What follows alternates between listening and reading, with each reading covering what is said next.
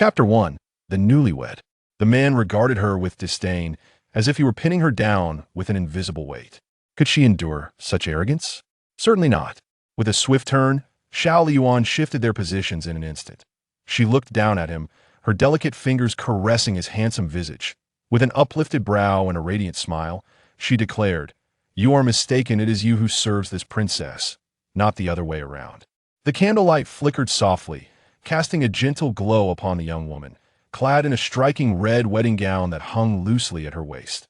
Her skin, fair as snow, stood in stark contrast to the vibrant red, rendering her as enchanting as a siren that lured souls. Meng Changce's expression darkened momentarily, his voice cold and hoarse as he uttered, "You are exceedingly audacious." Xiao Liying playfully tossed her long, dark hair and replied with a charming smile, "This princess is not only bold, I possess other attributes of considerable magnitude, of which I believe the prince consort is quite aware."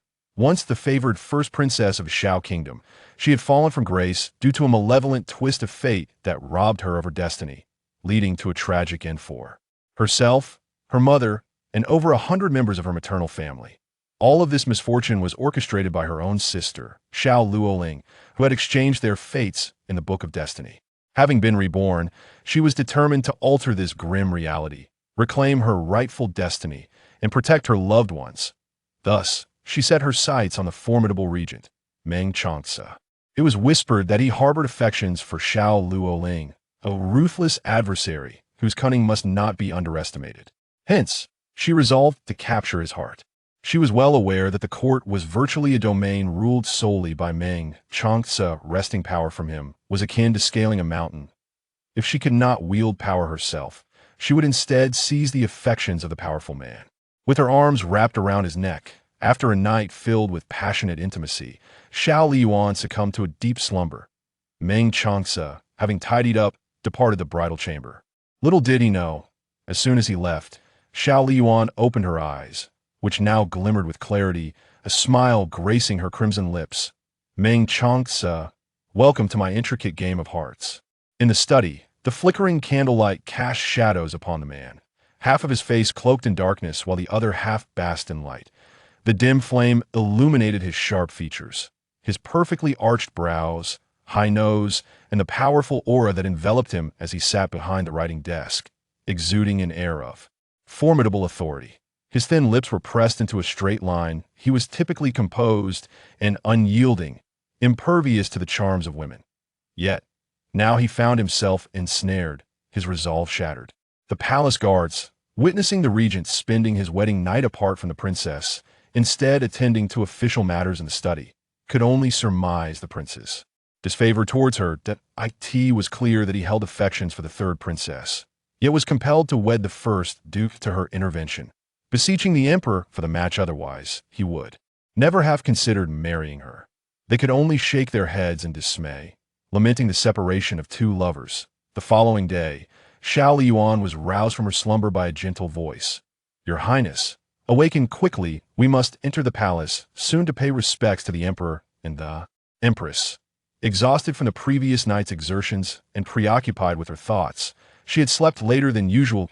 At this moment, Xiao Liying struggled to pry her eyelids open, her weary body propped up as the covers slipped away, revealing the telltale marks of intimacy. The attending maidservants blushed and felt their hearts race at the sight. Moments later, Xiao Liying finally regained consciousness. Her gaze swept the room, but she did not find Meng Changce's figure. "Where is he?" she inquired, referring to Meng Changce. Bai Chun hesitated for a brief moment before responding. "Your Highness, the regent left the bridal chamber last night." This was to be expected, and Xiao Liying felt no anger.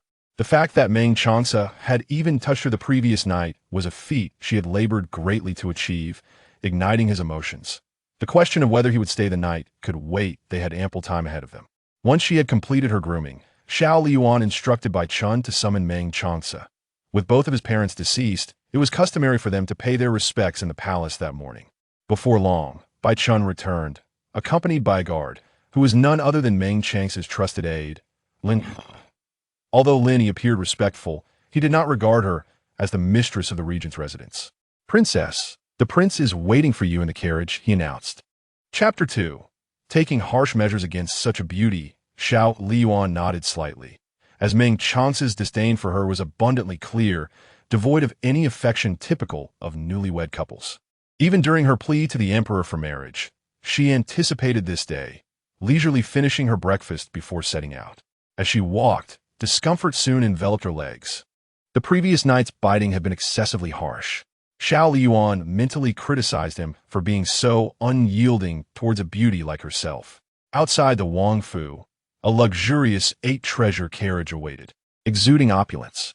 Xiao Liying bent to enter the carriage, where Meng Changce was already seated, enveloped in the fragrant tendrils of tea smoke. Clad in a dark purple brocade robe and adorned with a jade crown, he reclined languidly against the embroidered cushions, eyes closed in repose. Upon hearing her approach, he opened his dark eyes, casting a cold glance in her direction before instructing Lin to head to the palace.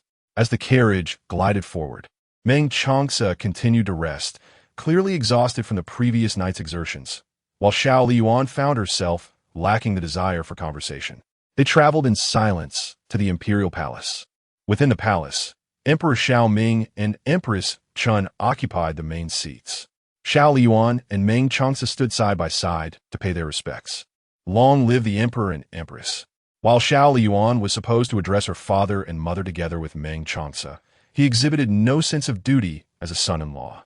This boldness went unchallenged, for Meng Changce commanded an army of 300,000, and nearly all the ministers of the court bowed to him.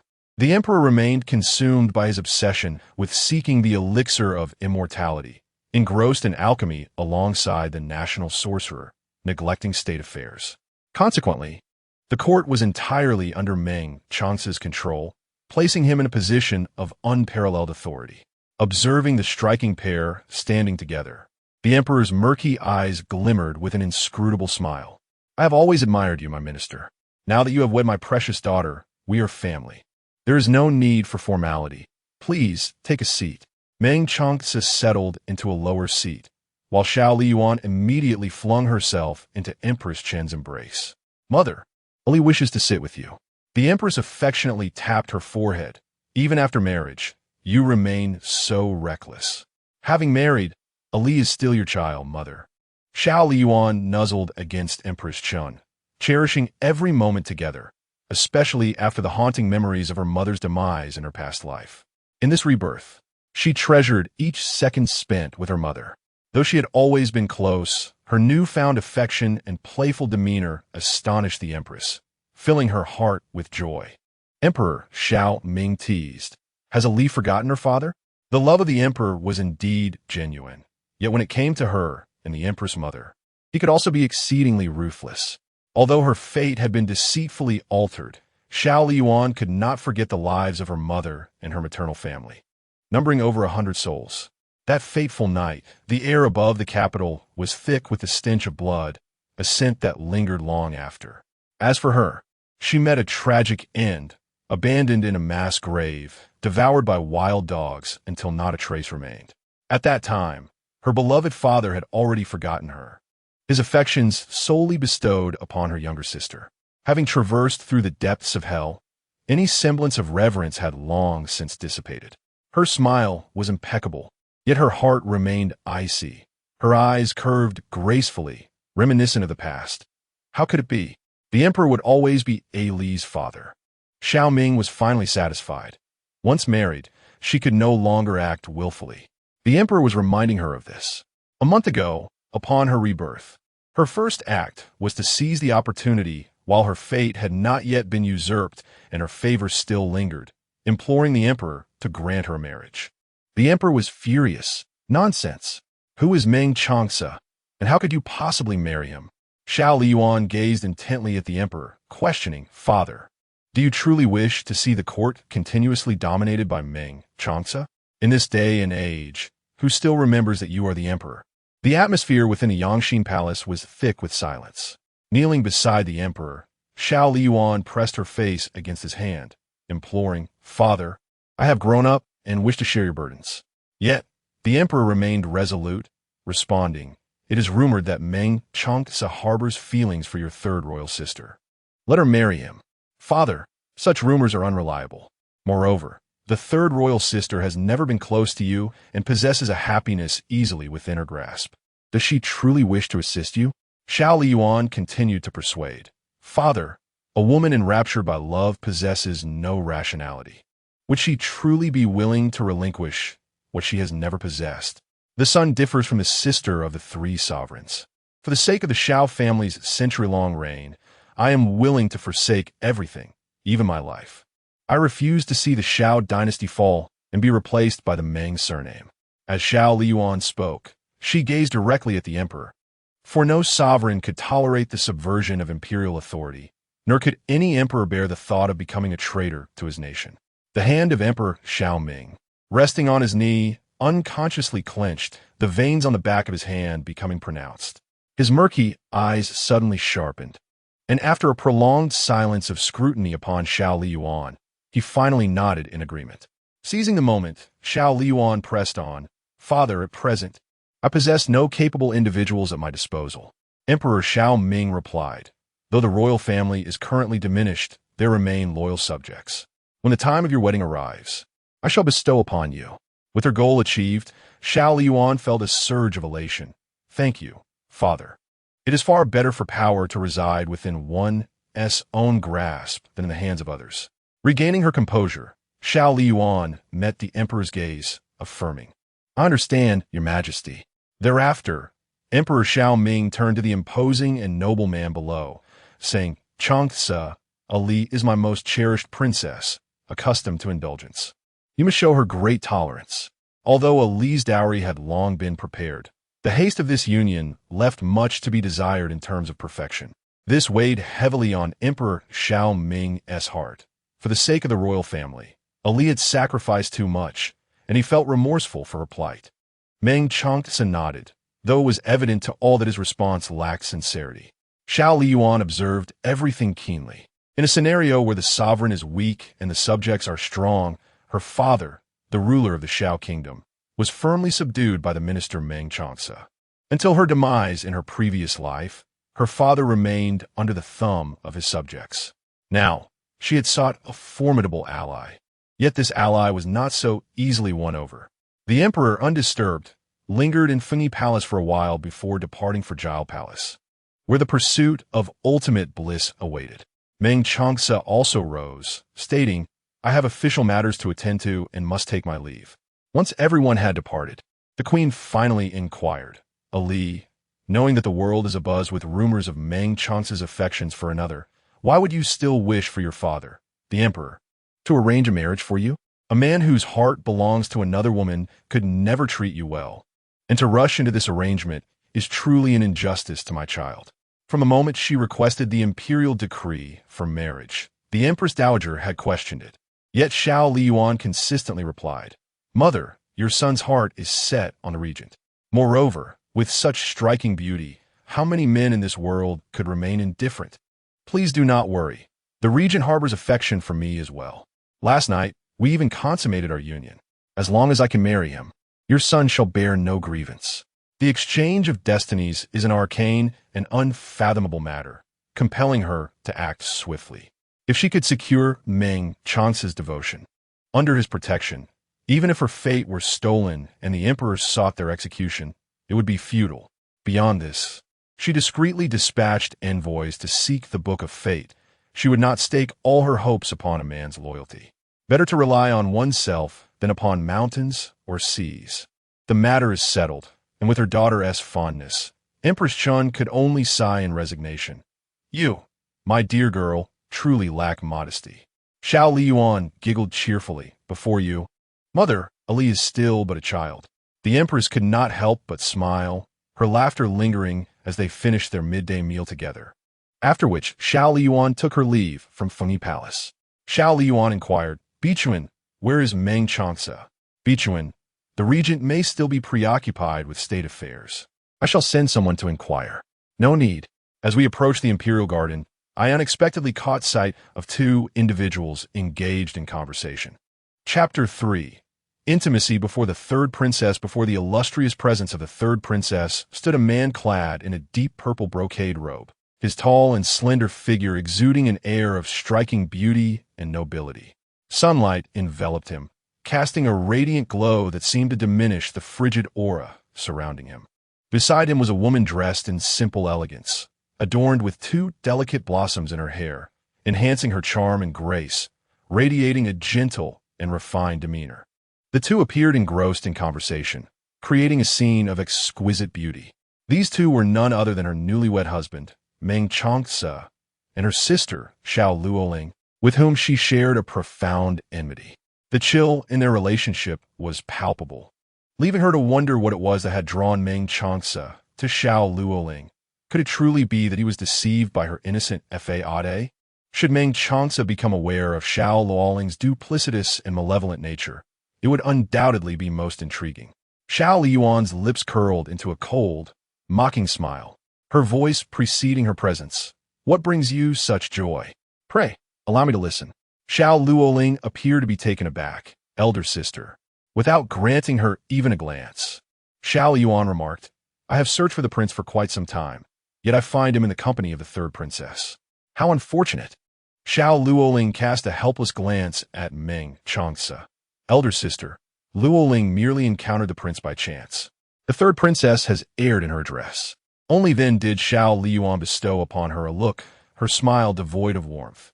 "Now that the prince and I are wed, dear sister, you ought to refer to him as brother-in-law. Please do not misaddress him again." With her head bowed, Xiao Liying replied obediently, "Liying understands." The man's voice was cold and heavy. "Your Highness, are you harboring doubts?" Xiao Liying slowly approached Meng Changce, reaching out to adjust the meticulously arranged lapels of his attire. Despite being a head shorter than him, she exuded an undeniable presence. Her lustrous, dark eyes locked onto his obsidian gaze, her crimson lips curling slightly as she declared, "You are mine, and thus you must consciously maintain distance from other women, even from my royal sister." Meng Changce lowered his gaze, a faint, ambiguous smile tugging at his thin lips as he replied, "Mine?" With a sudden tug, the hand resting on the man's lapel pulled him down, forcing him to meet her gaze. Xiao Liying smiled coyly, leaning closer to whisper alluringly in his ear, "Of course. We are a couple who have exchanged vows beneath heaven and earth." She drew near, enveloped in a delicate fragrance, her skin so tender it seemed it could yield droplets of water. Through her sheer summer garment, her fair skin revealed faint, tantalizing blushes. Meng Changce narrowed his eyes slightly, tilting his handsome face, yet his words emerged cool and detached. "What of it?" Xiao Liying. Simply outrageous. An inexplicable chill spread between the two individuals. Lin Yi, who hurriedly rushed over, stumbled and nearly fell, his eyes widening in astonishment at the scene before him. What had he just witnessed? The prince and the eldest princess displayed their intimacy in front of the third princess, amidst a crowd of onlookers. He suddenly felt that his mind was somewhat overwhelmed. Meng Changce caught a glimpse of Lin Yi, his expression indifferent as he grasped Xiao Liying's hand, compelling her to release her grip. "What is it?" Lin Yi regained his composure and said, "Your Highness, we have uncovered a lead." Xiao Liying smiled gently at Meng Changce, saying, "Your Highness, please attend to your matters. I shall clarify everything to my elder sister." Meng Changce nodded slightly and strode away. Xiao Liying, feeling disheartened, turned to leave, but Xiao Liying stopped her.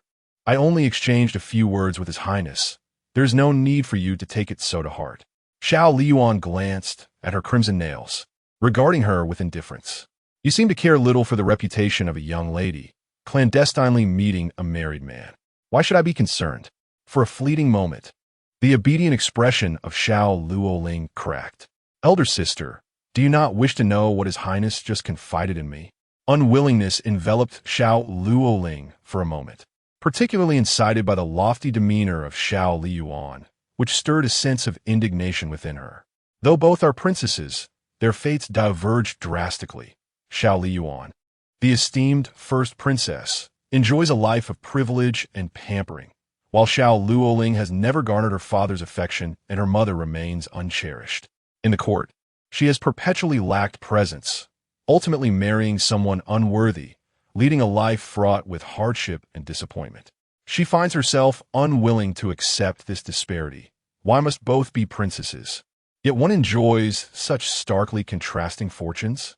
She harbored a profound envy towards Xiao Liying, yearning to become her, even to supplant her. Before long, the world would know no Xiao Liying, and that clandestine thrill compelled Xiao Liying to abandon her patience and humble demeanor. In a hushed tone, she remarked, "The prince has confided in me that he does not love you at all, your highness. The man you claim to be your husband, having sworn allegiance to heaven and earth, truly loves me." The audacity to provoke and even dominate this celestial beauty surged within her at that moment. Xiao Liying remained unfazed, countering, "If Meng Changce truly loved you, with his power, he could easily defy the edict of marriage, yet he has not. It seems he does not hold you in high regard." She stepped closer to Xiao Liying, her phoenix eyes glinting with derision as she assessed her. "Third imperial sister, your so-called beloved is quite feeble, is he not?" The term feeble struck a sensitive chord within Xiao Liying, who retorted, "I merely wish to spare the prince from bearing the guilt of defying the edict." Xiao Liying, as if amused by a jest, curled her lips into a sardonic smile. "Dream on. Anything can happen in your fantasies." Xiao Liying clenched her fists tightly, and as Xiao Liying took a couple of steps forward, she suddenly turned back. "Oh, by the way, imperial sister, you should summon a physician to check on yourself, lest you suffer from hysteria and utter nonsense all day." Taken aback by Xiao Liying's abrupt turn, Xiao Liying's expression of fury was still lingering on her face. Before she could respond, Xiao Liying commanded, "Vixen, take my token and summon the physician. Ensure that he thoroughly treats my third imperial sister's hysteria." Vixen bowed. "This servant shall go at once to fetch the physician."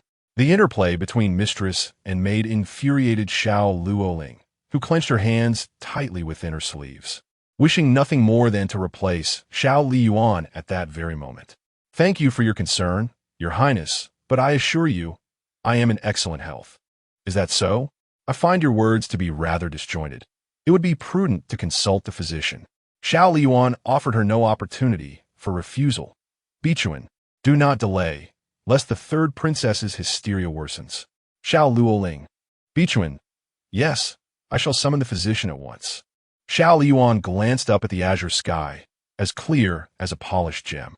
"It is said that those afflicted with hysteria should bask in the sun. Dear sister, let us enjoy this sunlight together. Do not fear, for I shall remain by your side." Observing the palace maids and eunuchs laboring in the imperial garden, she swiftly noticed them encircling Xiao Liying, obstructing her path. The palace was adept at elevating some while belittling others. The eldest princess was the emperor's treasure jewel, while the inconspicuous third princess was easily overshadowed. It was evident whom they would heed, yet the third princess was the beloved of the regent, leaving them momentarily paralyzed. Xiao Liying's tone turned slightly frosty. "What is this? Do you not heed my words?" "Your highness, we dare not disobey," the maidservants and eunuchs responded, reluctantly surrounding Xiao Liying to prevent her departure. Finding the sun too harsh, Xiao Liying settled in a cool pavilion, attended by two maidens wielding palm leaf fans. Another maid brought forth exquisite pastries and tea, creating an atmosphere of utmost comfort. In stark contrast, Xiao Liying's cheeks flushed bright red from the sun, beads of sweat cascading down her face, leaving her in a most disheveled state. If this continued, she feared she might succumb to heatstroke. Hysteria? Indeed, this was clearly a deliberate scheme against her. A twinge of regret flickered within Xiao Liying. She should not have acted rashly, provoking Xiao Liying. Patience would have served her better. She ought to have awaited the moment when their fates were irrevocably exchanged, when Xiao Liying would plummet from grace. Wiping the perspiration from her brow, she resorted to invoking Meng Changce. "Are you not afraid that the regent will be angered by how you treat me, elder sister?" The meaning of the threat was evident, yet Xiao Liying smiled. "So what if I know? I am the sovereign, and he is but a subject. If a subject were to chastise the sovereign, would that not be tantamount to rebellion?" With the weight of such an accusation hanging in the air, Xiao Liying dared not utter a word. She then heard Xiao Liying declare, "I act solely out of concern for my sister's well-being. I trust the prince will be pleased to know this. At that moment, Bai Chun returned, accompanied by the head physician of the royal hospital and 2 other skilled doctors. The physicians, holding their medicine boxes, bowed respectfully. Greeting, we pay our respects to the esteemed princess. Is your highness unwell? They understood well that they could not afford to be negligent in the presence of such an esteemed ancestor. Xiao Liying corrected them, saying, it is not for me, but rather for the 3rd princess, who, at such a tender age, has fallen prey to hysteria and speaks in a disjointed manner. I implore you, esteemed physicians, to devote your utmost efforts to her treatment. The 3 physicians responded in unison.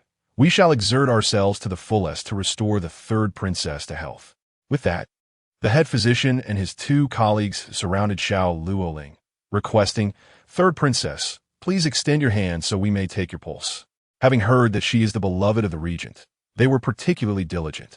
Xiao Liying, exasperated, retorted, I am not ill, nor do I suffer from hysteria. Chapter 4. Are you comfortable? How is the pressure? The head of the courtyard and the imperial physicians exchanged glances, momentarily at a loss for how to proceed. Your Highness, one must address illness promptly. Xiao Liying sighed. Since my sister does not appreciate my concern, so be it. Xiao Liying retorted, what a mouth that twists the truth. If she were to treat her ailment, it would mean allowing Xiao Liying to humiliate her further. Yet, refusing treatment would imply a betrayal of her elder sister's goodwill and a lack of sisterly affection. There seemed to be no right course of action. Infuriated, she returned to Zhongsue Palace and unleashed her fury, shattering everything within her reach. Today, she felt like a dog, having endured Xiao Liying's scorn. And the news of her hysteria would undoubtedly spread, for there are no secrets in the palace walls. Xiao Liying. Xiao Liying's gaze hardened as she stared at the fate ledger suspended in the void. I shall see Xiao Liying's destiny at once. Immediately, without delay, the ethereal voice of the Book of Fate reverberated. Your destiny is already in contention. Everything must progress in an orderly fashion, otherwise. However, Xiao Liying, lacking patience, interjected, enough with the idle talk. I cannot wait any longer. The humiliation she endured today must be repaid 1,000-fold. The Book of Fate continued its unfinished warning. Otherwise, there will surely be repercussions. Xiao Liying, deeply provoked by the recent indignity, felt as though she were once again confronted by her past self. One who was trampled upon by all, bullied by many, and regarded by none as a person. Though both were princesses, their fates were starkly different, a most bitter irony. I care not for any repercussions. I shall become Xiao Liying at this very moment. She desires that no one ever dares to underestimate her. She wishes for everyone to revere and cherish her. Her ambition is to become the most esteemed woman in the world, holding the highest status and dignity. The Book of Fate. At most, it will take half a month for the exchange of destinies to succeed. Xiao Liying expressed her dissatisfaction. Can't it be expedited? The Book of Fate. It is already quite swift. Originally, it took a month and a half, but now it has been shortened to half a month. Even though it is the Book of Fate governing all matters of the world, it is not omnipotent. A cruel smile curled at the corners of Xiao Liying's lips. Very well. I can endure for another half-month. Once the time arrives, she will be the cherished jewel in her father's palm and the lifelong beloved of that man. Furthermore, she is aware that this man will ultimately ascend to the throne. As long as she becomes his beloved, she will be the queen in the future. She has already achieved more than half of her goal. He treats her distinctly differently from other women. Ashu. Inside the carriage, Xiao Liying suddenly sneezed. Bai Chun expressed her concern. Your Highness, have you caught a cold? Xiao Liying waved her hand dismissively, exclaiming, with such beauty, it is likely that someone is thinking of me. Bai Chun, resigned to her fate, replied, in the entire capital, there are countless admirers of the princess. Xiao Liying sighed. Why does Meng Changce not harbor feelings for me? Bichuan pondered for a moment and remarked, Your Highness, there's an old saying that goes, to win a man's heart, one must first capture his stomach. Xiao Liying contemplated for a moment and responded, that is indeed a valid point. Xiao Liying accurately anticipated the time of Meng Changce's return, personally bringing chicken soup to the study to await him. The study, a place of significance, was immediately guarded upon her arrival. "Your Highness, the prince is busy," Lin Yi interjected. Xiao Liying, her crimson lips forming two words, commanded, "Step aside." Lin Yi remained unmoved. As she attempted to pass, he positioned himself in her path, urging, "Your Highness, please do not make things difficult for me. The prince has instructed that no one is to disturb him." Casting a glance at Vixen, who promptly restrained Lin Yi, Xiao Liying seized the opportunity to enter the study. But to her surprise, the one who should have been preoccupied was absent. Setting down the chicken soup, she surveyed the spacious room, devoid of unnecessary decorations, revealing an orderly desk strewn with recently reviewed documents, the ink still wet. A row of bookshelves stood neatly aligned, filled with numerous volumes, while the opposite side showcased exquisite paintings. Picking up one of the artworks, she recognized it as a masterpiece, a fitting testament to the regent's wealth, as even a single painting was worth a fortune. Suddenly, a faint sound caught her attention. Curiosity piqued, she followed the noise to a partition within the study. Pushing it open, she was met by a screen that concealed her view. As she rounded the screen, an image of a handsome man bathing unfolded before her, the water crystal clear and revealing. The scene, indescribable, made Xiao Liying swallow hard, her gaze fixated on the man. His lean, firm skin glistened with droplets of water, cascading down his body. Following the path of a droplet, she noticed a bite mark on his shoulder, a remnant of the previous night as fervor. Lowering her gaze further, she beheld his wild, muscular chest, reminiscent of a fierce beast, embodying untold strength, adorned with red marks, evidence of her own passionate actions from the night before.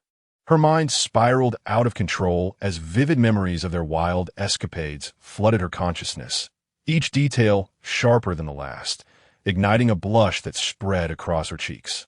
The young maiden's flushed face resembled a delicate layer of rouge, enchanting in its beauty. From a few paces away, the man's gaze sharpened, and she found herself captivated by his intense stare, her own eyes shimmering with a mix of innocence and allure, her fair complexion blushing even deeper, enhancing her already striking features. Meng Changce narrowed his eyes slightly and beckoned. "Come here." Xiao Liying, misinterpreting his invitation as a shared moment in the bath, felt a wave of shyness wash over her, yet the prospect was not entirely unappealing. Taking a deep breath, she raised her hand to loosen her belt. "What is your Highness doing?" Upon encountering Meng Changce's astonished gaze, Xiao Liying tilted her head and remarked, "Undress." Meng Changce replied, "Shameless." He cast a fleeting glance at her before tossing a handkerchief her way, instructing, "Scrub my back." Confronted by those mocking eyes, Xiao Liying felt a rush of heat to her face as she stared back with her strikingly clear black and white eyes, exclaiming, "You want me to wash you?" The man leaned against the bathtub, his arms casually resting on the edge. "Having heard that your Highness harbors affection for me, is this modest request truly beyond your capabilities?" It appears that he is well aware of the Queen Mother's words. His influence permeates the palace, necessitating her to act with greater caution. Xiao Liying stiffened momentarily, but after a second, she revealed a perfect smile and accepted the handkerchief, proclaiming, "I can certainly accomplish this." Xiao Liying crouched down behind the man, rolled up her sleeves, and began to vigorously rub the cloth with her hands. How audacious of him to command her so. Could it be that he was aware of the difficulties she had imposed upon Xiao Liying? Xiao Liying let out a mocking scoff, questioning why he was so protective of Xiao Liying, yet refused to defy the imperial edict. Even if he were to resist the decree, given his current power, the emperor would be unable to act against him. A smile then graced her lips as she thought to herself, such an ambiguous scene would indeed facilitate her schemes. She could casually inquire, "Is that comfortable? How is the pressure? Is it too light or perhaps too heavy?" As she spoke, she deliberately soaked her clothes as well. "Oh dear, my garments." The summer attire was delicate, clinging tightly to her form, revealing her exquisite figure in its entirety.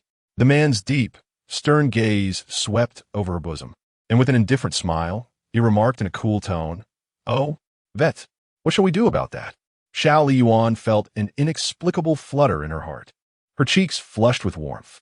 She raised her gaze and smiled radiantly at the man. What a coincidence. We can bathe together. Unfortunately, he had just finished his bath. The man stood up, droplets of water cascading down, splattering onto the girl's face. Xiao Liying. Meng Changce disregarded her, retrieving his garments from behind the screen and dressing himself before stepping out. His eyes immediately fell upon the bowl of chicken soup on the desk. Xiao Liying wiped her face and followed him out, pointing at the soup. Your Highness, this bowl of chicken soup took me quite a while to prepare. You must remember to drink it. I shall not, Meng Changce replied, seating himself at the table without lifting his gaze. This soup was made by the kitchen staff of the palace. Chapter 5.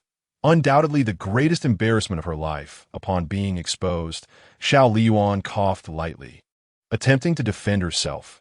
Even if it was not brewed by me, it was still personally delivered by my own hands. Meng Changce responded with a sardonic smile, his tone laced with icy amusement. Perhaps your Highness should prepare it herself. Very well, she replied, undeterred by the challenge. The mere prospect of inching closer to him was enough to ignite her determination. As she rose to leave, Meng Chance's deep, chilling voice commanded, "Return." Thinking he had something urgent to discuss, she turned back, only to have a garment draped over her face. Put this on. Are you afraid I will embarrass you? Xiao Liying retorted playfully. After donning the clothing, she approached him with a bright smile and planted a kiss on his handsome visage. Her voice soft and sweet. You are truly wonderful, my husband. Meng Changce paused momentarily, casting a fleeting glance at her, his eyes as deep and frigid as an abyss, radiating an aura of lethal danger. Leave. The two words, devoid of warmth, were suffocating, and Xiao Liying could distinctly sense his anger. This man was genuinely formidable, and she wisely chose not to linger. Oh, I shall bring your chicken soup. With that, Xiao Liying exited, carrying the bowl of chicken soup.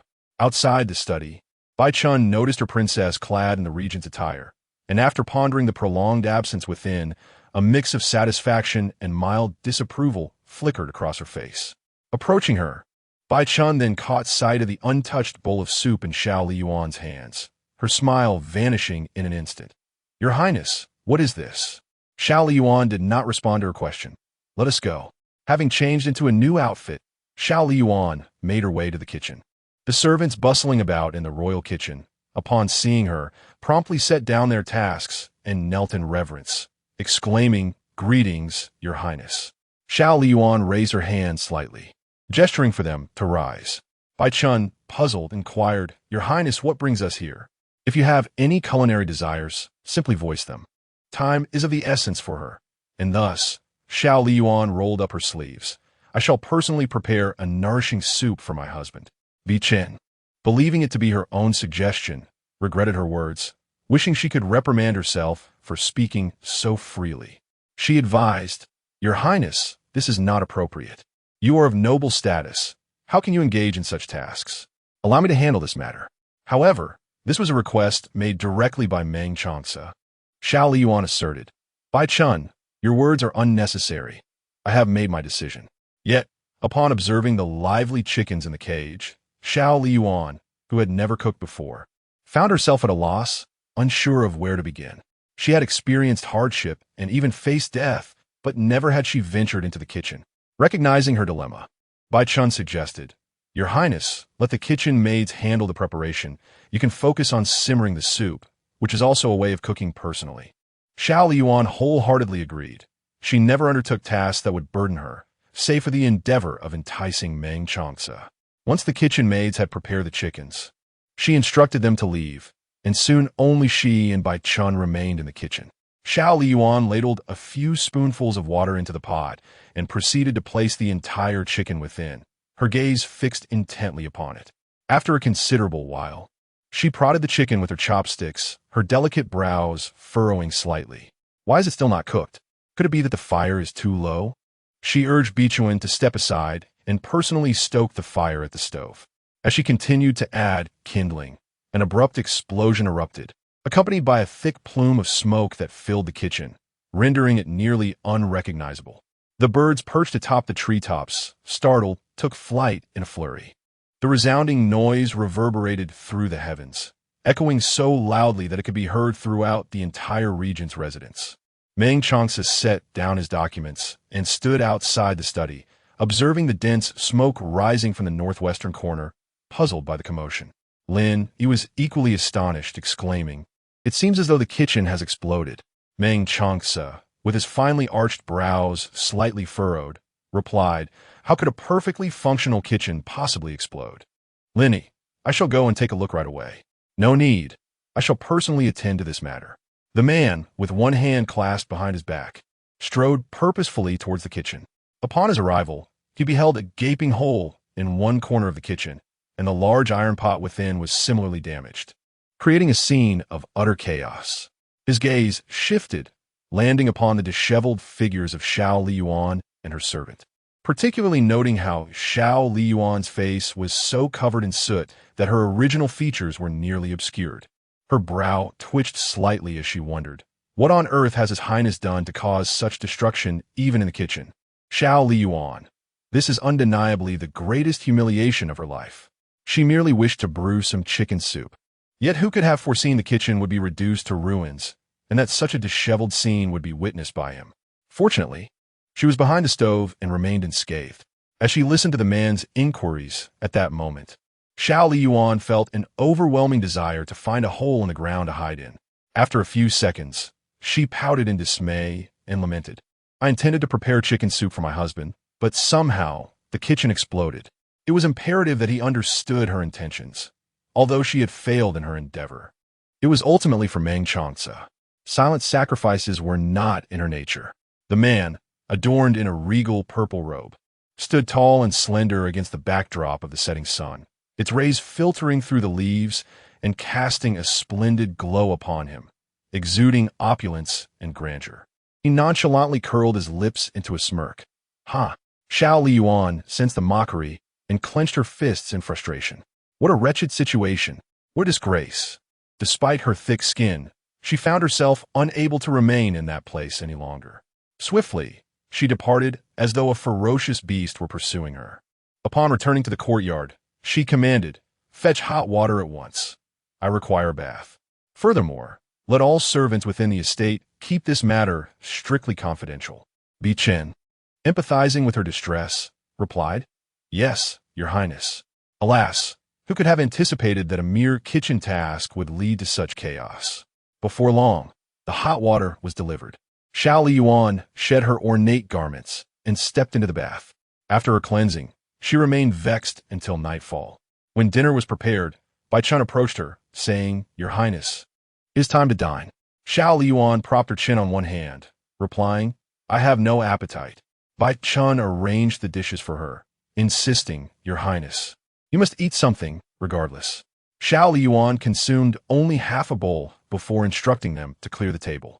Embarrassed by the events of the day, she refrained from seeking out Meng Changce and chose to retire alone. In the dead of night, she suddenly sat up clutching her blanket, her eyes gleaming with intensity in the darkness. How utterly embarrassing! As the night watchwoman Vixen heard these words, her footsteps faltered. She understood the prince's sentiment. Indeed, a matter of embarrassment.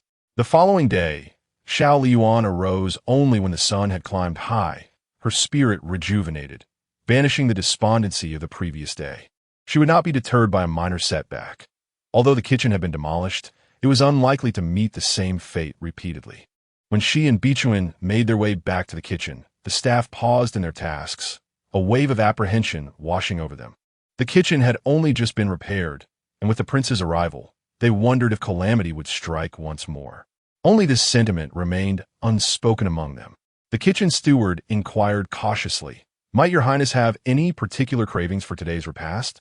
Chapter 6. A deadly affection. Xiao Liying glanced around the kitchen. The hole from yesterday's incident had been mended, and even the iron pot had been replaced with a new one. She announced, "I have come today to personally prepare chicken soup for the prince." The kitchen staff fell silent for a moment. The memories of the previous day's chaos lingered too vividly, and they hesitated to allow Xiao Liying to remain in the kitchen. They could only persuade her, "Your Highness, such trivial matters as making soup can be entrusted to us servants." How can someone of your esteemed status engage in such labor? Xiao Liying understood their concerns and was reluctant to suffer further embarrassment. This time, you shall guide me, she replied. The kitchen overseer breathed a sigh of relief. With someone watching, it was unlikely there would be another disaster. He pointed to two middle-aged women, instructing you two, be attentive and ensure the princess does not come to harm. Yes, they replied. This time, Xiao Liying was solely responsible for the soup, refraining from involvement in other tasks. With a cook by her side to instruct her, the endeavor turned out to be relatively uneventful. Your Highness, we cannot add the chicken just yet. We must wait for the water to boil. First, we will blanch it and then add ginger, scallions, and wine to eliminate any foul odor. Afterward, it can be simmered in the earthen pot for an hour. You may also add some mushrooms during the simmering for enhanced flavor, the cook advised. Following the instructions, an hour later, the chicken soup was ready, filling the kitchen with a rich, savory aroma that made her long for a taste. It seemed she possessed a certain talent for cooking. Xiao Liying ladled a bowl of the chicken soup and personally carried it to the study to find Meng Changce. This is the chicken soup I made myself, she proclaimed, presenting it to him like a treasure. Try it. I spent a whole hour preparing it just for you. No one else has such privilege. Her striking, clear eyes were fixed on him, sparkling with mirth, and her every gesture radiated charm, her words candid and bold. Meng Changce gazed at her, his eyes deep and thoughtful. Meeting his profound gaze, Xiao Liying's smile blossomed even brighter. After a few moments, Meng Changce finally diverted his gaze to the steaming soup. The broth appeared exquisite. He lifted the bowl and took a sip, maintaining an expression of calm that concealed his thoughts. Is it good? Xiao Liying inquired. Meng Changce smiled enigmatically and replied, why not let the princess taste it? With that, his slender fingers grasped the spoon, and he personally fed her. Xiao Liying expected the flavor to be delightful, but as she took a sip, her expression changed abruptly. She nearly spat the soup out, managing to suppress her reaction onto a handkerchief instead.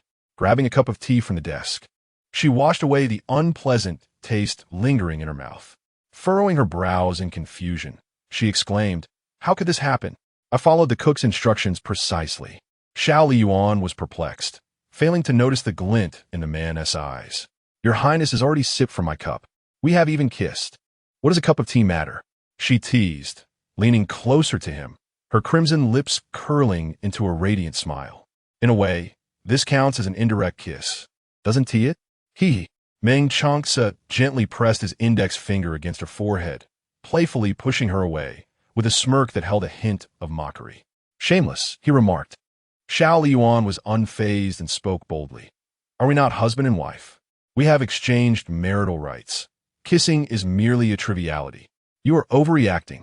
Meng Changce remained silent.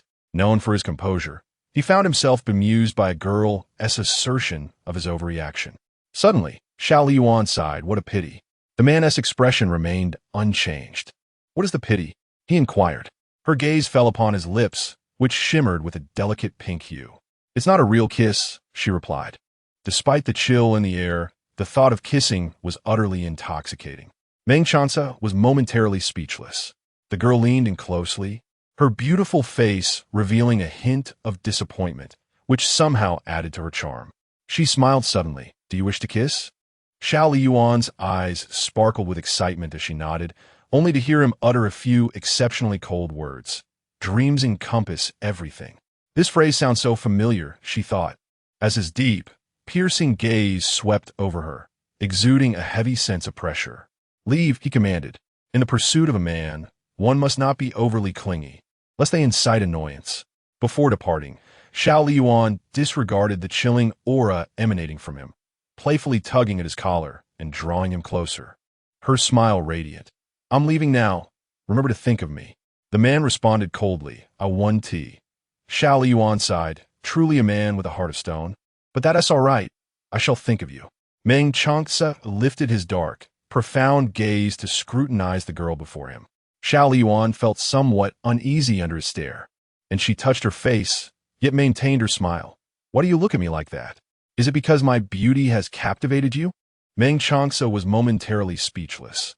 In my lifetime, I have never encountered a woman so brazenly thick-skinned as you. You simply lack experience, she retorted. Suddenly, he grasped Xiao Liying's chin, his voice cool yet laced with an unyielding curiosity. I fail to understand why you are so intent on marrying me. His face drew dangerously close, the aura of nobility and beauty shattering in an instant, leaving only an overwhelming sense of unease that enveloped her like a dense fog of danger. Xiao Liying's nerves tightened instantly, but after a moment she smiled, her dark eyes reflecting his figure. With utmost sincerity, she declared, "Because I admire you and wish to win your heart." There was a blend of truth and pretense, known only to her. Rather than incite suspicion, it was better to be forthright, and indeed, she had not lied. Meng Changce remained unconvinced, his grip on her chin tightening with an icy breath brushing against her face. "Do you take me for mere child?" Xiao Liying feigned delicacy. "Be gentle. You're hurting me." Meng Changce's cold demeanor and the palpable aura of lethal intent had once repulsed her. Before her rebirth, she had found him utterly unappealing. If she were in his position, she too would not have believed such sudden declarations of affection. As the ancients say, a man pursuing a woman is like climbing a mountain. A woman pursuing a man is like passing through a veil. When a woman earnestly yearns to pursue a man, no obstacle is insurmountable, no mountain too high, and no concern too burdensome to relinquish, especially considering she has already faced death once. What else could weigh heavily upon her heart? What she confronts now is merely his skepticism and rejection. Fear not, Xiao Liying, for once you resolve to act, there is nothing beyond your capability. Otherwise, fate would not have granted you a second chance. Meng Changce's gaze was chillingly cold. His eyes, dark and alluring as the night, seemed to penetrate the very essence of all things. To disappoint His Highness is inevitable. This prince shall not come to love you. Chapter 7. Your Highness Lost. Voluntarily stepping down, Xiao Liying raised an eyebrow, gesturing towards her own visage. "Take a good look at me." Meng Changce cast a sidelong glance, perplexed by her intentions. "Examine my face thoroughly. I refuse to believe your gaze is entirely vacant." Meng Changce's eyelids flickered slightly, his thin lips betraying a hint of coldness. "I apologize, but I truly see nothing." Xiao Liying. Suddenly, Xiao Liying adopted a serious tone. "Dare you wager with me, my husband?" This time, Meng Changce did not even deign to respond with a glance, decisively blocking her path. No bets. This man was utterly impervious to persuasion, provoking a surge of frustration within Xiao Liying, akin to a mother scolding her child. Taking a deep breath, she challenged, "Are you too afraid to even hear what the stakes are?" "Afraid?" Meng Chance's voice was heavy. "Have I ever been afraid?" Xiao Liying enumerated his achievements, flattering him. "Indeed, my husband, you were bold enough to enter the battlefield at 13, compelled the Western Liang to surrender at 17, and made the Western Liang king send his legitimate son to the Xiao kingdom as a hostage. How could such a man fear a wager with a mere woman like me?" Meng Changce, astute and seasoned in court affairs, discerned the underlying meaning in her words. "What does your highness wish to wager?" "Let us wager on whether my husband will fall in love with me." "You shall lose."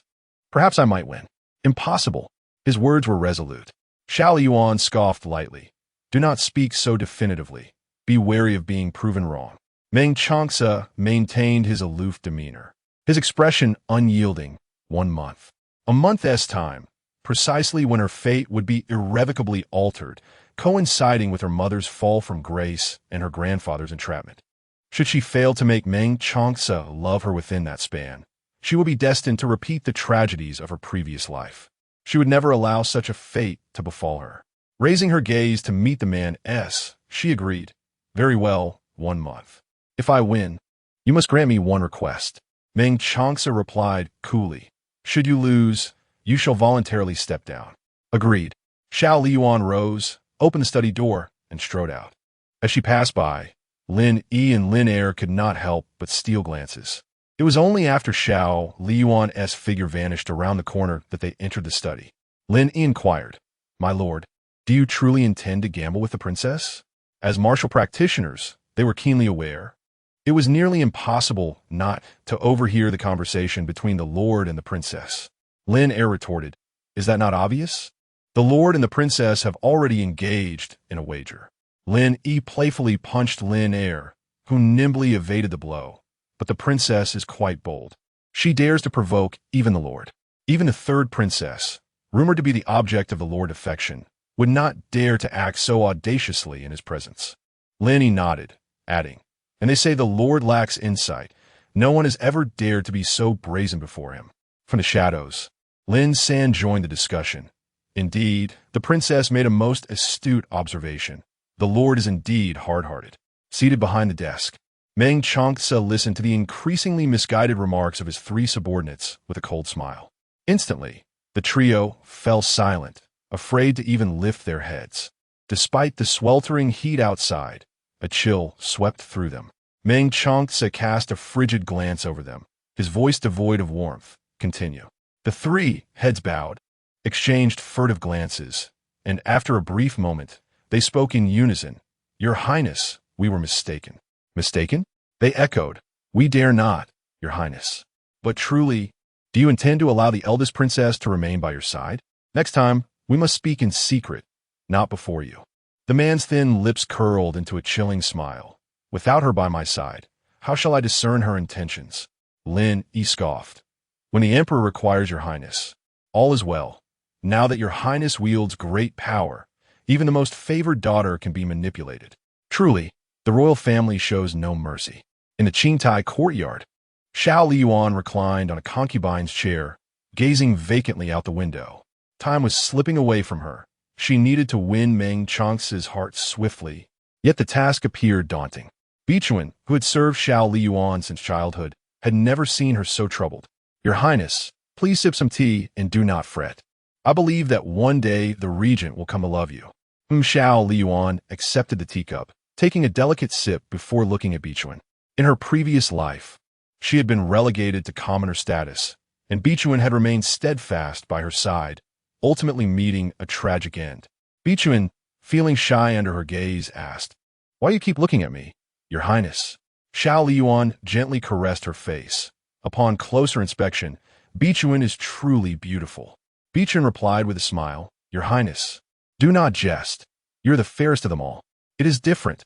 Our Vixen is also quite lovely, is she not, Bitao?" Bitao, Vixen's sister, nodded in agreement. Both sisters unwaveringly loyal, yet destined for misfortune. Bitao smiled and said, "Your Highness speaks the truth." Vixen sighed, "Well, if Your Highness teases me, that is one thing. But you too?" Bitao replied earnestly, "I speak only the truth." Xiao Liying rested her chin on her hand, watching the two as they playfully bantered. Feeling her own burdens lighten somewhat, Meng Changce had always kept his distance from women, except for Xiao Liying. Now that he had married her, he was willing to drink the chicken soup she prepared and even gamble with her. This offered her a chance to draw closer to him, a promising beginning. Yet, she could not place all her hopes in a single man, especially one as perilous as he, equivalent to courting danger.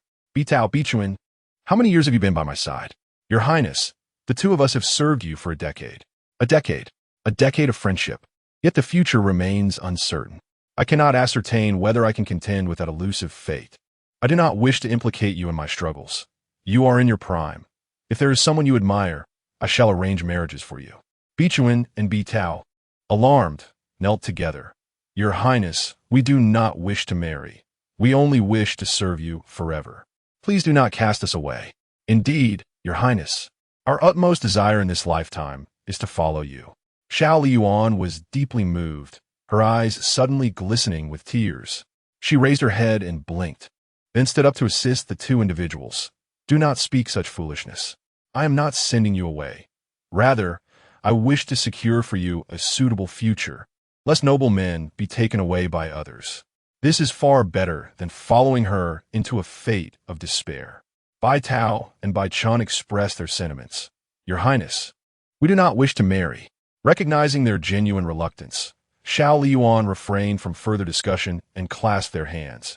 "As long as I am here, I shall protect you." Casting aside her worries, Xiao Liying, with her garments fluttering, declared, "Let us return to the princess's residence." As soon as Xiao Liying departed from the regent's residence, Meng Changce had already received the news. Chapter 8. It is not the first time. Lin Yi stroked his chin and said, "Your Highness, the Grand Princess has returned to the Princess Mansion. Her return at this moment cannot be trivial." Meng Changce harbored suspicions towards Xiao Liying and commanded, "Send someone to follow her." Lin Yi replied, "I have already dispatched Lin San to trail her." Unbeknownst to Xiao Liying, she was being followed. Upon her arrival at the Princess Mansion, she instructed, "Summon Sui Feng to see this palace."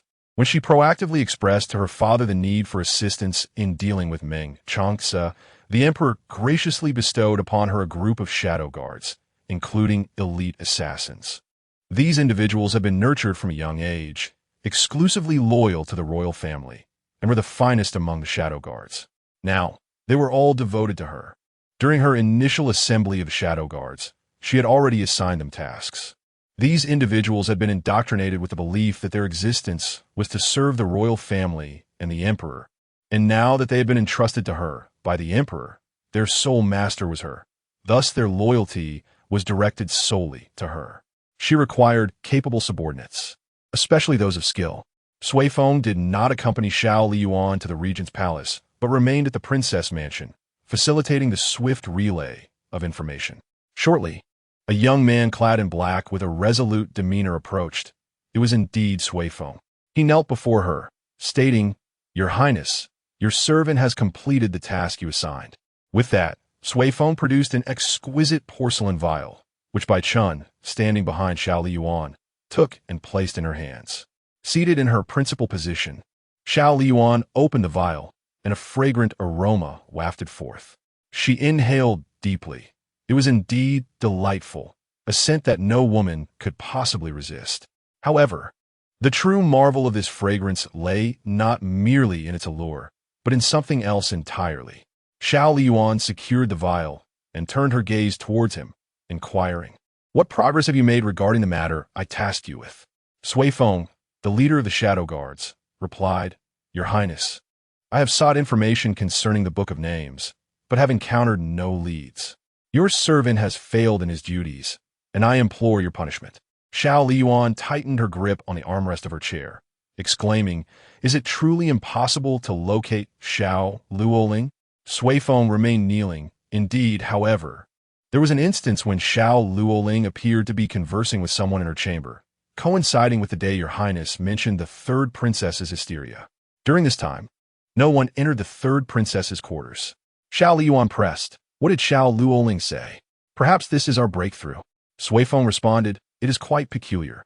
Although Xiu was aware that the third princess was speaking, he could not discern the content of their conversation. "Your servant suspects it may be related to the Book of Names." This notion resonated with Xiao Liying. "Continue to keep a watchful eye on Xiao Liying, and report to me immediately if there are any developments." Sui Feng affirmed, "Understood."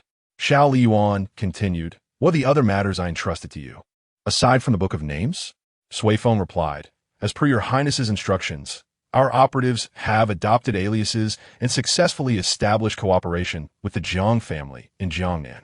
The Jiang family is quite satisfied with the goods we provided, and we have also acquired an inconspicuous residence in Jiangnan. Regarding the minerals your highness mentioned, we have discovered a site in Feng County and have stationed personnel there in preparation for extraction." She not only requested the shadow guards from the emperor, but also sought 1,000 imperial guards and a fief, among which Feng County, rich in minerals, was included. She did not desire the more prosperous regions, but chose a place of moderate resources that possessed mineral wealth. She informed the emperor that if she were to be unique in every aspect, it would incite discontent among the princes and princesses. She wished to avoid discord within the family. The emperor, feeling a deep sense of compassion for her, readily agreed when she expressed her desire to raise private troops. As the emperor's firstborn and the legitimate princess, her level of favoritism was unparalleled among the other princes and princesses. While she still enjoyed this favor, Xiao Liying would not hesitate to request what she deemed necessary. Particularly, this time, as she made sacrifices for the royal family, the emperor felt immense guilt towards her, making him even more generous. As long as she voiced her needs, he would wholeheartedly fulfill them. The Jiang family was one of the wealthiest clans in the Xiao kingdom. second only to the royal merchant Yi family. Collaborating with such a family would allow her to amass considerable wealth to cultivate her own followers. Foam County, abundant in minerals, would effectively address her need for iron to raise private troops, as iron is essential for forging weapons, the most crucial of resources. If that day were to come, she would at least possess wealth, troops, and arms, rendering her less passive. Had the news of the iron mines in Foam County leaked? No, it had not. At last, there was a matter that brought her peace of mind, and Xiao Liying was quite satisfied. Well done, deserving of reward. Sui Feng. Thank you, Your Highness. Xiao Liying personally helped him up. You have worked hard. Sui Feng, taken aback by the attention, glanced up at Xiao Liying's exquisite face, quickly lowering his gaze. I have not suffered. Xiao Liying did not linger long at the princess's residence. Once she had completed her tasks, she returned to the regent's palace. However, Lin San and Lin Si had already returned before her. Meng Changce stood by the window, hands clasped behind his back, gazing at the vibrant orange sunset. Any discoveries? Lin San replied. No abnormalities noted. The princess merely took a stroll around the palace, dealt with a servant, and summoned a young man. Meng Changce did not turn. A young man? Lin San. He is the steward of the princess's residence, but due to the tight patrols of the guards, I dare not approach too closely. Meng Changce tilted his head, casting a sidelong glance. Keep an eye on him. Xiao Liying's sudden return to the princess's residence seemed innocuous. It was highly probable that she had accomplished much. At that moment, her voice echoed at the study door. Husband, speak of the devil, and he shall appear. The next instant, the study door swung open, and Xiao Liying's gaze fell upon the tall figure by the window. A man clad in a purple garment embroidered with golden patterns, emanating a flow of golden light that signified noble luxury, with a matching belt cinching his slender waist. She savored the moment. That waist was quite captivating. The man stood with his hands clasped behind his back, the evening breeze gently tousling his flowing black hair, which danced like water, failing to conceal the profound coldness he exuded, and his mere silhouette conveyed an overwhelming sense of pressure. This man was perilous. Had it not been for the change in her fate, she believed she would not have dared to provoke him. Xiao Liying inquired, Are you finished with your tasks? Meng Changce turned, his gaze heavy. Does your highness have matters to discuss? Indeed. Xiao Liying approached the man with a radiant smile, inquiring, Does seeking my husband to share dinner count? At that moment, Lin San clasped his fists together, addressing the prince and the princess. Your highness, your royal highness. I take my leave. However, Xiao Liying discreetly glanced at Lin San, realizing he was likely the shadow guard who had been following her. The corners of her lips lifted slightly. It seemed the regent harbored some mistrust towards her. Sighing inwardly, she recognized the weight of her responsibilities ahead. Meng Changce nodded before turning his gaze to Xiao Liying, only to find her stealing glances at Lin San, her expression cooling. Is he handsome? He queried. To his surprise, Xiao Liying offered an honest assessment. He looks quite decent. Yet, as she met the man's icy gaze, her smile remained intact. Still, you're the more attractive one. Meng Changce was rendered speechless. Lin San suddenly felt a chill enveloping the room. Remaining any longer might spell his doom, prompting him to make a hasty exit. Outside the study, Linny remarked, Why the rush? It's as if a malevolent spirit is chasing you. Lin San cast a glance back at the tightly shut door, contemplating the prince's formidable aura, which indeed felt more fearsome than any specter. Linny leaned in, curious what transpired. In a hushed tone, Lin San disclosed. The princess is flirting with the prince. Truly, she lived up to her title. It was not the first time. The prince exuded an air of lethal intimidation. Any other woman would be too frightened to even approach him. Among the ladies of the capital, only the third princess dared to confront the prince without fear. Were it not for the third princess, Lin, you would have high hopes for the eldest princess. Chapter 9. A sudden turn of events at Fengyi Palace. The empress, upon seeing Xiao Liying, hurried towards her, astonished. Ali, what brings you to the palace at this hour? Have you had a quarrel with the regent? Xiao Liying supported the empress and settled herself onto the precious mahogany chaise. Mother, do you truly wish for us to argue? It was merely Meng Changce's reluctance to dine with me, coupled with my desire to present you with something that prompted my visit. The empress remained silent, and Xiao Liying, with a look of helplessness, continued, "We did not quarrel. It was Ali who missed you." With that, she nestled against the empress, embodying the innocence of a young daughter. The empress, charmed, smiled fondly with a gentle demeanor. "You have become more affectionate since marrying, more so than when you were still unmarried." Xiao Liying relished this tender moment, and after a while, she inquired, "Mother, where is father? Why hasn't he come to join you for dinner?" The bond between the empress and emperor had always been harmonious. Even though the emperor had been preoccupied with alchemy and the pursuit of immortality in recent years, he would still make it a point to accompany the empress daily. A fleeting shadow of disappointment crossed the empress's face, and she refrained from revealing her feelings in front of her daughter. "Your father has gone to see concubine Lin." What was happening? A jolt of anxiety surged through Xiao Liying, and she straightened her posture, recalling that this had occurred in her previous life, albeit earlier this time. The empress, having managed the inner palace for many years, was acutely aware of its happenings. "Your father encountered the third princess in the imperial garden. In a display of paternal affection, he was invited to Zhongsue Palace by her. Since Feng had not reported this, it must have been a recent occurrence." Xiao Liying's heart grew heavier, though her expression remained composed. "In that case, I shall stay with you tonight, mother." She then added, "By the way, mother, this is for you." She placed a porcelain vial in the empress's hands, who looked puzzled. "Ali, what is this?" Without offering an explanation, Xiao Liying opened the vial, dipped her index finger into the fragrant powder, and applied it to the empress. "You will soon find out." The empress playfully scolded, "You little rascal, still keeping secrets from me." After a while, the effects became apparent, and the empress was utterly astonished. "Ali, this powder is truly remarkable." Observing this scene, Xiao Liying's lips curled into a smile. The empress gazed into the bronze mirror, and after a moment she asked, "Ali, how did you come by this?" Xiao Liying stood behind her. "Mother, this was specially crafted at my behest. In her previous life, when her fate was just stolen away and concubine Lin was still out of favor, it was this very essence that had captured the emperor's attention, granting her his affection. Later, she learned that it was Xiao Liying who had sought it. Now, armed with all the memories of her past life, she would not allow such a situation to repeat. While Xiao Liying relied on the fate book, she possessed the foresight to avoid all perilous circumstances. The empress, delighted, responded, "You are so thoughtful, Ali, mother, about this powder." Xiao Liying whispered close to the empress's ear, "You little one, you even worry for me." The empress affectionately tapped her forehead. "It is getting late. Tonight, let's dine together." The empress summoned for the meal, and the mother and daughter sat side by side. The evening repast consisting entirely of Xiao Liying's favorite dishes.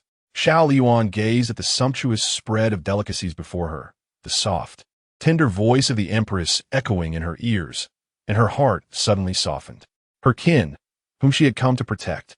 Seizing the moment while the empress was absent, Xiao Liying summoned Vixen. "Where's father?" Vixen replied, "Your Highness, at your command, I went to Zhongsue Palace to summon the emperor, but he merely stated that he would see you tomorrow." A heaviness settled in Xiao Liying's heart. Her predictions had been correct. The timing for seizing the fate had been advanced. Could it be that her rebirth had altered the course of events? Observing the cold, solemn expression on Xiao Liying's face, Vixen assumed she was saddened. "Your Highness, perhaps the emperor has not seen consort Lin or the third princess for quite some time, and that is why he has not come see you. Do not be disheartened. It is well known that the emperor cherishes you dearly. In the past, whenever you summoned him, he would always come. This absence is indeed surprising." With a gaze that held complex emotions, Xiao Liying glanced at Vixen and composed her demeanor. "I am not saddened." "Your Highness." Vixen and Peitao exchanged worried glances, both of them feeling a sense of unease. It seemed that Xiao Liying was suffering more than they could comprehend, yet she feigned indifference.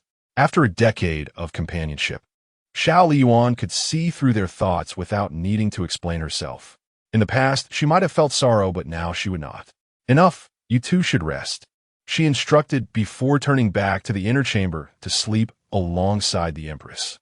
The empress looked at her daughter, who occupied half of the bed with her captivating beauty. and shook her head helplessly. You dear? Xiao Liying cuddled her blanket and tilted her head. Mother. This playful demeanor was indeed irresistible to the empress. Meanwhile, in Zhongsui Palace, Consort Lin had not seen the emperor for quite some time, let alone had he come to her willingly. When informed by the palace attendants, she was momentarily stunned, until her close maid Pei Chun reminded her, Your Highness, the emperor has come to see you. You must go to receive him. It was then that Consort Lin regained her composure, her heart unable to suppress the surge of joy. You are right. Quickly help me check if I am presentable. Pei Chun smiled. Your Highness, you are as radiant as ever. Reassured, Consort Lin stepped into the courtyard to receive the emperor. I pay my respects to your majesty. Emperor Xiaoming personally helped her to her feet. My beloved consort, there is no need for such formalities. Though Emperor Xiaoming was not particularly fond of Consort Lin, for the sake of Xiao Liying, he was willing to extend her a measure of favor. Thank you, your majesty. Xiao Liying stood beside the emperor, one arm linked with him and the other with Consort Lin. Father, mother, let us not linger here. The sun is too hot. Indeed, Liying speaks wisely. The emperor suddenly realized that his previously overlooked third daughter was becoming increasingly endearing, a sentiment he had only experienced with his first daughter, Alien. Alien, as his firstborn, was favored without question. Today, encountering Liying in the imperial garden, her vivacity was a delight to behold, and her sweet words charmed him. Naturally, he felt drawn to her. However, unbeknownst to Emperor Xiaoming, all of this was orchestrated by Xiao Liying with intent. She could hardly contain her anticipation, yearning to revel in all the privileges of being a princess, rather than languishing in obscurity, overlooked even by some of the palace maids and eunuchs. Such days had become intolerable for her. With the aid of the fateful book, upon first meeting her, Emperor Xiaoming would inevitably develop an affection for her, transferring all paternal love he held for Xiao Liying onto her. It had been a long time since her father had stepped into the Zhongsui Palace, and now that he had, everything felt different. The palace attendants dared not show any negligence. Xiao Liying not only wished to win her father's favor, but also aspired for her mother to become a favored concubine, perhaps even to usurp the queen's position. Once her mother ascended to the role of queen, she would be the most esteemed legitimate princess. Who would dare to look down upon her then? With Xiao Liying present, Emperor Xiaoming exhibited much warmth towards the long-absent Consort Lin, nearly moving her to tears. The emperor gently wiped away the tears from the corners of her eyes, asking, Why do you weep? Consort Lin, casting a glance at Xiao Liying, felt a rush of embarrassment and lowered her head, saying, Your Majesty, Liying is still here. Xiao Liying smiled sweetly. Mother, I have seen nothing. This remark elicited a hearty laugh from Emperor Xiaoming, lifting his spirits immensely. Suddenly, a palace attendant announced, Your Majesty, Miss Bichuan, the Long Princess's attendant, requests your presence. Upon hearing Bichuan's name, Emperor Xiaoming rose, eager to depart, but Xiao Liying grasped his sleeve. With tears of sorrow glistening on her lashes, she implored, Father, could you please not go? My elder sister often sees you, but I do not. If it were not for today, I fear I would not know when I might see you again. In that moment, witnessing Xiao Liying's distress and tears, the emperor's heart ached with guilt, causing him to forget his intention to meet Xiao Liying. At that instant, all he desired was to make amends with Xiao Liying. Father will not leave. Please do not cry, Liying. Overwhelmed with joy, Xiao Liying gazed up at Emperor Xiaoming. Filled with hope, Father truly will not go? The emperor nodded, affirming, I am the emperor. My word is unbreakable. Do you think I would jest? Xiao Liying felt relieved and smiled anew. Truly, the fateful book was working its magic. Her father's affection for Xiao Liying was gradually shifting towards her. Within a fortnight, given the current circumstances, she surmised it might not even take that long for their destinies to completely interchange. Consort Lin was utterly astonished. The emperor's affection for the Long Princess was evident to all. Yet now, due to Liying's simple words, he was changing his mind, even neglecting to meet the Long Princess, something she could hardly fathom. She had prepared herself for the emperor's departure, but the sudden turn of events left her utterly bewildered. Consort Lin was elated, The daughter who had long been overlooked by the emperor was finally taking a place in his heart. Chapter 10. What have you done? Stop it right now. The following morning, within the Fengyi Palace, Xiao Liying was accompanying Empress Chun when the chief eunuch, Li Zhengfeng, approached. Holding a feather duster, he wore a sycophantic expression. I humbly greet your majesty and the esteemed princess. Please, no need for formalities. Given Li Zhengfeng's status as the head eunuch and his long service to the emperor, Empress Chun afforded him some regard. Li Gonggong, has his majesty any matters to convey? Your majesty is indeed perceptive, Li Zhengfeng replied. The emperor wishes for you and the esteemed princess to join him for a horseback ride at the royal stable. Horseback riding? She recalled that in her previous life, such an event had never occurred. Her father was perpetually engrossed in the pursuit of immortality and alchemical elixirs, hardly possessing the leisure for riding. There was only one possibility. A coy smile graced Xiao Liying's lips. This must have been proposed by the third princess. Indeed, it was the third princess's suggestion. She was the emperor's most cherished daughter. Although the emperor had expressed displeasure yesterday for the third princess's absence in visiting the eldest princess, it did not diminish the fact that the eldest princess remained his jewel. Li Zhengfeng's face was a mask of smiles, showing no sign of slackness. Your Highness, the emperor is deeply concerned for you and the empress. Upon mentioning the royal stable, he immediately sent me to invite you both. The royal stable was reserved for the imperial family, along with a select few favored officials. After changing her attire, Xiao Liying accompanied the empress in the imperial carriage to the Yangxin Palace. Upon arrival, they bowed to the emperor, while Xiao Liying and concubine Lin paid their respects to Empress Chun. The hierarchy was observed, leaving no room for their audacity. Upon seeing Xiao Liying, the emperor was inexplicably reminded of his absence the previous day, causing him an uncomfortable pang. Ali, it was not my intention to neglect you yesterday. Do you harbor any resentment toward your father? The emperor sought to explain, for only this daughter could elicit his abandonment of the emperor's lofty dignity. Xiao Liying beamed brightly, stepping forward to take the emperor's hand affectionately. Of course, I bear no ill will towards father. After all, you are also the father of the third princess. As the elder sister, I must embody the grace of an older sibling. I long to see you, having not visited for several days. Her words melted the emperor's heart, filling him with guilt and warmth. Ali has matured, embodying the qualities of an elder sister. I shall reward you. Later, we will select some fine treasures from the imperial treasury for you, which Li Zhengfeng will deliver. Naturally, she would accept the gifts from her father. Xiao Liying's smile grew even more radiant. Thank you, father. You are the most doting parent. Concubine Lin, having witnessed the emperor's affection for the eldest princess countless times, was no longer surprised. The world knew of the emperor's adoration for her. The fact that he had chosen not to see her for Luoling yesterday was truly astonishing. Standing to the side, Xiao Luoling listened to the tender exchange between the emperor and Xiao Liying, her heart swelling with resentment. How infuriating! Whenever Xiao Liying appeared, their father, who had previously shown her such affection, would turn a blind eye, his attention consumed entirely by Xiao Liying. A mere flattering remark from Xiao Liying could earn her rewards, while she, who had been the center of concern yesterday, received nothing at all. Her animosity extended beyond merely disdaining Xiao Liying. Her deeper resentment was directed towards her father. Why, despite being his daughter, did he show such bias? Xiao Liying cast a sidelong glance at the restrained Xiao Liying, seemingly grasping a fragment of the truth. The emperor's favoritism towards Xiao Liying was influenced by the decree of fate, yet as long as she remained present, the decree's sway over the emperor would be diminished. Perhaps this was her opportunity to limit Xiao Liying's interactions with their father, thereby securing herself precious time. She firmly believed that one could forge their own path. If no road existed, she would carve one out herself. In the royal carriage, Xiao Liying, the emperor, and the empress rode together, while Xiao Liying and her mother, Lady Lin, followed in a separate carriage. Inside their carriage, Xiao Liying's countenance darkened, twisted into a fearsome expression. Alarmed, Lady Lin leaned closer, expressing her concern. Luoling.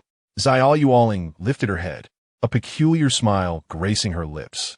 Mother, Do you not wish to be the most esteemed woman? After the events of yesterday, no one in the palace dared to neglect them any longer. Their demeanor had shifted to one of respect, and this feeling was truly delightful.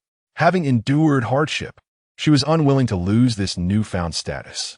She yearned to escape the fate of her past life, one marred by relentless suffering and an unworthy marriage. Panic-stricken, Lady Lin quickly covered her mouth, lowering her voice to a whisper that only they could hear. "What are you saying? Are you courting death? Do not utter such words again. If they were to be overheard, not only would the Empress not spare us, but even your father would cast us aside. Mother, you need not worry. I have my own methods. Just like yesterday, did you not see how well our father treated us? Xiao Liying believed she had done no wrong. She simply desired her father's affection, a life of distinction, and to reclaim what was rightfully hers."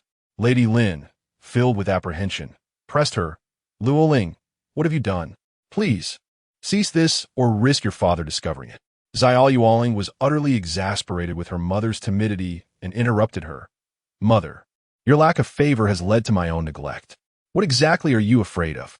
In this palace, everyone is in competition. If one does not strive, others will trample upon them. Do you not envy the Empress? Her family is influential, and her daughter is cherished, while we are left wanting." Lady Lin was at a loss for words, her discomfort palpable, eventually exhaling a heavy sigh. "It is my inadequacy as a mother that fails to protect you." Observing her mother's sorrow, Xiao Liying grasped her hand. "Mother, only through striving can we attain what we desire." After a prolonged silence, Lady Lin finally seemed resolute. "Very well. Mother will fight." Xiao Liying smiled. Soon, they arrived at the royal racetrack. The Emperor and Empress disembarked first, and Xiao Liying descended last, her gaze immediately drawn to a tall figure exuding an aura of power. The man was clad in a fitted black riding outfit, crafted from exquisite silk. The collar and cuffs were embroidered with intricate patterns of auspicious clouds in golden thread, gleaming resplendently under the sunlight. The tailored design accentuated his physique, with snug cuffs and collar allowing for ease of movement while maintaining a sharp appearance. A matching belt cinched his waist, highlighting his lean form, while the long hem of his attire brushed against the ground, further emphasizing his stature. With his raven hair elegantly tied up, revealing his prominent brow, he stood there, exuding an undeniable aura of nobility and authority that commanded attention and instilled a sense of awe. Upon hearing the commotion, the man stepped forward with measured grace. Bowing, "Your Majesty, I present my humble respects," and to Her Majesty the Empress. Emperor Xiao Ming raised his hand slightly, signaling him to rise. "There is no need for such formalities, my dear minister." Meng Changce straightened his posture and heard Emperor Xiao Ming continue. "I have learned that you have been investigating a smuggling case of late. How goes the progress?" Meng Changce replied calmly. "It will not be long before we apprehend those responsible." Emperor Xiao Ming expressed his delight. "With ministers like you, the pillar of our nation, I find great comfort." Meng Changce's demeanor remained composed. "It is my duty, Your Majesty." Chapter 11. "My lord, take it slow with you by my side. I feel utterly at ease." The Emperor Xiao Ming seemed to place tremendous trust in Meng Changce, laughing heartily as he extended his hand towards Empress Chun. "Enough of state affairs for today, Jiazhen. It has been a long time since we have enjoyed ourselves like this." Jiazhen was the name of Empress Chun, and after 20 years of marriage, she could scarcely recall the last time the emperor had addressed her by her name. This utterance evoked memories of their once profound marital bond, and for a fleeting moment, Empress Chun reminisced, smiling as she placed her hand in the emperor's. "I recall back when I was the crown princess. You once took me to the horse grounds to ride with abandon." The Emperor Xiao Ming also recollected those days. The pond's water was a vibrant green, the breeze gently warm. He remembered the first meeting with Jiazhen, the melodious singing resonating, the dance's elegance swirling around, the jade hooks and fragrant steps at the edge of the platform, intoxicated and unaware of the setting sun. Those who once admired the blossoms with me are still here tonight. At this moment, Lin Pin could not usurp the position of the empress, and Xiao Liying turned her gaze toward Meng Changce. Ultimately, it prevented her from having any interactions with Xiao Luoling. Her dark eyes sparkled with a newfound idea. She narrowed her beautiful eyes, the cosmos shimmering within. I do not know how to ride. Please teach me. Before her stood a young maiden, radiant as a flower, clad in a fitted crimson riding outfit that accentuated her slender waist and long legs, the exquisite patterns embroidered with black and gold thread at the cuffs and collar, creating a striking contrast with the vibrant red. She had shed the cumbersome and ornate palace garb, standing tall and poised, as the summer breeze gently tousled her red hem and dark tresses, exuding an air of elegance that rendered all else around her dim by comparison. Meng Changce squinted slightly, meeting the gaze of the maiden with her exquisitely beautiful visage. You do not know? Xiao Liying feigned innocence. Indeed, I can only rely on my lord to guide me. After a brief silence, Meng Changce suddenly smiled. Very well, as long as you do not regret it. Xiao Liying felt an inexplicable sense of foreboding. Yet there was no time for hesitation. I would never have second thoughts. With that, a palace servant led a horse to the riding grounds, its coat glossy and meticulously groomed. It is too high. I cannot mount it without your help, my lord, she said, the terms slipping off her tongue with ease. Meng Changce cradled Xiao Liying's waist in his hands, lifting her effortlessly until she was securely seated upon the horse's back. In the next moment, the saddle sank as the man settled behind her, his hands encircling her waist as he took hold of the reins. He was so close that a robust masculine aura enveloped her, causing Xiao Liying to stiffen momentarily before relaxing. It dawned on her that her lord intended for them to ride together. Initially, she had assumed Meng Changce would merely lead the horse. This gesture had taken her by surprise, yet it felt more delightful this way. As Xiao Liying's thoughts danced with fantasies, she remained blissfully unaware of the impending challenges that awaited. Do you not wish to? Meng Changce inquired, his gaze lowered to her dark hair, where a pair of delicate, precious earrings adorned her alabaster ears, enhancing the gracefulness of her long neck. I would, of course, be delighted. Listening to the light and cheerful voice of the woman, a subtle smile graced the man's lips as he tightened his legs around the horse's midsection, prompting it to gallop forward in an instant. The surrounding scenery blurred and flew past them, their garments intertwining and fluttering in the wind, taking on various graceful shapes as the horse accelerated. The sound of the rushing wind filled their ears. Xiao Liying was capable of riding, albeit with moderate skill, and the sudden burst of speed instilled a tinge of fear within her. Her delicate frame leaned entirely against the man. Husband, slow down, she urged. Your Highness seems to have forgotten my words. At that moment, she finally grasped the meaning behind the phrase, just don't regret it. Wasn't it merely an invitation for him to teach her how to ride? This vengeful man was indeed not to be trifled with, and now that she had provoked him, there was no turning back. The jolting motion caused her legs to ache painfully. Xiao Liying gritted her teeth, remaining silent, yet internally she lamented. Meanwhile, Emperor Xiao Ming and Empress Shun were engaged in a horse racing competition, having long since abandoned Xiao Liying and Lin Pin, who were left behind. Xiao Liying, along with Meng Changce, shared a horse, leaving the two women stranded in place. Lin Pin felt a hint of embarrassment and instructed her attendants to take them to select horses. As a royal consort and princess, the attendants dared not neglect them, bringing forth several imperial steeds for their selection. Yet none could compare to the horses of the emperor and empress, or those of Meng Changce and Xiao Liying.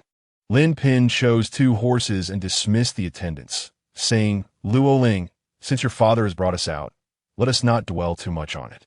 Xiao Luoling gazed at the figures of the emperor and empress, then turned her attention to Xiao Liying and Meng Changce. How had their relationship developed so uniquely in such a short span? Despite her tireless efforts to earn even a modicum of his attention, was fate truly immutable? She yearned to avoid reliving the tragic destiny of her past life, and a fleeting glint of cold determination flashed in her eyes. Upon hearing Lin Pin's words, she composed herself, replying, I understand. Only a mother knows her daughter well. Lin Pin remarked, patting her hand. Linger, what are you thinking? Xiao Luoling uttered a chilling word. Strive. In this ruthless palace, one must seek to ascend. Lin Pin observed both the emperor and empress, then looked at her now-grown daughter. A flicker of resolve shining in her gaze. Both mother and daughter shared the same ambition, yearning to rise higher. Xiao Liying slowly rode her horse to a corner of the paddock, staring at the shimmering book of fate before her. I intend to teach Xiao Liying a lesson. You can help me, can't you?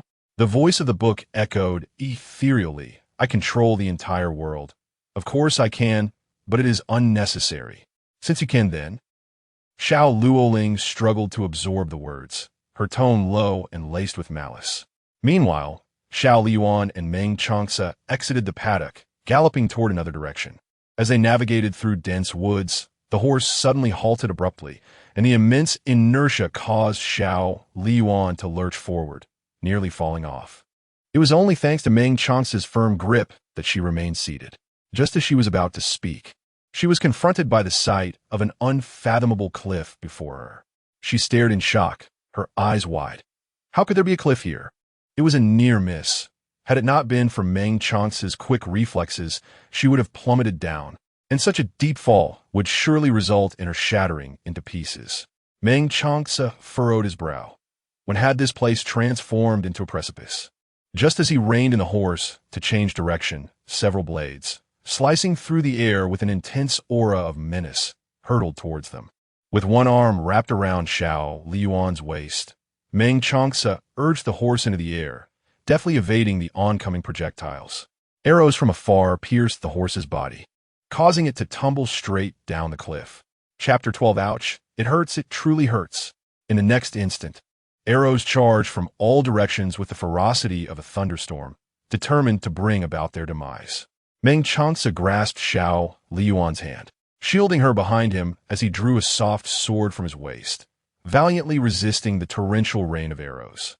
The glint of blades and the shimmer of steel filled the air, while shattered arrows littered the ground, gradually forming a small mound. A heavy sense of foreboding weighed upon Xiao Liying. It was evident that their assailants sought to eliminate them entirely. Who could possibly have laid such an ambush here? Eluding the watchful eyes of the guards? She desperately wished for the anomaly to be discovered quickly, yet the relentless barrage of arrows failed to injure them. Suddenly, the ground beneath them gave way, and a profound sense of weightlessness engulfed her heart. Together, Xiao Liying and Meng Changce plummeted over the cliff. The descent was rapid, and everything before her became a blur. The howling wind roared in her ears, painfully assaulting her eardrums. Gazing up at the azure sky and fluffy clouds, she realized, with a sinking heart, that she was about to perish. So many tasks remained unfulfilled, and the ones she longed to protect were still unguarded. Would she truly meet such a tragic end here today? Unwilling to accept this fate, she rebelled against the thought of dying before having accomplished anything upon her return. In the next moment, she fell into a warm embrace, her eyes locking with the fathomless depths of Meng Changce's gaze. With one arm around her, he wielded the soft sword in his other hand, plunging it into the mountainside. The blade struck with a crisp sound, quivering as it embedded itself, leaving behind a stunning, serpentine mark upon the rock. Their descent slowed somewhat, but the violent impact strained Meng Changce's muscles, causing veins to bulge on his hand, and his palm to split under the force, blood oozing forth and staining the exquisite hilt of the sword in a vivid crimson. In the midst of this chaos, Xiao Liying experienced a fleeting moment of daze. Before she could gather her thoughts, they both crashed onto a tree branch. The tremendous force splintered the sturdy limb, sending them crashing to the ground. Pain etched across Xiao Liying's face as she landed. With the trees providing some cushioning, they survived but were not unscathed, scratched and bruised by the branches. Xiao Liying found her leg pinned beneath a branch, her inner thigh already raw, now exacerbated by fresh wounds, eliciting a painful groan. Lying on the ground, she gasped for breath, taking a moment to realize she was still alive, a wave of relief washing over her. Shoving aside the branches, she turned to Meng Changce. Are you all right? Are you hurt? Me fine. Meng Changce slowly sat up. Despite his formidable skills, the fall from such a height, even with the branches to cushion them, was no small ordeal. And you, your highness? His expression remained impassive as his cold gaze swept over Xiao Liying, who appeared disheveled. her clothes torn and hair askew, in a rather unfortunate state. Of course, he too was not in a much better condition. Noticing the intensity of his stare, Xiao Liying glanced down at her tattered clothing, feeling a momentary embarrassment before lifting her chin defiantly. It's merely a torn garment. What is there to see? Besides, you've seen worse. Meng Changce let out a cold snort. Your Highness still finds time to jest. It seems you are unharmed. With that, he rose to leave. Behind him, Xiao Liying's voice, soft and feigned, called out, "Oh, it hurts." The woman elongated her tone, pouting, "It truly hurts. Just look." She rolled up her trousers to reveal her fair calves, marred by extensive bruises and even streaks of blood, tarnishing their alabaster beauty. Lowering her trousers, she unsteadily hopped towards the tall figure of the man, instinctively leaning against him, her face lighting up with a radiant smile. "Now we are both injured. Let us support each other." Meng Changce said nothing, his hand grasping Xiao Liying's arm to prevent her from falling, yet keeping her at a distance. Discontent, she remarked, "We are husband and wife. Which couple is as estranged as we?" His icy gaze swept over her pouting lips with a chilling detachment. "Since your Highness is unscathed, there is no need for me to support you." In the next moment, he released her hand, prompting Xiao Liying to quickly grasp it. "Don't." Through their days together, Xiao Liying had gleaned some understanding of his temperament. This man was not one to indulge in tenderness, even towards a beauty such as herself. He showed no signs of yielding. Sweetness would not work with him. One had to possess a thick skin. "Thank you for today. Were it not for you, I might have perished." She remembered the gash on his palm, blood staining his dark attire, difficult to discern, but she was acutely sensitive to the scent of blood. After being relegated to a commoner and cast out of the palace, she had learned about the properties of various herbs. "Wait here for me," she instructed. Upon her return with several medicinal herbs, she crushed them before taking Meng Changce's hand, examining the jagged wound on his palm, raw and painful to behold. Leaning in, she gently exhaled, her warm breath enveloping his hand. Meng Changce lowered his gaze, his eyes dark and penetrating, observing her every move as she applied the crushed herbs and tore a strip from her garment to fashion a makeshift bandage around his hand. "First, we must stop the bleeding. Later, we will find a water source to clean the wound." When her eyes met his, they were drawn into the depths of his dark gaze, as profound as the night sea, both perilous and alluring. With a playful arch of her brow, she teased, "Why do you look at me so? Is it my beauty that has captivated you?" Meng Changce casually curled his lips into a slight smile, an unsettling coldness lurking in his eyes. "Do you know when you are most endearing, Your Highness?" Xiao Liying raised an eyebrow, tilting her head to gaze at his handsome, noble face filled with curiosity. "I do not." "When you remain silent," Xiao Liying muttered under her breath. I knew he could not speak sweetly. Meng Changce narrowed his eyes, an aura of danger enveloping him as he restrained the urge to silence her. "Your Highness, I am not deaf." Xiao Liying sensed the impending danger emanating from the man beside her. She offered a radiant smile, remarking, as the saying goes, one should not strike a smiling face.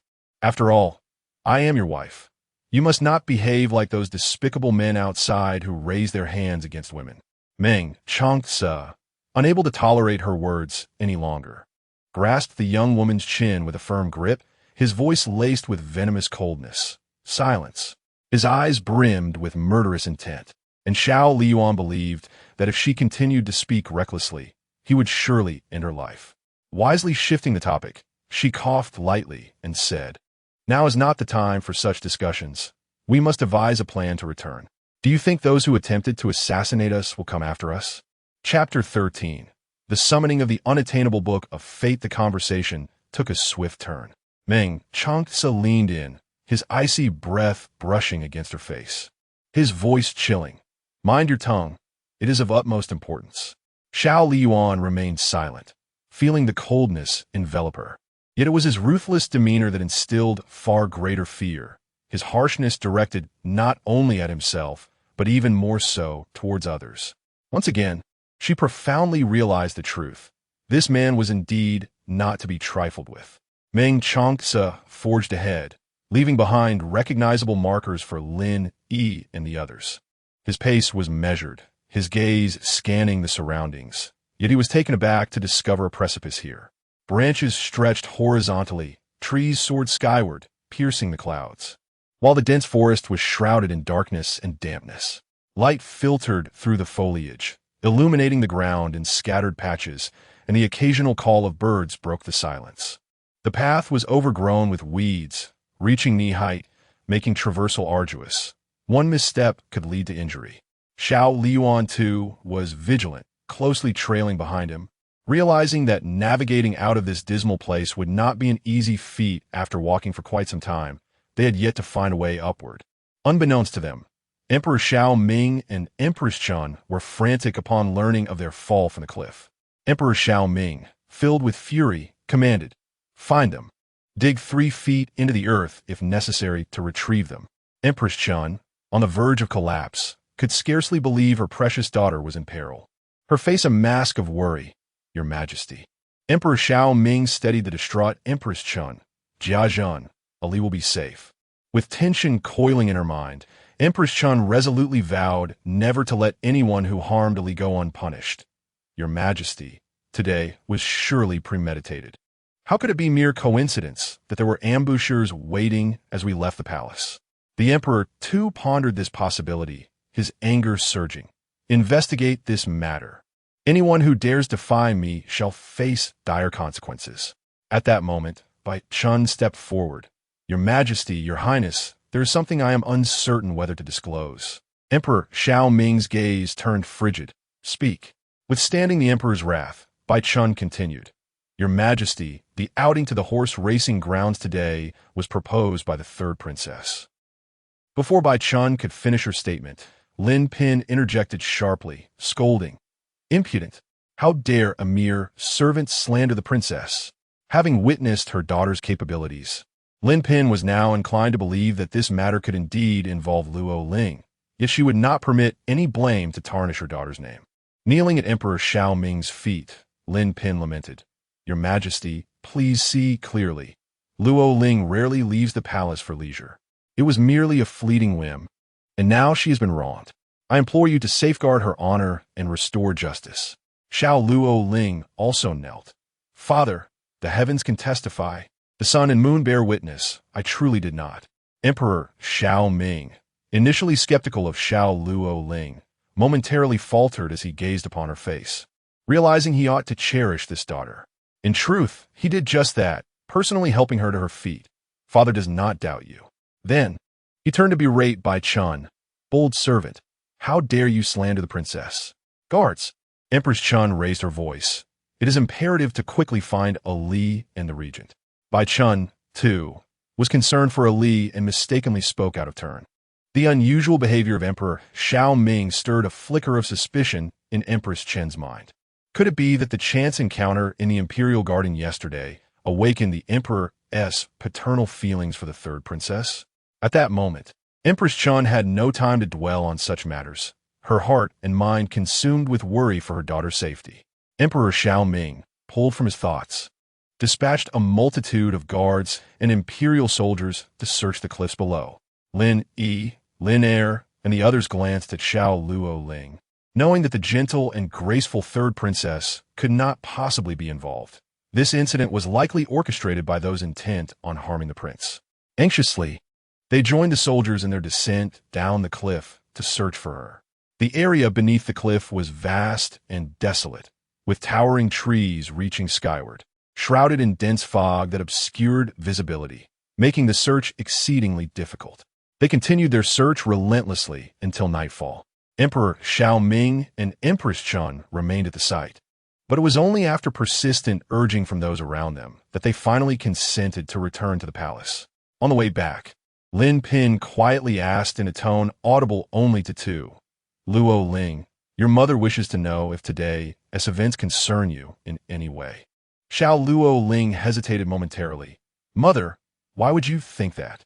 Lin Pin gazed at her intently for a few seconds, then retorted, "It seems I have overthought it." Xiao Luo Ling boldly confessed, "Mother, it was I who did it." Lin Pin gasped in shock, her voice laced with urgency. Have you lost your mind? How could you dare to do such a thing? In contrast to Lin Pin's astonishment and anger, Xiao Liying remained remarkably composed. Mother, please listen. With the help of the fate book, no one will trace it back to her. I am entirely unafraid. Lin Pin, gradually calmed by her daughter's words, asked, They truly want to find you? As long as they do not trace it back to you, it is acceptable, but do not engage in such actions again. You must understand, the eldest princess is the emperor's decree. Even if we must contend, it must be done with caution.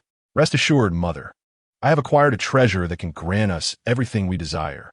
Xiao Liying declared with pride, confident that with the fate book, everything would be executed without a trace, leaving no one the wiser. She merely aimed to teach Xiao Liying a lesson for always vying with her. Upon returning to the palace, she wished to know how Xiao Liying and Meng Changce were faring, but discovered she could no longer summon the fate book. In an instant, her composure evaporated, leaving her drenched in cold sweat, overtaken by anxiety and dread. What could possibly be the matter? Why could she not summon the fate book? Would this incident lead her father to uncover her involvement? Meanwhile, after traversing for much of the day, with her inner thighs already bruised and now pressed painfully by branches, Xiao Liying's legs throbbed with agony. Yet, she gritted her teeth and pressed on. She cannot afford to stop, lest that group of pursuers catch up to her. Wait for me. The words felt feeble. Meng Changce turned back and noticed the girl behind him, her face pale, forehead beaded with sweat, her hair clinging to her cheeks, adding to her delicate allure. She staggered, on the verge of collapse. Xiao Liying, feeling her strength waning, pleaded, May I lean on you for support? The woman reached out and grasped his wrist, using him as a support. Despite the discomfort, she did not utter a word, asking for respite. It was indeed surprising that a princess, nurtured in the lap of luxury, could endure thus far. Let us rest for a moment before continuing. However, before she could finish her sentence, Meng Changce had lifted her and soared into the trees. It was an unexpected turn of events. Xiao Liying was momentarily taken aback, exclaiming softly, "Oh." By the time she regained her composure, Meng Changce had vanished, leaving only the swaying treetops and a faint rustle, a reminder of his departure. Leaning against a branch, Xiao Liying felt her strength returning. She gazed into the distance, her legs swinging idly. Why has he not returned yet? Has something happened? A discontented voice emerged from behind her, cold and resonant. Do you not wish for my well-being? The branch dipped slightly as the figure of the man settled beside her. Of course not. Xiao Liying scrutinized him and, seeing he was unharmed, felt a sense of relief. Why were you gone for so long? Meng Changce offered no explanation, but instead lifted Xiao Liying, employing his lightness skill to navigate through the trees. His toes barely touched the branches, startling the birds resting aloft, sending them into a flurry of flight while their chirps filled the air. The scenery rapidly retreated behind them. Suddenly lifted into the air, Xiao Liying let out a startled scream, instinctively wrapping her arms and legs around Meng Changce, clinging to him like an octopus ensnared in its grasp. Chapter 14. If you keep fidgeting, I'll drop you. Could you perhaps provide a warning next time? The suddenness is rather startling. And must you grip me so tightly? A gentle embrace will be far more considerate. As Xiao Liying spoke, she tightened her hold, her limbs entwining more firmly, while inwardly she mused, is this distance maintained for the sake of Xiao Liying? A silent scoff escaped her. If Meng Changce could touch her once, surely he could do so again. Her dark eyes glimmered with mischief as a plan formed in her mind. She clung to him tightly, her body fitting snugly against his, the warmth of her breath cascading over her exposed neck, mingling with a subtle fragrance. Though her words were meant to express discontent, they came out with an alluring charm. Meng Changce remained impassive, allowing her to hold him, while Xiao Liying released one hand to press against his that gripped her waist, asserting, "Now this feels right." Through the thin fabric, she could feel the warmth of his palm against her smooth skin. Meng Changce cast her a sidelong glance, his expression devoid of emotion. "Behave yourself," he admonished. The girl's eyes sparkled with mischief as he warned softly, "If you keep moving about, I will drop you." Xiao Liying huffed softly, "You are heartless and indifferent." Meng Changce retorted with a cold laugh. I'm not merely heartless. I am also ruthless and can kill without a second thought. Xiao Liying fell silent, her annoyance dissipating. A fine man, yet he had a sharp tongue. Moments later, Meng Changce led her to a cave and released her, saying, "Stay here." With that, he turned to leave. The cave was shrouded in darkness, and memories flooded back to her of her past life, when she was reduced to a commoner and persecuted by Xiao Liying, forced to hide in the deep mountains, seeking refuge in caves to survive. The howling wind that whipped past her ears felt like the cries of vengeful spirits. The endless darkness looming like a monster ready to devour her. Fear crept in as she grasped the corner of Meng Changce's sleeve. "Where are you going?" she asked. He glanced at her trembling hand and replied, "To find food." "I'll go with you. Suit yourself." They walked in tandem for a short distance before encountering a rabbit grazing beneath a large tree. Before the creature could react, it was struck down. Xiao Liying's heart raced at the display of skill. With nothing but a leaf, he had turned it into a lethal weapon. It was precisely because of his prowess that she had chosen him, unaware of her thoughts. Meng Changce was indifferent as he carried the dead rabbit a few paces to the stream to begin his preparation. Xiao Liying crouched by the water's edge, her reflection revealing her disheveled appearance. Being one who cherished beauty, she could not bear the sight, so she cupped her hands to wash her face with the cool water.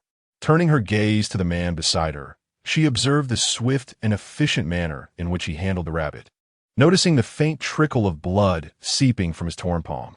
"Wait here for me," she instructed. Before he could respond, she had already ventured off.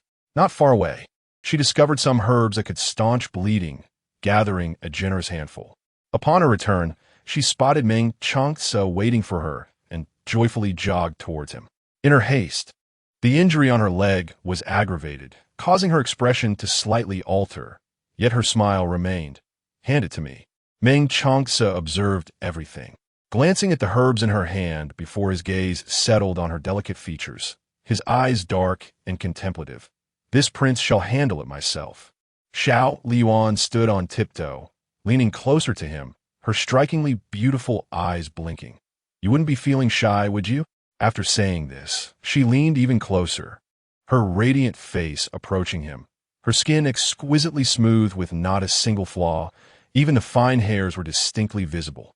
Meng Changce smirked disdainfully and pushed her away. "Your Highness is jesting." Xiao Liying watched his retreating figure with a sigh. This man was truly impervious to persuasion. Capturing his heart would indeed be a long and arduous journey. Meng Changce turned back, noticing the girl's dazed expression, seemingly saddened. He raised an eyebrow. "Aren't you supposed to apply the medicine? What are you hesitating for?" At his words, the gloom on Xiao Liying's face vanished. She untied the dirty cloth from his hand, revealing a glaring wound, and carefully cleaned it before crushing the herbs to apply. "It might sting a bit. Please bear with it." However, the man did not even blink. Xiao Liying thought to herself, "Well, this little pain is nothing to him."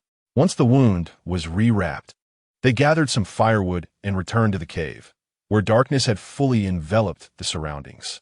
The moon hung in the sky, its silvery, cold light spilling into the cave entrance, dispelling some of the darkness and bringing a hint of illumination.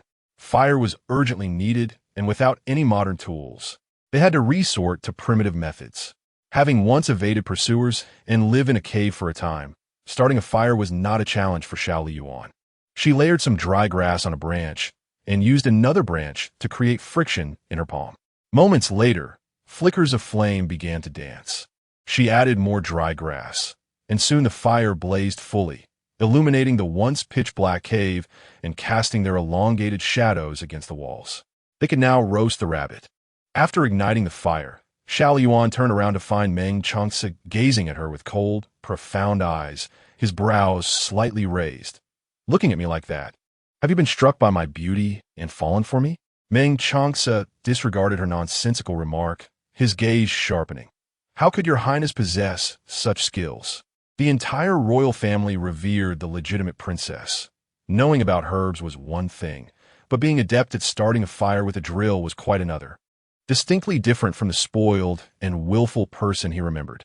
His scrutinizing gaze was excessively piercing, and Xiao Liying chuckled. This princess knows more than just this. Would the prince care to test it? When she looked at him, her eyes sparkled with allure, her exquisite brows framing a captivating expression, unmistakably enticing. Meng Changce lifted her chin, studying her beautiful visage, his words cutting sharply.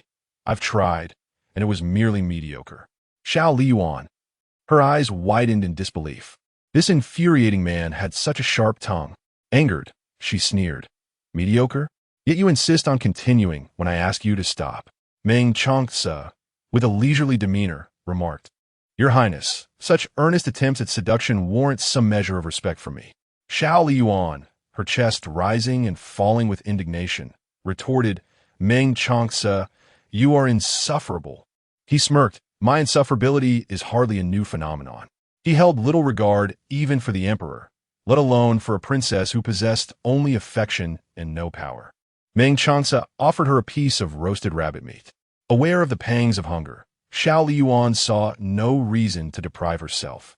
With a disdainful huff, she seized a rabbit leg and bit into the flesh with fervor, as if venting her frustration upon it. Upon finishing, she declared, I wish to bathe. Accompany me. Chapter 15. This evening, Meng Chance's emotions were in turmoil, as if the preceding confrontation had been rendered non-existent. Xiao Liying grasped the man's arms with her delicate hands. Her voice soft and tender, I am afraid. What if a beast appears and devours me? Are you not concerned for my safety? The pitiable and helpless demeanor she exhibited would evoke compassion in anyone, yet Meng Changce remained unmoved. She continued to play the coquette, her voice dripping with sweetness. Husband. Changce giged. The term gige provoked a twitch in the man's brow, and he shot her a cold glare. Be quiet. While others might have been rendered trembling with fear, Xiao Liying remained unafraid, her eyes bright and resolute. If you accompany me, I shall be silent. Such cowardice would undermine any pursuit of a man. If she were to chase, she must do so boldly. Meng Changce, feeling cornered, relented and followed her, stopping at a distance from the stream. Turning his back to the water's surface, I shall wait for you here. Xiao Liying deftly gauged the situation, not daring to overstep, and under the moonlight, she walked alone to the water's edge. She unfastened her belt, removing her red riding attire, leaving only her form-fitting undergarments. The cool, refreshing water enveloped her, washing away her sweat, eliciting a contented sigh from her lips. Meng Changce, trained in martial arts, possessed keen hearing. The sound of her light laughter and the splashes of water reached his ears. Suddenly, he heard her terrified scream, Ah, help! Meng Changce turned to find the stream empty, his brow furrowing with concern. Xiao Liying? Help! Xiao Liying struggled to surface, but before she could utter another word, she sank beneath the water again. Meng Changce pinpointed her location and leaped in without hesitation. Spotting her submerged form, he swam over and, with powerful arms, encircled her waist, pulling her to the surface. The girl, who had just moments ago closed her eyes in fear, instantly opened them, holding onto him tightly, her eyes crescent-shaped with relief. You scare me to death just now. Thankfully, you came to save me. Meng Changce, though not dim-witted, realized he had been deceived. His expression darkened in an instant as he forcefully pried her hands away, his gaze icy. Was that amusing? The chilling words struck fear into Xiao Liying, prompting her to lower her gaze. But the next moment, she raised her eyes to meet his cold, handsome face, her brows arching in certainty. You were worried about me just now. With unwavering conviction in her tone, Meng Changce grasped her chin, his voice devoid of warmth yet laced with a stern warning. Should there be a next time, I shall end you. Xiao Liying pressed closer, even winking at him playfully. Then come and end me. Under the moonlight, her skin glistened before his gaze, her damp undergarment clinging to her form, revealing and concealing in equal measure, accentuating her graceful silhouette. Her dark hair, wet and cascading down her back, had strands sticking to her cheeks, droplets glistening upon her delicate nose. Her lips, naturally tinted red, possessed a charm akin to a fresh lotus flower, exuding an unadulterated allure. Her already radiant face now bore an added touch of innocence. At this moment, she provocatively pressed against him, her voluptuous and delicate figure impossible to ignore. Xiao Liying grew bolder, taking the man's hand and placing it over her heart. Her voice sweet, yet her gaze remarkably innocent. "Husband, it should be like this."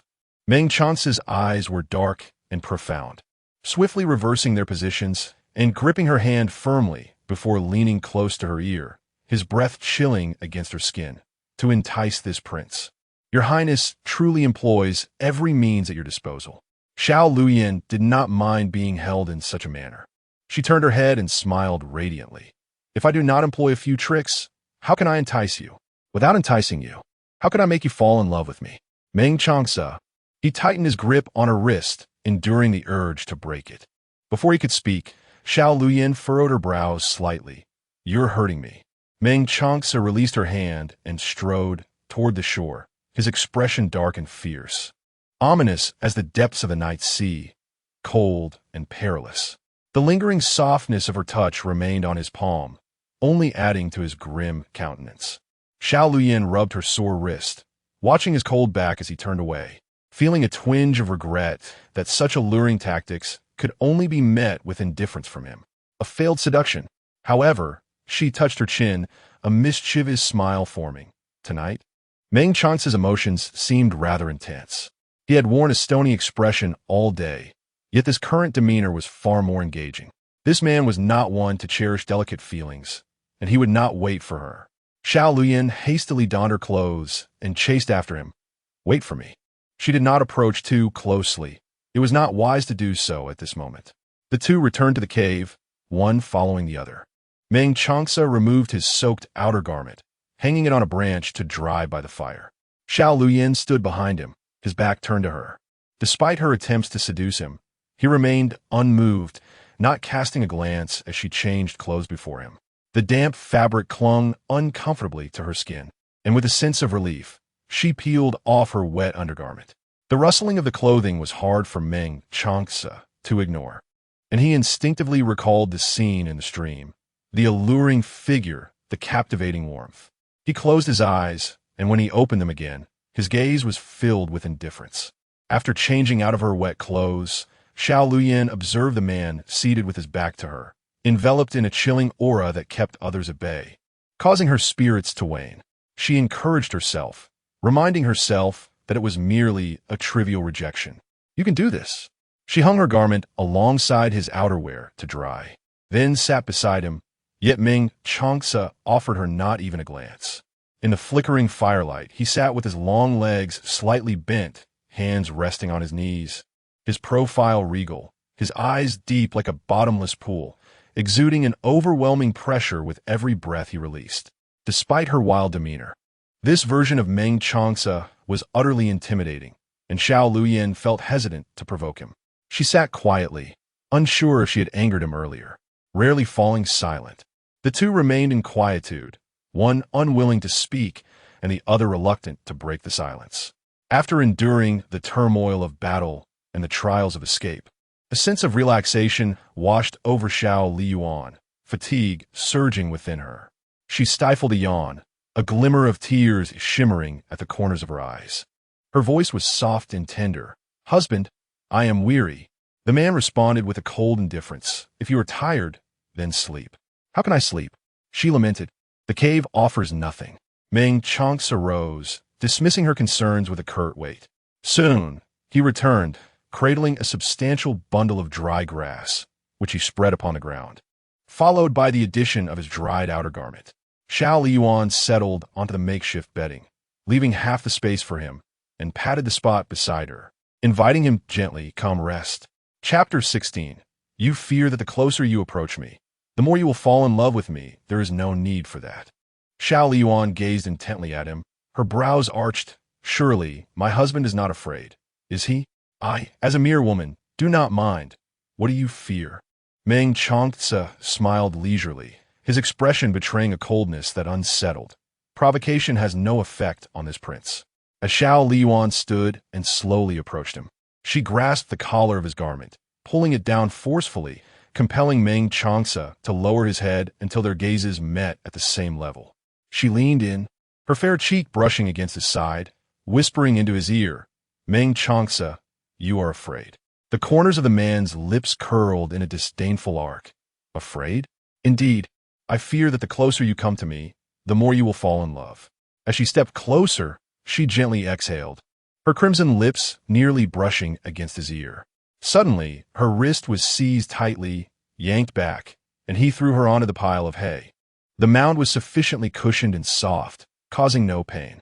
Xiao Liying lay atop the hay, and in the next moment, the imposing figure of the man loomed over her, casting a shadow. He grasped her chin, forcing her to look up, his gaze cold and fierce. His ears were off limits, despite his aversion to women. He was still a normal man, unable to tolerate such intimate proximity. Blessed with noble birth and striking beauty, she epitomized the ideal of all noble ladies. Yet she always inspired within him a desire to eliminate her. As their eyes locked, her profound gaze revealed a hint of desire. She smiled and reached out to touch his ear, exhaling softly. "So you enjoy this." Meng Chance's thin lips pressed into a straight line. Xiao Liying, a name that should have sounded melodious, instead carried a chilling resonance, causing the very air around them to seem frozen. Xiao Liying instinctively shrank back, sensing an ominous fate. Meng Changce pressed down on her shoulders, each word laced with a biting chill. "Are you afraid?" "I." As Xiao Liying began to speak, he abruptly thrust his index finger into her mouth, prying her slightly parted lips apart. Her mind exploded in confusion. She had not anticipated such an action. Her cheeks flushed crimson as she held his finger, her voice muffled. "What do you intend to do?" Her soft tone, wide eyes shimmering with moisture, and the allure of her delicate features were utterly captivating, though she remained oblivious to the effect she had on him. Meng Changce parted her legs, inadvertently brushing against the wound on her inner thigh, causing her to furrow her brows in pain. Time lost all meaning as Xiao Liying eventually succumbed to exhaustion, drifting into a deep slumber. When she awoke once more, the day had brightened, the fire at the cave's entrance extinguished, and the occasional sound of birdsong filled the air. The man who had lain beside her had vanished, leaving no trace of his whereabouts. Could he have abandoned her? Such a thing was not beyond him. Prior to their encounter, Xiao Liying had sensed that Meng Changce was not to be trifled with. Only after coming to know him did she realize that this man was devoid of compassion, utterly ruthless, despite her desperate pleas. She propped herself up and slowly sat up, putting on her clothes. Her inner thighs were already injured, and her calves had been bruised by branches. Now, a new wound had appeared, causing her gait to be peculiarly slow. Step by step, she moved to the mouth of the cave, scanning her surroundings, but found not a single shadow. Had they truly fled? Memories of her past life surged back in her mind as Xiao Liying called out, "Meng Changce." The figure of Meng Changce gradually emerged, questioning her with a hint of annoyance. "What are you shouting about so early in the morning?" The girl, despite her discomfort, threw herself into his embrace. Her eyes slightly reddened. "Where have you been?" She appeared both pitiful and fragile, seemingly terrified of being alone in the cave. Meng Changce rarely offered an explanation, simply stating, "I want to find food." Xiao Liying withdrew from his arms and sat on a pile of grass, quietly observing as he prepared their meal. He had caught 2 birds and gathered a few eggs. Exhausted from the previous day, she had eaten a little to stave off hunger and collapsed into sleep. Meng Changce glanced at the sleeping girl and, taking a half-burnt branch from the extinguished fire, inscribed a few words in the dirt before leaving the cave. When Xiao Liying awoke again, she found Meng Changce absent, but noticed the words on the ground, which brought her a sense of peace. While waiting, she was not idle. With some herbs still available, she unfastened her belt, lowered her trousers, and crushed the herbs to apply to her inner thigh, the coolness alleviating some discomfort. Upon his return, Meng Changce was greeted by the sight of Xiao Liying with her legs exposed, her top barely covering her backside. He raised an eyebrow, questioning, "What is the princess doing?" His gaze suggested she had engaged in some illicit activity. Xiao Liying lifted her garment to reveal her injury, accusing him, the instigator, applying medicine. "What else? Unlike certain individuals, I am no beast." Meng Changce conceded without a hint of defense. "Since you acknowledge that I am a beast, Why do you dare to provoke me? Xiao Liying responded boldly and without hesitation. Who told me I like you? A cold, mocking laugh escaped his lips, and he chose to ignore her. The atmosphere turned chilly, prompting Xiao Liying to change the subject. Have you found a way up after being out for so long? Not yet. Once my leg heals a bit more, we shall search together. Soon, a day passed, and night fell. That evening, Xiao Liying behaved herself, refraining from provoking Meng Changce, even while they shared the same sleeping space. Maintaining a respectful distance. In the dead of night, she murmured in her sleep, so hungry. She dreamt she had returned to the past, hiding in the cave, enduring hunger daily.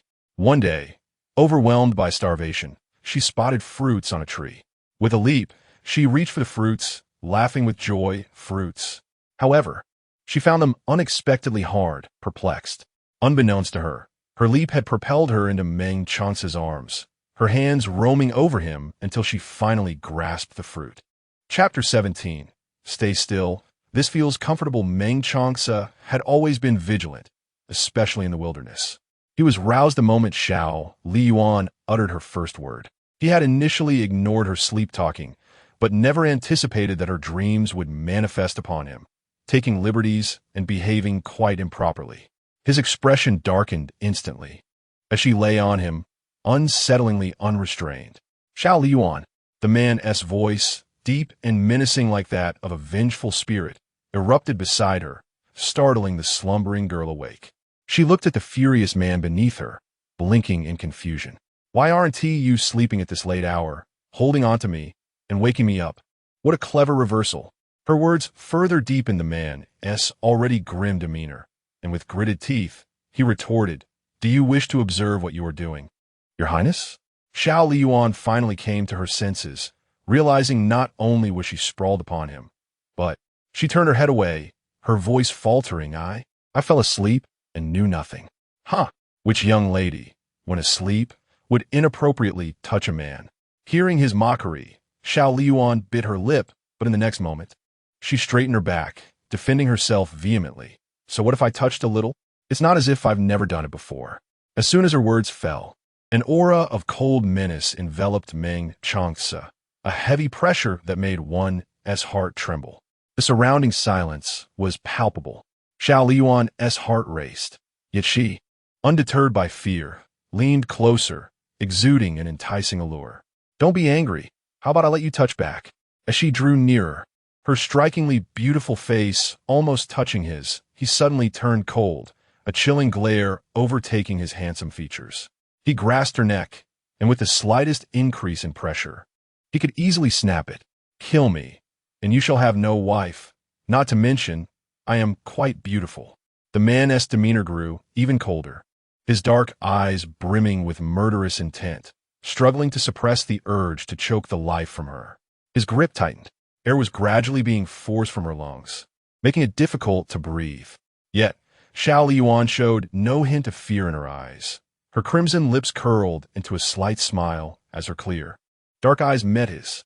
Meng Changce, what are you so angry about? Is it that your emotions can be so easily provoked by me? Or perhaps you are frustrated by your inability to control your growing affection for me? Be silent. Meng Changce endured and restrained himself, barely managing not to end her life. I have stated before, I will not come to love you. Is that so? Indeed. Air returned to her lungs, and Xiao Liying clutched her throat, gasping for breath. Suddenly, she laughed. Though this man was hard to provoke, he was not entirely impervious to her charms. Having successfully incited his ire, she sought to placate him. Very well. I was a bit reckless earlier, but you did grasp my neck too. I shall be magnanimous and not hold it against you. We are even now. Let us sleep. We still need to find our way back tomorrow. Meng Changce. Meng Changce was almost amused by his frustration. Moments ago, he had been on the verge of drawing his sword, yet she acted as if nothing had transpired, promptly falling asleep. No matter what he said, she remained unyielding, utterly impervious to his admonitions. Others feared him, respected him, revered him, yet she, audacious and reckless, repeatedly provoked him. Had it not been for her status, she would have long since become a lifeless corpse. The noble princess, in her intricate schemes, was merely a pawn in his grander designs. How generous of Emperor Xiao Ming to wager such significant stakes in an attempt to unseat him. A month still lay ahead. He was eager to observe what further tricks she might employ. Meng Changce lay beside her, maintaining a respectful distance. Despite their marital bond, both harbored ulterior motives. Xiao Liying, aware of the peril she had narrowly escaped, had almost believed she was indeed facing death. In that critical moment, he had released her grip, revealing the limits of his tolerance towards her, a small price to pay for such knowledge. She contemplated ways to draw their relationship closer, and before she knew it, succumbed to slumber. Meng Changce, listening to the soft rhythm of her breathing, too closed his eyes. In the latter half of the night, the sleeping figure turned, inching closer to him, her smooth, delicate leg draped over his waist, clad only in undergarments due to her leg injury, her limbs pale and elongated. Meng Changce gently pushed her away, but soon she returned, this time not only with her leg across him, but nestling fully into his embrace, even rubbing against him to find a comfortable position. Such restlessness even in sleep. Once more, he attempted to distance himself, but her discontented murmurs broke the silence. Don't move. This feels nice. The night air in the cave was cool, with the chasm below perpetually shrouded in darkness and chill. She wore only a thin top, seeking warmth from his heat. Meng Changce chuckled softly, urging her to remain still. She complied, merely shifting closer. In her drowsiness, she replied, the warmth dispelling the cold, allowing Xiao Liying to sleep even more soundly, emitting soft, feline sounds of discomfort. Cold. Meng Changce gazed down at the woman entwined around him, reminiscent of an octopus. And despite his efforts, he ultimately refrained from pushing her away. The following day, upon awakening, Xiao Liying found herself alone, a man's outer robe draped over her. She first inspected the wound on her inner thigh, applying ointment that had significantly improved her condition, though the delicate skin had turned a ghastly shade of red. After dressing, she made her way to the water's edge to cleanse herself. Upon returning to the cave, she encountered Meng Changce, who had been out foraging. After a hearty meal, the two set off in search of a way back, only to encounter Lin Er, and the Imperial Guard, who had been tirelessly searching for them. After 2 days and nights, they were finally located, much to their elation. It was truly wonderful. Both the prince and the princess were unharmed. Fortunately, the prince had left markers, enabling them to find them in the shortest possible time. Within the palace, Emperor Xiao Ming, who had been unable to eat or sleep from worry, felt his tense nerves finally relax upon learning that they had been found. He and Empress Chen scrutinized Xiao Liying closely. Aside from her tattered clothing, she appeared to be in good health. Still, he inquired, Ali, are you injured? Is there anywhere you feel unwell? Xiao Liying smiled gently, reassuring them, Father, Mother, I am quite well. Do not fret. Your daughter has returned safely. Emperor Xiao Ming, with one arm embracing Empress Chen and the other grasping Xiao Liying, was filled with the exhilaration of having survived calamity. All is well, all is well. He then turned his gaze towards Meng Changce, saying, this time, I owe much to you, my loyal minister. It is thanks to your efforts that my precious jewel remains unscathed. I shall bestow upon you ample rewards. Meanwhile, Xiao Liying, who stood nearby, observed that Xiao Liying was unharmed, while she herself, in her attempt to discipline Xiao Liying, had failed to summon the Book of Life, resulting in a loss of both honor and resources. It seemed that Xiao Liying sensed something amiss as she lifted her gaze toward Xiao Liying. Chapter 18. Aggressive Xiao Liying concealed her emotions exceptionally well. The flicker of resentment and astonishment vanished in an instant. Xiao Liying raised her brows slightly and remarked, why does the third princess appear so displeased with my return? Does she truly wish for me to remain absent? As her words lingered in the air, all eyes turned toward Xiao Liying, who felt a surge of panic. Lowering her head, her eyes glistened with unshed tears. Your Highness, I am utterly delighted by your return. How could I possibly wish for you to stay away? You have misunderstood me, she implored, her demeanor resembling that of an innocent victim, thus casting Xiao Liying in a more aggressive light. She feigned the appearance of a harmless little rabbit while harboring a heart as dark as coal, having deceived countless individuals with this fade. Is it not a skill we all possess? She mused inwardly, believing I would never return. I was startled by your apparent displeasure, which led me to think you wished for my absence. Alas, it is you who have misconstrued my intentions, dear sister. In this brief statement, she not only elucidated the situation, but also showcased her grace as an elder sister, subtly casting aspersions on Emperor Xiao Ming. Meng Changce regarded her with a sidelong glance, a mocking smile gracing his lips. Startled? He mused, incredulous that she could utter such words. Unaware of the circumstances below the precipice, Emperor Xiao Ming's expression shifted dramatically upon hearing her words. He endeavored to placate Xiao Liying while reproaching Xiao Liying, only to be interrupted. Father, please do not be angry. This incident has allowed me to spend time alone with my husband, thereby strengthening our bond. Xiao Liying felt her anger intensify at this turn of events. Yet, it took only a few words from Xiao Liying to appease Emperor Xiao Ming, who in turn found his inexplicable fondness for Xiao Liying dissipating. Observing her submissive demeanor, constantly on the verge of tears, he could not help but feel that she lacked the regal bearing befitting a princess. Lin Pin, as the mother of the third princess, you have taught her to be overly modest. Tomorrow, I shall send a few matrons to instruct her. She may only reappear once she has learned properly. Xiao Liying contemplated this scene thoughtfully. With a single phrase, Emperor Xiao Ming dismissed the years of Lin Pin's efforts. Heartbroken, Lin Pin knelt at the emperor's feet, bowing her head in acknowledgement of her shortcomings. It is my incompetence for not having raised the third princess properly. I implore your majesty to punish me. Xiao Liying knelt beside Lin Pin, stripped of her royal identity, rendered insignificant. Father, it is my fault. Please do not punish mother. Her eyelids drooped, concealing the fury and resentment brewing within. Her mother had devoted herself entirely to her, while her father had never acknowledged her existence whenever trouble arose. He shifted the blame onto her mother, as though he bore no responsibility at all. If only she possessed the audacity of Xiao Liying, there would be no need for her to tread so cautiously. Your Majesty, the eldest princess has sustained an injury. Meng Changce's timely intervention redirected Emperor Xiao Ming's attention, causing Lin Pin and Xiao Liying to be swiftly forgotten. He transformed into the epitome of a doting father. Why was this not mentioned? Summon the imperial physician at once. As Xiao Liying beheld this ironic spectacle, her bitterness deepened. She composed herself and softly expressed her gratitude to Meng Changce. Thank you, Your Highness. Xiao Liying observed everything with keen insight. Meng Changce indeed showed considerable affection for Xiao Liying. She could never quite comprehend why, despite his fondness for Xiao Liying, he did not choose to marry her and instead sheltered the other under his protective wing. This man's thoughts were profoundly intricate, rendering her unable to decipher his true intentions.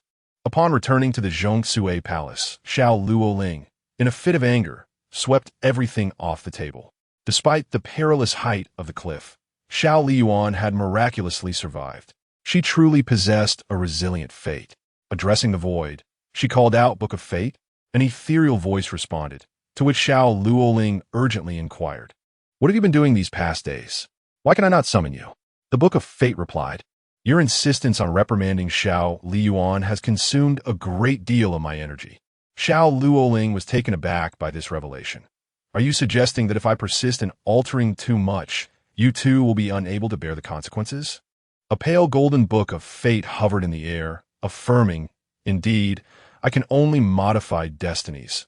The rest must be fought for by you." Skeptical, Xiao Liying challenged, "Did you not claim that the entire world lies within your control?" The Book of Fate fell silent for a moment before replying, "You perceive the changes as trivial. Yet this seemingly insignificant alteration will precipitate a cascade of events." Unfazed by such complexities, Xiao Liying remained focused on her own plight. "Last time you mentioned it would take merely half a month to alter the destinies of myself and Xiao Liying. Are there any unforeseen variables?" The Book of Fate reassured her, "No, there will be none." There was an unspoken caveat lingering in the air. Yet even if it were voiced, she would not heed it. As long as it did not affect her, she remarked, "By the way, you will not suddenly vanish without reason again, will you?" The Book of Fate affirmed no, with a sense of relief washing over her. Xiao Liying then expressed her indignation. Damn it! Xiao Liying returned and immediately captured Father Emperor's attention. Why did she not perish at the bottom of the cliff? In recent days, her father had shown her considerable affection, only for it to be squandered in an instant, all because of Xiao Liying. If it were not for her, her mother would not have faced reprimand. Xiao Liying attributed all her misfortunes to Xiao Liying and suddenly pondered, casting a glance at the Book of Fate. Is it possible to swap my mother's destiny with that of the Empress? The Book of Fate momentarily fell silent. Exasperated. Do you think exchanging destinies is as simple as trading cabbages? Given that her mother had fallen out of favor with the Emperor, did she possess any solutions? If her father favored the Empress over her mother, that would not suffice. Only if her mother were favored could she ascend to the throne as the esteemed legitimate princess. Meanwhile, Xiao Liying was attended to closely by Bai Chun and Bai Tao. Upon seeing the injuries on her person, the two maids immediately welled up with tears. Your Highness has suffered greatly. Do not mourn, she reassured them. This is merely a sign that great misfortunes are often followed by blessings. Fortune lies ahead for all of us. Bai Chun and Bai Tao nodded vigorously in agreement. Your Highness speaks wisely. After cleansing herself and applying medicine, she inquired, during my absence, has anything significant occurred? Bai Chun responded, since Your Highness was attacked and fell from the cliff, the Emperor has commanded a thorough investigation, causing quite a stir throughout the capital. And Xiao Liying? She asked. In these days, she has been by the Emperor's side. Whenever he erupts in anger, as long as the third princess speaks, his wrath dissipates, and he bestows affection upon her. Oh, is that so? Understanding the situation clearly, Xiao Liying gestured for them to leave, and she stood by the window, gazing at the boundless moonlight. Her predictions were not erroneous. The seizing of the fate had indeed occurred prematurely, with even events that were not originally destined to transpire now unfolding. Based on her observations from both her last visit and today, it appeared that as long as she was present, her father, the Emperor, paid little heed to Xiao Liying. Now, before she had even made a move, her father had confined her, which, in a way, afforded her a bit more time to strategize. Dinner was served within the palace, as Emperor Xiao Ming and Empress Chun, cherishing their daughter who had been restored, specifically requested her presence in the palace. Emperor Xiao Ming summoned Xiao Liying for a private audience. Ali, how has your progress been with Meng Changce? Chapter 19. The transformation of the imperial harem. Xiao Liying sat at the lower end of the table and said, Father, Meng Changce does not trust me.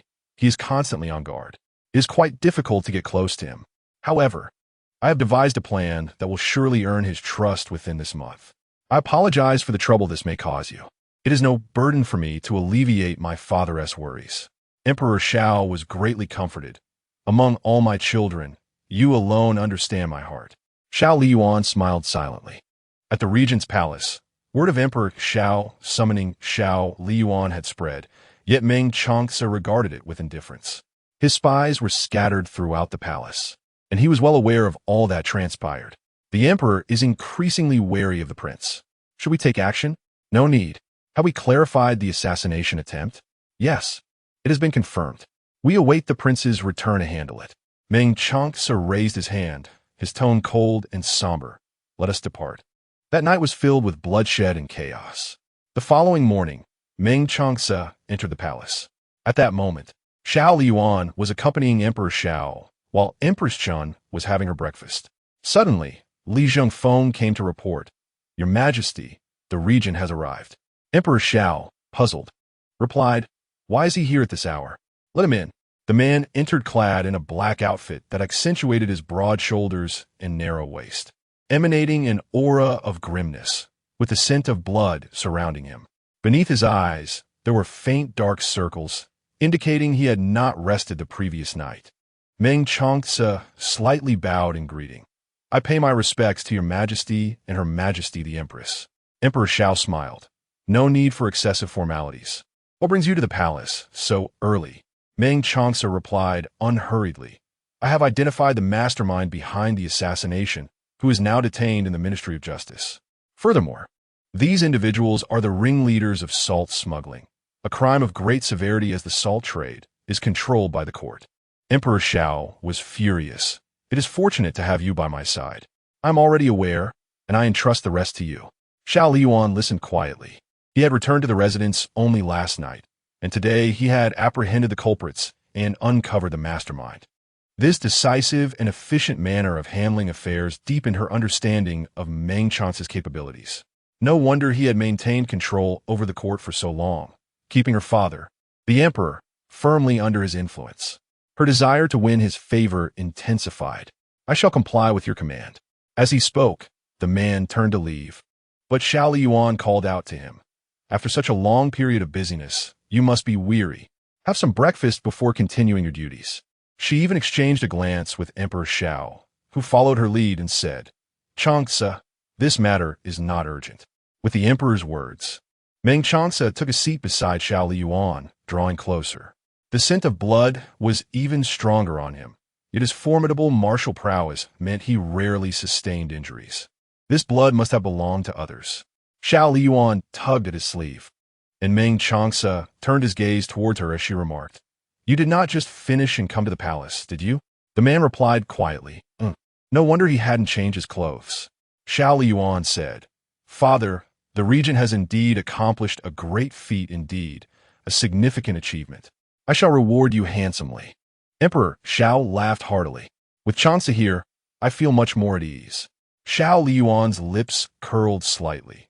Her father was consumed by the alchemical pursuit of immortality, to the extent that his authority was nearly usurped by Meng Changce. How could he not feel at ease? Meng Changce's expression remained unchanged as he replied, Thank you, Your Majesty. Once breakfast concluded, Xiao Liying departed alongside Meng Changce. However, he showed no inclination to accompany her further. She lifted the curtain of the carriage and gazed at the noble man astride his horse. Aren't you returning to the royal residence? I have matters to attend to. He replied. She refrained from pressing him for details and instructed her attendants to inform her immediately upon his return. Yet, before Meng Changce could arrive back at the residence, news reached her that Empress Chun had been reproached by Emperor Xiaoming, causing her to shatter the teacup at her side in shock. What has transpired? Prepare the carriage. I must enter the palace. Xiao Liying scarcely had the time to glean the full story as she hurried to the palace. Mother, her voice echoed even before her arrival. With urgency in her steps, the adornments in her hair swayed chaotically. Empress Chun sat pensively upon her favored couch, and upon hearing the commotion, she looked up to see her daughter rushing towards her. Mother, are you well? Seeing the concern etched on her daughter's face, Empress Chun smiled reassuringly. I am the Empress. Who could possibly harm me?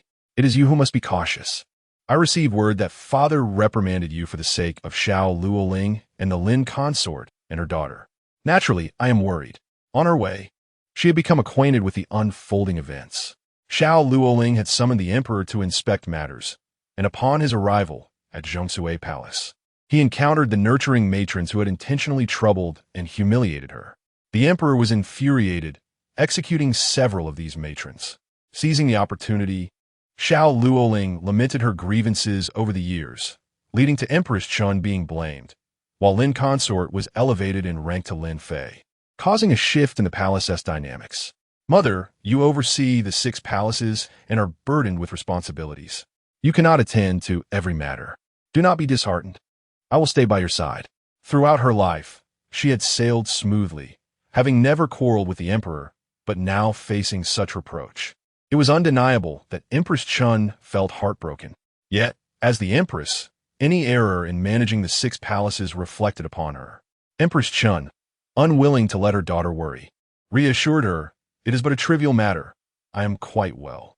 Xiao Liying nestled beside her mother. Sometimes, silence offered solace. With a cool, discerning gaze, the young woman reflected on the unfolding events, reminiscent of her previous life. First, her mother was blamed, followed by a loss of favor and the emperor's disdain. Meanwhile, Lin Consort ascended to prominence as Lin Guifei, commanding unparalleled respect within the harem. Even under house arrest, chaos could still arise. Xiao Liying, or rather, the fateful script behind her, was indeed formidable. Previously, she had hesitated, considering her mother's deep feelings for the emperor.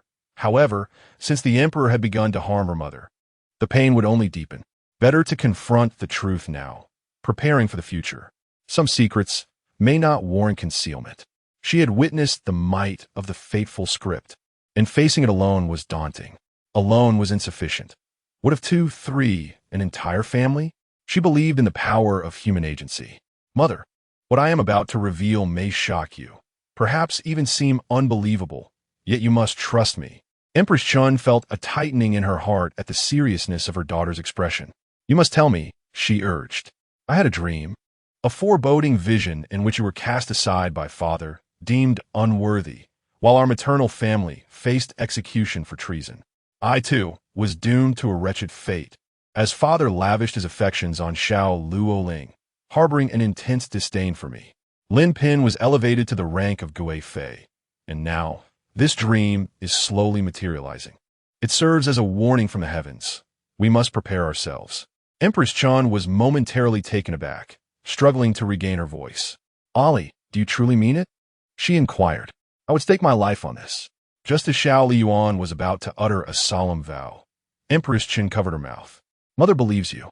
However, although you and father share a bond forged in youth, human hearts are fickle. Today's affection may give way to betrayal tomorrow, and it is not uncommon for such disloyalty to arise. Moreover, as the emperor, father holds dominion over 3 palaces and 6 courtyards. All the women of the realm are his to command. How could he possibly devote himself to a single soul? She understood that her words would bring sorrow to her mother, yet she believed that confronting reality sooner was far preferable to the painful clarity that would come later. Chapter 20. A wet scene. Empress Chun had long understood this truth, yet she found herself unable to accept it in the moment. After 2 decades of marriage, how could Emperor Xiao Ming be so heartless as to depose her, harm a Li, and slaughter her kin? She could not disregard a Li and her family. The fleeting sorrow of being reproached dissipated. She summoned her personal maid, intending to bring her father into the palace. Your Majesty, it cannot be, the maid cautioned. Meng Chance's spies are dispersed throughout the palace. Summoning members of the maternal clan at such a late hour will undoubtedly raise suspicion. We can proceed in this manner. Here, Xiao Liying whispered into Empress Chen's ear. Upon hearing this, Empress Chen scrutinized her daughter's face. It seemed unchanged, yet paradoxically transformed. Perhaps the nightmare had frightened her, leading to a newfound composure. Let us proceed as you suggest. The following day, Empress Chun selected some valuable items from a storeroom and personally made her way to the Zhongsue Palace. At that moment, Zhongsue Palace was filled with laughter and merriment. Li Zhengfeng came to report, Your Majesty, the Empress and the Grand Princess have arrived. Lin Fei was momentarily taken aback. Xiao Liying naturally assumed that Empress Chun and Xiao Liying had come to seize attention, especially as Xiao Liying, once seen by their father, would divert his focus away from her. She hastily exclaimed, Father. Before she could finish, Xiao Liying and Empress Chun entered in succession with their attendants.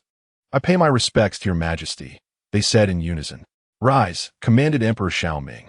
Upon seeing Xiao Liying, he was suddenly reminded of his reprimand toward Empress Chun the day prior, and a flicker of guilt crossed his heart, making him hesitant to meet her gaze. Xiao Liying, noticing this, chose to remain silent. It was her mother's domain now. Lin Fei and Xiao Liying stood to pay their respects. Your Majesty, the Grand Princess, they greeted. Empress Chun personally assisted Lin Fei to her feet, exuding an elegance that was both dignified and regal, her smile unassailable, as if they were sisters. I have come today to congratulate you, dear sister, on your elevation as a consort. As she spoke, she turned her head to signal her maid, Lu Ji. Lu Ji, an elder whom Empress Chun had brought from her family and a trusted confidant, held a significant position among the eunuchs and palace maids. Even some consorts would show her deference. Bowing her head respectfully, Lu Ji conveyed, This is a token of the Empress's goodwill, Lin Fei. Lin Fei was genuinely astonished that the Empress had come in person to extend her congratulations. Naturally, her face radiated joy as she bowed to Empress Chun. I'm deeply grateful, Your Majesty. I truly appreciate it. Your appreciation is welcome. As I oversee the 6 palaces, it is inevitable that I may overlook certain matters. And I regret that you and the third princess have faced grievances. I have already punished the palace attendants responsible, and such occurrences will not happen again. Should you encounter any issues, do not hesitate to seek me or the emperor. I shall advocate for you. Your Majesty, managing the 6 palaces is no simple task. Such trifles should not trouble you. You are a consort of the emperor, and any mistreatment by the palace attendants cannot be considered mere trifles. These servants are adept at flattering those above while trampling those below. Now that you have attained the status of a consort, you must not exhibit the same weakness as before. It is time to stand firm, lest cunning servants take advantage of you. The Empress's words indicated that the previous humiliations faced were due to Lin Fei's own frailty, while simultaneously revealing her wisdom and generosity. Genuinely considering Lin Fei's welfare by offering her this counsel. Lin Fei, this humble servant remembers the lessons imparted by your Majesty. Chun Huangho nodded and addressed Xiao Mingdi. Your Majesty, Lin Fei is now one of the 4 imperial concubines. The ceremony for her elevation must be conducted with the utmost care. There are certain aspects I find rather ambiguous, and I kindly request your Majesty to take charge. Xiao Mingdi, unlike the previous day when he showed no mercy, replied to Chen Huangho, I have always trusted your judgment in such matters. The ceremony for Lin Fei shall be entirely under your purview. Chen Huangho responded softly. Lin Fei may voice any request she has. After enduring years of hardship, Lin Fei was elated to finally attain the rank of concubine. I wish to see my family. Chen Huangho replied. It has been many years since you last saw them. This time, I will invite all the noble ladies from outside the palace to celebrate with you, including your family. You shall have a wonderful opportunity to reminisce with them. This is indeed a unique privilege, and Lin Fei was even more delighted. Thank you, Your Majesty. Chen Huangho smiled. You should express your gratitude to His Majesty. Lin Fei offered her thanks once more, while Xiao Mingdi's gaze fell upon Chen Huangho, suddenly noticing a change in her demeanor. She appeared more dignified and gracious, embodying the essence of a perfect and magnanimous queen, devoid of her former brilliance in his eyes. Unaware of Xiao Mingdi's thoughts, Chen Huangho bowed. This servant takes her leave. Xiao Mingdi, wishing to voice something, raised his hand slightly, but Chen Huangho had already departed with her attendants. Observing this, Xiao Liyuan's lips curled into a barely perceptible smirk. Xiao Mingdi turned to her, intending to explain, Ali, your father did not mean to criticize your mother yesterday. Xiao Liyuan smiled gently, playing the role of the understanding and obedient daughter. Father, mother understands, and so does Ali.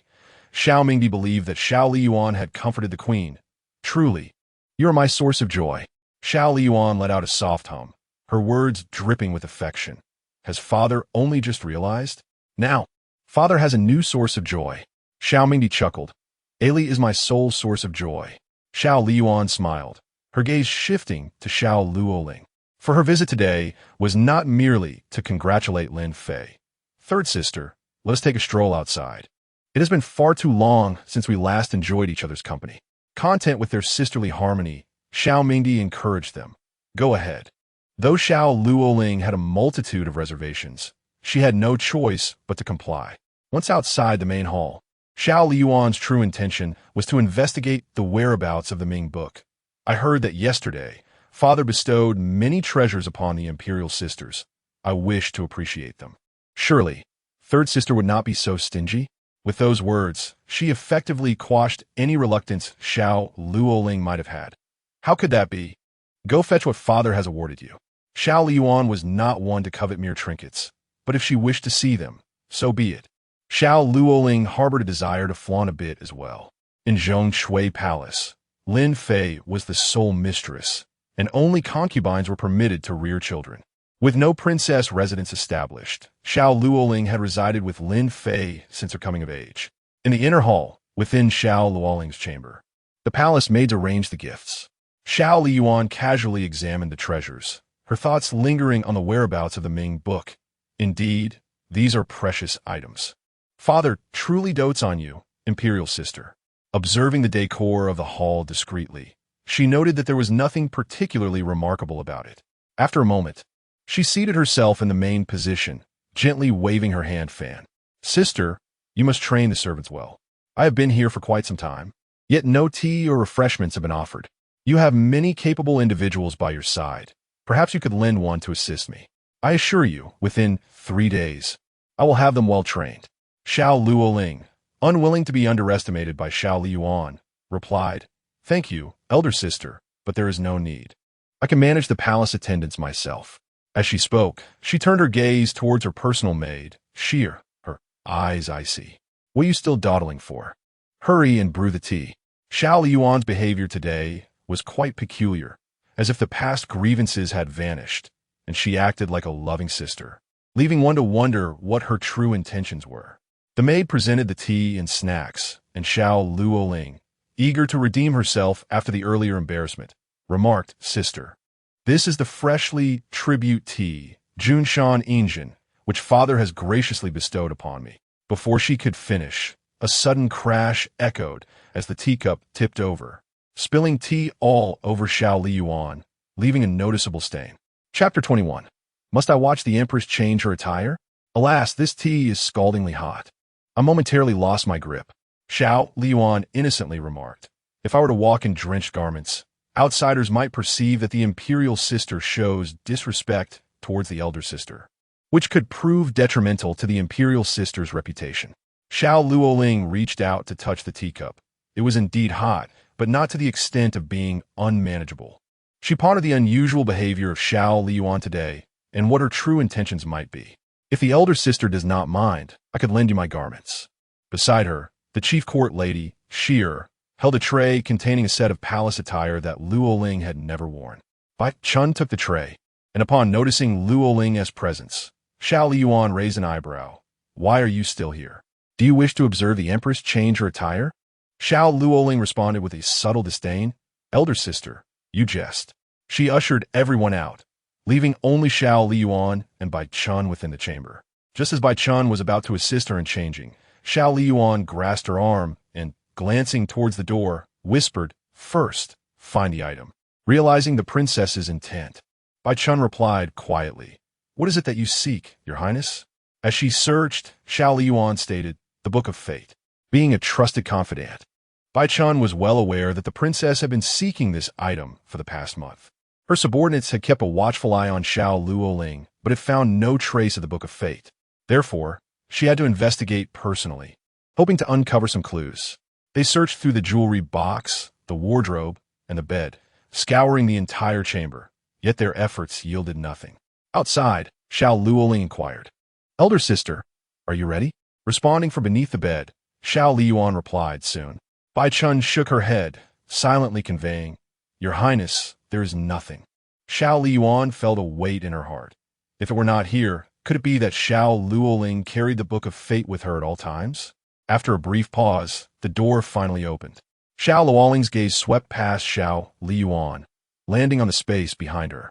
As the rightful owner of this domain, she could detect even the slightest discrepancy, indicating that Xiao Liying had been searching for something. Feigning ignorance, she asked Elder Sister, Have you been searching for something all this time? Does the Imperial Sister suspect that I possess something? I have encountered many fine items, and your trivial possession does not pique my interest, Xiao Liying replied, exuding an air of haughty disdain that Xiao Liying loathed. Before she could retort, someone suddenly lunged at her, violating her personal space. Stunned, Xiao Liying momentarily forgot her indignation. Xiao Liying had deliberately stumbled into her, using the opportunity to search her person. Finding nothing, she concluded that if the Book of Fate was not here, there was no need to linger. Standing upright, she declared, I am fatigued, Bai Chun. Let us return to the regent's residence. Xiao Liying's unpredictable behavior left Xiao Liying bewildered, and after a moment of realization, she recognized that she had been wronged, and by the very person she despised and envied. Xiao Liying called after her, elder sister. The imperial sister may express her concerns another time, Xiao Liying replied, denying her the chance to speak, and departed with Bai Chun. I know what you seek, elder sister. Do you not wish to discover where that book lies? At this moment, she had come to a realization. First, she deliberately soaked her clothes, seizing the opportunity to search for the life ledger in the room. When she failed to find it, she assumed it was still in her possession. In her past life, Xiao Liying had not yet married Meng Changce, but in this life, she had, having personally sought the imperial decree for marriage. She should have anticipated that Xiao Liying had also been reborn. But what if she had? With the assistance of the life ledger, Xiao Liying would not be her match. Now, more than half a month had passed, and her father, the emperor, treated her with a newfound distinction. She no longer needed to endure in silence. Xiao Liying halted her steps, her gaze icy as she dismissed all the palace attendants. "Where is the book?" Xiao Liying finally displayed a hint of triumph. "Doesn't the princess wish to inquire how I acquired it?" Xiao Liying fixed her with a silent stare, and after a few seconds, smiled. "Not going to tell me? Then I shall take my leave. You wish to know? You think you are worthy of asking me?" Xiao Liying's smug demeanor faltered slightly. "Xiao Liying, do not take pride in yourself. The emperor's favor and the esteemed destiny will eventually belong to me." Xiao Liying grasped Xiao Liying's chin, her eyes glinting with frost. "I shall continue to revel in my triumph, while you are nothing but a thief. No one can seize what belongs to me. Should fate conspire to take it away, I shall carve a path through it." Fuming, Xiao Liying glared at Xiao Liying's retreating figure, her anger erupting as she swept everything off the table, the exquisite tea set shattering into a cascade of fragments. Still unsatisfied, she clenched her fists and slammed them onto the table. "Xiao Liying, I shall see how long you can bask in your glory once you lose your favorable destiny." As Xiao Liying reached the entrance of the grand hall, she encountered the approaching Emperor Xiao Ming and consort Lin, hearing the sounds of destruction behind her, a subtle smile gracing her lips. She discreetly pinched her thigh, lowering her head in an attempt to conceal the redness in her eyes, and gracefully curtsied. "Father." The timing of Emperor Xiao Ming's arrival was fortuitous. He had certainly heard the commotion from within, and upon seeing Xiao Liying's seemingly aggrieved expression, his demeanor shifted. "Ollie, what has transpired?" Xiao Liying forced a smile. "Father, I was merely playing around with my third sister. Do not take offense." Ignoring the redness at the corners of her eyes, Emperor Xiao Ming's tone turned serious. "Speak the truth. Do not conceal anything." Consort Lin, sensing the tension, felt a tightening in her heart. This was troubling. Although Liying possessed a treasure, given the emperor's affection for the crown princess, Liying was bound to face repercussions. She hastily interjected, "Your Majesty, there seems to be a misunderstanding." Emperor Xiao Ming insisted, "Ollie, you speak." Xiao Liying, wishing to gauge the emperor's current disposition towards her, replied, "Perhaps I, as the elder sister, have erred, provoking my sister's ire. Such sibling quarrels are trivial matters. Father, please do not be angry." The emperor paused for a moment. Ollie has matured. In just a day or two, the emperor's attitude had shifted towards her. Had she known this day would come, Xiao Liying felt a heaviness in her heart. Time was slipping away, and the changes in her father did not escape Meng Chance's notice. Layer upon layer of pressure weighed upon her, nearly suffocating her. Yet she maintained her composure, exchanging a few words before taking her leave. Witnessing everything, concubine Lin was left in a state of profound astonishment. In times past, the emperor would never have easily pardoned those who angered the eldest princess. Yet now, he seemed to dismiss it with a mere wave of his hand. Liying's words echoed in her mind, suggesting that perhaps one day she too might occupy such a position, causing her breath to quicken. Hearing the commotion, Xiao Liying emerged from within the room, feeling a tinge of nervousness. Upon learning that the emperor had said nothing, her mood transformed from irritation at Xiao Liying to one of exquisite delight. Exchanging a glance with concubine Lin, they both discerned amusement reflected in each other's eyes. This situation was not lost on Empress Chun. Indeed, what Ali had said was true. Fortunately, divine providence had offered them a chance to prepare. Chapter 22. Miss Changce Xiao Liying emerged from the imperial palace, making her way directly to the residence of the Minister of State. She presented a letter penned by Empress Chun to Chancellor Chun. "Grandfather, this is a letter specifically written for you by Mother," she announced. Chancellor Chun, taken aback by Xiao Liying's delivery of the letter, took it and read it intently, his brows furrowing deeper with each line. "Ollie, is what the letter states true?" Xiao Liying no longer concealed the truth, recounting the events of the day. "Father no longer regards me as he once did. After mother was reprimanded and the shift in attitude towards a grand princess, I fear that you must accept this reality. Do not worry, grandfather. I shall orchestrate matters." She reassured him. Reflecting on her past life, she continued, "Grandfather, it will not be long before the evidence of the Chun family's treason is uncovered. It will be hidden in the concealed compartment near the window in your study and within the fish tank outside the study. Furthermore, we must keep a close watch on the steward." Chancellor Chen committed her words to memory. "I understand, Ollie. Is the traitor in your dreams the steward Zhang?" "Indeed," she confirmed. Since Xiao Liying was already aware of her rebirth, circumstances might have altered. Xiao Liying cautioned, "In addition to steward Zhang, we must remain vigilant towards the others in the residence." Given the gravity of the situation, Chancellor Chen summoned his 2 sons and 3 grandsons, reiterating the earlier conversation, which left them all astounded. "Father, is this truly the case? Our Chun family has always been loyal to the imperial family. There's no way we could conspire against them. Sister is the empress, and Ali is the emperor's cherished one. How could we possibly face such a fate?" Chancellor Chen reprimanded them. "Foolishness. You may show leniency to anyone, but never to the imperial family." His sons understood. After listening to Xiao Liying's dream, they deliberated in the study for the better part of an hour before concluding their discussion. She did not leave immediately, but inquired, "I have heard today marks the return of Sister Xingxia. Has she arrived at the residence?" Upon her arrival, it was noted that the prince and the grand eunuch were in the study, and therefore no one was dispatched to inform her. Xingxia had gone to freshen up. Madame Xie Zihue suggested, "Please summon Miss C to pay her respects to the prince." "No need, aunt," she replied. "I shall meet her later." Today, she had come to the Chen residence under the pretense of visiting Chun Xingxia. In her previous life, she had little interaction with his cousin, who had been sent to recuperate at their maternal grandparents' home from a young age, only returning to the Chun family at 17, a mere month or 2 younger than herself. Having visited the Chun residence numerous times, Xiao Liying was quite familiar with it. As she strolled along a corridor, she overheard a heated argument. "Chun Xingxia, apologize. You return only to bully your sick sister.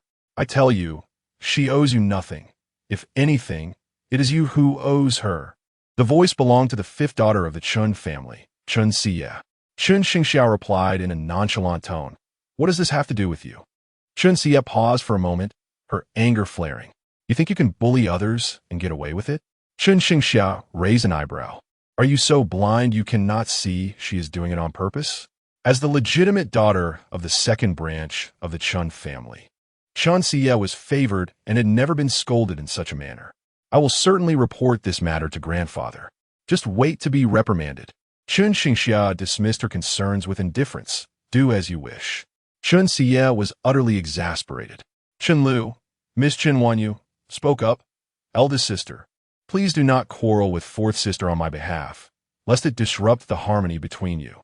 Xiao Liying chuckled softly, and upon hearing her laughter, Chun Xingxia and the others turned around, bowing respectfully to the princess. Chun Xingxia, unfamiliar with Xiao Liying, inferred her identity from the demeanor of Chun Xie and Chun Wanyu. "I have encountered the eldest princess before. No need for excessive formalities." She scrutinized Chun Xingxia and suddenly recalled that in her past life, the entire Chun family perished, save for her, who narrowly escaped calamity. However, the 2 sisters had no connection, and she was unclear on how she survived. Empowered by newfound confidence, Chun Xie complained, "Your Highness, you witnessed it. You must take a stand for 6th sister." Her relationship with the princess was not particularly intimate. At least, the bond was not comparable to that of Chun Xingxia. Chun Wanyu appeared on the verge of tears. "Princess, 4th sister harbors resentment towards me, but it is not sincere. May I implore you to overlook this? Consider my situation?" Chun Xie, incensed by Wanyu's naivety, retorted, "You are too kind-hearted. You let others ride over you while you defend them." Chun Xingxia suddenly interjected, "Fool." Chun Xie, flushed with indignation, exclaimed Chen Xingxia. Your Highness, look at her. Xiao Liying raised an eyebrow, finding her cousin's temperament rather agreeable. Cousin Xingxia speaks wisely. Chen Xie was taken aback. Your Highness, what did you just say? Chen Xingxia smiled. The princess called you foolish. Chen Xie was incensed, yet powerless to retaliate. After all, she was her own cousin. Xiao Liying reminded her, Xie, you and Xingxia are the true Chen family. Do not allow a foster daughter to cause discord among sisters. Chen Wanyu, having been raised in the Xiang residence for so long, still exhibited a petty demeanor, which Xiao Liying had always looked down upon. Wanyu's face turned pale. She had long considered herself a genuine member of the Chen family, and no one dared to mention her status as a foster daughter. Facing the eldest princess, she could only swallow her indignation. Observing Chen Shengxia's modest attire, Xiao Liying removed her delicate golden hairpin and placed it in Shengxia's hair. This suits you much better. The Chen family did not value her. The eldest princess was the first to extend kindness towards her. Chen Xingxia, now subdued, expressed her gratitude. Thank you, Your Highness. With a rare opportunity to connect with someone she found appealing, and the only surviving member of the Chen family, Xiao Liying sought to cultivate this relationship. She was inherently self-serving. As long as it ensured her survival, she was willing to do anything. After enjoying lunch at the Chen residence, she returned to the regent's palace. Reclining languidly on a concubine chair, where is Meng Changce? Time was of the essence. She needed to establish her presence before him. Vixen, the prince has yet to return. Xiao Liying replied, inform me upon his arrival.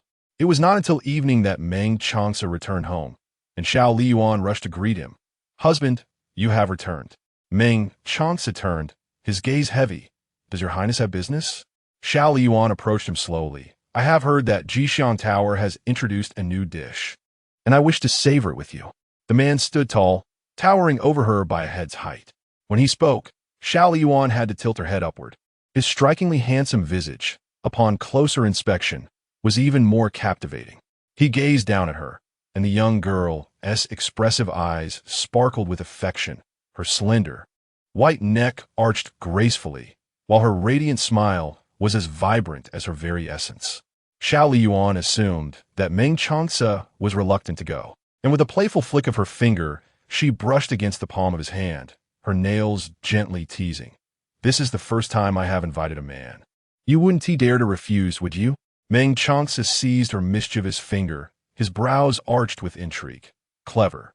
Xiao Liying blinked, her lips slightly pouting. No wonder you've been single for so many years. Chapter 23. I dislike this position. It is uncomfortable. Meng Changce, at the age of 25, was 7 years her senior. While men of his age were often surrounded by children, he was ruthless and indifferent to women. Noble ladies trembled at his presence, let alone consider marrying him. Meng Changce, indeed, her words offered little solace. She was far more pleasing to the eye when silent. He cast a menacing glare her way and coldly remarked, Your Highness, had you been a man, you would already be a corpse. Beyond his indifference, it was his ruthless nature that instilled fear. Countless had perished at his hands, yet the arrow had been loosed, and there was no turning back. Xiao Liying, with her obsidian eyes wide open, replied, I am the sovereign, and you are but a subject. My husband is a wise man. I doubt he would engage in such foolishness. Besides, without me, you would still be a lonely bachelor. Alas, what can be done? I have taken a liking to you, she said, inching closer and delicately tracing his handsome face with her slender fingers, proudly declaring, Since childhood, I have always sought the finest in everything. As for men, I shall naturally seek the best to share my bed. Then it is an honor for this prince? You are indeed fortunate. Meng Chance's forehead twitched in irritation, his breath turning icy. Silence. Xiao Liying's red lips curled into a captivating smile. If you wish for me to be silent, it is quite simple. Dine with me. Meng Changce narrowed his eyes. Are you not afraid of this prince? Xiao Liying looked at him quizzically. You are mistaken. We are husband and wife, not strangers. What is there to fear? After all, you would not kill me. Meng Chance's tone was chilling. That is not certain. Xiao Liying rolled her eyes. Are you contemplating rebellion? Meng Changce, however, Speaking of which, shall we go or not? Not going. Then let us go. Xiao Liying persistently pressed him, but the man remained resolute. Frustrated, she pushed him down and leaned over him. Meng Changce, are you not a man? Caught off guard and toppled into the chair, he soon found her looming over him, her arms braced on either side, effectively trapping him. She wore an angry expression, her demeanor vivacious as she provocatively spoke. Seizing her wrist, he forcefully pulled, and their positions swiftly shifted. She knelt on the chair, while he was pressed against her from behind. This prince's manhood is well known to your highness. Xiao Liying did not mind being pinned in this manner. She tilted her head, beaming with a radiant smile, her eyes shimmering enticingly. I am not quite certain, but what? I dislike this position. It is uncomfortable, and my knees hurt. Meng Changce, instead of being enraged, laughed, his demeanor exuding a cold arrogance, dripping with disdain. Is your highness pleading for this prince to bed you? In this position, Xiao Liying shook her head. You are the one being pinned to the chair. See if it hurts. Meng Changce suppressed the urge to eliminate her, pulling her along. Leave. Forced out, Xiao Liying was met with the door slamming shut behind her, nearly striking her nose, revealing just how unwilling he was to see her. Xiao Liying stood at the door, her fists clenched tightly, murmuring softly, I invite you to dinner. Yet you ignore me. I bring you soup, and you disdain it. Yet, you are enamored with a woman of a venomous heart. Is it that I lack beauty? Or perhaps I am not proactive enough. They say a woman pursuing a man is merely a veil away. So why does it feel like an impenetrable fortress with you? Meng Changce, you possess no heart. Her breath quickened with frustration, and in the next moment, the door swung open, her words abruptly silenced. Continue. I'm listening, he said. Their gazes met, and Xiao Liying wished she could vanish on the spot. Do not be afraid. It is time to showcase your talents. Stealing a glance at Meng Changce, she feigned a slow demeanor. Each time you reject me, it wounds my heart. Your highness could perform a face-changing act. Xiao Liying suddenly looked up, only to hear the man declare, this skill is unparalleled. Xiao Liying, her fists tightened, a surge of aggression coursing through her. She took a deep breath, silently reminding herself to endure, to bear hardships, to be patient, for it was she who sought his heart, not he who begged for hers.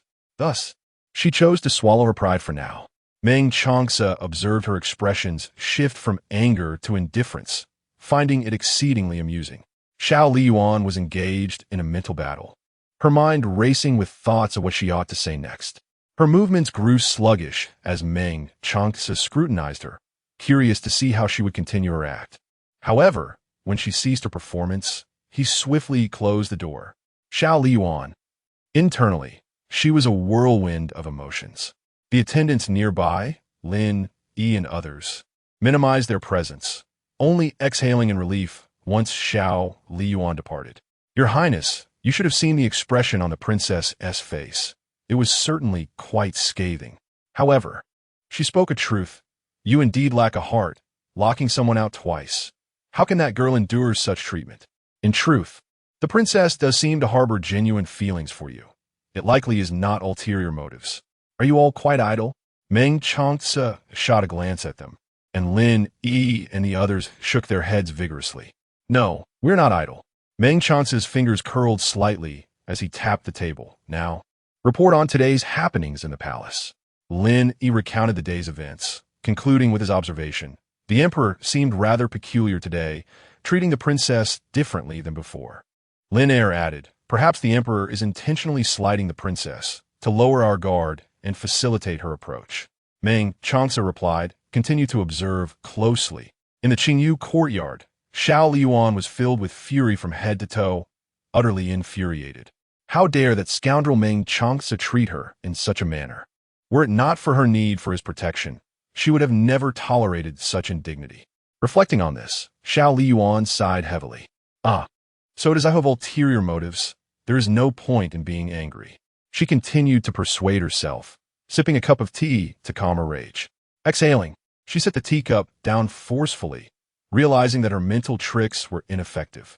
That evening, Xiao Liying consumed less than a bowl of rice. After a night of contemplation, Xiao Liying regained her composure. She had never harbored affection for him. It was she who had clung to him. It was only natural for him to respond with indifference.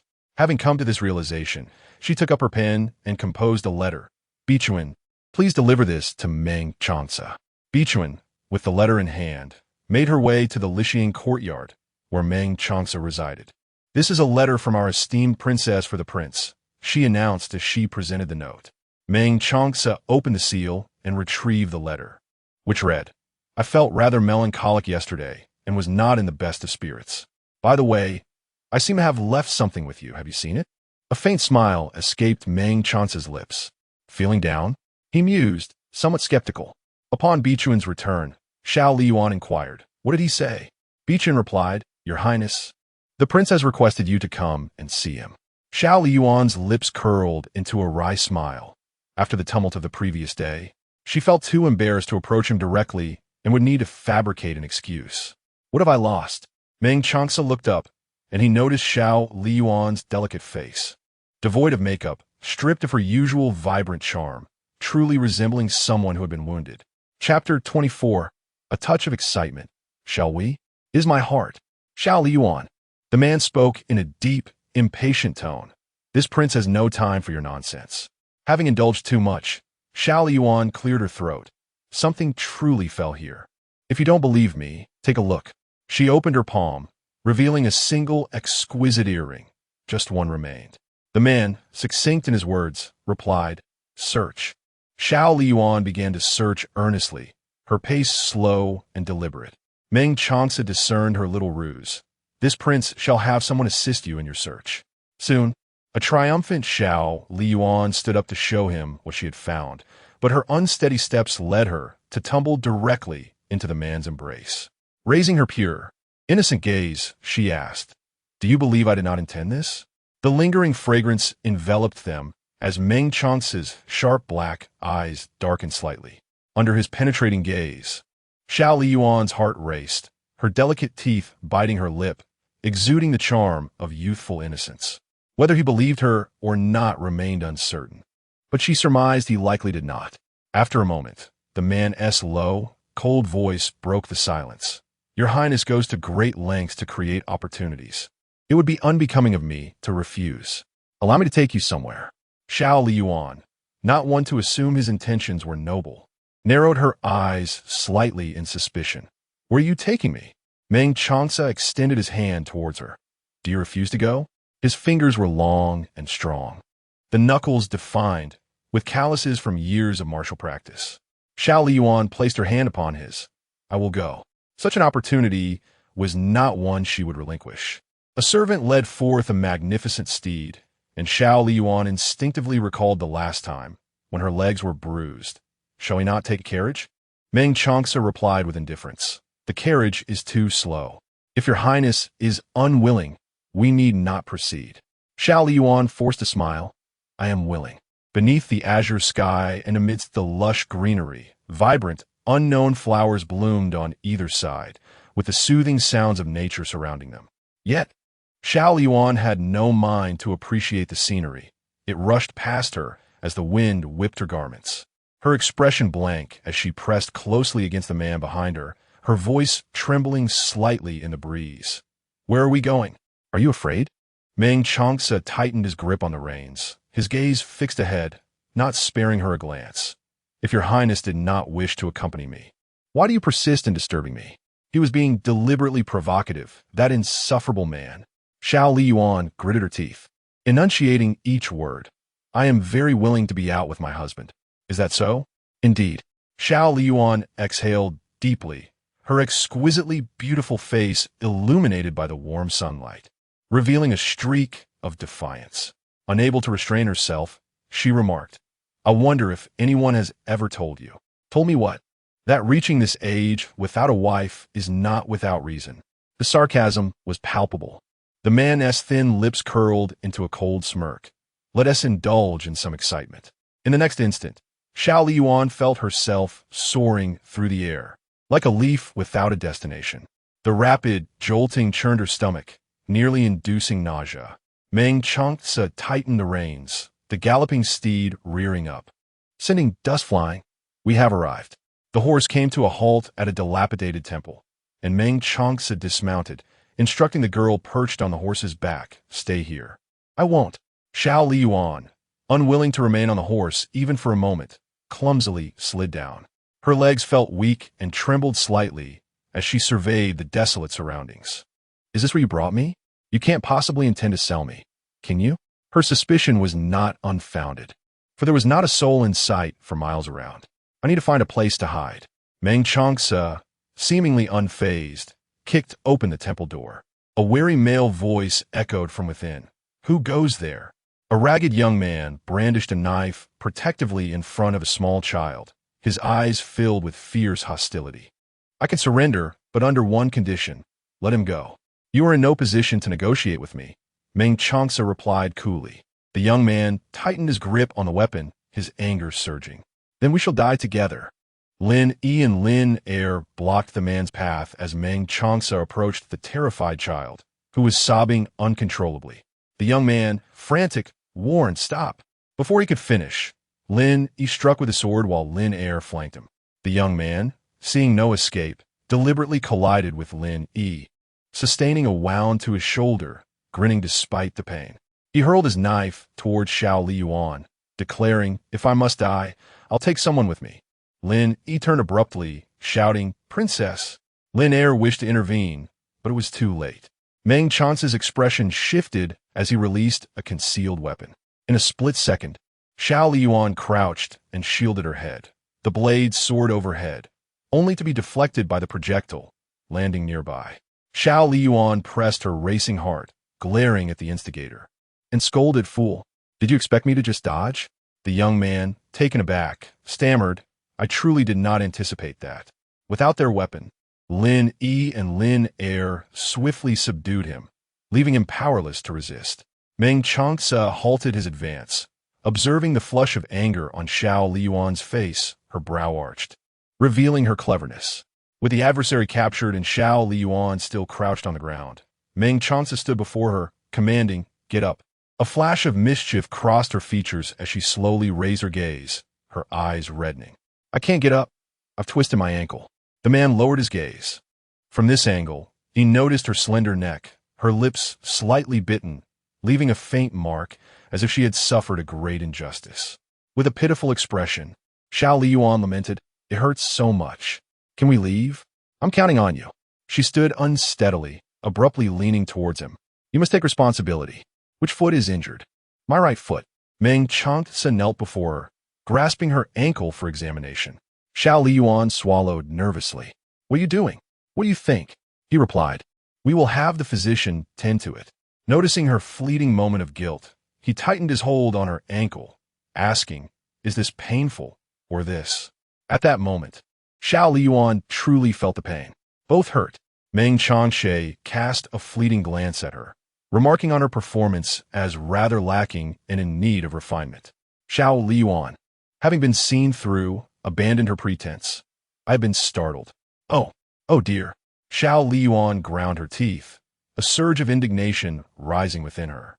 For conversing with him felt akin to forgiving him 1,000 times in a mere moment. She mounted her horse, positioning herself high above him, and gazed down at the man. "Is this what you refer to as thrilling?" "It is indeed quite exhilarating."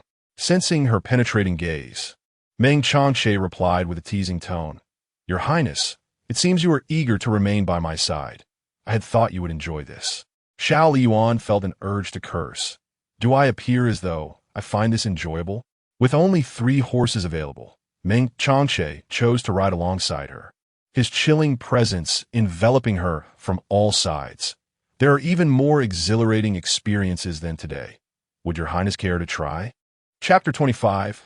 A little provocation. Trying is indeed an option, albeit one that is rather exhilarating. Xiao Liying turned her gaze back with a radiant smile, her eyes uplifted in a strikingly proud manner. "I presumed that the prince would take great delight in it." The distance between them was merely an inch, her voice softly alluring. Meng Changce shot her a sidelong glance, his thin lips uttering a cool 3 words, "Do not provoke." Xiao Liying fell silent. He would never take the initiative. Seeking to spar conversation, she inquired, "What kind of woman do you prefer?" "Quiet," he replied. Is that all? Few words, no mischief. Xiao Liying chuckled. It was a clear hint directed at her. The news of Xiao Liying and Meng Changce sharing a horse swiftly spread throughout the palace. Emperor Xiao Ming chuckled, stroking his beard. Ali's methods are indeed commendable. She has swiftly forged a closer bond with Meng Changce in such a short span. Upon hearing this, Xiao Liying grew restless. Ever since she learned that Xiao Liying had been reborn, she understood her intentions, to seek Meng Changce's protection. This was something she could not allow to transpire. Not only did she covet Xiao Liying's fate, but she also yearned for her demise. Only with her death could she find complete peace. She needed to devise a strategy, preferably one that could sow discord between them. That would be ideal. Xiao Liying held the Empress in high regard, and if she were to target the Empress, Xiao Liying would undoubtedly spend her time beside her, leaving no opportunity to be with Meng Changce.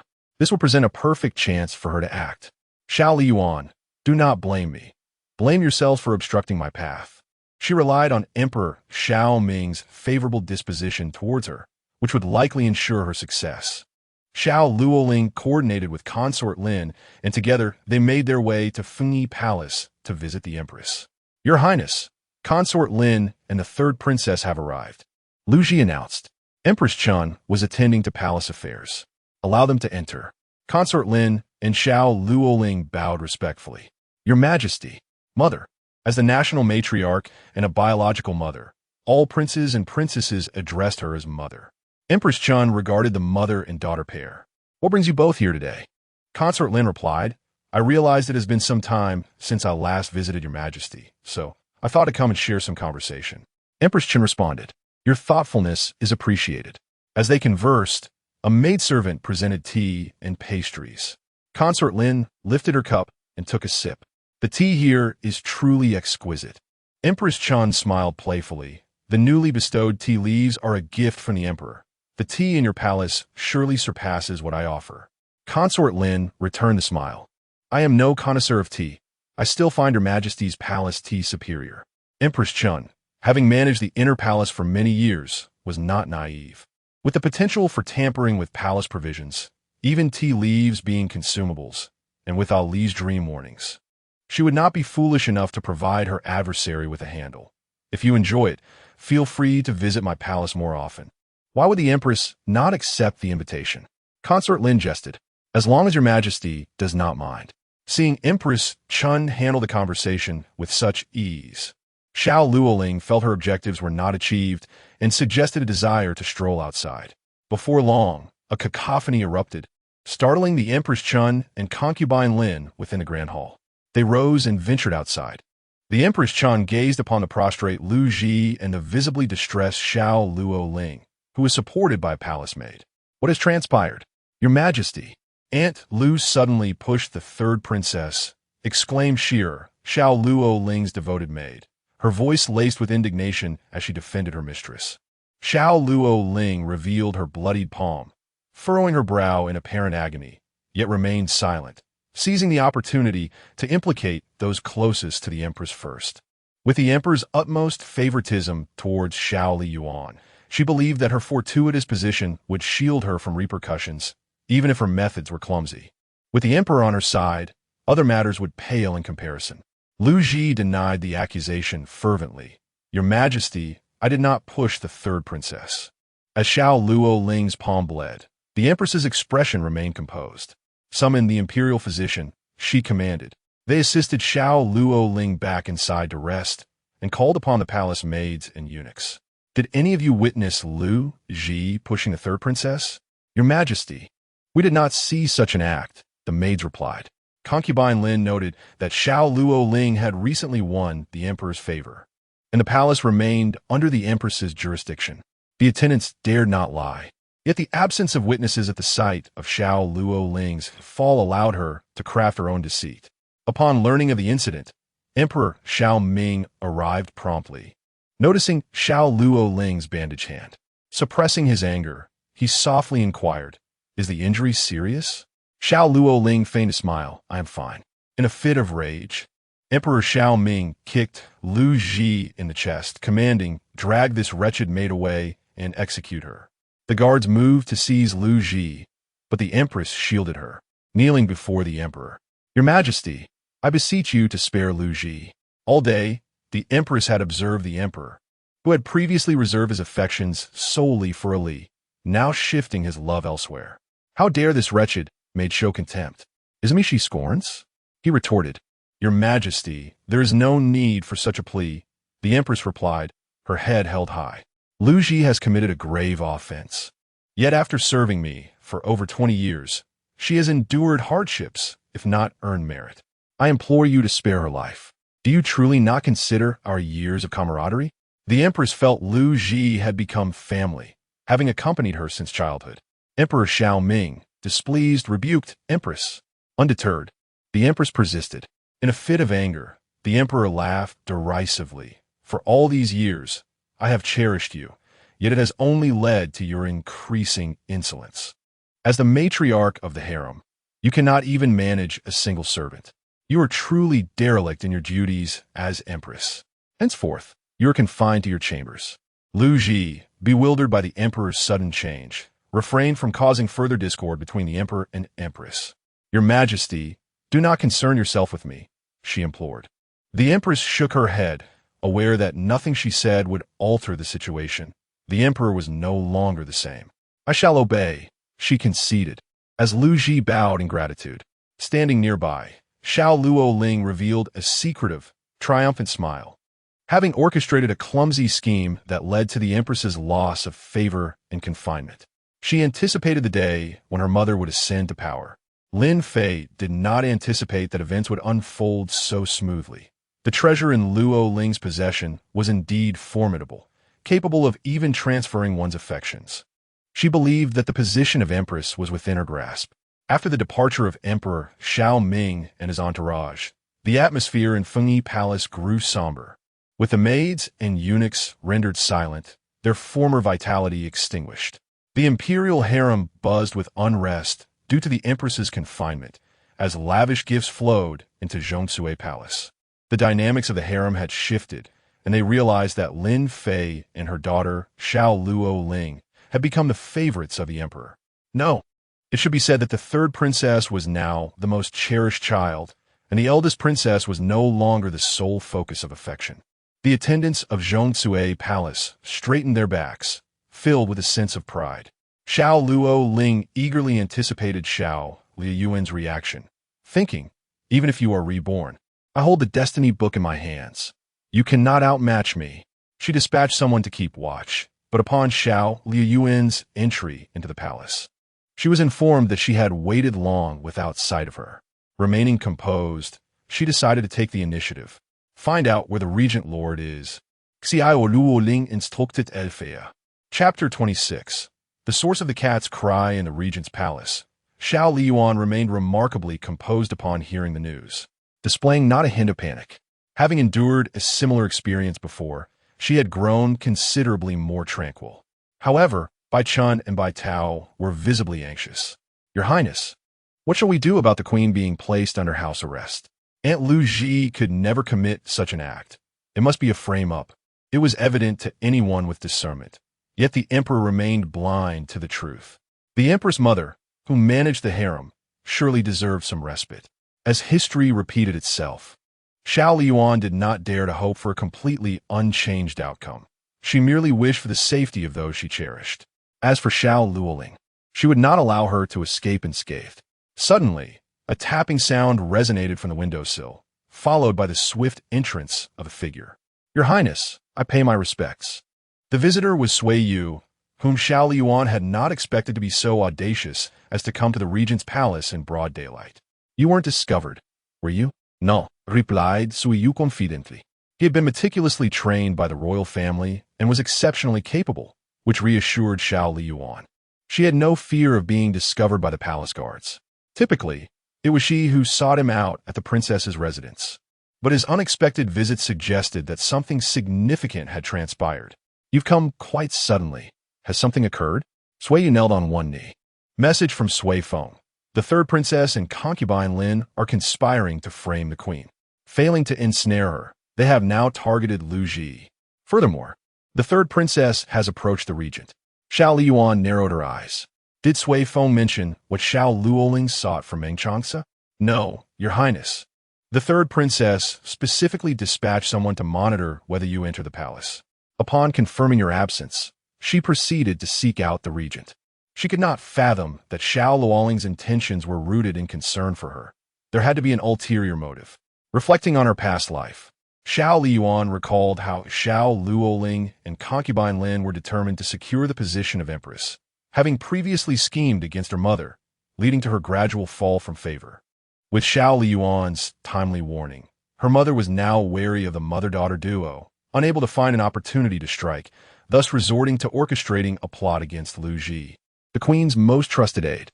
Though the methods had changed, the outcome remained the same. Her mother had angered the emperor and was now confined. Additionally, Xiao Liying had sent someone to watch her movements, seemingly forcing her to enter the palace. But why? It also involved Meng Changce. Xiao Liying pondered deeply.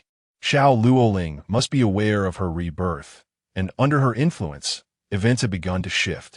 In her previous life, she had no connection with Meng Changce. Yet now they were wed, and the timeline for their fated encounter had been advanced, though the trajectory of events remained unaltered. Sui provided her with a new perspective. It is well known that Your Highness and the regent have ridden out together on the same horse, a fact that cannot be falsified. Xiao Liying began to piece together Xiao Liying's intentions. Meng Changce wielded immense power, making him a formidable ally, and rumors of their mutual affection had begun to circulate.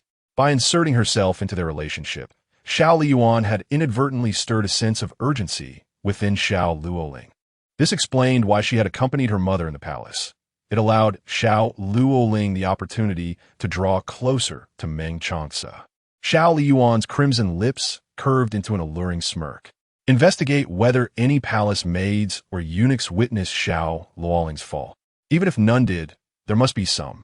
After all, she has a penchant for slandering others, as if it were a common practice. With her thoughts meticulously organized, Xiao Liying instructed Sui on several matters to attend to. Understood. Sui leaped from the window, vanishing from sight. Xiao Liying then refreshed her appearance, admiring her stunning beauty in the bronze mirror, feeling quite satisfied. She personally prepared chicken soup to seek out Meng Changce. In the governance hall, Emperor Xiaoming, engrossed in alchemical pursuits, had long neglected state affairs, entrusting the reins of power to Meng Changce, who was currently deliberating with the ministers. Chancellor Qin stated, all individuals involved in the smuggling of salt have been apprehended, and the stolen silver has been surrendered. The vacancies in local positions require the regent's judgment. Meng Changce, with an impassive demeanor, appointed several capable officials who had long been overlooked. The newly appointed officials pledged their commitment, affirming they would serve diligently to benefit the populace. Chancellor Chun, a loyalist, felt a sense of quiet exhaustion as he observed the current state of affairs, with Emperor Xiaoming's prolonged negligence. Today's elevation of these officials by the regent provided them with a chance to shine. It seemed few remained loyal to the royal family within the court. The royal authority had waned for an extended period, a reality he found unalterable. If Meng Changce ever aspired to ascend to that coveted position, the royal family would likely be powerless to resist. Once the council concluded, the officials departed one by one. Lin Yi entered to report, Your Highness. The Empress has been placed under house arrest. Meng Changce raised an eyebrow in surprise. Oh. Lin Yi recounted the details. It is indeed peculiar that the Empress has been confined for such a trivial matter. He then inquired, what about her? The her prompted Lin Yi to reflect and realize. The Grand Princess has yet to enter the palace. Perhaps she has not received the news. At that moment, a faint mewing sound echoed from outside the hall. Where does that cat's meow come from? Lin Yi stepped outside to find Xiao Liying, cradling a seemingly newly adopted kitten. Greetings, third princess. Xiao Liying smiled sweetly. No need for formalities. It is already midday. Is the prince still occupied? Lin Yi replied, indeed. As a martial artist, Meng Changce possessed keen hearing and caught snippets of their conversation. What brings the third princess here? Xiao Liying, holding her kitten, flashed him a charming smile. This is my newly adopted cat. I couldn't keep it cooped up, so I thought I'd take it for a stroll, and unexpectedly ended up here. Meng Chance's gaze settled on the kitten. Xiao Liying reminisced.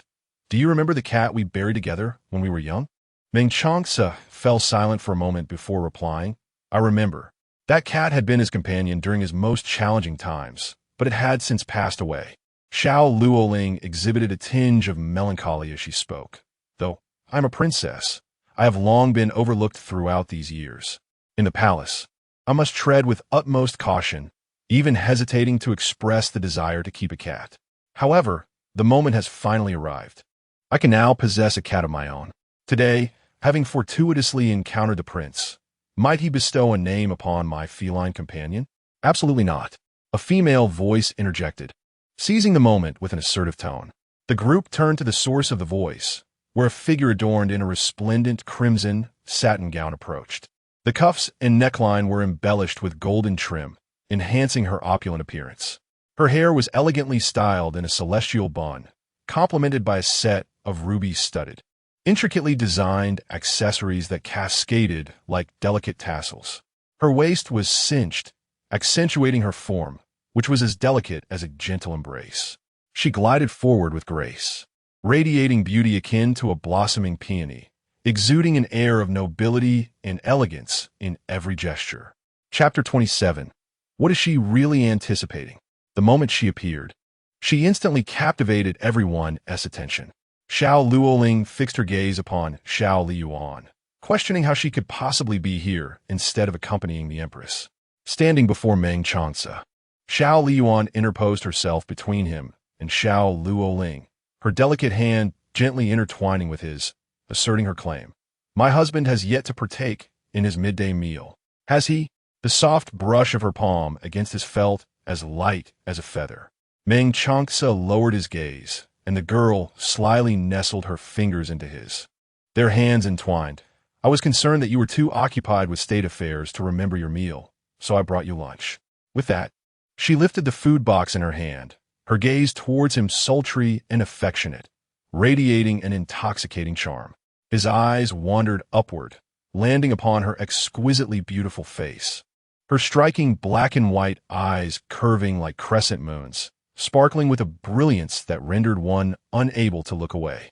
And yet, he managed to respond with a mere smile. Moments later, Meng Changce withdrew his gaze and his hand, his tone cool and detached.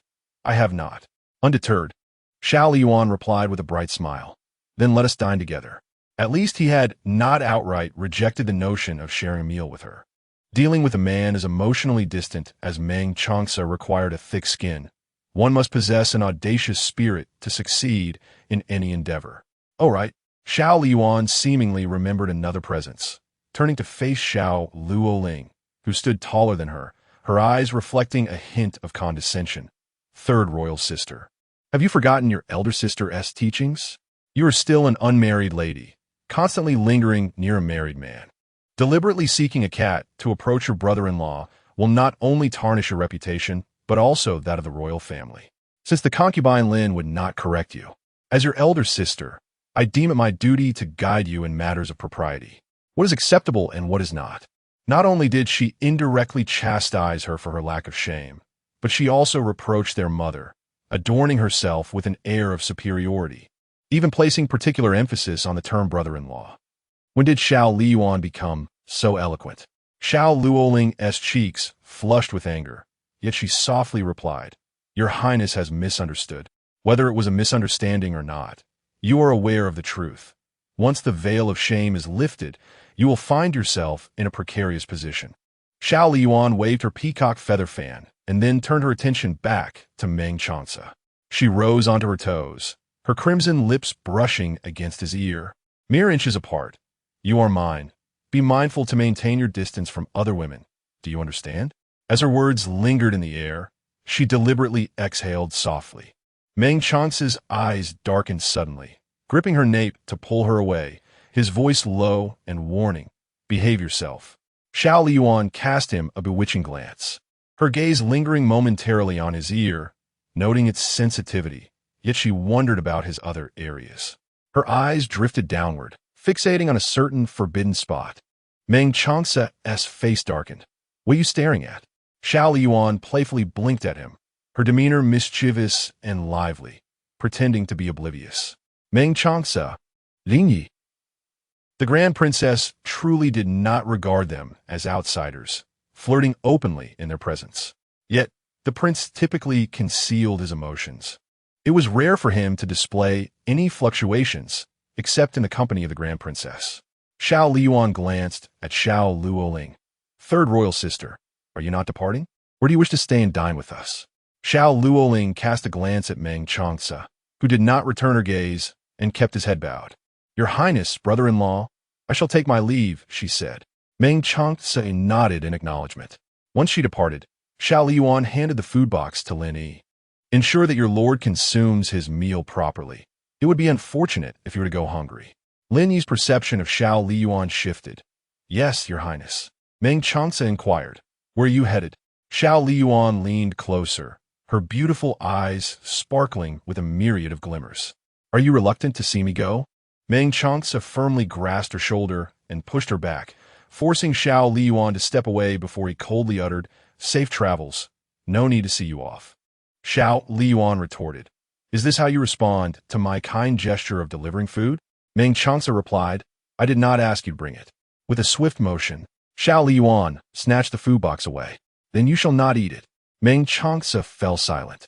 Lin Yi, nearly applauding Xiao Liying's cleverness, thought it was truly remarkable to witness the prince being bested. It was worth it.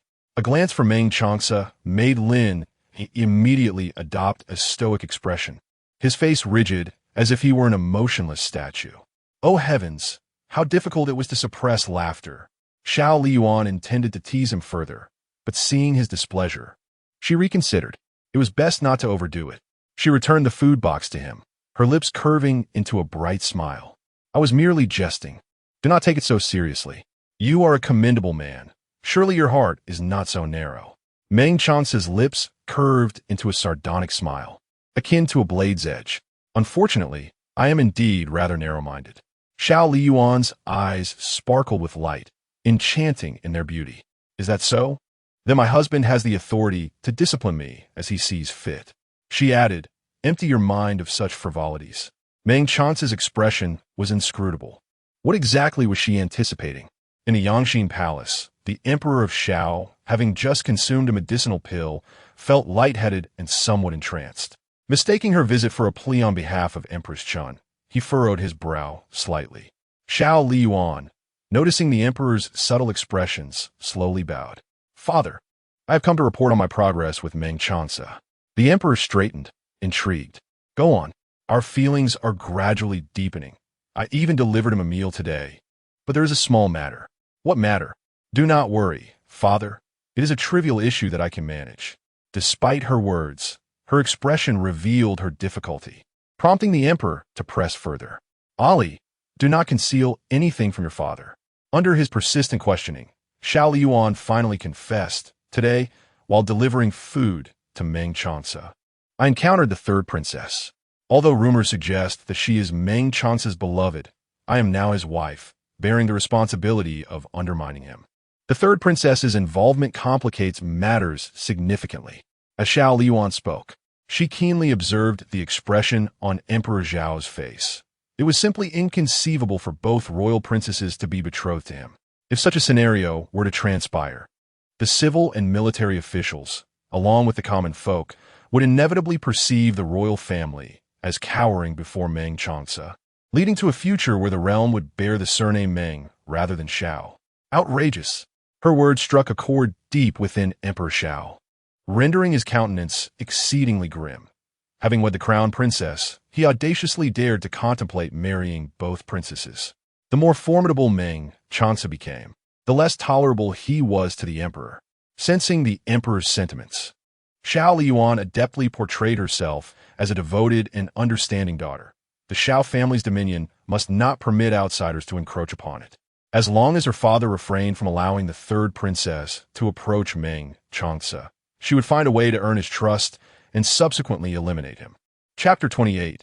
Eliminating Xiao Liying. Emperor Zhao's expression softened. Indeed, Ali understand her father's heart best. To alleviate my burdens, my child shall exert every effort. Xiao Liying, adopting a strategy of retreat to advance. Continued. In truth, I could withdraw from the matter between Meng Changce and the third princess. Yet I fear the third princess may jeopardize your grand affairs for the sake of love. This is my utmost concern. Nonsense. You are the legitimate eldest princess. Marrying Meng Changce would be a fortune for him. How dare he covet my other princesses? The emperor could not abide such a notion. From now on, you need not worry. I shall caution Luo Ling against engaging with Meng Changce. Thank you, father. Between the empire and his daughter, it was evident the emperor prioritized the former. He resolved to eliminate any possibility of Luo Ling approaching Meng Changce at its source. Ali, your father has confined your mother. Do you harbor resentment towards him? Naturally not.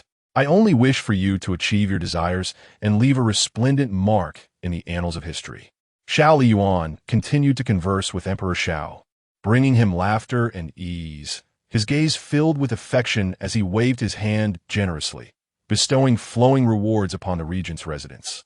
This gesture signaled to all in the palace that despite the empress's transgressions, the eldest princess remained the emperor's cherished jewel. Upon learning of these developments, Xiao Luoling slammed her fist on the table, questioning the Book of Fate. In just half a month, Xiao Liying's fate will soon become mine. How can father still hold such affection for her? The ethereal voice of the Book of Fate replied softly, it has not yet been fully seized. Xiao Luoling. Infuriating. At the palace gates, she reported, third princess, the emperor has arrived. Xiao Luoling shifted her expression to welcome Emperor Xiao, father. However, the emperor was not as amiable as usual, his demeanor stern. Luoling, you have reached a marriageable age. It is time for you to select a husband. Xiao Luoling vehemently denied. Father, I only wish to be by your side. I am not ready for marriage. Even if I were to marry, I could still remain with you.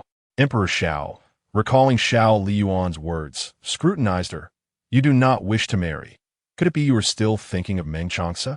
Your past with him is over. He is now your brother-in-law. You should avoid seeing him in the future. It does not bode well for your reputation.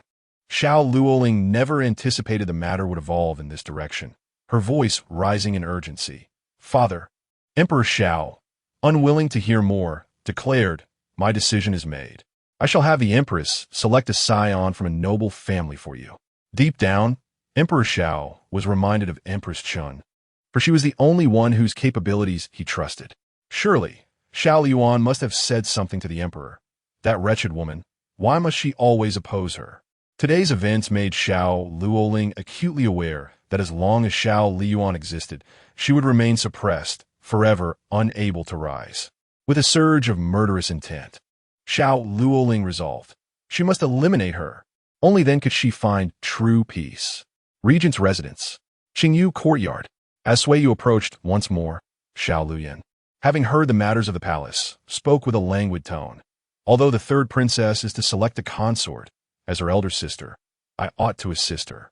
Suiyu, please inquire which noble families have sons suitable for this role.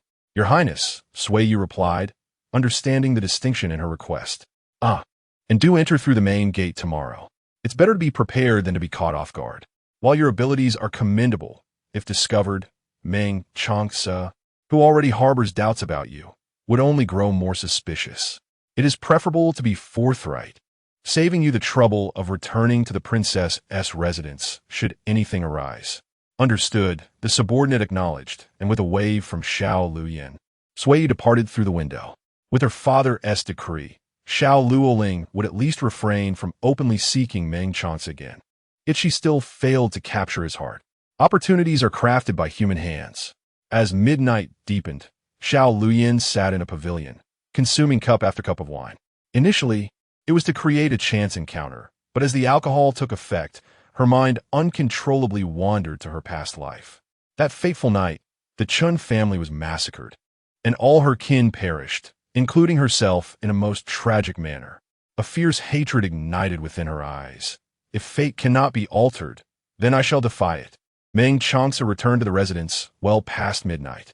As he traversed the corridors adorned with rockeries, he reached the waterside pavilion and discovered someone seated within.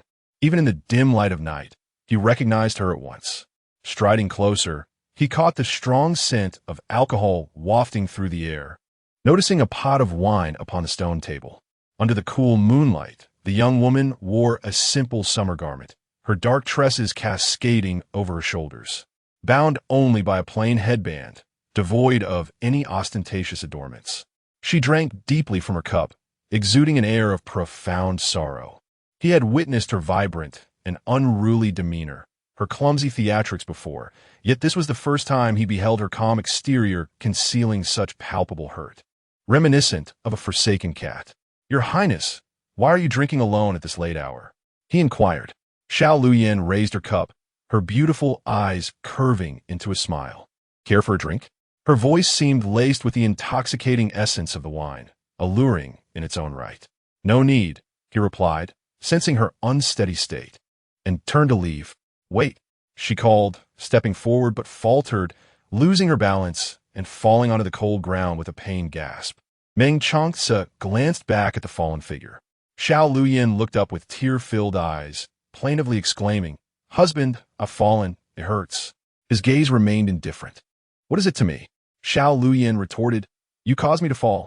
The man coolly commanded, "Lin Yi, take the princess back." Lin Yi appeared abruptly. "Princess, I shall escort you home." Xiao Liying glared at Meng Changce's aloof back, her teeth clenched in frustration. "I do not require it. Your Highness, the prince has commanded. Go back and tell your prince that this princess has no need of your assistance." She seethed inwardly. Ah, the audacity of that cold-hearted man, treating a beauty such as herself with such indifference. A sigh escaped her lips as only Xiao Liying remained beneath the pavilion. In her frustration, she rose abruptly, but her foot slipped on the ground, causing her ankle to twist painfully, resulting in a genuine fall. Moments ago, it had been a feigned stumble. Now, it was a true misstep. Sitting on the ground, she muttered angrily, "Meng Changce, you are cold-blooded, heartless, and devoid of compassion. How can you disregard someone as beautiful as I? If your vision is this poor, perhaps you should consider having it surgically removed. I even brought you lunch earlier." Even a dog knows how to show gratitude. "You wretched man, you are less than human." A shadow loomed overhead, and as Xiao Liying gazed at the elongated silhouette, she slowly turned her head. Not far from her stood Meng Changce, his piercing gaze fixed intently upon her. Chapter 29. As the crowd gathered in her courtyard. How could she allow him to depart? The peculiar look in his eyes sent shivers down Xiao Liying's spine, causing her heart to tremble. Her mind racing as she forced a dry smile. I wasn't cursing at you. Yet what difference did it make to acknowledge it? Xiao Liying felt a wave of regret wash over her, having insulted someone only to be overheard by the very subject of her derision. She wished she could simply vanish on the spot. "I believe I can clarify. Would you care to listen?" Meng Changce settled himself in the pavilion, his long, bony fingers rhythmically tapping the table, each sound resonating in Xiao Liying's heart, quickening her breath. The pavilion was enveloped in a heavy silence, and after a prolonged moment, Meng Changce, with a bemused expression, fixed his gaze upon her. "Your Highness, have you yet devised a suitable explanation? Do you believe me when I say I wasn't insulting you?" Xiao Liying lifted her eyes to meet the gaze of the noble and handsome man before her, blinking, her expression somewhat ingratiating.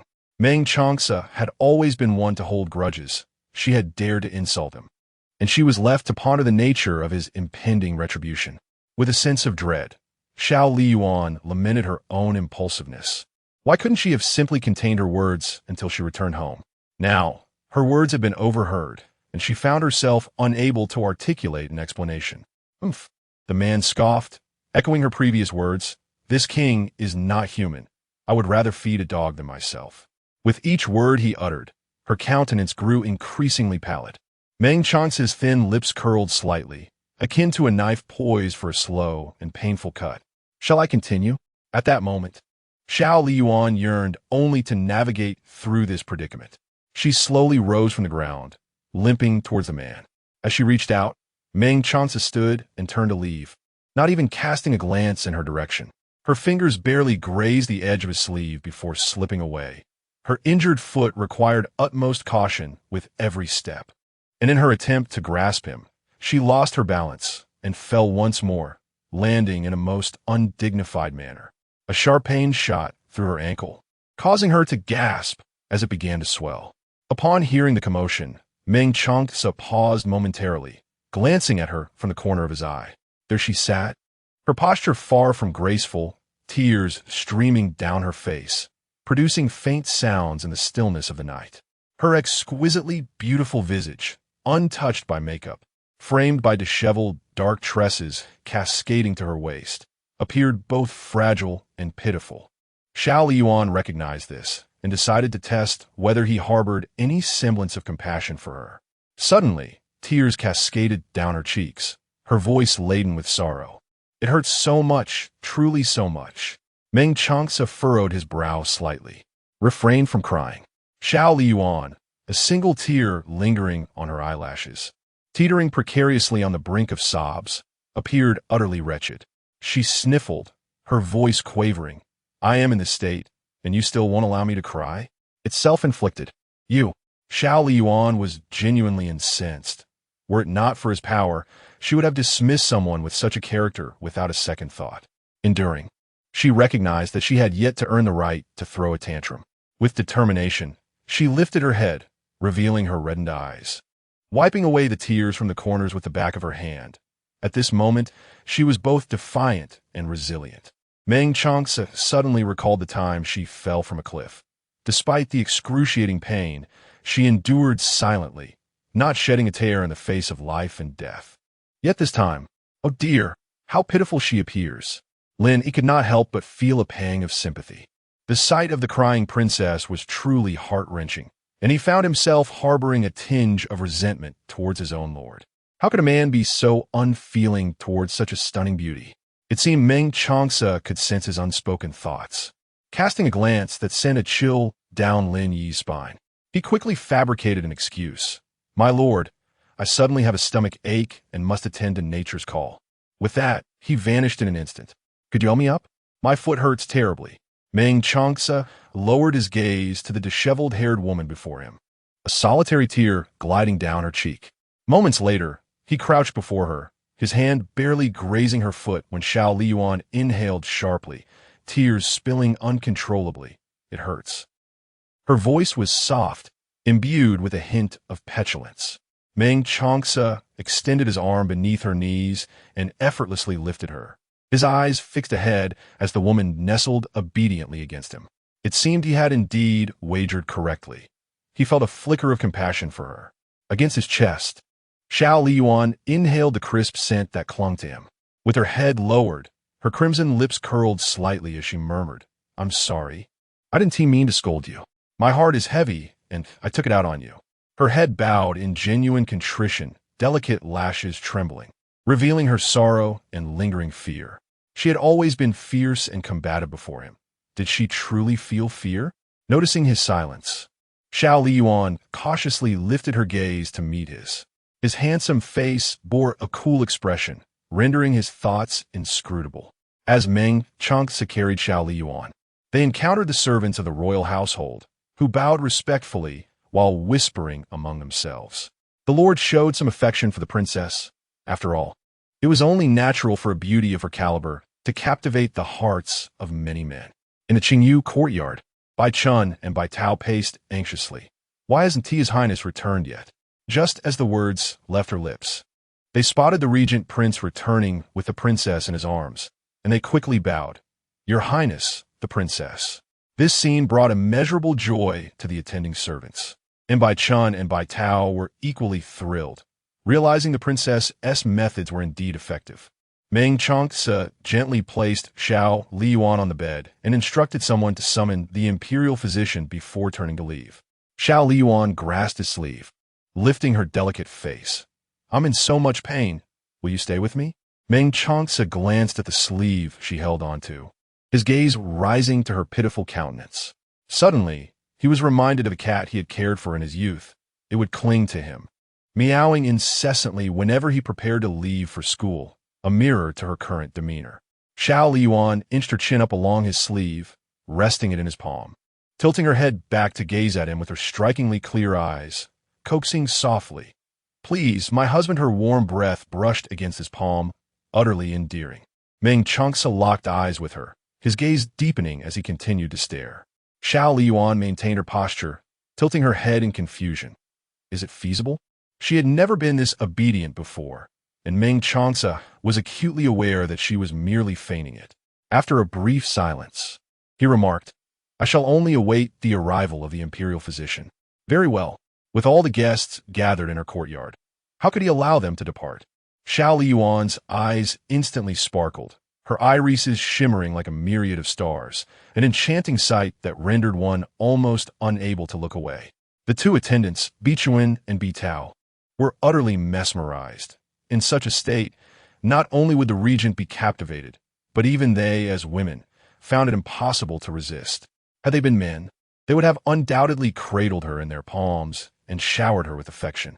Chapter 30. Xiao Liying. Cease your antics soon. The imperial physician approached with his medicine box. Upon noticing Meng Changce's presence, he was taken aback and hastily bowed. I pay my respects to your highness and the grand princess. Xiao Liying waved her hand dismissively. There is no need for formalities, Physician Zhong. He serves my father. I trust he will convey tonight's events truthfully.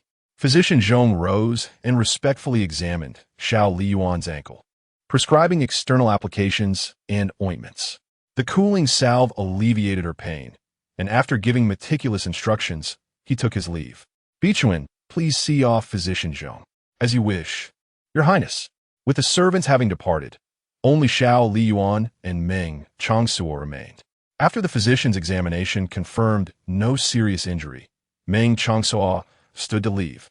But Xiao Liying called out, Wait. What is it? You have yet to say whether you forgive me. My heart is troubled. If you do not believe me, feel for yourself. Xiao Liying grasped his distinctly defined hand and pressed it against her heart. If you say you forgive me, my heart shall feel at ease. Beneath his palm, separated by a mere layer of fabric, was a soft, delightful sensation. Meng Changce's gaze darkened momentarily.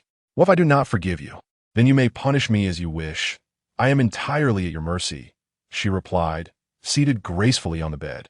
Her striking black and white eyes fixed upon the noble, handsome man before her. Her words were sweetly melodious, exuding an alluring aura. From Meng Changce's perspective, the girl knelt, revealing her fair neck and delicate collarbone, the dim candlelight casting an enchanting glow. Her lovely face, slightly flushed from intoxication, was framed by a cascade of black hair that fell past her waist, accentuating her exquisite figure, a perfect blend of innocence and brilliance. Her eyes sparkled unguarded, revealing her hidden thoughts.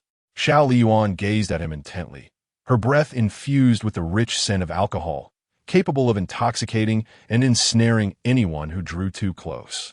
Meng Changce narrowed his deep-set black eyes and suddenly smiled. Xiao Liying. He rarely addressed her by her full name, causing her to startle. What is it? Cease your antics.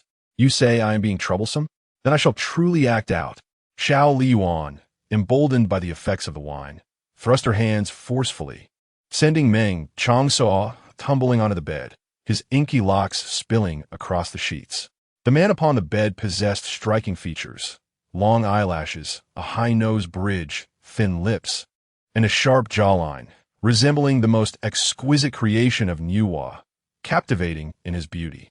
Xiao Liying leaned closer, and Meng Changce's gaze darkened further, his breath becoming heavier.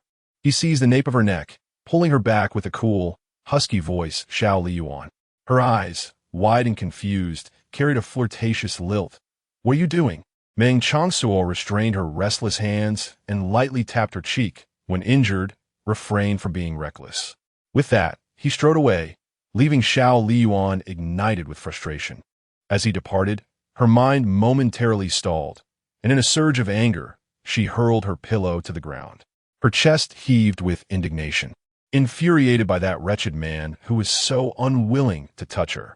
In her life, Xiao Liying had never felt such profound defeat. Clenching her fists, she vowed that one day he would kneel before her, begging to share her bed. Zhong Tai reported everything truthfully, much to the delight of Emperor Xiaoming. Historically, heroes have often faltered in the presence of beauty. No matter how ruthless and iron-willed Meng Changce was, he remained a man at heart. Truly, she was his daughter, possessing extraordinary cunning, having captured Meng Chance's affections in such a brief span. While the emperor reveled in his daughter's success, he remained mindful of Xiao Liying's injuries, instructing Li Zhengfeng to personally visit the regent's residence and bestow precious ointments and treasures upon her. Xiao Liying had anticipated her father's action. The closer her relationship with Meng Changce became, the more valuable she appeared to the emperor. Even if her fate had been altered, he would not easily abandon her, thus granting her precious time. After Li Zhengfeng departed, Xiao Liying, hindered by her injured foot, penned a letter to Meng Changce to assert her presence and also summoned Meng Changce to foster closer ties. Meng Changce was quite fond of Xiao Liying. "I pay my respects, Your Highness." Xiao Liying grasped her hand, saying, "There is no need for such formality in private. We are cousins. Just call me Ali. Addressing me as Your Highness feels too distant." Meng Changce readily acquiesced. "Very well, Ali. That is more like it." Xiao Liying beamed, and Meng Changce's eyes widened. Ali was already stunning without a smile, but when she smiled, she transformed into a breathtaking vision, earning her the title of the most beautiful woman, a title well-deserved. "Why do you keep staring at me? Is there something on my face?" Meng Changce's cheeks flushed slightly. "It is simply that you are too beautiful," she replied. Xiao Liying chuckled lightly, steering the conversation in a different direction, and the two quickly grew close, engaging in delightful banter. Within the palace, Li Zhengfeng remarked, "Your Majesty, the eldest princess has a swollen foot, and it pains this old servant greatly to see her hurt. It is commendable that she, despite her injuries, still worries about Your Majesty." Emperor Xiao Ming felt a surge of warmth at this, stirring fond memories. "Ali is a child I have raised myself, and our bond is exceptionally deep. Have you advised her to rest well?" "Indeed, I have." Li Zhengfeng continued, "The eldest princess not only cares for you, but also remembers the third princess. Their sisterly affection is truly profound." At the mention of Xiao Liying, Emperor Xiao Ming recalled the matter of selecting a suitor for her and instructed Li Zhengfeng to ensure that the empress paid closer attention. "Your Majesty, the empress is currently under house arrest. Lift the empress's confinement." Upon learning of her release after merely 2 days, Xiao Liying was summoned to Fengyi Palace, where Emperor Xiao Ming awaited her. "Liying, take a look at these portraits. Do any of these gentlemen catch your fancy?" Chapter 31. Utilizing her falling spirit. "Do take a look at these portraits. Do any of them feature a gentleman to your liking?" As Xiao Falling Spirit gazed upon the first image, her countenance shifted dramatically. She fixated on the man depicted, a flicker of hatred evident in her eyes, only to regain her composure a heartbeat later. Empress Chun, seemingly oblivious to the prior discord, donned the guise of a devoted mother. "Falling Spirit, you seem to harbor an interest in the heir of the Yongchang Marquis. If you are fond of him, I shall host a banquet for you to observe him closely. In her previous life, the suffering she endured was solely due to him. There was no way she would marry him in this life." A fleeting glimmer of murderous intent crossed Xiao Falling Spirit's gaze. After her rebirth, she had 2 objectives: to seize the noble fate of Xiao Liying and eliminate her, thereby claiming both her status and that man for herself, and to annihilate the entire Yongchang Marquis family. "I do not favor the heir of Yongchang Marquis, mother," she denied vehemently. "There are other portraits you may examine." Empress Chun, perceptive to the unusual expression on Xiao Falling Spirit's face, remarked to Emperor Xiao Ming, "Your Majesty, merely observing portraits yields little insight. Coincidentally, the gardeners have nurtured a chrysanthemum that blooms early. We could use the occasion to invite the young lords from various estates to the palace for an audience, allowing us to assess their talents and characters."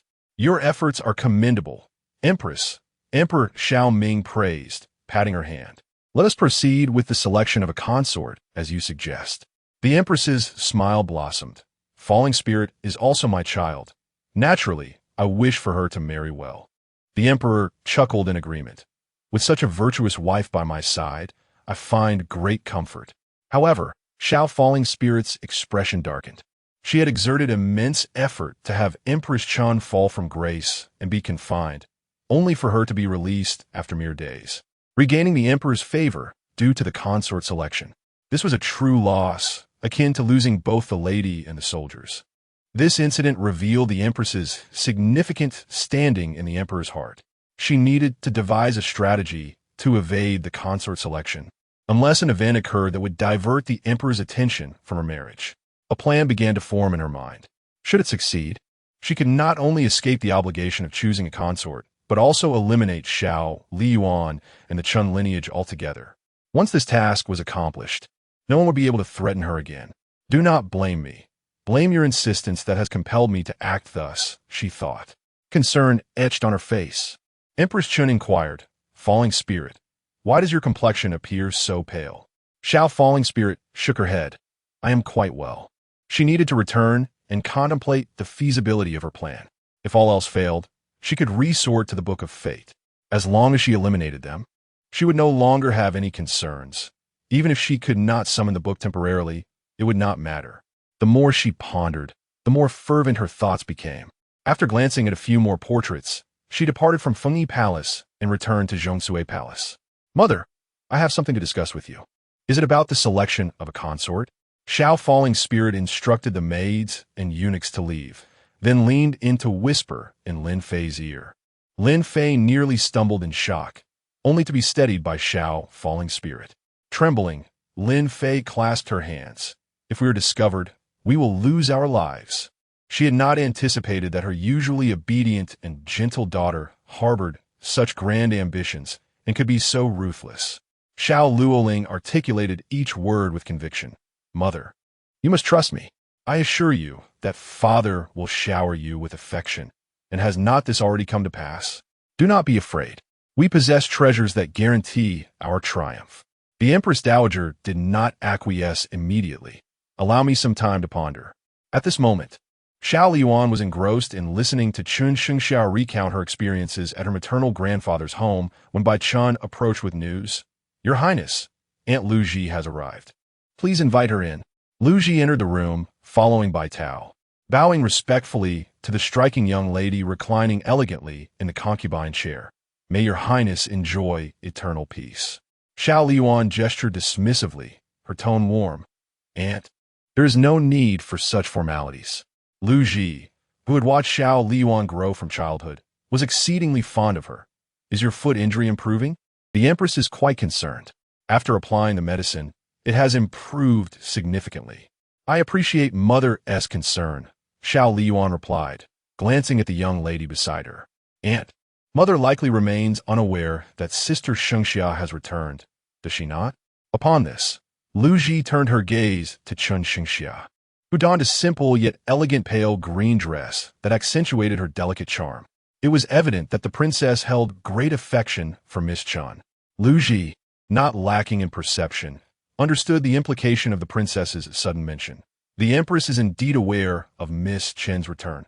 However, she has been under house arrest for the past few days, rendering her powerless to meet with the young lady. Chun Xingxia smiled gracefully. Thank you for your concern, Aunt.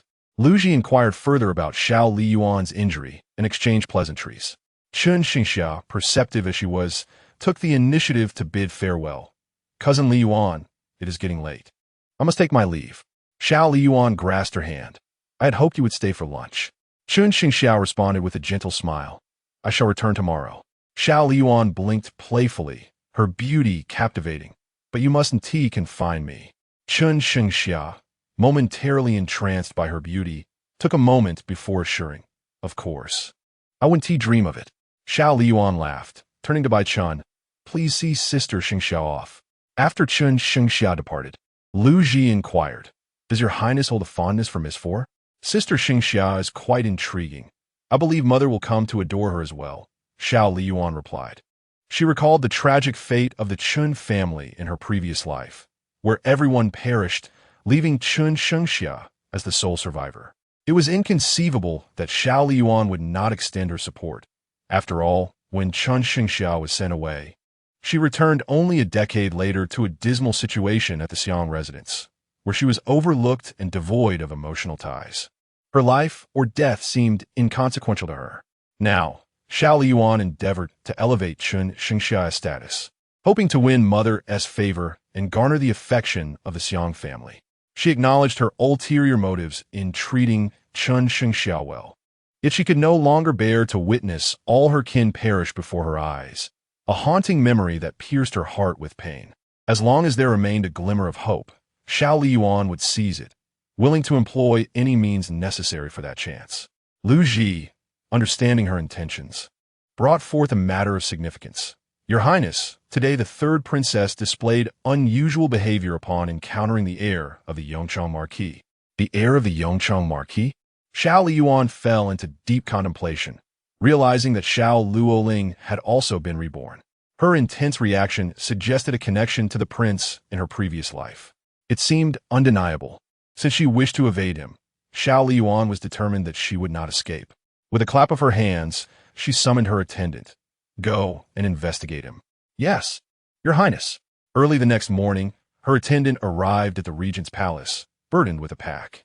Everyone in the palace recognized him as the steward from the princess's residence, now to reside within the royal estate. Possessing exceptional capabilities, he swiftly uncovered the details regarding this prince. Upon hearing the findings, Xiao Liying narrowed her eyes, formulating a plan. Xiao Luoling, you have usurped my fate, so I shall bestow upon you a grand gift. Chapter 32. Dare you strike me in the palace corridors, Xiao Luoling, cradling a small kitten, unexpectedly encounters Meng Changce. Your Highness, she greets, recalling her father's prohibition against approaching him. Perhaps a chance meeting would suffice. Meng Changce's gaze is drawn to the kitten nestled in her arms, and he nods slightly. Princess San. The tiny cat's paws incessantly paw at Xiao Luoling, who sighs in exasperation. Xiurong, you mustn't do that. Meng Changce raises an eyebrow in surprise. Its name is Xiurong? Xiao Luoling smiles gently. Indeed, it's so white, resembling snow, so I named it Xiurong. As Meng Changce gazes at the snow-like creature, memories of a childhood pet resurface. Its name's similar, and its appearance akin.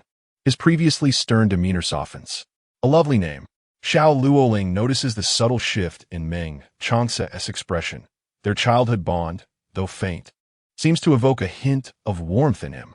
Unexpectedly, this man, known for his decisiveness in matters of life and death, harbors an affection for cats. Xiao Liying had incited their father to marry her off, yet she refuses to wed. Instead, she aims to seize Meng Changce from under her grasp. Walking alongside him, she gently cradles Xiurong. I heard my elder sister was injured and intended to visit her at the royal residence. It seems fate has brought me to you, Your Highness. And I have a favor to ask. What is it? She hesitates before speaking. I am aware this matter should not trouble you, but I find myself in a desperate situation. The two traverse to the palace gates, where a carriage awaits. Xiao Luoling lifts her skirts and boards, while Meng Changce mounts his horse, leading the way. This scene resembles an outing between the two.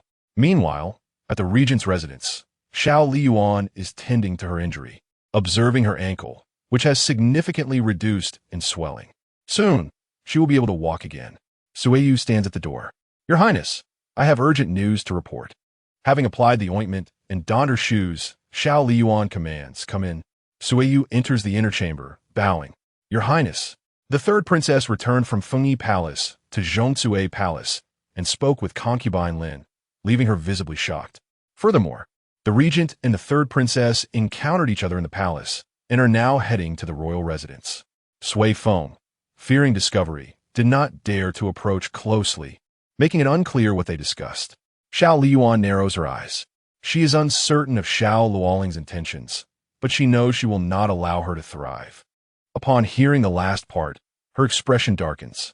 Continue to monitor them, but ensure you remain undetected. Meng Changce, already suspicious of her and harboring a dislike, would only grow more resentful if he discovered he was being watched, which would hinder her plans. Suiyu assures her, rest assured, Your Highness. After all, she is well aware that those raised in the royal family are not without capability. Before long, Xiao Luoling's voice resonates. Elder sister. Before she can finish, Xiao Luoling bursts in, her gaze landing on the alluring beauty reclining on the concubine chair, a flicker of jealousy igniting within her, wishing to mar that exquisite face. Xiao Liying slightly raises her chin. What brings you here? Xiao Liying loathed her sister's haughty demeanor, especially since their relationship had long since soured. She felt no need to feign politeness any longer. Do you think I came here willingly? I merely sought a chance encounter with the prince to request his assistance. The moment I spoke, he readily acquiesced. Unlike you, dear elder sister, who toiled tirelessly to marry into this family, only to find that even in your wounded state, the prince shows no inclination to visit you. The attendants, Bichuan and Bitao, seethed with indignation. The third princess truly had no shame. Xiao Liying's lips curled into a frosty smile. Indeed, when one is favored, they dare to defy even the emperor's words. This is all thanks to you, elder sister. Without your machinations, how could I ever presume to act in such a manner? Xiao Liying smirked with triumph. Oh, by the way, elder sister, you may not have heard, but the prince has already promised to assist me in selecting a husband. Your plans have crumbled. The moment I ask, he will comply. Unlike you, despite your beauty, still fails to win his heart. Xiao Liying extended her hand, and Bichuan promptly offered hers for support as she approached Xiao Liying with deliberate slowness, exuding an aura of chilling authority. Xiao Liying stepped back, and Xiao Liying mocked with a smile. Are you frightened? How could I possibly? Before she could finish her sentence, a resounding slap echoed as Xiao Liying's head was turned sharply. Stunned momentarily, she glared at Xiao Liying in fury. You hit me? Xiao Liying had longed to strike her, and this slap was delivered with full force, leaving her palm stinging. With a gleeful smile, Xiao Liying gazed at her sister's swollen visage. Sister has erred, and as the elder, it is my duty to discipline you. Who could dispute that? Xiao Liying gritted her teeth in anger. I will certainly inform father. Xiao Liying shrugged nonchalantly. Go ahead, as if I am without a voice.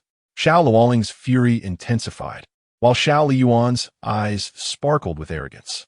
I delight in watching you seethe, powerless against me. Oh, by the way, she leaned closer to whisper into Xiao Liying's ear. Do not think that because you possess the life ledger, you can act with impunity. If it comes to it, we shall both perish together. Having a sister to accompany me in death would not be a loss. Her words dripped with malice, and as Xiao Liying turned to meet her gaze, a tempest brewed between them.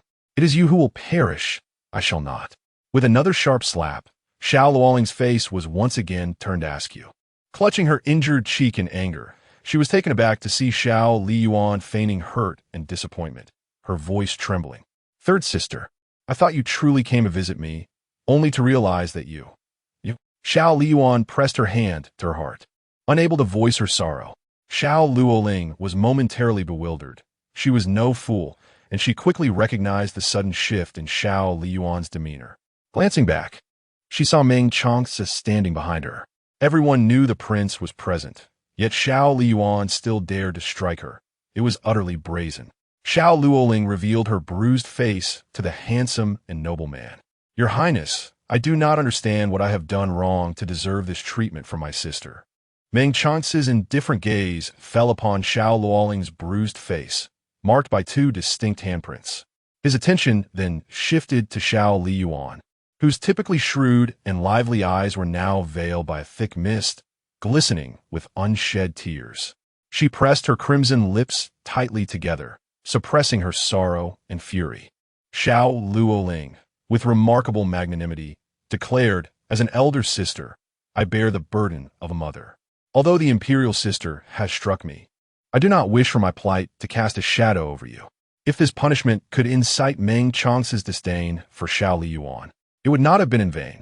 No man would find favor with Xiao Liying's haughty and willful demeanor. Those who admired her were merely enchanted by her beauty.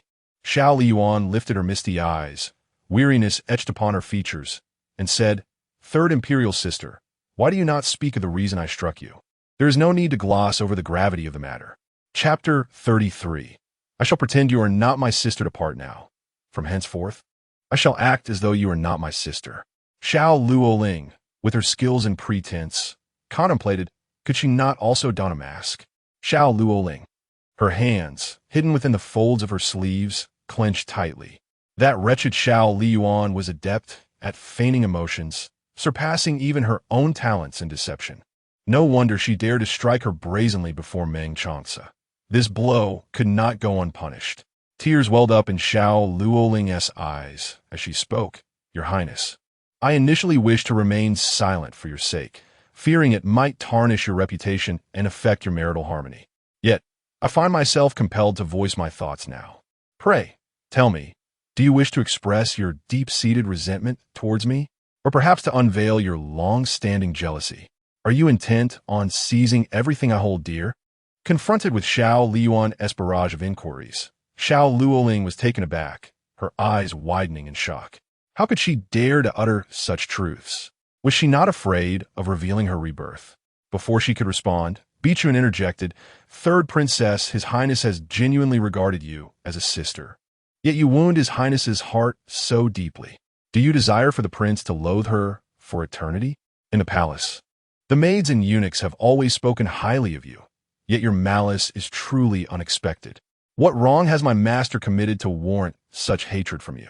Is it merely because she possesses a fortunate fate?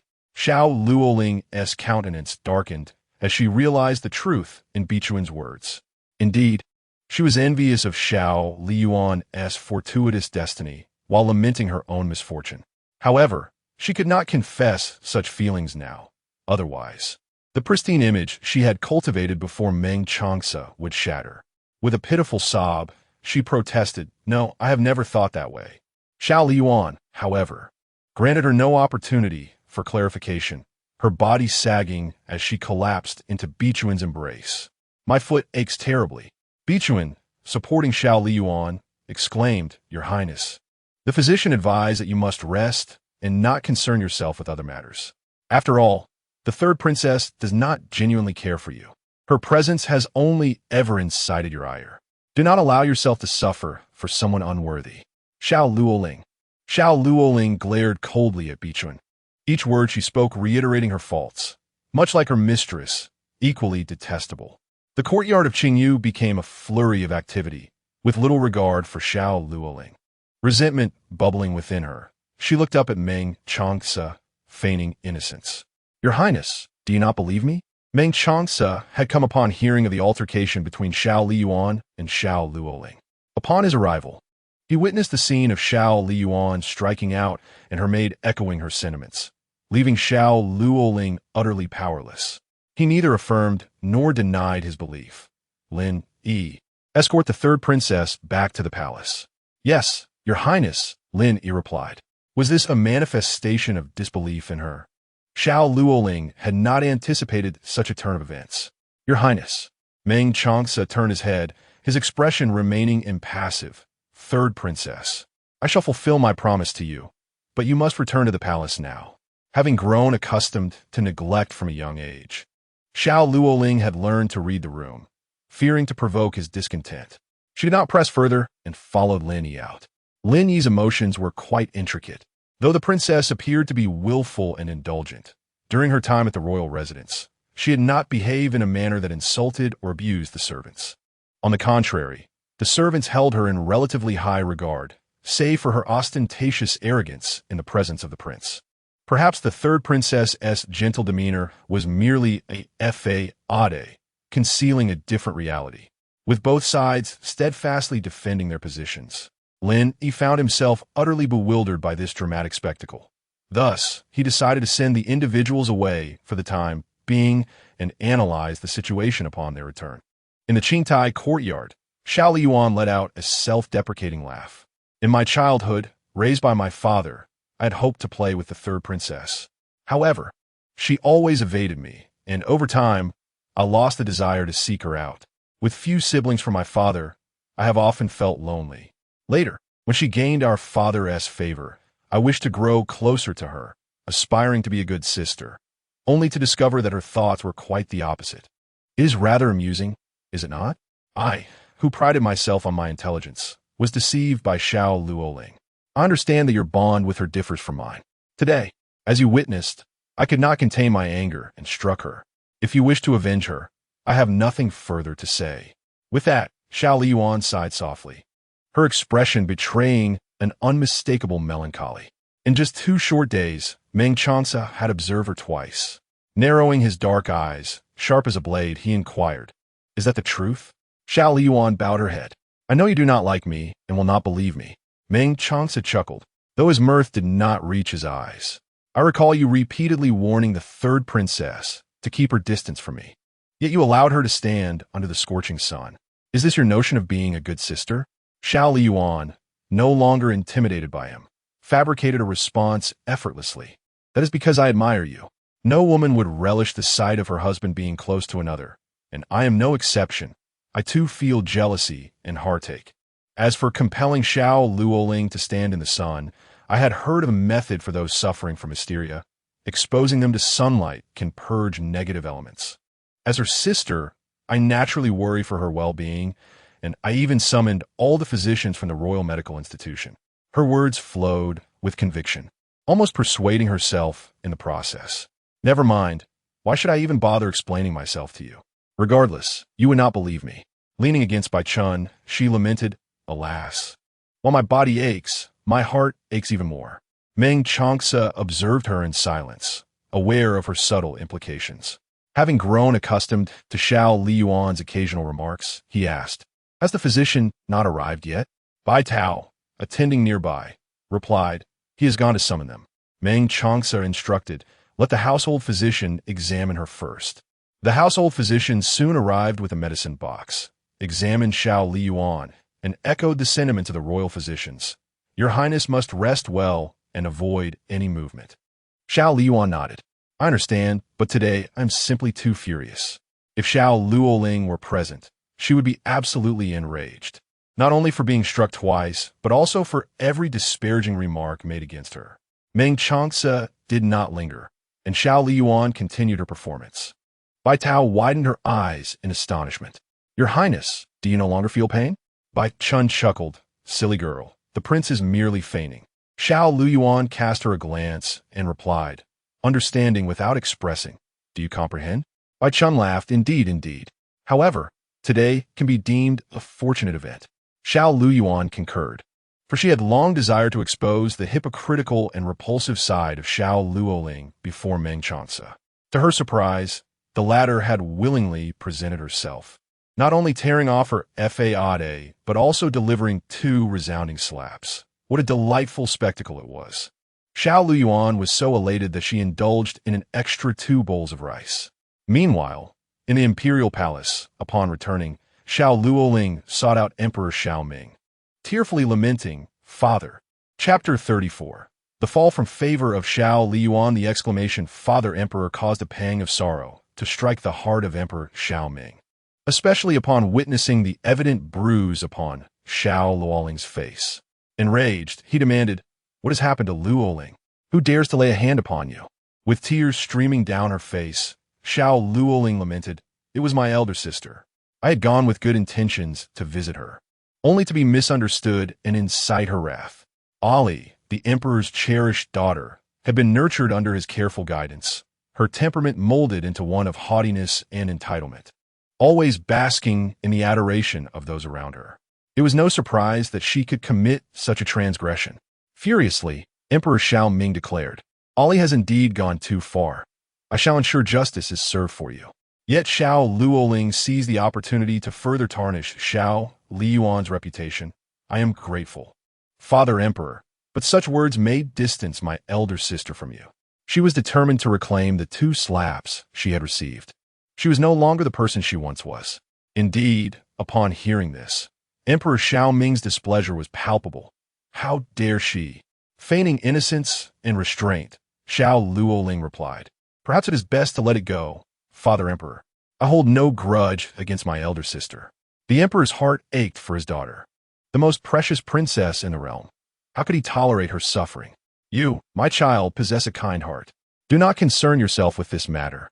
Return to rest, and I shall summon the physician to tend to your injury. Having achieved her aim, Xiao Liying took her leave. Thank you, Father Emperor. Li Zhengfeng, the emperor called. Li Zhengfeng, who had been standing nearby, responded, Your servant is here. Convey my decree. As a princess, one must not exhibit such capriciousness and arrogance, nor bully one's kin. What does it mean to be of royal blood? Let her reflect upon her actions in the royal residence and apologize to Liying. Yes, Your Majesty, Li Zhengfeng replied, astonished.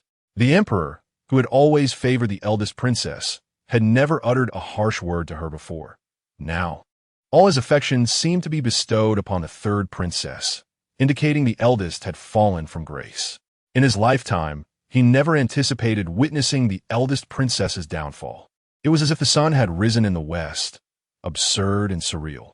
Struggling to reconcile this reality, he proceeded to the regent's palace to deliver the emperor's decree. Reiterating the emperor's words, "Your Highness, the emperor commands you to apologize to the third princess." Once he had conveyed the message, a sense of reality washed over him, and he urged, "Your Highness, do not hold the emperor in disdain. Both hands and back are flesh." Xiao Liying, having endured such trials before, had long since exhausted all pain in her previous life. With a calm demeanor, she responded, "Thank you, eunuch. I understand." Early in the morning, Bai Chun and Bai Tao could no longer contain their feelings. The emperor has truly gone too far, making such severe judgments without seeking the truth. This third princess is indeed peculiar. Suddenly, the emperor shows her such favor. Xiao Liying, undeterred by the situation, reflected that it was better to engage in productive endeavors than to dwell in anger. Instead of wasting time in indignation, let us devise a plan. Their eyes sparkled with intrigue. "What do you intend to do, Your Highness?" Xiao Liying gently tapped their foreheads, instructing, "Go fetch Sui Yu." Xiao Liying instructed Sui Yu to attend to two matters. One was to deliver a letter to Meng Changce, as she was unable to visit him in person and wished to maintain her presence through correspondence. The other concerned him and Xiao Liying. Meanwhile, Lin Yi was engaged in a discussion with Lin Er and Lin San about the events that had transpired at Qingyu Courtyard. "I must say, today has truly opened my eyes," he declared.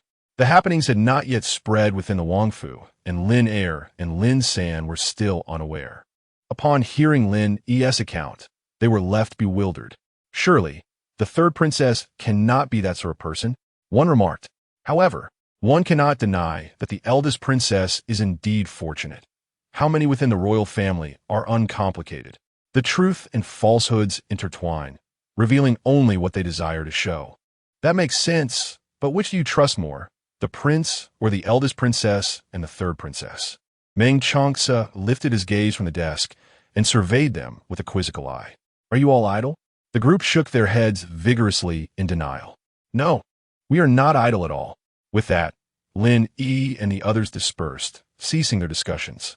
Soon, Lin Yi returned with a letter, placing it before Meng Changce. "Your Highness, a letter from the eldest princess." Over the past few days, Xiao Liying had written to him daily, her letters containing similar trivialities about her daily life, always concluding with a warm inquiry about his well-being. However, today's message was different. "I have been reprimanded by Father Emperor. I feel deeply sorrowful and in need of comfort. It would be wonderful if my husband could come to soothe my wounded heart." Meng Changce raised an eyebrow in surprise. Xiao Liying had been chastised by Emperor Xiaoming due to Xiao Liying. The extent of Emperor Xiao Ming's affection for Xiao Liying was well known throughout the capital. He would procure the moon and stars for her if she so wished. Unless, of course, the emperor had acted with intention. What does the eldest princess write? After reading the letter, Meng Changce's expression shifted. He set down the letter. "Xiao Liying has been reprimanded by the emperor. What are your thoughts?" Lin Yi stroked his chin thoughtfully. "There must be a scheme at play." Lin Er interjected. "The emperor has always been wary of you, Your Highness. Today's incident may have been deliberate, allowing the eldest princess to elicit your sympathy." Lin San added, "If this is indeed a conspiracy, it would be wise for you to investigate it further. Knowing both friend and foe ensures victory in every battle." Ultimately, they all shared a disbelief that Xiao Liying could have fallen from favor. It was universally acknowledged that the emperor would never disdain the eldest princess. Xiao Liying waited all day for Meng Changce to arrive, yet he did not utter a single word, leaving her feeling cold and abandoned. Realizing her time was limited, she resolved to take the initiative. "Bichuan, summon the prince." Bichuan brought him to Qingyu Courtyard. Xiao Liying gazed at the tall man before her, adorned in elegant purple attire, her eyes revealing a hint of astonishment. She had not expected him to actually come. Could it be that her letter had indeed made an impact? Unlikely. If it had truly been effective, there would have been no need for her to summon him. Meng Changce scrutinized her for a moment, observing her shifting expressions in silence. Losing patience, he tapped his fingers on the table. You summon me, yet remain silent? What is the matter? Xiao Liying lifted her head and playfully blinked at him, saying, I believe you wish to see me, but due to your pride, you refrained from coming. Thus, I took the liberty of sending someone to invite you.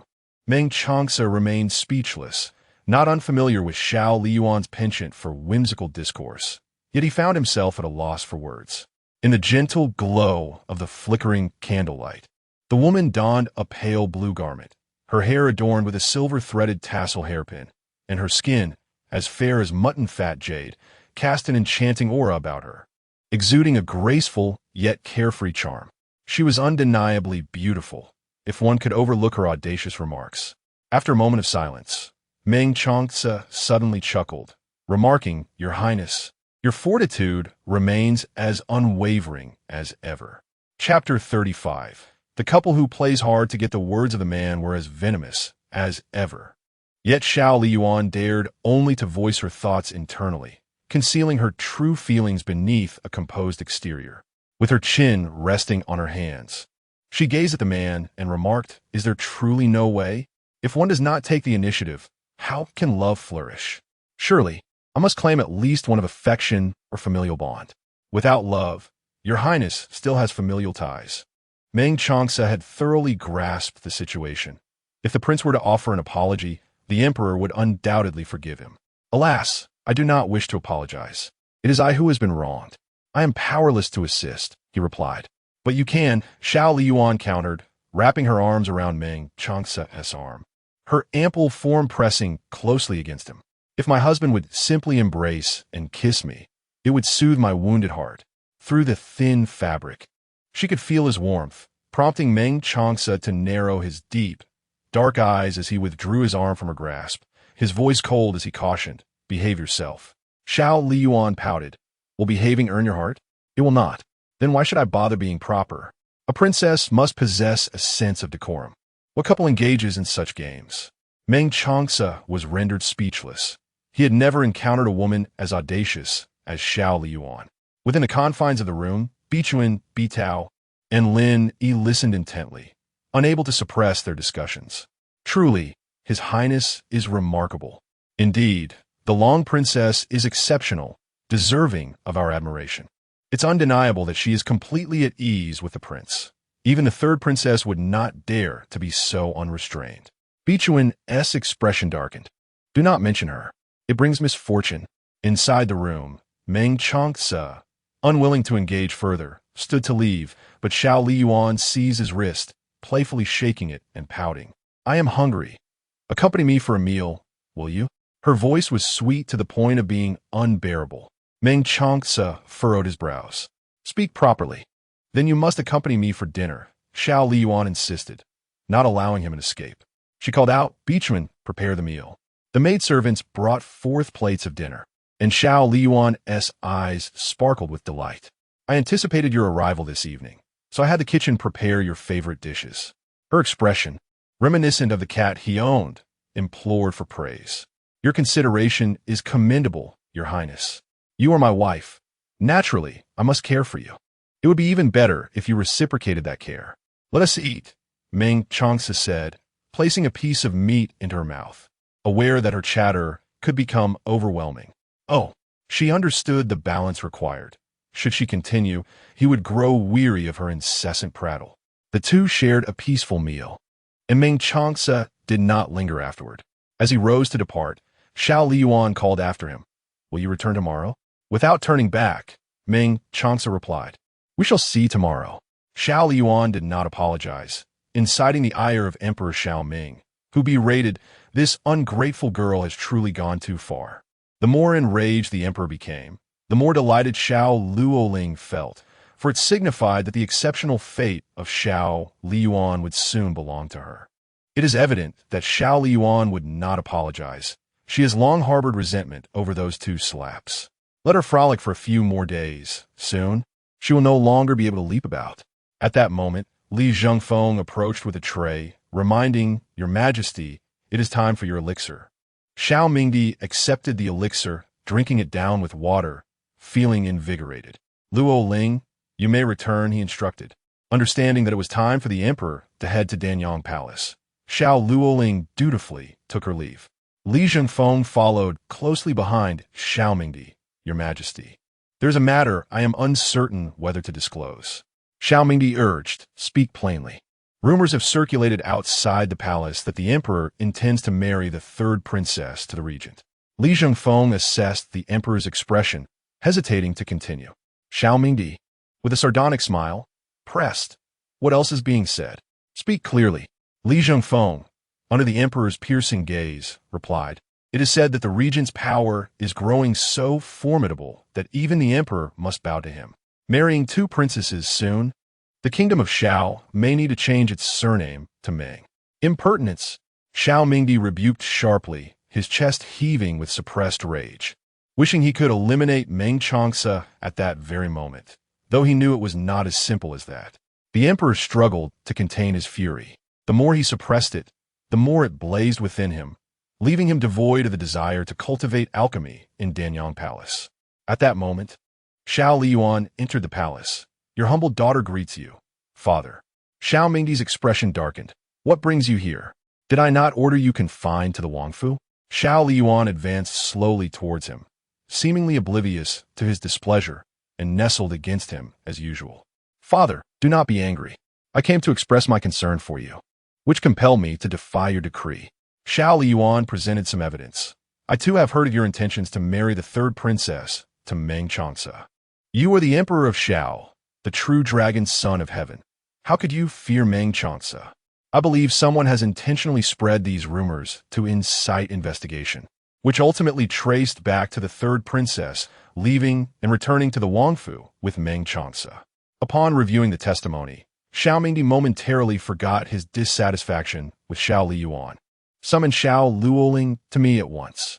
This was the first time since the emperor had taken a renewed interest in the third princess that he had displayed such fury. As Li Zhengfeng prepared to depart, he heard Xiao Liying's voice. With each word she uttered, the emperor's expression grew increasingly grim. Father, please do not be enraged. It is indeed partly my fault. I was solely focused on thwarting Meng Changce and neglected the third princess's feelings for him, which has led to her animosity towards me. Had I not interfered, she would likely have married Meng Changce, and we would not be facing these rumors now. However, given the current situation, I cannot withdraw now. I implore you to counsel the third princess, so that sisterly bonds are not severed over a man. Once your grave concerns are resolved, I shall return to seek her forgiveness. This matter does not concern you. It is Xiao Luoling who is being unreasonable. Emperor Xiao gently patted Xiao Liying's hand, expressing his appreciation for her thoughtfulness. Xiao Liying gazed up at her father, her eyes brimming with affection, stating that as a child, it brought her joy to alleviate his worries. She wished for her father to reclaim his power and for all matters to unfold favorably. The emperor's expression softened slightly at her words, lamenting that if only the third princess could exhibit the same understanding, rather than being consumed by youthful notions of love. He hoped that the emperor would not hold her youthful indiscretions against her. The pressing concern was to hasten her marriage, which would help dispel the rumors that made him apprehensive about Meng Changce. Chapter 36. Meng Changce's true love for Xiao Luoling fear. Xiao Liying's voice grew heavier as she casually seized the opportunity to showcase her cleverness. Now that Xiao Luoling possessed her destiny, she gradually shifted her father's affection toward her. Even if she remained silent, the emperor would never genuinely blame Xiao Luoling. It was better for her to advocate on her behalf, thereby earning favor in her father's eyes. What Ali said was profoundly true. Emperor Xiao Ming felt a deep sense of comfort, proud of the child he had raised. He surmised that on that day, he had misunderstood. He had spoken harshly, but could Ali ever harbor resentment against her father? Though the emperor scolded his daughter, Ali was only saddened, never angry with him. Xiao Liying's sincerity struck a chord with Emperor Xiao Ming, who suddenly felt a twinge of guilt. With a grand gesture, he bestowed upon her generous rewards. This not only extinguished any lingering possibility of Xiao Luoling and Meng Changce, but also allowed the emperor to recognize her worth anew. Furthermore, the rewards dispelled any talk of her falling out of favor, filling Xiao Liyuan with joy. Thank you, Your Majesty. At present, she had raised a private army and was in dire need of funds. These rewards would serve her well. Xiao Liyuan also mentioned how long it had been since she dined with the emperor and empress. She did not wish for her father to accompany Xiao Liying and the empress dowager, allowing her enemies to revel in triumph. Upon arriving at Fengyi Palace, she exchanged a knowing glance with the empress, who restrained her curiosity and smiled. Your Majesty, it has been far too long since we enjoyed a moment like this. Emperor Xiao Ming reminisced, grasping the empress's hand. In the future, I shall spend more time with you. After their luncheon, as the emperor departed, the empress eagerly turned to Xiao Liyuan. Ali, what brings you to the palace today? Is your foot healing? It's almost better. I have business to attend to today. Xiao Liyuan succinctly explained her meeting with Emperor Xiao Ming. Mother, for the upcoming flower banquet, we must ensure that the heir of Yongchang Marquis becomes Xiao Luoling's fiancé. The empress understood. Xiao Luoling had just been reprimanded by Emperor Xiao Ming. Have I not forbidden you from any involvement with Meng Changce? Why did you not heed my words? Unaware of the rumors circulating outside the palace, Xiao Luoling defended herself. Father, I went to visit my elder sister and merely encountered the regent by chance on the way. It was not intentional. The emperor's expression softened slightly. I shall have Meng Changce executed. Your past with him must be put to rest. Do not dwell on him any longer. I will choose a suitable fiancé for you. From this day forth, you are not to leave the palace. Yes, father. Having lived through death once. Xiao Luoling was not surprised. In her previous life, the emperor had already harbored murderous intentions toward Meng Changce. Yet ultimately, the Xiao dynasty fell, and Meng Changce ascended to the throne. This was why, upon her rebirth, she had been so earnest in expressing her childhood bond with him, believing that such affection would set her apart in his eyes, thus improving her circumstances significantly. She also let slip rumors of Meng Changce's admiration for her. Few women could approach him, and her uniqueness made the entire capital believe in the truth of their connection. She did not wish to lead a pitiful existence. She aspired to rise above. With Xiao Liyuan's destiny now intertwined with her own, she was certain that Meng Changce would ultimately fall in love with her. For the time being, she would bide her time. Marriage was not on her agenda, for Meng Changce had promised to assist her in resolving this matter. The schemes of the emperor pale in comparison to those of Meng Changce. Upon exiting the Yangxin Palace, Xiao Luoling inquired, "Who has seen father today?" Li Zhengfeng replied, "It was the princess." Xiao Luoling surmised it was the handiwork of Xiao Liyuan, who could not bear to see her thrive, and she must have left some semblance of restraint. Upon returning to the Zhongsue Palace, Xiao Luoling summoned the Book of Fate. I require your assistance with a matter. The Book of Fate responded in an ethereal tone. What is it? Place correspondence with foreign nations in the Chancellor's study, charging him with treason and conspiracy. Additionally, scatter some in other locations. Xiao Luoling was aware of Xiao Liyuan's rebirth, but was oblivious to the stark contrasts in their experiences. Thus, it was prudent to remain vigilant. Understood. A malicious glint flickered in Xiao Luoling's eyes. Treason was a grave offense, and henceforth, Xiao Liyuan would cease to exist. Oh, and one more thing. How far along is the process of seizing the fate? It is nearing completion. Then why does father still speak harshly to me? In the past, when Xiao Liyuan erred, he could never bring himself to admonish her. Furthermore, my fate has been returned to Xiao Liyuan.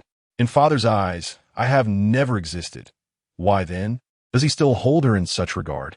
Xiao Luoling was perplexed, unable to comprehend the underlying issue. The Book of Fate did not directly answer. Xiao Liyuan's fate will soon be yours. What do you have to worry about? Very well. Having dueled with Xiao Liyuan on multiple occasions, she had painstakingly endeavored to render Empress Chun disfavored, yet the emperor still cherished her. Despite her efforts to erase Xiao Liyuan from the emperor's eyes, a single word from her could sway his opinion. All her attempts had been in vain. Now, a singular thought consumed her. Xiao Liyuan must die. Only then would she be free of worry. Xiao Luoling attributed all these upheavals to her fate, not yet wholly belonging to her. The potency of the Book of Fate was known to Xiao Luoling. She had witnessed its might and trusted in it. patiently awaiting auspicious news from Meng Changce within Zhongsue Palace. On the eve of the flower-viewing banquet, the rare chrysanthemums, which had bloomed prematurely, suddenly withered. With the flowers in ruin, what purpose remained for the banquet? Empress Chun was enraged and ordered a thorough investigation into the flowers' demise. She approached Emperor Xiao Ming to atone for her perceived incompetence.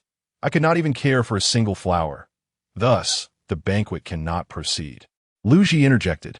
Your Majesty has placed great importance on this banquet. Surely someone wishes to thwart it, as the timing of the flower's death is too coincidental. Empress Chun reprimanded. Lu Ji, do not speak foolishly. Who would be so brazen as to cause destruction?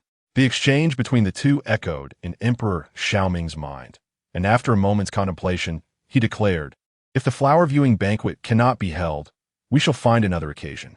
Empress Chun acquiesced softly, indeed. Upon hearing this, Xiao Liying's lips curled into a pleased smile.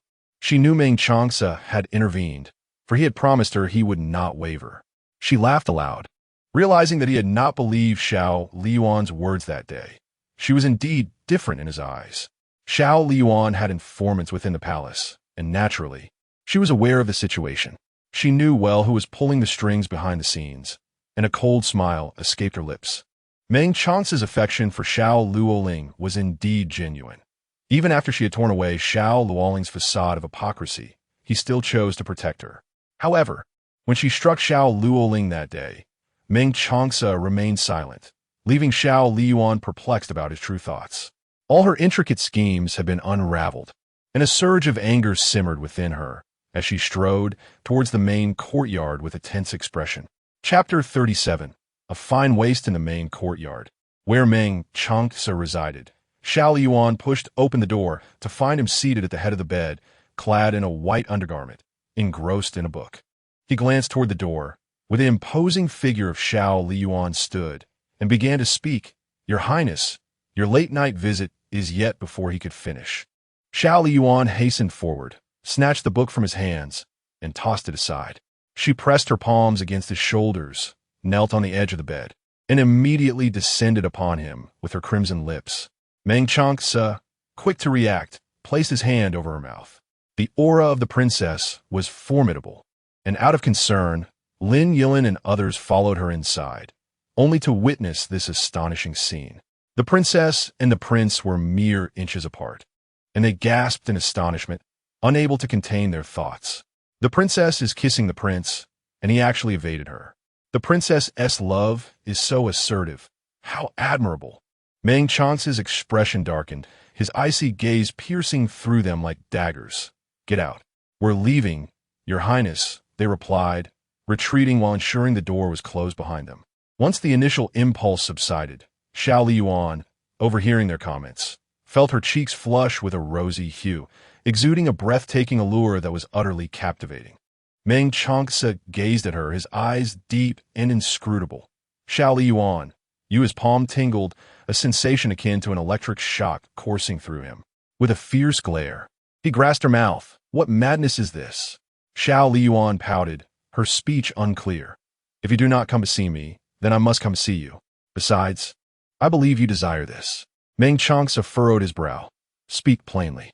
I wish to sleep with you, Xiao Liying declared impulsively, adhering to the notion that since she was already there, something must transpire.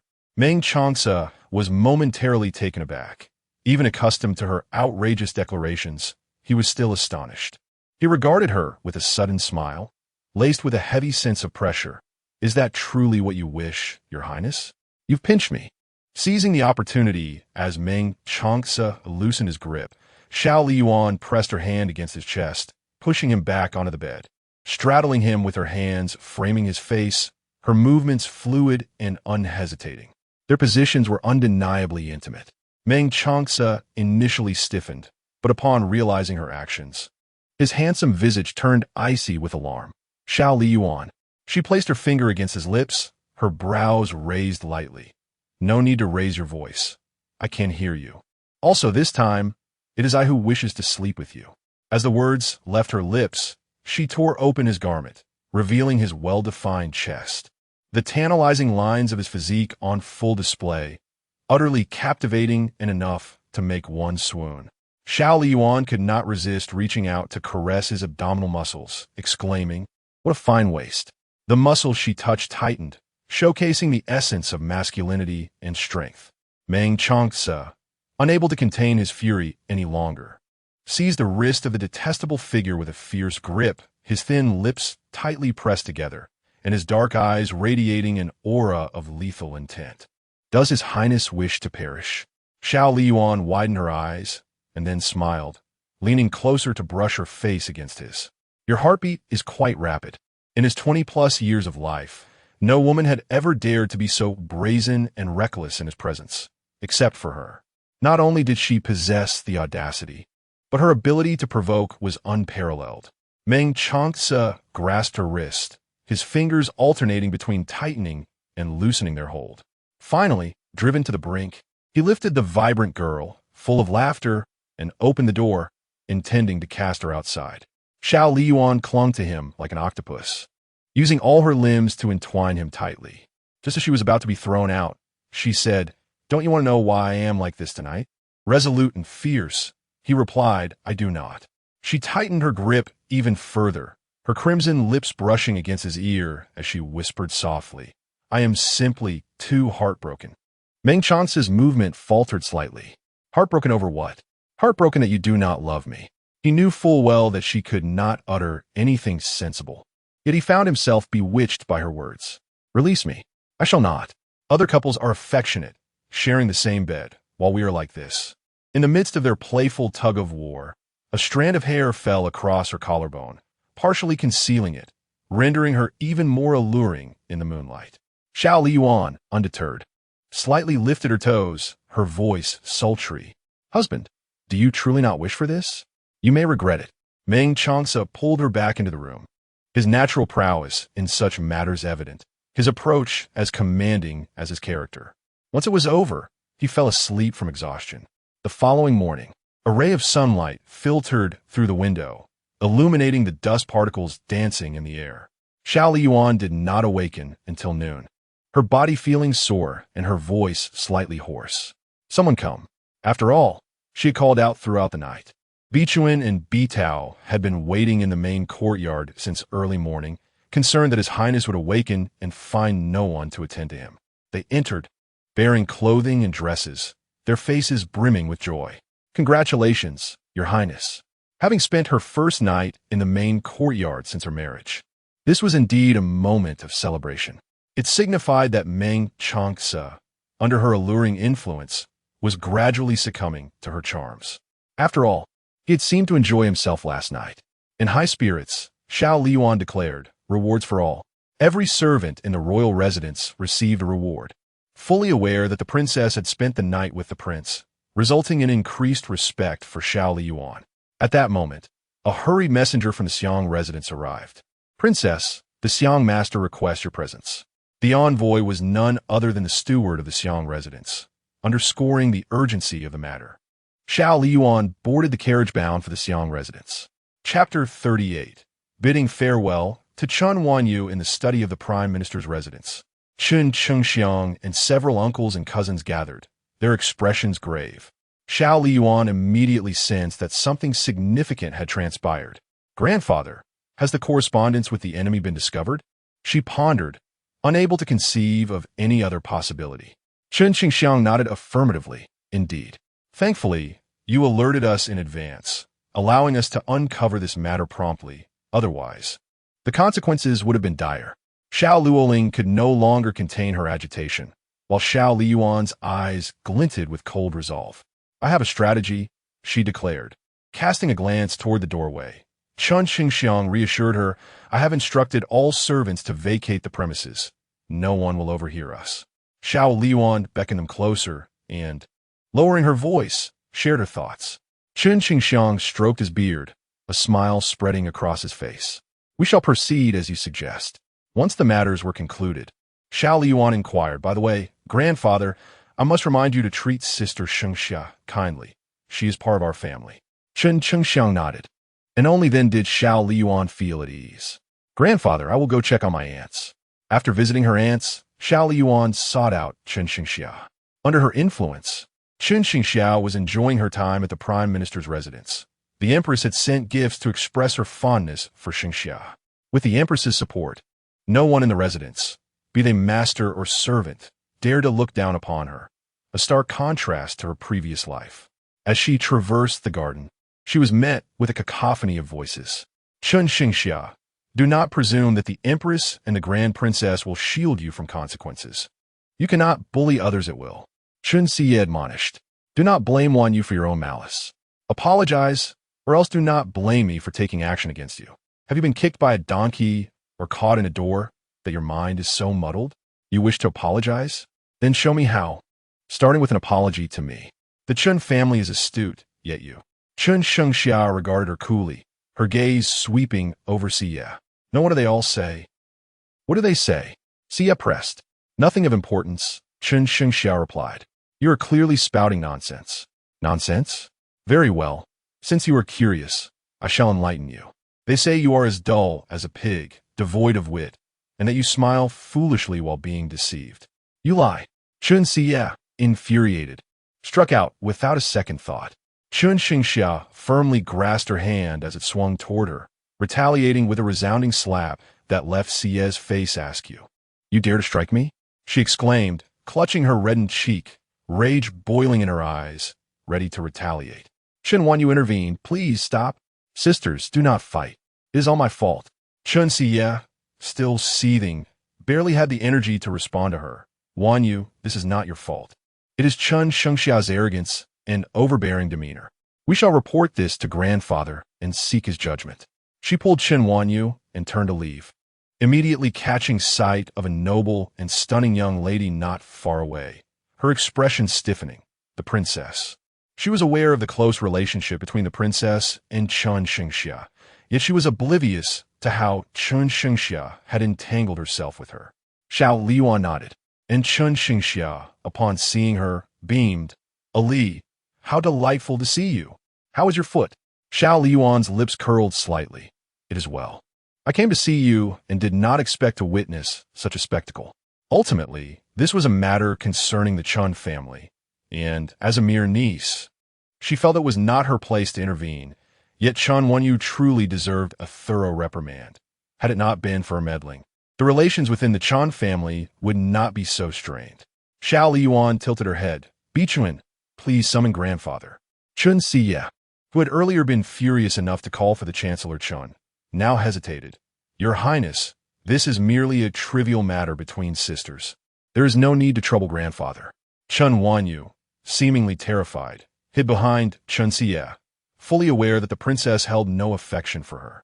If grandfather were to be summoned, she would not fare well. She knelt before Xiao Liying, pleading, Your Highness, please punish me. It was I who caused my sisters to fight. Xiao Liying did not even cast a glance her way, instead taking Chen Shengxia's hand and walking away. Chen Xie helped Chen Wanyu to her feet and could only follow. In the Great Hall, Xiao Liying recounted the earlier scene, prompting Chancellor Chen to make an immediate decision. Bring Wanyu to the estate. She is not to return unless she learns her lesson. Chen Wanyu felt as if the sky had fallen, tears streaming down her face as she knelt and begged, Grandfather, I implore you, do not send Wanyu away. Chen Xie also knelt down to advocate for her. Grandfather, it was Chen Shengxia who was abusive. This has nothing to do with Wanyu. Your judgment is exceedingly biased. The Chancellor expressed disappointment towards Chen Xie. Even in leisure, you are educating children, yet you have allowed them to become spoiled. He instructed that his son would ensure Xie would be properly guided in the future, preventing her from suffering embarrassment again. Uncle Chen Jinni, with a stern expression, commanded, Take the fifth miss away and confine her to the ancestral hall. She shall eat only when she realizes her mistakes. Chen Xie felt as if the heavens had collapsed. She could not comprehend why grandfather and father were being so severe this time. The Chancellor scolded all the heads of the household, each word favoring Chen Xingxia. Do not all lose your senses. Know what should and should not be done, especially you. The eldest. You have owed Xingxia for many years. Remember to learn to be a good father from now on. Chen Jingwei replied, I understand, and I will make amends to Xingxia in the future. Chen Xingxia's gaze was filled with derision. She had outgrown the need for her father. and his belated presence was of no consequence to her. The Chun household acted swiftly, hastily packing a few garments before sending Chun Wanyu off to the estate. Xiao Liying gazed at the lotus flowers in the pond. The air feels so much fresher. Chun Xingxia understood her sentiment. Ali, thank you for today. Xiao Liying chuckled softly.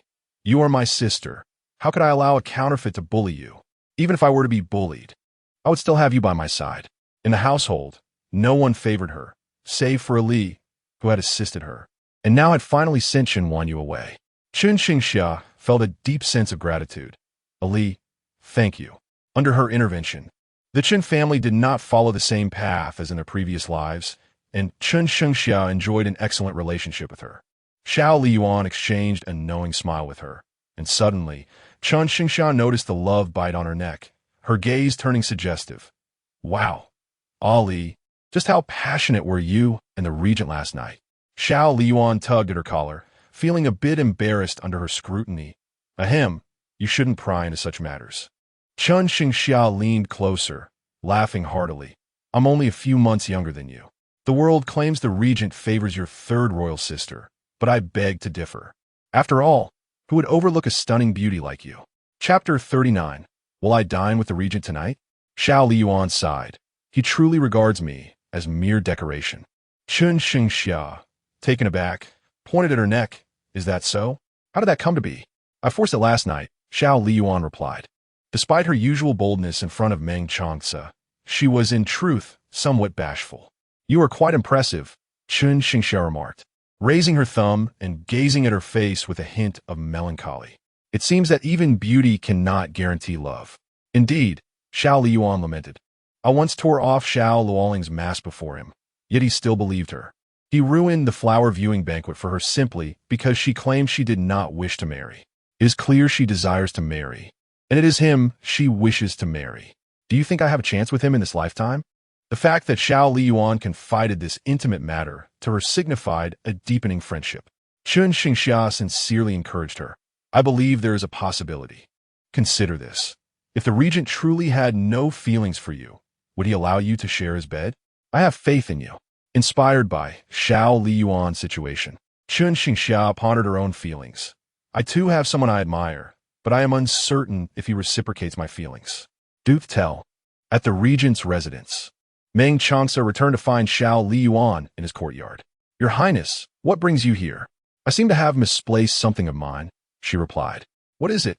My heart. Meng Changce had grown accustomed to her candor. And so, Xiao Liying rested her chin on her hands, her striking eyes sparkling, therefore. Could you show me a bit more patience from now on? As she spoke, she maintained her gaze on Meng Changce, who remained impassive. If I say no, will you give up? Without hesitation, Xiao Liying answered, no. Meng Changce's tone was indifferent. Then why do you ask? Xiao Liying retorted, how exasperating. Never mind. I shall be magnanimous and not hold it against you.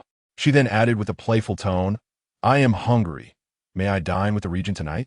Upon witnessing her lively and vibrant expression, Meng Changce replied, certainly. A table laden with delectable dishes awaited them, filled with her favorites. Xiao Liying feigned weakness. Oh dear, my hands are too sore. Might I trouble my husband to peel a shrimp for me? Meng Changce tilted his head as Xiao Liying blinked mischievously. How do my hands come to be so sore? I wonder who the culprit is. The maidservant nearby struggled to contain her laughter. The torment of stifling a laugh was unbearable. Do you enjoy shrimp so much? Indeed. Then clear away all these dishes.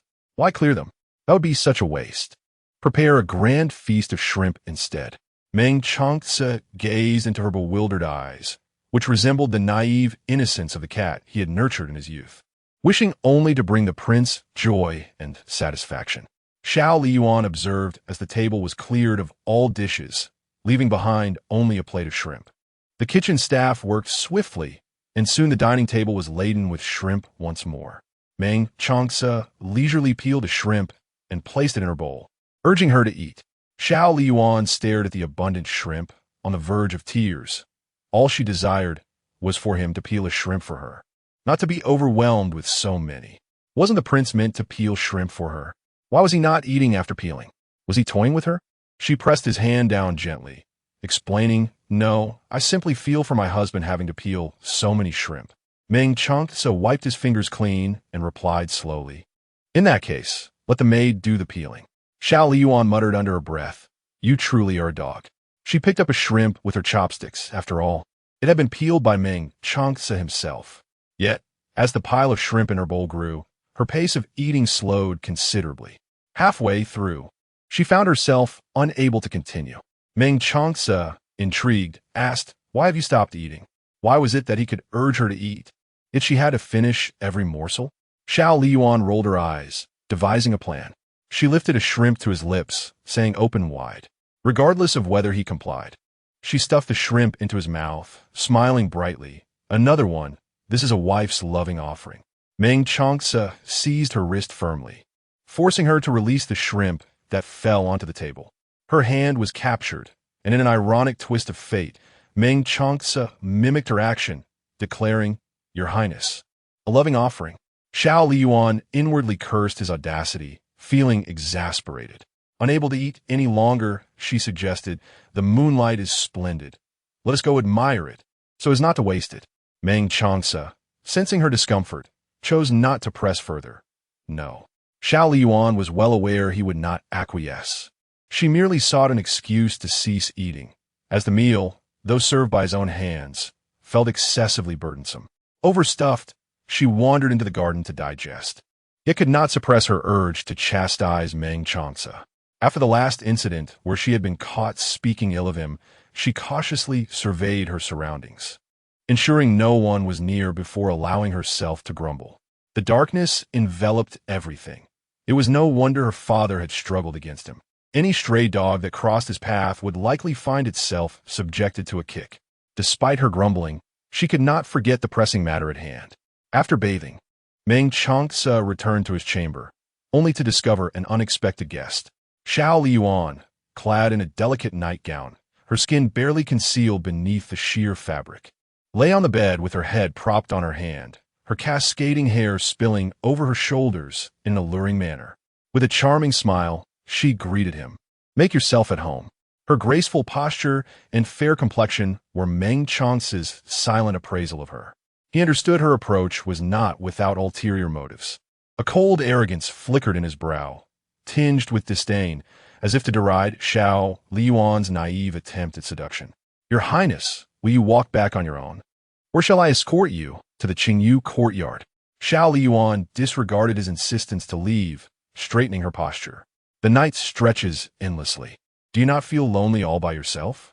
I am here. When you feel solitude, I can engage you in conversation. I'm quite adept at it, and I possess a talent for cheering others up. Even my father often finds himself greatly amused by my antics." Meng Changce felt a throbbing at his temples. How could she utter such words? Skilled at conversation? It's a miracle if she doesn't drive one to despair. He retrieved his garments from the rack and donned them swiftly. In the next moment, the door swung open, and he stepped outside. Xiao Liying's smile froze completely once Meng Changce departed. Everything had seemed perfectly well last night. How had it transformed so drastically by today? A man's heart is as elusive as a needle in the depths of the ocean. With a heavy heart, she commanded, "Vixen, bring me some wine." Chapter 40. The enfeoffment of the concubine. Since that fateful night, Xiao Liying had not laid eyes on Meng Changce for several days. Under the same roof, if he wished to evade her, it was not a difficult task. Xiao Liying felt a twinge of discomfort, aside from penning letters daily to maintain her presence. Her remaining energies were devoted to pressing matters. She could not afford to neglect her affairs for the sake of one Meng Changce. How many soldiers had she managed to recruit? Her father, the emperor, had given his explicit consent for her to raise private troops, a privilege she held with rightful claim. Yet it would not do to make a grand display of it, drawing unnecessary attention. Currently, the numbers approached 10,000. 10,000 was indeed a substantial figure, and the fief she had selected seemed rather ordinary compared to other prosperous lands. The common folk were lacking in silver, yet her provisions were favorable, as many young men had come forth to enlist. However, this number was still insufficient. She required more. This was her contingency plan. Suiyu did not fully comprehend why the princess needed to maintain such a large private army, unless she harbored intentions of rebellion. As merely a shadow guard, he could only obey his mistress. Your Highness, raising an army is a costly endeavor. With too many men, it may become unsustainable. If she were to maintain a few thousand, she could manage, but an army exceeding 10,000 would stretch her current finances perilously thin. She needed to devise a means to augment her wealth. Well, the collaboration with the Jiang family. How profitable has it proven? The bulk of the profits are accrued by the Jiang family. Our share is minimal. Xiao Liying pondered for a moment. Convey a message to the head of the Jiang family. I can assist him in usurping the Yi family, securing his position as the imperial merchant, but subsequent collaborations must be more favorable to us. The Jiang family had long aspired to supplant the Yi family as the new imperial merchant, and she could provide the necessary facilitation for mutual benefit. She had sold off the treasures recently bestowed by her father, yielding a significant profit, yet these funds were still woefully inadequate. It seemed she would need to procure more treasures from her father. Understood, Your Highness. Once matters had been arranged, Xiao Liying proceeded to the palace to seek an audience with Emperor Xiaoming. Li Zhengfeng approached her. Your Highness, your timing is unfortunate. The third princess is currently in attendance with His Majesty, and he has decreed that he will see no one. Xiao Liying maintained her courteous demeanor. I must trouble you to relay my presence. Li Zhengfeng, still wary of Xiao Liying, replied with a smile. Please wait a moment. I shall inform him at once. He entered the Yangxin Hall. Your Majesty, the Long Princess seeks an audience. Emperor Xiaoming, engrossed in a game of chess with Xiao Liying, did not lift his gaze. Do not admit her. Li Zhengfeng was taken aback. Your Majesty? Emperor Xiaoming, his irritation palpable, retorted. What? Do you not understand my words? Li Zhengfeng, scarcely daring to breathe, responded. This servant understands. As Li Zhengfeng exited, Xiao Liying chimed in.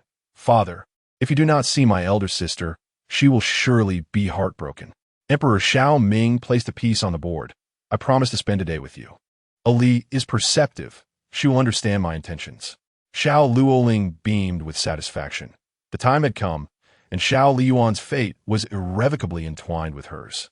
Now, she awaited the revelation of Chancellor Chen's treachery, leading to the extermination of the Chen family. With both Empress Chen and Xiao Liying implicated and facing death, a thought that brought her immense delight. Outside the Yangxin Hall, Li Zhengfeng's expression was conflicted. Your Highness, the Emperor has stated he will only attend to the third princess today and has no time for you. You may wish to return. Xiao Liying was acutely aware that the time for the exchange of fates had arrived sooner than anticipated. However, she never imagined it would unfold so rapidly. Her father, the Emperor, was now unwilling to even meet her. Every event seemed to be following the trajectory of her past life. And soon the Duke's residence would be implicated in treason, with incriminating letters discovered. Even if they could evade this calamity, Xiao Liying would continue to plot against her. The only solution lay in eliminating Xiao Liying and destroying the fate ledger. Xiao Liying feigned sorrow, proclaiming, I understand.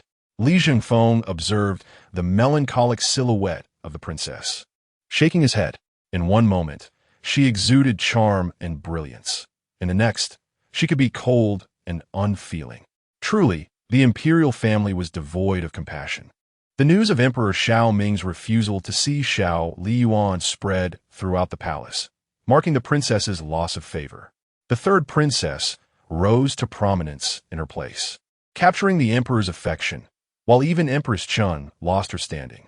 The palace and even the former dynasty were aware that the tides had shifted within the harem. Both Xiao Liying and Empress Chen maintained their daily routines, eating and drinking with composure, their lives continuing until the day of the imperial consort's enthronement. The ceremony for Consort Lin was conducted with great pomp, a testament to her immense favor. The harem gathered to congratulate the newly favored consort. Consort Lin, shedding her previously modest demeanor, embraced her newfound pride, expressing gratitude to her sisters and fellow ladies.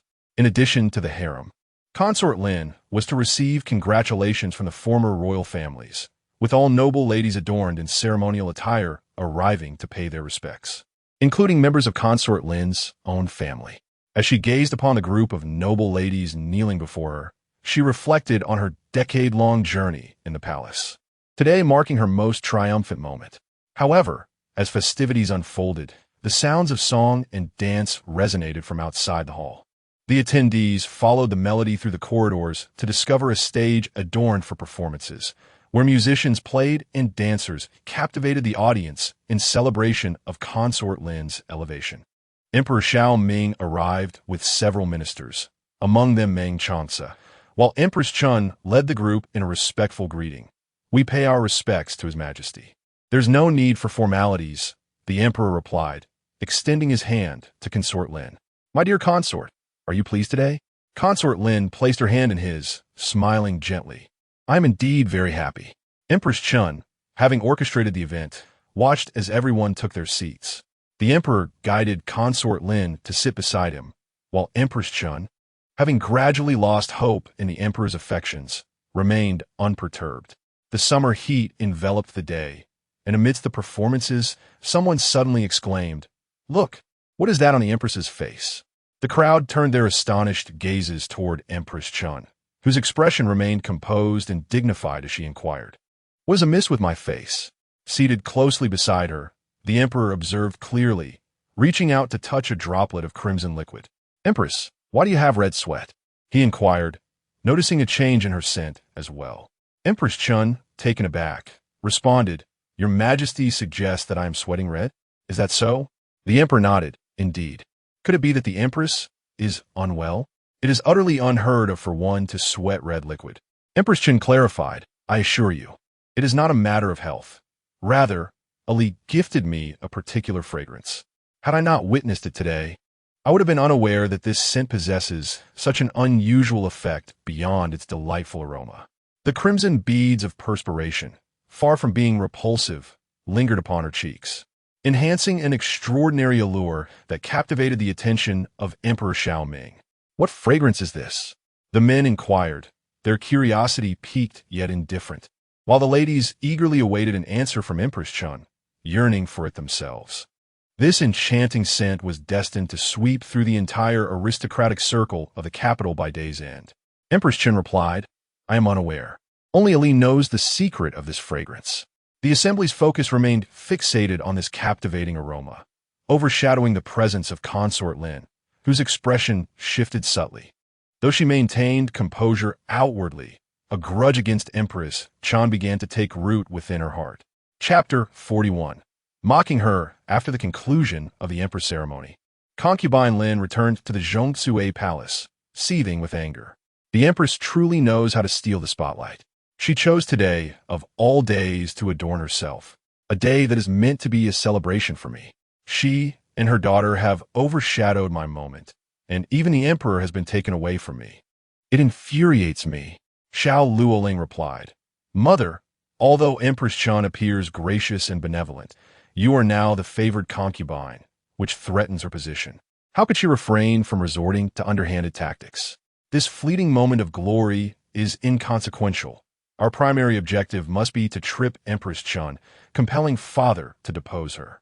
Concubine Lin sighed. "It is not an easy task to depose an empress," Xiao Liying insisted. "This matter requires the intervention of the Lin family." Concubine Lin, puzzled, inquired what was required of her family. Xiao Liying leaned closer and whispered in her ear. Though this was not the first time concubine Lin had heard such a proposal, it did not fail to quicken her heart. "Liying, are we truly to proceed with this?" Xiao Liying, discontented with her mother's indecisiveness, urged, "Mother, a man must be ruthless, women must be no different. If we aspire to ascend, we must act decisively. Do you not desire that position?" Every woman in the palace yearned for such a status, and naturally, concubine Lin aspired for it as well. Times had changed. She was now the favored concubine, capable of competing for her place. After a moment, she took a deep breath. "I understand. We shall proceed as you suggest." Xiao Liying smiled in satisfaction, instructing Sierra, "Please summon grandmother to come." Having not seen her family for over a decade, concubine Lin was overwhelmed with emotion upon her mother's arrival at the Zhongsue Palace. The two women embraced, tears streaming down their faces, and after their emotional reunion, they exchanged pleasantries regarding each other's well-being. With red-rimmed eyes, Lin's mother reassured her, "Do not worry, my lady, all is well at home. However, as you are now the favored concubine, many in the palace will surely be watching you. You must remain cautious." "I understand, mother," concubine Lin said, handing her mother a letter. "You must ensure this letter reaches father." With a serious expression, concubine Lin's mother carefully tucked it away, promising, "Rest assured, my lady." Emperor Xiao summoned Xiao Liying to the palace, remarking, "Why has it been so long since we last met? Have you grown distant from me?" Xiao Liying turned her head away, her eyes glistening with unshed tears. "Clearly, it is you, father, who has grown distant." Feeling a slight awkwardness, Emperor Xiao cleared his throat. "Are you blaming your father for this?" With her head bowed, Xiao Liying replied, "I would not dare." "How about I compensate you then?" Emperor Xiao suggested, observing his once most cherished daughter, who appeared both aggrieved and restrained. Yet he felt little in his heart. With a grand gesture, he bestowed yet another reward upon her, for such gifts symbolized the emperor's favor. Xiao Liying seized the opportunity, saying, "I have heard that there is a treasure in your storeroom, father. I wish to have it." Emperor Xiao hesitated, for this was a gift he had intended for Xiao Liying. Noticing the emperor's hesitation, Xiao Liying innocently remarked, "Is it that you are reluctant to part with it? It seems you have truly grown distant from me." "Very well, if you desire it, you may have it. I shall find something even better for Liying later," he conceded. Xiao Liying beamed, "Thank you, father. You are indeed the one who cares for me the most." Emperor Xiao smiled faintly and then inquired, "What fragrance did you gift your mother? Is there any left?" Lin Fei adorned herself with this fragrance, undoubtedly enhancing her beauty. This thought left Xiao Mingdi somewhat distracted. Xiao Liying's lips curled slightly. It was clear that her words were deceptive. She possessed the recipe and could produce as much as she desired. The fragrance was acquired by her subordinates from an old man, and only a single bottle remained. This revelation extinguished any lingering thoughts Xiao Mingdi had of gifting it to Lin Fei. Empress Chun employed various tactics to keep Xiao Mingdi occupied in Fengyi Palace until late, before he finally retired to Zhongsue Palace. The following day, during the morning greetings, Lin Fei was the last to arrive. "Your Highness truly possesses remarkable skills. I only wish for your continued prosperity," she remarked. Empress Chun, seated in the main position, smiled subtly. "What I desire, I can obtain for myself, while you rely on others, Lin Fei. This underscores the difference between you and me." In the Qingyu courtyard, Xiao Liying summoned Suyu and gestured toward a pile of treasures. "Take these and sell them." Suyu gazed upon the gleaming heap, dazzled by its brilliance. The princess could acquire such valuables from the emperor with a mere visit to the palace. If the emperor were to discover that these treasures ultimately ended up being sold and used by the princess to support private soldiers, one could only imagine his reaction. "Your Highness," Suyu reported, "Sui Feng has conveyed news that Lin Fei sent a letter to Lin Mu, though the contents remain unclear." Xiao Liying instructed, "Continue to monitor the situation.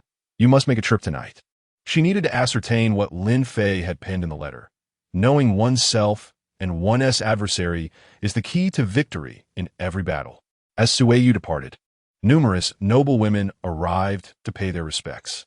Xiao Liying invited them in, learning that they too desired the fragrance.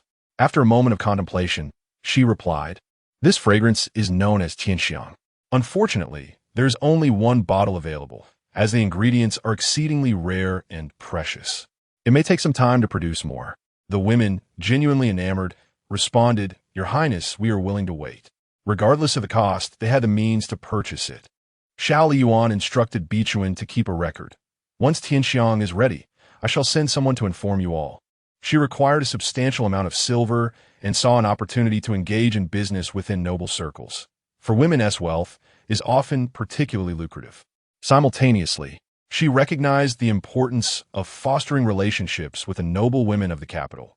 One should never underestimate the influence women wield in the inner chambers. In the dead of night, Suyu ventured to the Lin residence to investigate. Upon reporting back to Xiao Liying, she learned of Lin Fei's provocative actions against the Empress Dowager and mused, Does she genuinely believe that with the help of the Ming book, she can act with impunity? Sueyu, discreetly hide the secret letter that Xiao Liying concealed within the Lin residence, ensuring it goes unnoticed. If Xiao Liying intended to frame the Chun family, it would be intriguing to see who would ultimately prevail. With these matters in hand, Xiao Liying exhaled in relief, her thoughts drifting to Meng Changce. It had been quite some time since their last encounter, following that failed seduction. Resolving to take the initiative, she prepared a bowl of chicken soup and sought him out in his study. She knocked gently and entered, her exquisitely beautiful face lighting up with a smile. "Husband, I have made you some chicken soup. Do try it." Xiao Liying opened the food box and presented a steaming bowl of soup before him. Having tasted her culinary skills before, Meng Changce inquired, "Are you certain I can drink this?" Xiao Liying reminisced about that moment, tinged with a hint of awkwardness. "Of course I can drink. Trust me," she asserted. Meng Changce scoffed, his derision unmistakable. Xiao Liying, with a playful tone, pleaded, "Please, show me some favor." Meng Changce cast her a fleeting glance, warning her in a detached manner, "Do not misbehave. I am quite occupied." He resumed attending to his official duties, affording her not even a cursory glance, which was utterly exasperating.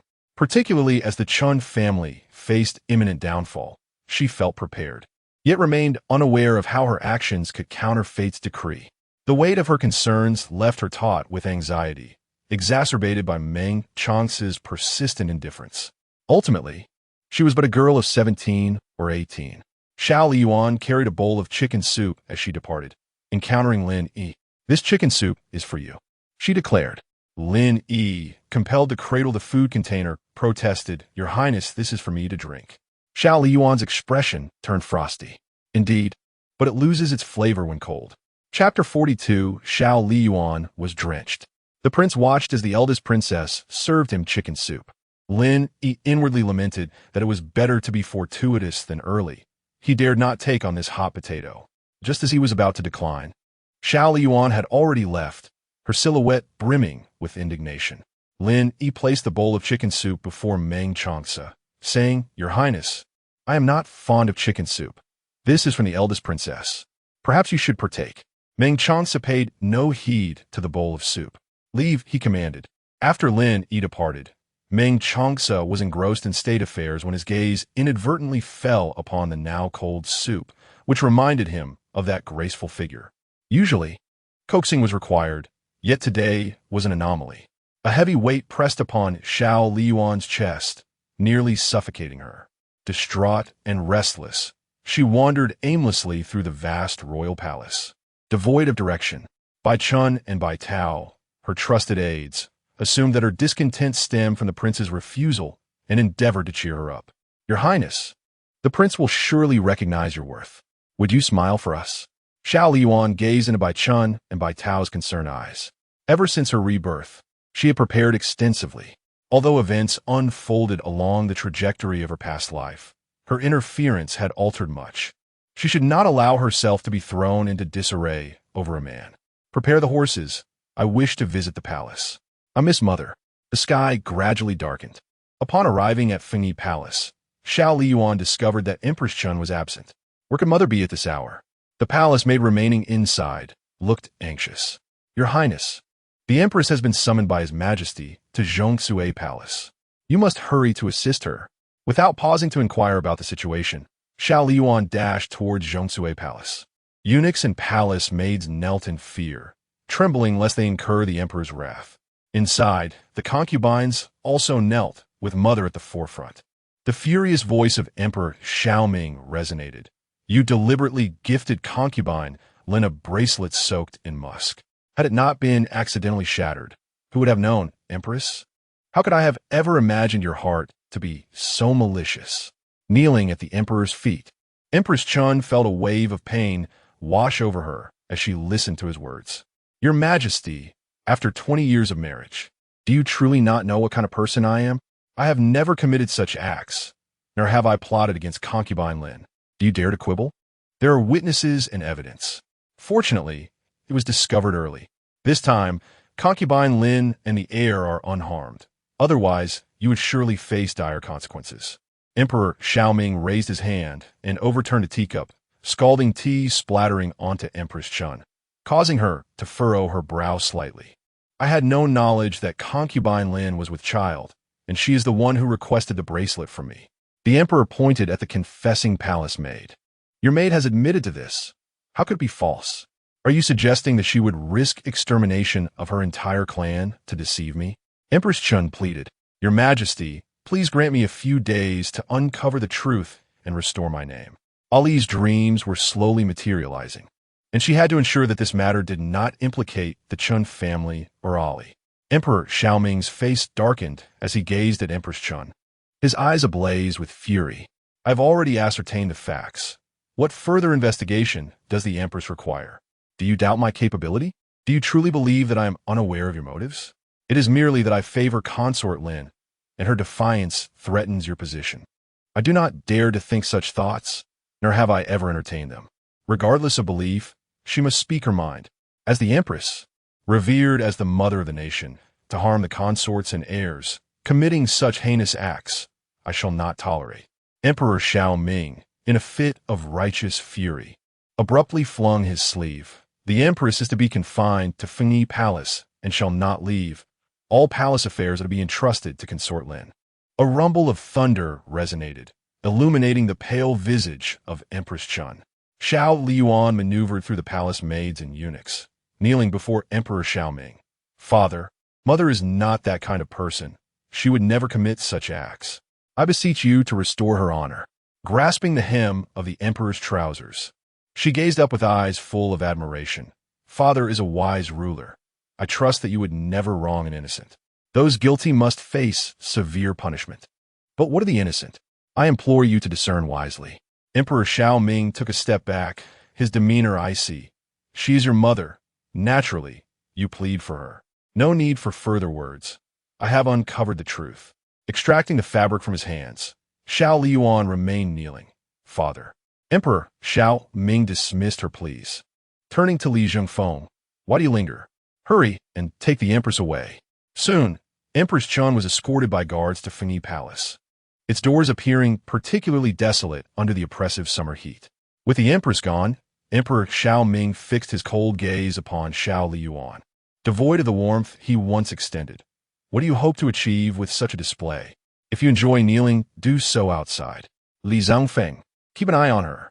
Yes, Your Majesty. Li Zhengfeng trembled at the emperor's harshness towards the Grand Princess, composing himself to say, Grand Princess, please. Xiao Liying knelt outside the hall, while the palace maids and eunuchs were utterly astonished. It was as if the sun had risen in the west. The emperor had punished the Grand Princess in such a manner. Truly unfathomable. Only Li Zhengfeng, the emperor's chief eunuch, understood that the emperor had long since changed. The thunder rumbled, deep and oppressive, akin to the wrathful roar of deities in the heavens. Lightning cleaved the sky, illuminating the night as if it were day, and soon, large raindrops began to fall, gradually intensifying, drumming against the roof and floor with a sharp sound, leaving Xiao Liying drenched, a veritable drowned rat. Li Zhengfeng sought to speak on her behalf. Your Majesty, the Grand Princess is soaked. Emperor Xiaoming could spare no thought for her. There is no need for further words. His focus remained solely on Consort Lin, grasping her hand. Rest well. I have already punished the Empress, and henceforth, none in the palace shall dare to harm you lightly. A faint smile appeared on Lin Fei's pallid face. Thank you, Your Majesty. I am fortunate to have your protection. Otherwise, I would not know what to do. Being relied upon wholeheartedly by a woman pleased Emperor Xiaoming greatly, especially considering that Consort Lin was with child. His lineage had always been scant, with only 2 daughters and a son who had passed away in infancy. Currently, it is highly likely that the child within the Empress Lin is destined to become the next emperor of the Xia Kingdom, which has led to an increased focus from Emperor Xiaoming. He would never permit anyone to inflict harm upon her. Xiao Liying exchanged a glance with Empress Lin, realizing that this move was indeed astute. The emperor holds his progeny in the highest regard. What does it matter if the empress seizes the affections of his mother? Should she dare to touch upon the emperor's sensitive points, even the mightiest of beings would be of no consequence. As for Xiao Liying, She is currently relying on her own life force, and the emperor would scarcely spare her a glance. Chapter 43. I beseech you, your highness. Save the Princess Chang. Xiao Liying stood on the steps, holding an umbrella, watching her elder sister kneeling in the downpour. A pitiful sight that elicited a harsh laugh from her, piercing and malevolent. Sister, it seems you too have fallen to this fate. How unexpected. Shall I, your younger sister, intercede on your behalf? With just a word, perhaps father would allow you to rise from your knees. Rain cascaded from above, its icy touch enveloping her. Damp strands of hair clinging to her cheeks, her garments thoroughly soaked and clinging to her form. Xiao Liying, kneeling, kept her back straight, refusing to bend. I do not require your assistance. Surrounded by her elegantly attired attendants, Xiao Liying stood in stark contrast to the disheveled figure of Xiao Liying. Sister truly fails to recognize kindness. If you insist on rejecting my help, then do remain kneeling. She emphasized the last words deliberately, advancing towards Xiao Liying and bending down to meet her gaze, a smug smile gracing her lips. Sister, I warned you that you could not prevail against me. Behold, this is your downfall. Xiao Liying's eyes were icy as she retorted, a petty individual reveling in their triumph. And what of it? Everything that belongs to you is now mine. Rest assured, dear sister, I shall indulge in it thoroughly. Xiao Liying provoked her further. Oh, by the way, your incessant scheming to sow discord between me and the prince has proven futile. In his heart, I am the one who matters most. Once you are gone, I will share a harmonious life with him, united in love. Xiao Liying remained unperturbed. Is that so? Are you aware that Meng Changce confessed to me last night that he has begun to develop feelings for me? Xiao Liying's expression shifted, her voice sharp. That is impossible. Xiao Liying examined her with a calm demeanor, responding slowly. Anything is possible. Xiao Liying seized her face, seething. You have nothing but your looks to boast of. At least I possess beauty. What do you have? The double entendre was not lost on Xiao Liying. Your triumph will not last long. The first step is to frame Empress Chun for her fall from favor. The second step will be treachery from the residents. And the third, well, Xiao Liying shot a furious glare at Xiao Liying before turning back towards the palace, commanding, close the palace gates. Do not let certain individuals take advantage of the situation to seek refuge from the rain. The heavy doors closed before Xiao Liying. The relentless rain showing no signs of abating. A cold wind swept through, and while she felt a chill, the coldness within her heart was far more profound. The persistent chill began to numb her legs. She had lost track of how long she had been kneeling, and darkness clouded her vision. With a final blink, she collapsed. Lying in the rain, the palace maids and eunuchs had long since found shelter, leaving only Vixen and Bitao by her side. Vixen said, Bitao, take good care of the princess. I shall find help. Bitao supported Xiao Liying, urging, Sister, you must hold on. Vixen nodded, rising from the ground despite the pain in her knees, hastening her steps. The only person who could save the princess was him. She had to return quickly. Vixen dared to flee from the palace, racing back to the residence of the regent, crying out, Your Highness, please, I implore you to save the Princess Chang. Vixen was drenched by the rain, leaving Lin momentarily stunned. Miss Vixen, what has befallen you? Vixen wiped the rainwater from her face. Step aside. I must see the prince. Meng Changce, still in his study, heard the commotion at the door. Lin, allow her entry. Vixen knelt down. The dry ground quickly soaked beneath her. Her forehead struck the floor with a resounding thud, turning red, with faint beads of blood beginning to emerge. Your Highness, my master is in a state of coma and may not last long. I implore you to save her. Meng Changce raised an eyebrow, inquiring, what has transpired? Vixen dared not conceal the truth and recounted the events within the palace. The empress plotted against consort Lin and was stripped of her authority over the 6 palaces by the emperor. The princess pleaded on the empress's behalf, only to be punished by the emperor with forced kneeling. Now, with the torrential rain, the delicate princess cannot withstand such torment. Lin, he was taken aback, grappling with disbelief. He would rather doubt his own ears than believe the emperor had truly changed. Surely not. The eldest princess is the emperor's cherished jewel. How could he bear to punish her? The entire palace was watching. How could it be fabricated? Vixen continued to bow her head, beseeching, "Your Highness, you alone can save the princess."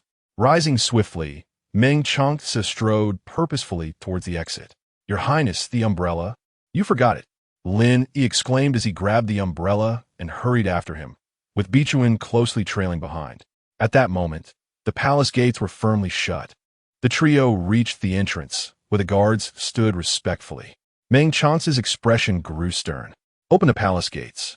The guard bowed deeply. "Your Highness, it is currently curfew, and we cannot open the gates. Please do not make it difficult for us." Meng Chance's demi-anneau d'arconed, exuding en oppressive aura. "I shall bear any consequences. If you do not open the gates, can you withstand the repercussions?" The chilling intensity of his presence sent shivers through the guards. The commander of the Imperial Guards quickly descended, casting a reproachful glance at his subordinate, mentally cursing the fool, and turned to Meng Changce with a forced smile. "I shall open the gates at once." Compared to the emperor, he preferred not to offend the regent. The gates swung open, and Meng Changce led the way into the palace, arriving at the Zhongsue Palace, where he found Xiao Liying and Bai Tao, both battered by the rain. As he approached, he saw Xiao Liying, eyes tightly shut, resting in Bai Tao's embrace, her complexion pale and devoid of color, utterly disheveled. Even the beloved eldest princess, once surrounded by adoration, faced such a day. He bent down to lift Xiao Liying, feeling her fevered body. A glance revealed her exquisitely pale face tinged with an unnatural flush. He shielded them from the downpour with the umbrella, while Vixen assisted Bai Tao, the sisters supporting each other under a single umbrella as they exited the palace. Meng Changce placed Xiao Liying into the carriage. Though unconscious, she instinctively sought warmth, nuzzling against him, feeling the comforting heat and yearning for more. Meng Changce swiftly shifted her away, causing Xiao Liying to curl up, her garments clinging to her form, accentuating her graceful silhouette. He drove the carriage hastily back to the regent's residence, where the physician awaited their arrival. Meng Changce carried Xiao Liying down from the carriage and made his way to the Qingyu courtyard, gently placing her upon the bed, where the pristine bedding was instantly dampened. The sisters Bai Chun and Bai Tao, disregarding their own well-being, hurried to change Xiao Liying into a fresh set of clothes, while instructing the other maids to replace the soiled bedding. Meng Changce called out, "Physician, she has a fever. Attend to her at once." The physician entered with a medicine box, placing a cloth over Xiao Liying's wrist to take her pulse through the fabric. After writing out a prescription and offering some instructions, he departed from the royal residence. The prognosis was not dire. She had merely caught a chill from the rain and developed a fever. As Meng Changce rose to leave, the woman on the bed, still lost in her stupor, murmured, "Don't go." Her vulnerability was heart-wrenching. Chapter 44. My destiny is in my own hands. Meng Changce halted his steps, turning to gaze at the exceedingly anxious Xiao Liying. She appeared ensnared in a nightmare, her fingers tightly clutching the quilt with such force that it left deep imprints, beads of cold sweat forming on her brow as her slumber remained restless. "No, Father Emperor, please spare Mother and the others. We are wronged, we are wronged." Her mind lingered on the events of the day regarding the Empress's demotion from power. The once pampered princess had never encountered such turmoil, and it was only natural for her to feel fear. However, the sudden shift in Emperor Xiaoming was truly shocking. Meng Changce narrowed his eyes. "Liying, investigate." "Yes." He vanished in an instant. Xiao Liying dreamt once more of her past life, witnessing her loved ones being slaughtered one after another before her eyes, the entire Chun family lying in pools of blood, including young children who were not spared. The past and present continuously overlapped in her vision, each scene unfolding like a vast maw of blood, nearly engulfing her. Enveloped by these haunting memories, an ethereal voice suddenly emerged. "Give up. Even in your rebirth, the tragic fate of your past life cannot be evaded. Your resurrection bears no significance. You shall die, and your beloved kin shall perish, just as in your former life. You can change nothing." Xiao Liying pressed her hands to her head, attempting to block out the malice-laden words. "No, I have altered certain events, is not meaningless. Altered events? What of it? Soon everything shall revert to its original state. The voice persisted, rendering her unable to escape, mercilessly tormenting her spirit time and again. Doubt began to creep into Xiao Liying's resolute heart. Could it be that her rebirth was indeed futile? Would she and her mother inevitably tread the same path as in her past life? Indeed, you shall follow the same path as before. Relinquish your struggle and resistance. The sinister voice gradually eroded her spirit, and the light in her eyes nearly extinguished. After a moment, she abruptly lifted her head, scanning her surroundings for the source of the ethereal voice. Her gaze resolute. To place oneself in a dire situation can lead to rebirth. You are mistaken. I've already faced death once. I have endured the weight of sorrow and tragedy. I fear not death, so what can possibly break me? Rather, it is you who, in your incessant attempts to coax me into surrendering, are the one who fears, fearful of my capacity to alter everything, fearful that I may bring about your end. Regardless of your origin, I declare, should there be no path, I, Xiao Liying, shall carve out a bloody trail. My destiny is mine to control, and none shall easily manipulate my life. As she uttered these words, the tormenting voice in her mind vanished instantaneously. Xiao Liying abruptly opened her eyes, hearing two anxious voices nearby. Your Highness, you are awake. Were you having a nightmare? Dreams are often inverted. Do not be afraid. Both I and Bitao shall always protect you. Xiao Liying turned to meet the concerned expressions of Vixen and Bitao, surveying the familiar surroundings. In a hushed voice, she replied, "It was merely a nightmare. It matters not. Do we not face punishment for kneeling? How do we return?" Vixen rode. Your Highness has fainted. It was the prince who saved you. Bitao added, "Fortunately, the prince was here. Otherwise, we would have been at a loss." Xiao Liying was astonished, not expecting Meng Changce to come to her rescue. His willingness to help suggested that she held some significance in his heart. She surveyed the room, where Meng Changce sat beside her with an indifferent expression. Supporting herself on her arms, she slowly sat up and offered a faint smile. "Thank you for today." He had saved her once more. While his intentions might have been utilitarian, her gratitude was genuine. Meng Changce gazed at her pallid face, her dark hair cascading over her shoulders, exuding a hauntingly beautiful yet tragic allure. Xiao Liying noticed his clothes were damp, a flicker of concealed delight crossing her mind. "Your clothes are wet." Meng Changce fixed his gaze on her for a few seconds before responding. "This prince never engages in unprofitable transactions. Have you considered how you will repay today as favor, Your Highness?" Now it was Xiao Liying's turn to be surprised.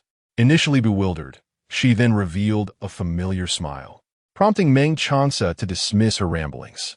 "Think it over and inform this prince tomorrow." After Meng Changce departed, Xiao Liying pondered what he might desire in return. But her thoughts were interrupted by the grumbling of her stomach. After consuming a bowl of congee, she felt considerably better, though her fever had not entirely subsided.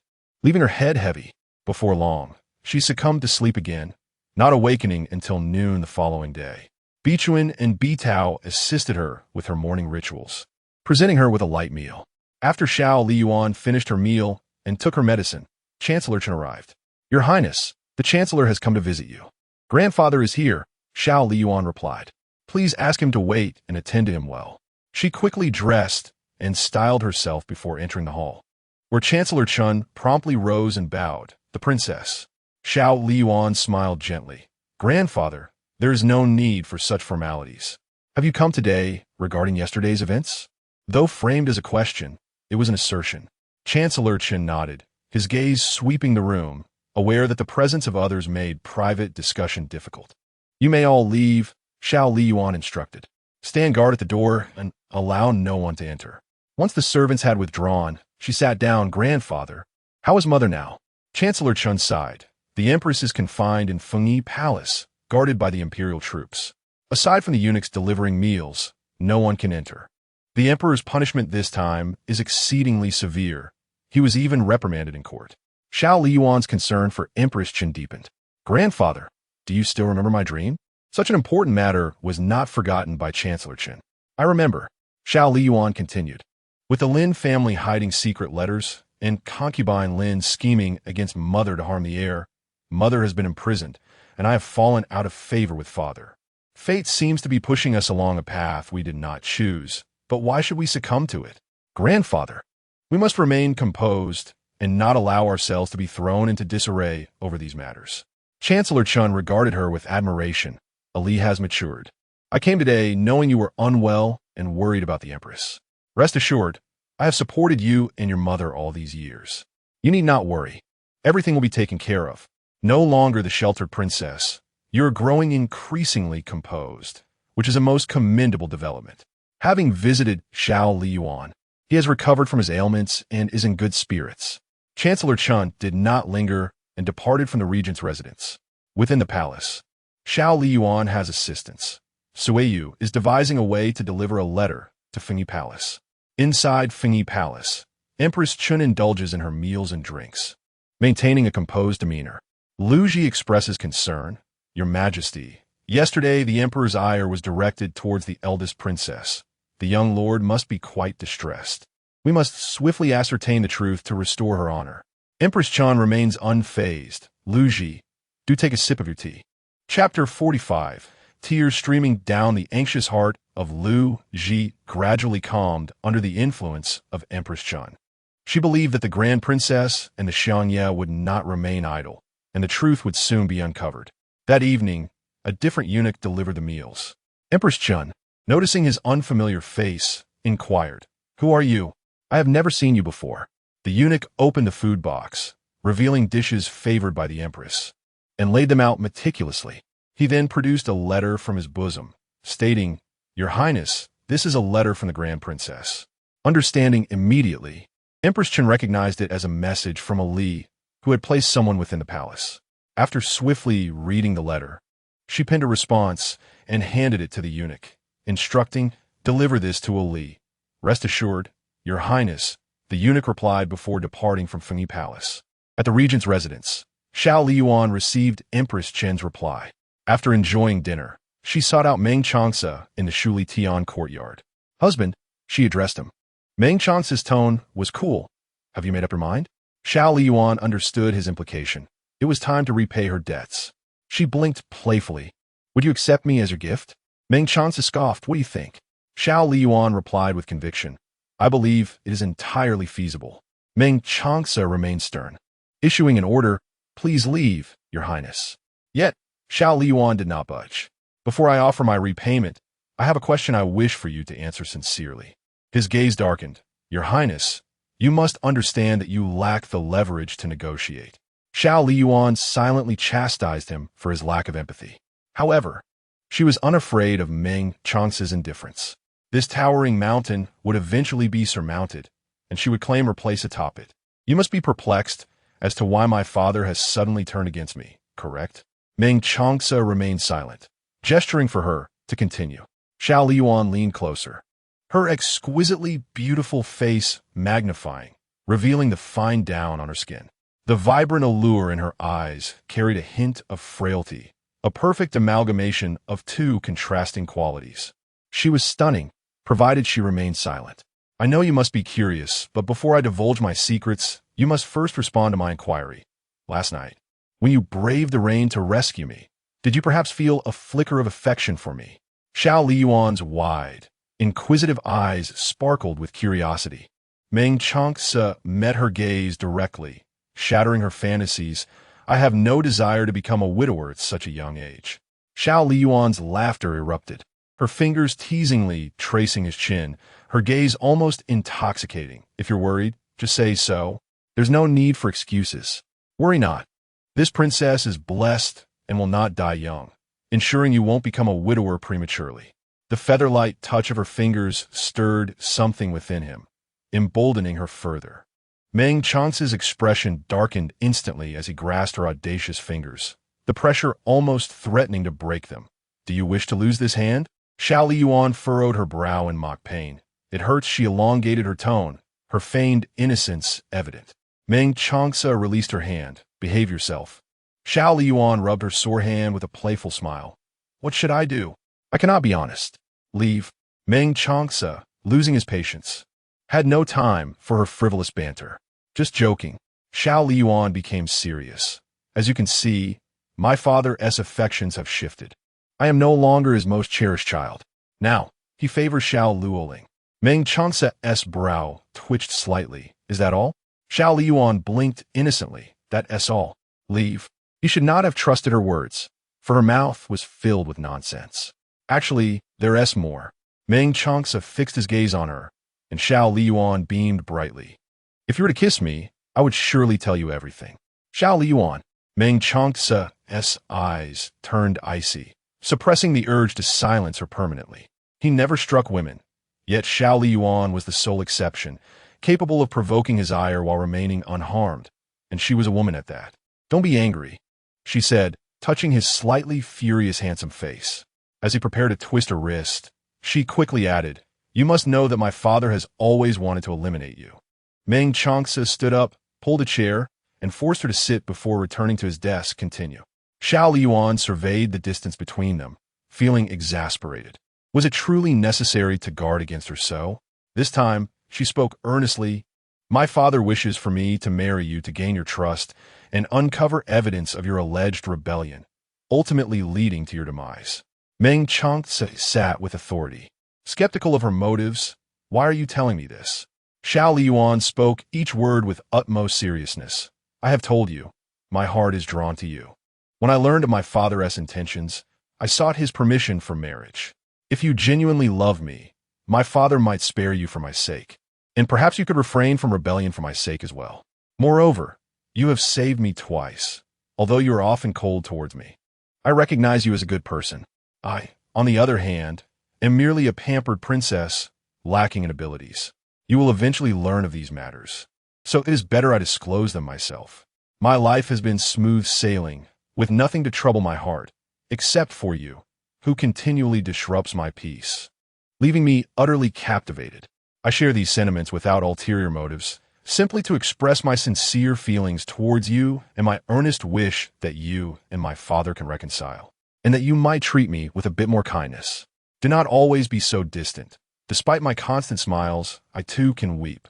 In her quest for Meng Changce's trust, she did not forget to convey her affections. Her words were 7 parts genuine and 3 parts feigned, a blend of truth and artifice to inspire belief. As the saying goes, act until tears flow. Xiao Liying exhaled. Having said this, I feel much lighter. Emperor Xiao Ming sought to reclaim his power and wished to kill him. Meng Changce was well aware. Yet he did not anticipate that Xiao Liying would disclose it so openly, without any pretense. In response to her feelings, he could only express his gratitude. Thank you, Your Highness. After all she had said, his reaction was merely this? Xiao Liying's eyes widened. Is that it? Nothing more? What do you desire? You. Once again, the atmosphere was charged with fervent candor. Meng Changce gazed upon her exquisite visage, his eyes reflecting a myriad of emotions. Your Highness, he remarked, what you desire is beyond my capacity to provide. Xiao Liying gritted her teeth, perceiving him as a heartless scoundrel. One must tread carefully with words, lest they be met with repercussions. Undeterred, Xiao Liying seized the moment to voice a request. I have a favor to ask of you. Having just confessed her feelings, it was customary for men in such situations to acquiesce. What favor? She whispered softly into his ear. Is that acceptable? It truly means the world to me. Chapter 46. Atonement. Meng Changce pondered for a moment, then replied, very well. Really?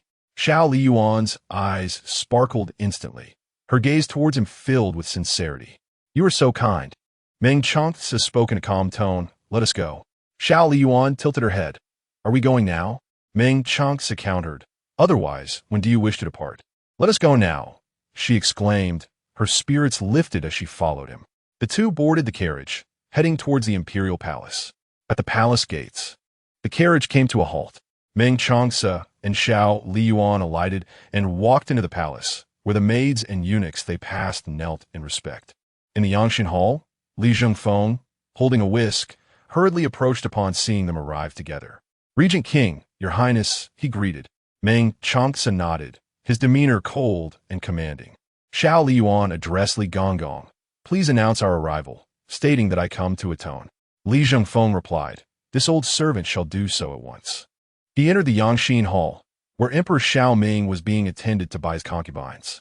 "Your Majesty, the Regent King and the Princess have arrived," Li Zhengfeng announced. The Emperor's languid expression sharpened. "Shall I let them in?" "Your Highness, the Emperor invites you in," Li Zhengfeng relayed.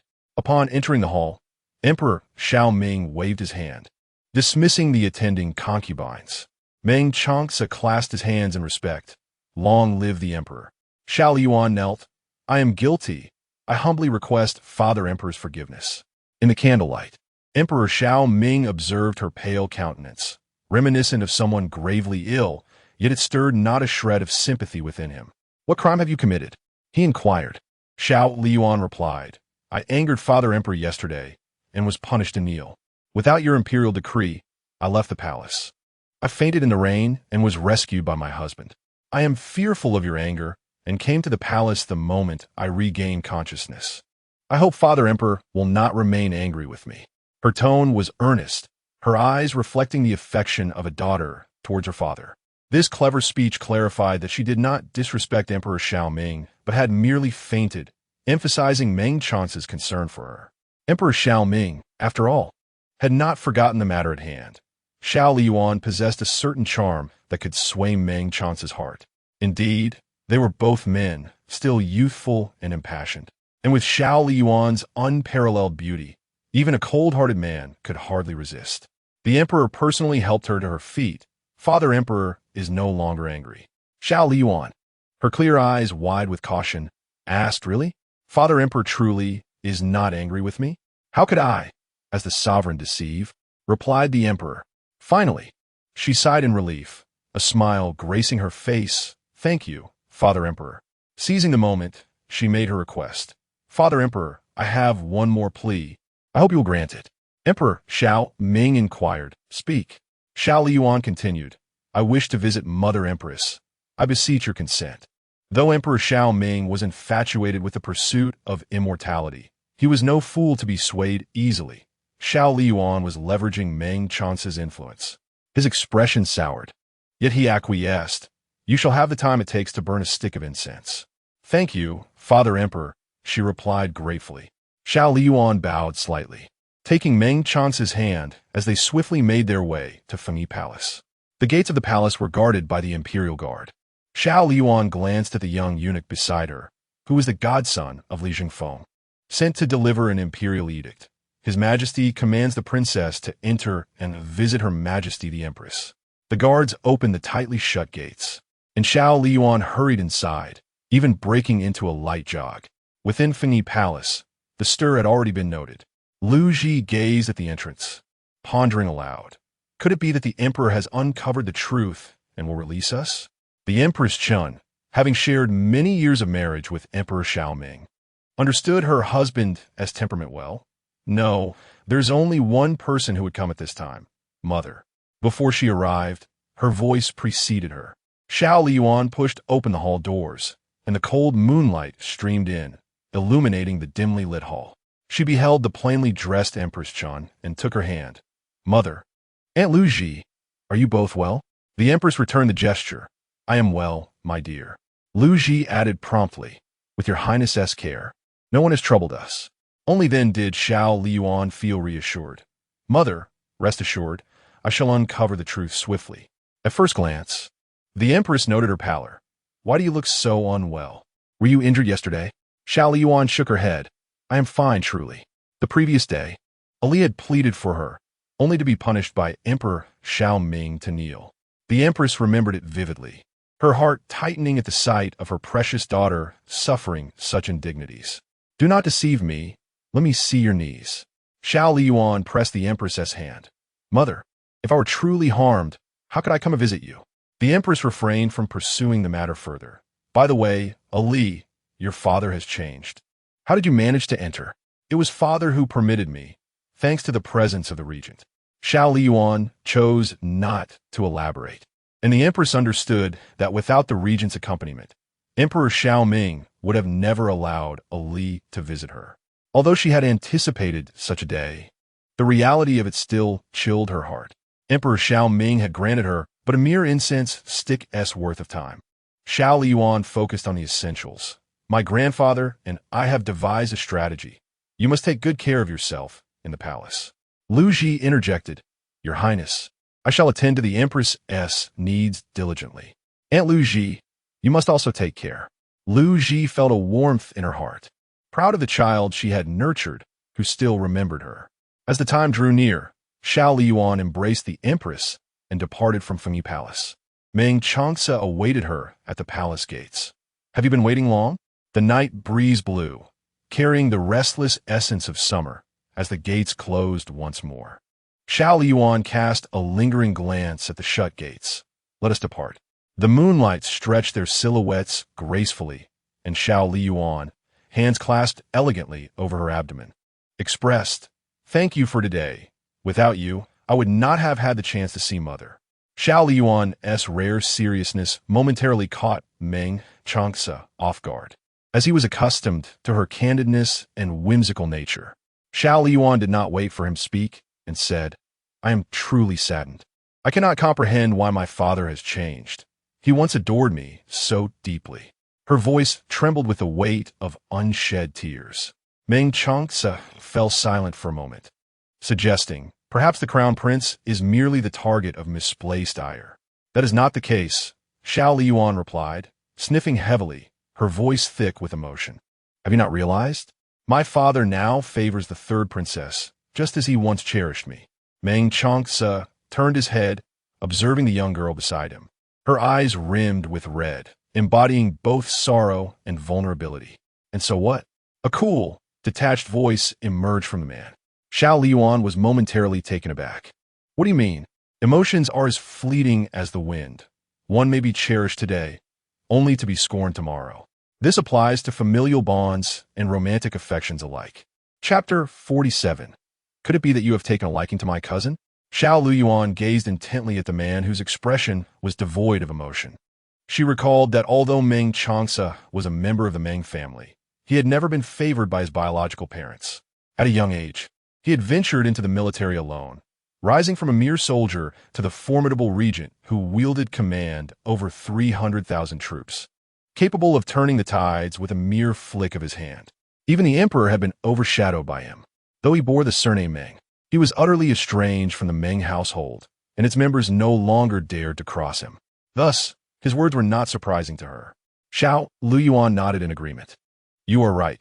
Change is change, regardless of the reasons behind it. Nevertheless, I must thank you for your enlightenment. The woman, who had just moments ago appeared sorrowful, now wore a radiant smile, her rapid transformation leaving one astounded. Meng Changce accepted her gratitude with a simple, You're welcome. The progression to sharing heartfelt confessions marked a deepening of their relationship.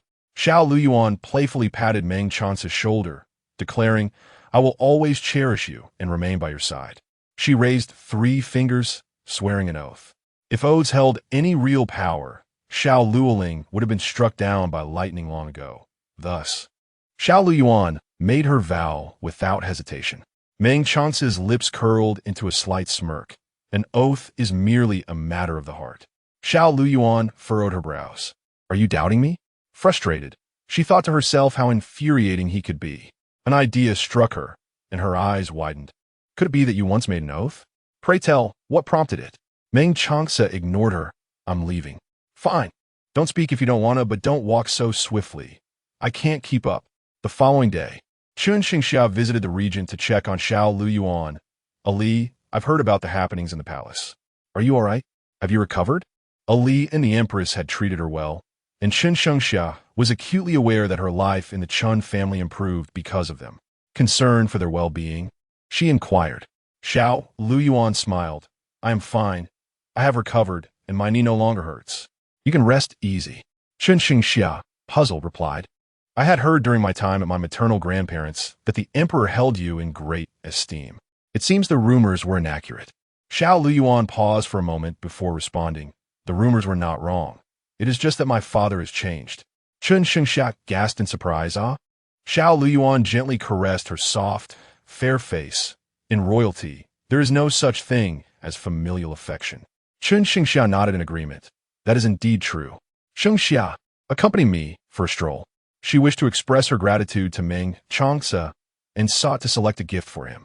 Many treasures from her storeroom had been sold off for money, and the few remaining items were too familiar to him to be of interest. Moreover, she found it difficult to part with any of them, prompting her decision to venture out. Of course, Chen Xingxiao readily agreed. Speaking of which, I have yet to explore the capital properly since my arrival. Perfect. We shall go together today. Indeed, the two sisters exchanged smiles, linking arms as they exited, their bond evidently strong. On the bustling streets, crowds thronged the thoroughfare, and stalls lined both sides of the road. Chen Xingxia eagerly pulled Xiao Liying along, her curiosity piqued by everything around her. She picked up a jeweled flower and playfully placed it atop Xiao Liying's head, exclaiming, "Ali, you would look splendid wearing this." In return, Xiao Liying took a flower of a similar hue and tucked it in her own hair, declaring, "Look, sisterly, jeweled flowers." They exchanged glances, both breaking into laughter. Among the few friends Chen Xingxia had, Xiao Liying was cherished, though she felt a slight sting at parting with her silver due to the exorbitant prices in the capital. It paled in comparison to her affection for Ali. With joy in her heart, the two paraded through the market adorned with their flowers. After browsing the stalls, Xiao Liying headed to the W&W Pavilion, a favored haunt of the elite. This place boasted a myriad of treasures, available to those who could afford them. As she wandered through the pavilion, she stumbled upon an authentic piece by a renowned calligrapher from an ancient dynasty, a rarity among the few works that existed, each one exceptionally precious. Remembering the multitude of scrolls and paintings in Meng Changce's study, she imagined he would appreciate this find and inquired, "Shopkeeper, how much for this?" The shopkeeper, a middle-aged man, observed her remarkable attire and graceful demeanor, responding with a courteous tone, "Miss, 1,000 gold." Chen Xingxia gasped, "What? How much did you say?" The shopkeeper reiterated 1,000 gold. She was astounded by the capital's exorbitant prices. It was a sum one could easily steal, yet demanded such a princely amount.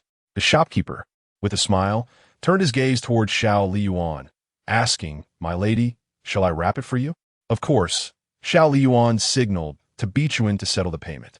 After the transaction, the shopkeeper personally wrapped the artwork, beaming as he handed it to her. "Safe travels, my lady." Chen Xingxiao regarded Xiao Liying with newfound admiration. Indeed, as a royal princess, her generosity was extraordinary. Amused, Xiao Liying noted Chen Xingxia's surprise, realizing that her reactions were somewhat exaggerated. This was the bustling capital of the Xiao kingdom, far removed from the quaint places she had known. "Ali, did I embarrass you just now?" "Not at all. Why would you think that?" Xiao Liying replied, 1,000 gold is a sum many would toil a lifetime to earn. Few could afford it. "Today, allow me to treat you to a meal," she added. "Then I shall not hold back," Chen Xingxia responded. Suddenly, Xiao Liying sensed a gaze upon her. Lifting her eyes, she spotted Meng Changce at the window of the tea house's second floor. What was he doing here? Chen Xingxia's attention was diverted by something else, and Xiao Liying, clutching her scroll, ascended directly to the second floor. There, they found only Meng Changce and Lin Yi. Lin Yi clasped his fists in greeting, "Long princess." Xiao Liying nodded and sat across from Meng Changce, her smile radiant. "What a coincidence. I encountered you as I set out today." Meng Changce poured her a cup of tea, seemingly indifferent. "Might I inquire if your relationship with that young lady is particularly close?" "We are cousins. Of course we share a good bond." Xiao Liying found his question curious. "What do you ask? Are you concerned for me?" She leaned forward, her voice melodious and captivating, especially her bright, sparkling eyes. Meng Changce playfully tapped her forehead with his finger, pushing her back slightly. "You think too much. Then if it's not concern, why the inquiry?" Xiao Liying pressed. Chen Xingxia turned around and found that Xiao Liying had vanished. "Vixen, where's your prince?" Vixen gestured towards the tea house. "The regent is here." Chen Xingxia understood. She could not intrude. "Then, let us return." Inside the tea house, Xiao Liying noticed that Meng Changce had been fixated on her ever since Chen Xingxia's arrival. A sudden, panicked thought surged in her mind. "Could it be that you have taken a liking to my cousin?" The tension in Xiao Liying's mind snapped abruptly. causing her to tremble with indignation as she clutched her calligraphy. Was his sight impaired? Xiao Liying harbored reasonable doubts. Was she not beautiful? Why would Meng Changce prefer to admire Xiao Liying or even show indifference toward Xingxia, and yet feel no attraction toward her? Her striking eyes widened in fury, resembling a cat with its fur bristling. Chapter 48. Sister, no one can assist you now. Xiao Liying exhaled a breath of frustration, her heart still heavy with discontent. Xingxia is my cousin, implicitly suggesting that there could never be anything between her and him. So, Meng Changce raised an eyebrow, pouring her more tea. Your temper is rather high. Tea will help cool your flames. Xiao Liying. Ah! Internally, she raged. How dare he gaze at my cousin in front of me when he knows I'm displeased? Setting aside the book of fate, her life had been smooth sailing for over a decade, yet she frequently stumbled in the presence of Meng Changce. Was this a deliberate attempt to vex her? The more she pondered, the angrier she became, though her exterior remained composed. She lifted her cup and drained it in one go. Then, as she passed by him, she seized the collar of his garment and leaned in to kiss him fervently. Lin Yi's expression shattered in that instant. Ah, what did he just witness? The crown princess boldly kissing the prince. Such audacity was both formidable and commendable, radiating an impressive bravado. Truly, she was a crown princess. Lin internally cheered for Xiao Liying. Witnessing the prince flustered was a rare spectacle, yet it was even more entertaining to see him repeatedly bested. Before Meng Changce could react, Xiao Liying had already withdrawn from his lips, leaving only a fleeting kiss. With a playful smile, she declared, "Whoever ignites the fire must also extinguish it." Meng Changce's expression remained frosty. Is that so? His gaze directed Xiao Liying to look behind her. Lin Yi was still present. Xiao Liying's eyes widened as she glanced back, where Lin Yi was cheerfully waving. Your Highness. Xiao Liying's mind malfunctioned. How did he end up here? Did he not see everything just now? Was there no crevice in the earth for her to hide in? Her face shifted through a spectrum of emotions, which amused Meng Changce greatly. Xiao Liying dove into Meng Changce's embrace, playing the role of a timid turtle, her fingers clutching his garment tightly, gripping the folds as she murmured softly, "Don't push me away." Meng Changce cast a dispassionate glance her way, and Lin Yi vanished in an instant, off to share tales of the crown princess's exploits with his comrades. Meng Changce lowered his gaze, only able to see the dark crown of the girl's head. Her ears flushed with crimson. You are not usually so timid in my presence. Xiao Liying's ears burned. She whispered, boldness is only reserved for you. Meng Changce did not respond to her words. The person has left. Xiao Liying showed no intention of rising. My legs are numb. I need a hug. How many times had this been? As he spoke, Meng Changce effortlessly lifted her up, her feet landing beside a chair. Xiao Liying, bewildered. What do you mean by how many times? Meng Changce succinctly replied, numb legs, unable to rise, needs a hug. Xiao Liying. This conversation had reached a dead end. Xiao Liying chuckled. My husband truly excels at conversation. Meng Changce's lips curled slightly. You flatter me. Xiao Liying. Who praised you? You are rather self-involved. Meng Changce retorted smoothly. I learned it from your highness. Well, that was a conversation that could not progress further. Xiao Liying took a deep breath, nearly forgetting the matter at hand. She presented the calligraphy in her hand to him, saying, this is a token of gratitude for you. Without it, I would not have been able to see my mother. The gratitude was merely a pretext. The true intention was to create an opportunity for intimacy.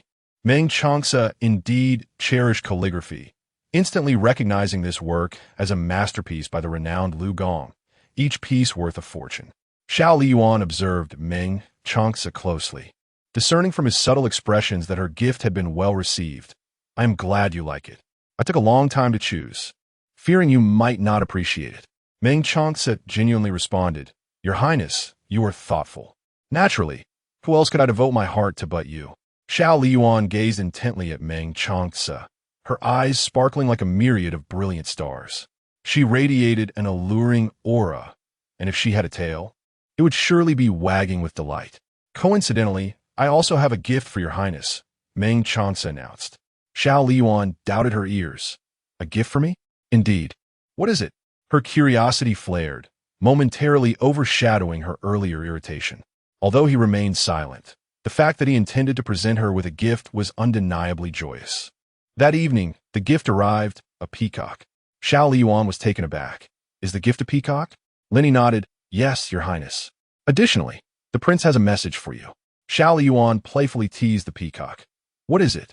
Very well, let it be a peacock. Lenny relayed. The peacock is to display its plumage at any time. Xiao Liying exclaimed in shock. The beautiful peacock lost its allure. It was a subtle jab at her. She felt foolish for her earlier excitement, having been led to believe it was something wonderful. Xiao Liying looked up at the moon hanging high in the sky, enveloped in silence, beginning to question her existence. Was she to be like the tragic heroines from stories? Encountering a beloved man, scheming and enticing to win his affection, only to have the hero drawn to a pitiful, innocent maiden in the end. Vixen, Your Highness, you should read fewer novels. Bitao. At least it was a gift personally chosen by the prince. Their attempts at consolation were rather inventive. Xiao Liying felt somewhat comforted. At least he was willing to give her a gift. Something was better than nothing. In the following days, Meng Changce was occupied with early mornings and late nights, and Xiao Liying found herself unable to see him, resorting to sending him daily letters, knowing he would read them. As she continued to write, a sudden visitor arrived, her expression grave. Your Highness, there's grave news. Xiao Liying looked up, her heart sinking. What is it? Today, during the morning court, someone accused the Prime Minister of treason, with irrefutable evidence. The Prime Minister's residence is now surrounded by the Imperial Guards, and no one is allowed to enter or exit. The brush in Xiao Liying's hand fell, ink smudging the pristine paper. Though she had anticipated such a day, the reality still sent tremors through her. The memories of her past life were too vivid, impossible to forget in eternity. Steeling herself, Xiao Liying knew the performance must continue. Xiao Liying's eyes instantly glistened with tears as she burst into Liu courtyard. Has the prince returned? She inquired. The prince remains in the palace, came the reply. Without hesitation, Xiao Liying turned and climbed into her carriage, making her way to the imperial palace in search of Meng Changce. Along the way, she encountered Xiao Liying on the palace path. Sister, how have you been? Xiao Liying, now the cherished jewel of Emperor Xiaoming, was flanked by a multitude of eunuchs and palace maids, starkly contrasting with Xiao Liying, who was accompanied only by her two maidservants, Vixen and Bitao. The life she once could only admire was now within her grasp. Dismissing Xiao Liying with indifference, she attempted to pass, but Xiao Liying obstructed her path. Sister, why the haste? Are you off to summon reinforcements? She taunted, a laugh escaping her lips, her gaze sweeping over Xiao Liying with disdain. But dear sister, there is no one left to assist you. Chapter 49. Xiao Liying's despair. Your father does not despise you. The empress is imprisoned, and the regent prince holds no affection for you. The last refuge, the Xiang residence, has now been branded as traitors, soon to be subjected to confiscation and execution. Alone, you find yourself powerless to alter your fate.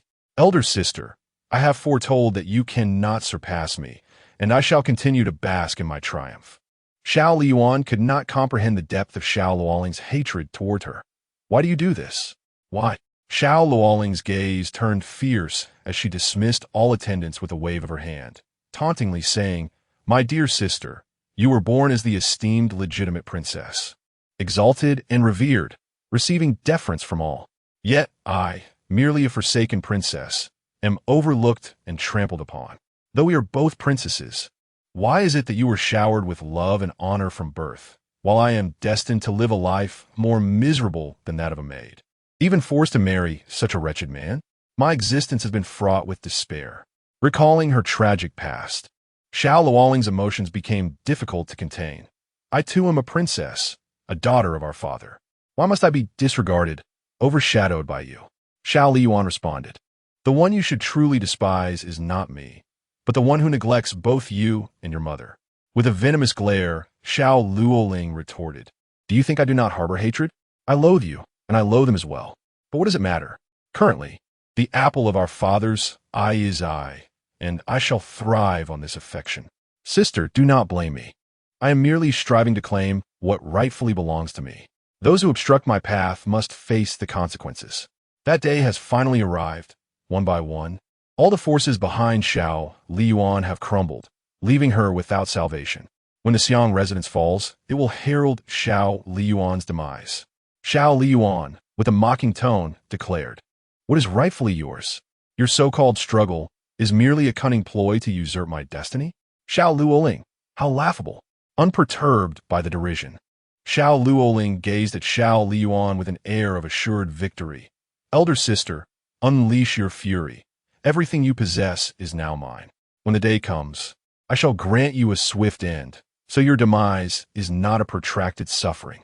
With her head held high, Xiao Liying responded with noble composure, "Oh, really? I shall await that day." She remained ever so proud, unyielding even in her dire circumstances.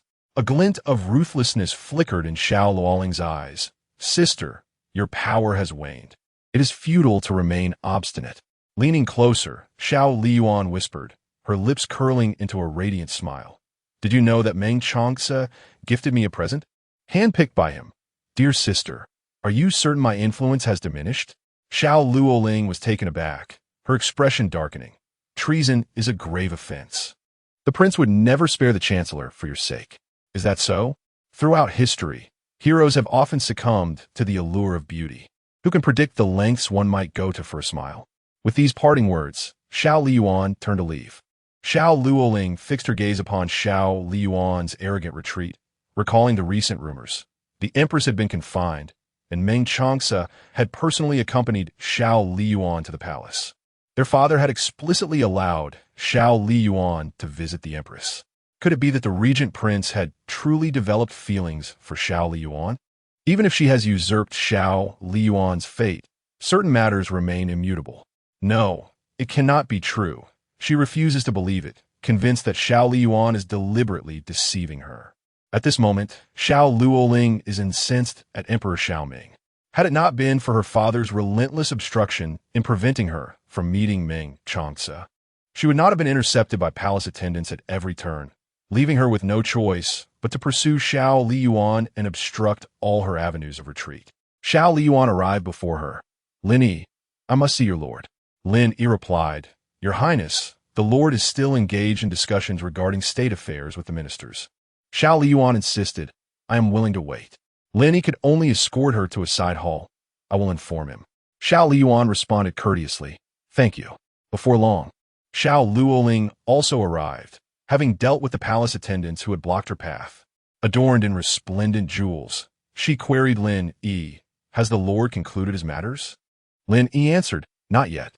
No sooner had he spoken than the tightly closed hall doors swung open, and the ministers exited one by one, bowing to Xiao Liying as they departed. Among the crowd, Xiao Liying's gaze was instantly drawn to Meng Changce, who donned a regal purple court robe, a hue of nobility few could wear, intricately embroidered with exquisite patterns that proclaimed his esteemed status. His deep, piercing eyes exuded an overwhelming sense of authority. Before him, Xiao Liying dared not act with impudence, her lips curving into a soft smile. "My lord." Meng Changce's gaze remained indifferent. "Third princess." Xiao Liying's expression faltered, prompting Meng Changce to add, "If the third princess has something to say, do not hesitate." She lifted her eyes. "Elder sister is already aware of the treasonous activities of the Xiang residents and will certainly not allow it to pass unpunished. Since you are her husband, I trust you will assist her. I also wish this matter were false, yet the evidence is irrefutable. I fear my sister may err in judgment. I beseech you, for my sake, do not hold her accountable." Meng Changce replied, "Do you believe I would act out of personal bias?" Xiao Liying denied, "Of course not. I fear for my sister. I understand she will struggle to accept the truth." Xiao Liying, having overheard the commotion from the side hall, emerged and stood beside Meng Changce. "Elder sister, my husband and I need to discuss matters of a private nature. It would be inconvenient for you to remain." Lin Yi, caught in a dilemma, did not move, but instead looked to his lord. Only when Meng Changce nodded did he address Xiao Liying. "Third princess, I shall escort you." In the presence of Meng Changce, Xiao Liying refrained from expressing her anger. offering a smile as she turned to leave. Inside the hall, Xiao Liying fixed her gaze upon Meng Changce, finally breaking the silence. Did my maternal grandfather truly commit treason? Meng Changce met her gaze. There is evidence presented by the steward of the Xiang residence. Xiao Liying gasped in shock. Steward Jean has provided evidence? That is inconceivable. My grandfather has devoted his life to serving the nation and its people. He would never do such a thing. I implore you, my lord, to uncover the truth and restore my grandfather's honor. Meng Changce assured her. I shall investigate this matter. Please return, your highness. Xiao Liying gazed intently at Meng Changce. I place my trust in you. Moreover, there is a slight inaccuracy in what the third princess has stated.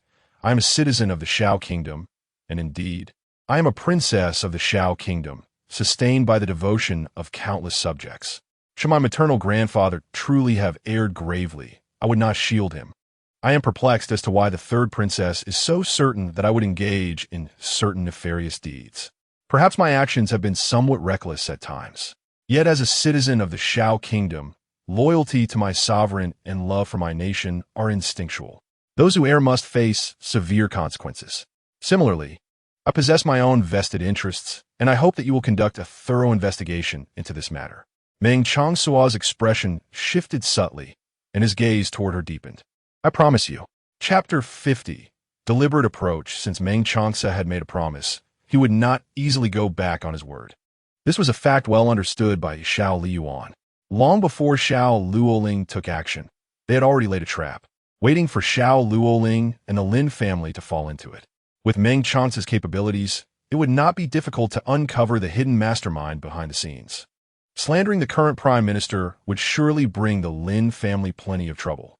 Once the true treason was revealed, the ensuing spectacle would undoubtedly be most thrilling. The play had not yet reached its conclusion. It needed to continue unfolding, as one in a state of recklessness seldom contemplates the potential for unforeseen changes. After expressing her gratitude, Xiao Liying departed, her silhouette imbued with profound pessimism. Lin remarked, the crown princess must be quite shaken.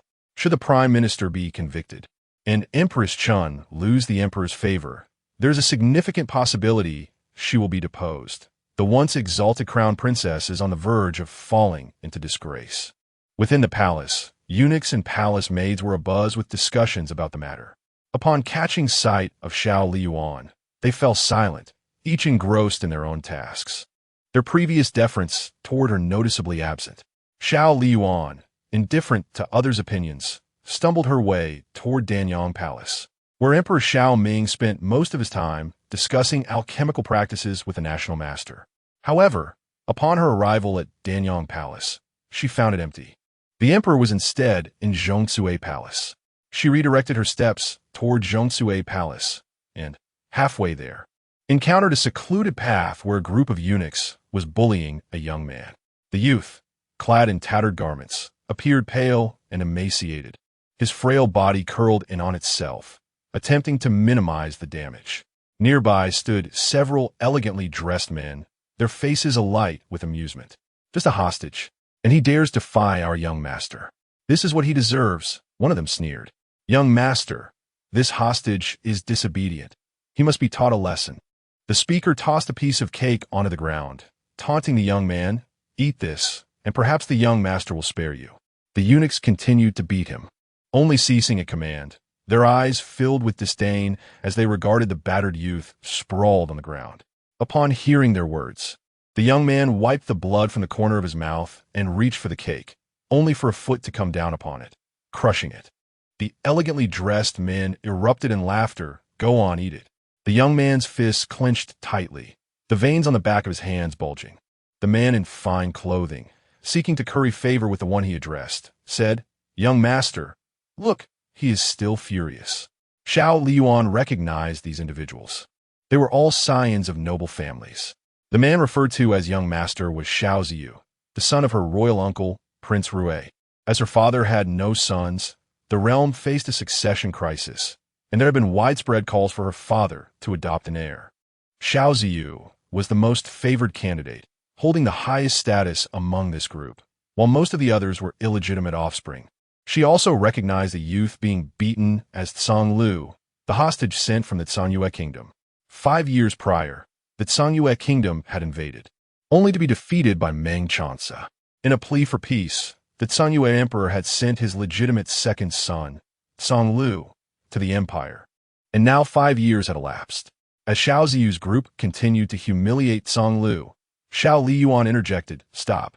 How can you treat someone so unjustly?"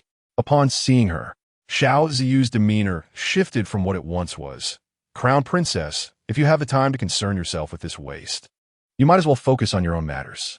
Xiao Liying raised her delicate brows and remarked, "What do you believe I should be concerned about?" Xiao Ziyu snapped open his folding fan with a flourish, his tone dripping with disdain.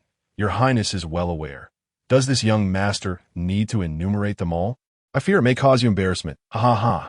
The others joined in laughter, but their mirth abruptly ceased. "Your concerns regarding my situation are of no consequence. Yet your own are quite telling." Xiao Liying cast him a sidelong glance. "Now that Consort Lin is with child, her offspring shall be the crown prince. Surely, you do not genuinely believe that Father Emperor would allow you to ascend to that position?" Xiao Ziyu's countenance shifted dramatically, while the others lowered their gazes, recognizing that such discussions were beyond their purview. "Do not let me witness you bullying others again.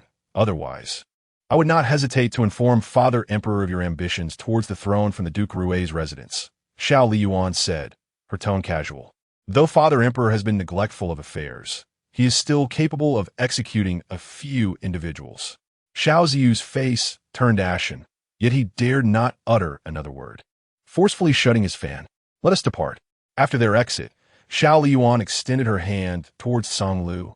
"Can you rise?" Tsang Lu lifted his gaze to meet the sight of the noble and resplendent young woman before him, her exquisite and beautiful visage adorned with a gentle smile.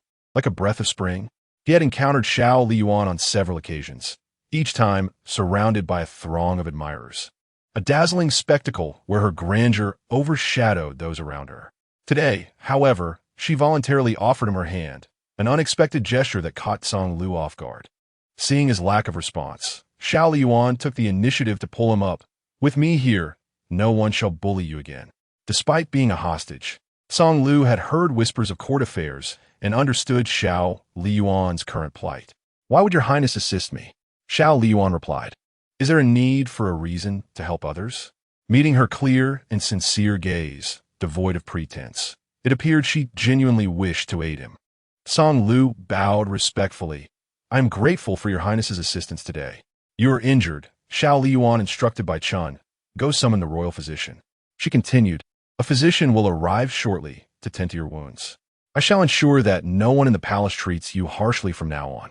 I have matters to attend to, until we meet again." With that, she turned briskly, accompanied by Bai Tao, her pace quickening to a near run, revealing her urgency. Such haste to attend to his affairs puzzled Tsang Lu, who felt a weight in his heart. He could not fathom why Xiao Liying had suddenly chosen to assist him.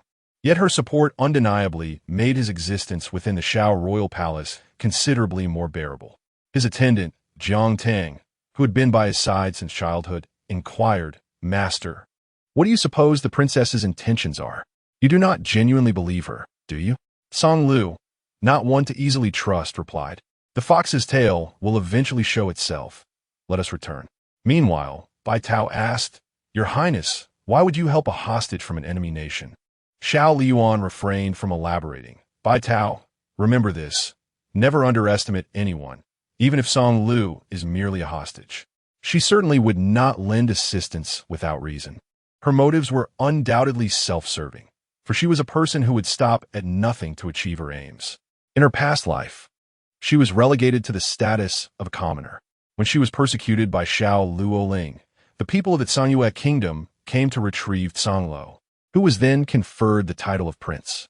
If she truly found herself in a hopeless situation, she could seek refuge in the Tsangyue kingdom by leveraging her connection with Tsanglo. She had long desired to approach Tsanglo, but had been unable to find an opportune moment. Any rash attempt to draw near would have made her intentions too conspicuous. She was grateful to Xiao Ziyu for providing her with this opportunity. Soon, they arrived at the Zhongsue Palace, where Xiao Liying stood at the palace gates, declaring, "Your humble daughter requests an audience with Father Emperor." Inside the hall, Xiao Liying remarked, "Father Emperor, my elder sister must be here to plead her case. She has just sought the regent's intervention, and upon realizing it was futile, she has come to you." Chapter 51. In the sweltering summer, Xiao Ming Emperor's anger flared as he confronted Meng Changce. The Qin family has committed such a grave sin, and she still dares to plead for mercy? Li Jingfeng informed her that she is not to be seen. Just as Li Jingfeng was about to leave, Xiao Liying interjected, "Father, the crown princess will not easily relent. If you refuse to meet with her this time, she may return again." Xiao Ming Emperor halted Li Jingfeng's departure. "Convey my decree. Xiao Liying is to be confined within the royal residence. Without my permission, she is not to step outside. As your majesty commands." Yet Xiao Liying remained unsatisfied. Li Yuan's words had sounded an alarm within her. She needed to ensure that Li Yuan could not reach Meng Changce. "Father, since the crown princess is confined to the palace, she will undoubtedly find means to appeal to the regent. We cannot be assured that the regent will not show her leniency." Unexpectedly, this remark caught Xiao Ming Emperor's attention. He still required Aling to uncover evidence of Meng Chance's rebellion. He called for Li Jingfeng once more. "Let her enter." Xiao Liying was taken aback. "What does this mean? Is there still affection for Li Yuan in my father's heart?" Concubine Lin tugged at her sleeve, shaking her head. Xiao Liying could only restrain her feelings of frustration. Xiao Liying entered behind Li Jingfeng, bowing to Xiao Ming Emperor. "Your humble daughter pays her respects." She then nodded to Concubine Lin. "Greetings, Concubine Lin." Concubine Lin smiled graciously. "Long princess." Xiao Ming Emperor regarded her with evident coldness. "What brings you here?" Xiao Liying replied, "Father, I wish to partake in the investigation of the chancellor's treason." Xiao Ming Emperor rose abruptly, slamming the table. "Nonsense. What business does a woman have in investigating such matters? You are forbidden from involving yourself." Xiao Liying pleaded, "I admit I have personal motives. In public, I am of royal blood. Privately, I am a granddaughter. The chancellor has been loyal to the imperial family. I hope father will allow me to participate in the inquiry, to speak irreverently. Such irreverent words need not be spoken." Xiao Ming Emperor's gaze towards Xiao Liying was frigid. "Do not take my affection for granted to act recklessly. Remember your responsibilities as a princess. Return to the palace and reflect. Without my decree, you are not to step outside." Regrettably, the outcome was not as she had anticipated. The emperor's disdain for Xiao Liying was palpable, and her confinement only solidified her powerlessness. Xiao Liying regarded Xiao Liying with scorn. Before her, Liying was nothing. The intensity of Xiao Liying's gaze was unmistakable, making it difficult for Liying to ignore. She glanced at her. Confidence can sometimes be a double-edged sword. Initially, Xiao Liying had hoped that Liying would persist in her defiance, yet she appeared to have truly lost all vigor, remaining utterly still. Xiao Liying felt a surge of joy. "Mother, prepare yourself to become empress soon." Concubine Lin smiled, her ambition for the position of empress apparent. "Indeed, you have a way." "Liying, had you agreed to my plan earlier, perhaps you would already be empress." Concubine Lin gently caressed her abdomen. "Liying, in due time. I shall soon show signs of pregnancy, yet I have not conceived." Xiao Liying remarked, "If I'm not pregnant, I shall truly become so. Father has visited frequently, ensuring conception. Should I fail to conceive before my pregnancy becomes evident, I shall use the child as the last straw to crush Empress Chun." The mother and daughter dismissed all the palace maids, conversing freely, unaware that they were being watched from the shadows. In the regent's palace, within the Qingyu courtyard, Consort Lin plotted to ensnare the empress once more with this non-existent child. Xiao Liying listened intently as Suiyu delivered the tidings. "I am aware of it." Bai Chun expressed her concerns. "Your Highness, shall we truly take no action?" Xiao Liying gazed up at the moonlit sky, responding slowly. "This is a strategy of placing oneself in dire straits to emerge anew." Xiao Liying's confidence kept a close watch on her every move. She was well aware of Consort Lin's feigned pregnancy. Xiao Liying mistakenly believed that they could not outmaneuver her, unaware that they were merely following her lead. If one scheme failed, another would arise. It would be wiser to remain still ultimately revealing everything and catching them off guard. However, it remained uncertain whether Xiao Liying could still maintain her composure. Just as Suiyu was about to depart, he returned. "Your Highness, Miss Chun Shengxia has arrived."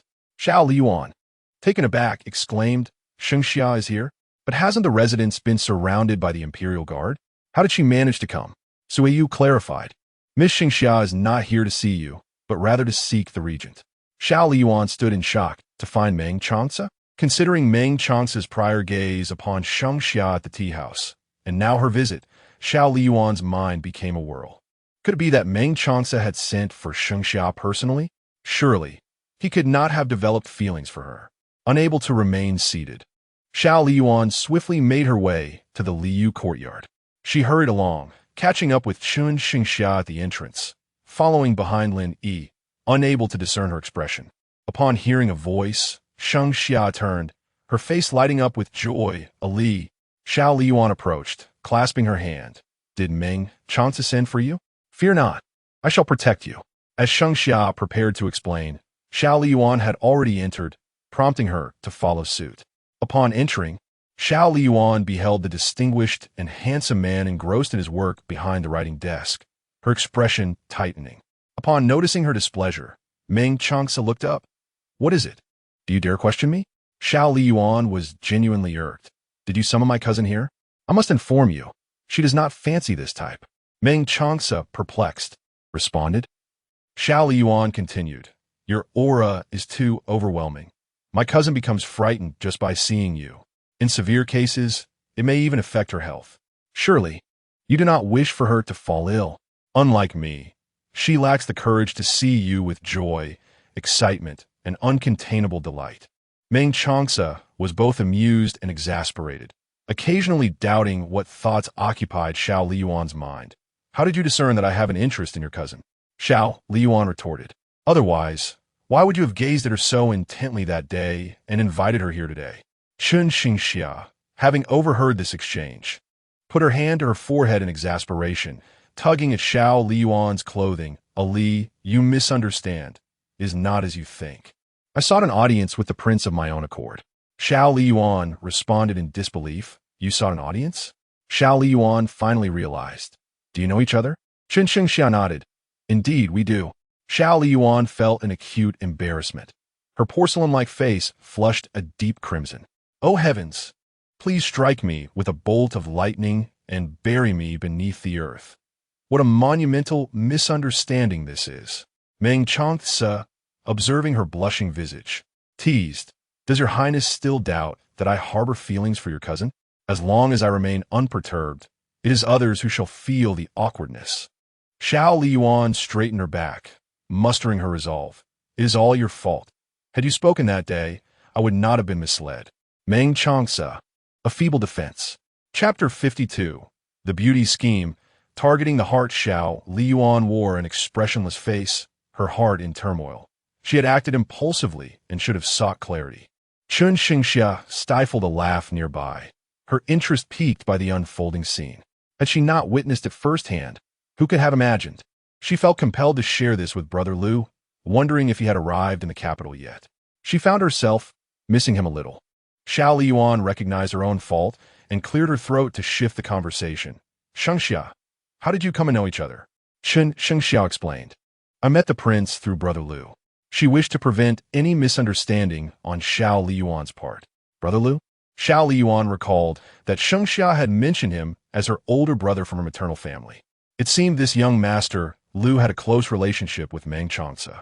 No wonder the Qin family had met such a dire fate in her past life, with only Shengxia surviving. Chun Shengxia nodded. "Prince, I have come today to seek your assistance for the Chun family, to restore their honor." She felt no emotional attachment to the Chun family. Had it not been for Xiao Liying, she would never have sought Meng Changce's help. It was Xiao Liying and the Empress aunt who would suffer the most from the Chun family's plight. In support of Chun Shengxia, Liu Jingqian wrote a letter insisting that he must protect the people involved. Out of friendship, Meng Changce did not refuse her request. "Stay safely at the Chun family residence," he instructed. Chun Shengxia understood this as his consent. "Thank you, Your Highness." Meng Changce called out, Lin, escort Miss Chen home. Miss Chen, please, Lin offered. Chen Xingxia embraced Xiao Liying, comforting her. A lie, I must take my leave. Please take good care of yourself. Xiao Liying returned the embrace. Xingxia, thank you for your willingness to assist the Chen family. Chen Xingxia smiled lightly. I share the Chen surname. Aiding the Chen family is akin to aiding myself. She had intentionally drawn close to her for this very moment. Yet upon its occurrence, Xiao Liying suddenly felt dark within, merely utilizing another's sincerity. Unbeknownst to Xingxia, she believed they were genuine sisters. After Chen Xingxia departed, Xiao Liying's demeanor shifted. She appeared listless, failing to notice Meng Changce's gaze upon her. Are you worried about the Chen family? His cold voice broke the silence. Xiao Liying snapped back to reality. Yes, I'm a bit fatigued, so I shall not disturb your work. Upon returning to the Qingyu courtyard, she leaned against the imperial concubine chair, gazing at the large, round moon outside. After a long moment, she murmured, Am I truly so despicable? A decade of master-servant loyalty had fostered a tacit understanding. Bai Chun remarked, Your Highness, there is no need for excessive self-reproach. While you did seek to draw near, it is indeed because of you that Miss Xingxia has benefited significantly, as her status within the Chen family has changed. Furthermore, the Chen family is also Miss Xingxia's home. Its downfall affects her as well. Bai Tao suggested, Your Highness, if you genuinely feel remorse towards Miss Xingxia, we ought to treat her with greater kindness moving forward. Having formulated a plan, Xiao Liying resolved to treat Xingxia better once this ordeal passed. With this understanding, her heart felt lighter. She intended to visit Meng Changce to assert her presence. For during this period of confinement, she could not remain idle. Early the next morning, Xiao Liying offered her care. Husband, I have prepared this breakfast especially for you. The breakfast was bountiful, and Meng Changce's skeptical gaze swept across her face. Did His Highness prepare this himself? Xiao Liying replied, Of course not. You have your hands full with court matters and investigating my grandfather's affairs. It must be terribly exhausting. I instructed the kitchen to prepare more of your favorite dishes early this morning. Meng Changce fell silent for a moment, then gracefully resumed his meal. Xiao Liying noticed his expression and spoke softly. Who told someone to be so particular? Meng Changce replied leisurely. Self-awareness is commendable. Xiao Liying clenched her fists, thinking it might be better to engage in banter, but decided against it. Instead, she chose to indulge in the meal, believing that food could dispel 1,000 worries. Beside her, Meng Changce observed the myriad of emotions flitting across her face. One moment anger that seemed to suggest she might strike, the next a look of defeat, and eventually calmness as if she had convinced herself. It was utterly fascinating. Meng Changce couldn't help but smile subtly. Xiao Liying slowly turned her head, stealing a glance at Meng Changce, realizing her bowl of porridge was empty. The man elegantly wiped his mouth and stood up, saying, Your Highness, please enjoy your meal. Xiao Liying called out to him, Wait. Meng Changce paused. What is it? Xiao Liying stepped forward and embraced him, her demeanor reminiscent of a playful kitten she had raised in her youth. She stood on her tiptoes, her red lips brushing closely against his ear, their proximity a mere inch apart. In a soft, enticing whisper, she said, Come home early tonight. Her breath cascaded over his ear, and Meng Changce narrowed his eyes, a depth of intrigue reflecting within. Aren't you afraid of being seen? Xiao Liying replied, Not at all. They are all looking down. Meng Changce remained silent. Xiao Liying released him, beaming as she waved goodbye. I will wait for you. Her smile was radiant, her eyes sparkling like stars, illuminated by the morning light that danced upon her, exuding an ethereal beauty. She appeared as a fairy from a realm of dreams, breathtakingly lovely. In her presence, everything else seemed to fade into insignificance. Her face was undoubtedly exquisite, and it was no wonder that Emperor Xiao Ming was willing to let her marry. Beauty was indeed a strategy for winning hearts. Meng Changce's demeanor grew cold, and Xiao Liying, puzzled by a sudden shift in mood, murmured to herself, The heart of a man is like a needle in the ocean. As a martial artist, Meng Changce had keen hearing. Not far off, he had heard her words. He stumbled slightly, astonished at the enduring fierceness of the princess. unable to decipher the man's thoughts. She decided not to dwell on it. After all, he was profoundly enigmatic, and progress had been slow for over half a month. Xiao Liying felt a tinge of worry. Upon returning to the Qingyu courtyard, she inquired, "How is Song Lu? Is anyone still treating him harshly in the palace?" If this path was blocked, she would have to prepare for an alternative. "Bai Chun, please go check on him." She could not leave herself. Otherwise, she would have gone personally. Within the palace, Song Lu resided in a secluded area, not unlike the Cold Palace. Thus few noticed Bai Chun. Jiang Tang recognized Bai Chun and asked, "Miss, what brings you here?" Vixen is quite eloquent. "My lord has been confined by the emperor and is concerned whether Prince Songlo is being treated harshly. Thus he specifically sent me to check on you." Inside the room, upon hearing the voice, Songlo's eyes flickered as he rose to greet her, saying, "With the esteemed Princess Chang's care, there is nothing to be lacking. Please convey my gratitude to her." Vixen, maintaining a gracious demeanor, replied, "My lord also mentioned that if Prince Songlo requires assistance, you may send someone. Although my lord's current situation is not ideal, he still wields some influence." Songlo expressed his thanks once more. Jiang Tang, somewhat perplexed, inquired, "My lord, what exactly does the Princess Chang mean by this?" Chapter 53 reveals that the matter of implicating the minister's residence has come to light. Song Lu, with one hand resting behind him, observes the unfolding situation with a calm demeanor. Jiang Tang suggests, "My lord, let's first partake in our meal. To speak candidly, with the assistance of the Grand Princess, our provisions have indeed improved. Reflecting on it, the Grand Princess possesses both beauty and kindness." Song Lu scoffs coldly, questioning the notion of kindness. Jiang Tang swallows his food and responds, "Certainly, my lord. As we find ourselves in a state of decline, what benefit could the Grand Princess derive from aiding us? We have neither wealth nor power to offer." Song Lu ponders for a moment and instructs, "Find a way to infiltrate the minister's residence." Jiang Tang's assertion holds truth. He is now a fallen prince, vulnerable to the disdain of others, and associating with him offers no advantages. Perhaps Xiao Liying's assistance stems from a genuine benevolence. In return for her help, he will gather intelligence about the minister's residence, thus balancing their exchange. "Indeed," Jiang Tang exclaims, "my lord, I humbly beseech you to allow me to satisfy my hunger first. It has been ages since I have feasted on such exquisite fare." Song Lu silently muses at the fact that his subordinate remains as gluttonous as ever. Jiang Tang has endured considerable hardship accompanying him from Songyue to the palace of Xiao. Yet Song Lu ultimately indulges him.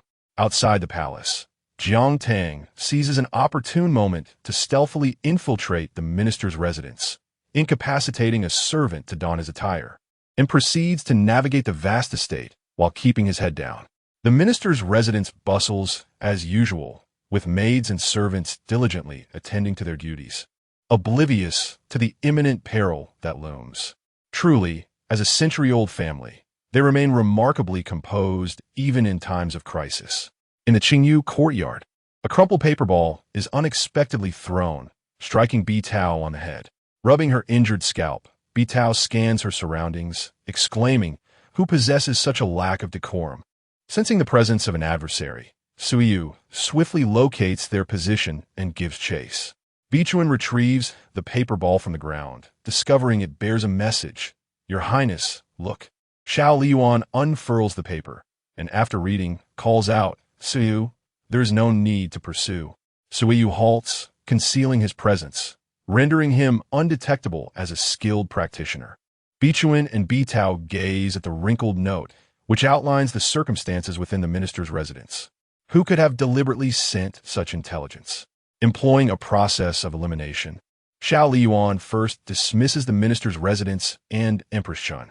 Meng Changce is unlikely, and as Sheng Xia has visited the royal manor, it can only be him.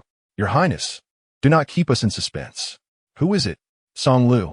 Her father harbors disdain for him, and Xiao Liying would relish the minister's downfall. Yet she would not act so benevolently. After much contemplation, Xiao Liying concludes that Song Lu is the most fitting candidate. Song Lu is adept at masquerading as a fool while plotting beneath the surface. It is no wonder he was titled a prince upon returning to Songyue. One must possess cunning to survive in a palace rife with treachery. With multiple escape routes prepared, Xiao Liying finds solace in her strategy. Song Lu is a significant player, one to be meticulously reeled in. By the way, how fares my mother? The Lin family, with their covetous eyes on the position of consort, pose a threat. Her absence from the palace raises concerns that her mother may fall victim to Lin and Xiao Luoling's machinations. Sui Yu, the leader of the Dark Guards, has arranged for them to remain concealed beside Empress Chun for protection. The palace is being monitored, the Empress as well. Xiao Liying inquires, and regarding Xiao Luoling as the third princess, her days were consumed either in the company of the emperor or seeking out the regent, though she was invariably intercepted by the emperor's attendants. Despite her father's years of incompetence, he had at last executed one wise decision, gradually unveiling the evidence against the Lin family. Meng Changce, a man of keen intellect, would undoubtedly uncover the truth about the Lin family in due course. In the Zhongsui Palace, Xiao Luoling sneezed. Who was maligning her? It could only be Xiao Liying. The mere thought of her provoked a vexation that gnawed at her, especially since Xiao Liying had managed to undermine her before their father. Despite the latter's obvious disdain for her, Meng Changce was now the only hope for Xiao Liying, and she felt compelled to extinguish that flame. Clutching her snow-white cat, she strolled outside, trailed by a throng of eunuchs and palace maids, including those dispatched by the emperor to monitor her. "You may all leave. I am in a foul mood and wish to walk alone," she commanded. "Your Highness, it would be prudent to allow us to accompany you," one of the maids implored. "How dare you? I have spoken. No one is to follow me. If you do, I shall see to it that you are punished," she retorted fiercely. The emperor's men could only watch helplessly as Xiao Luoling departed with her feline companion, their fates tied to her whims. Once again, Xiao Luoling encountered an unexpected moment with her cat. As Xuerong dashed ahead, she pursued it breathlessly. The little creature was swift, nearly evading her grasp. "Xuerong, we cannot go this way," she called out, met only with its mews. The cat collided with Meng Changce's leg, revealing its snowy belly as it rolled over, baring its teeth with a playful hiss. The memory of his childhood surged within Meng Changce.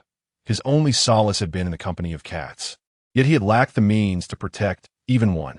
Bending to scoop up Xuerong, he playfully engaged with it, eliciting a flicker of joy in Xiao Luoling's eyes. She knew this tactic would resonate with him.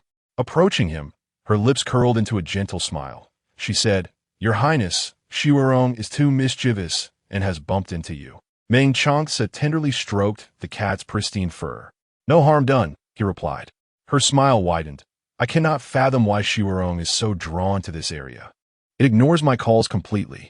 It seems to behave far better before you than its own owner. Xuerong genuinely adores you." Xuerong stretched its front paws, playfully clawing at Meng Changce's garments, leaving a trail of crumples, its round eyes sparkling with innocence. Suddenly, Meng Changce was reminded of Xiao Liying. The similarities between the girl and the cat were striking.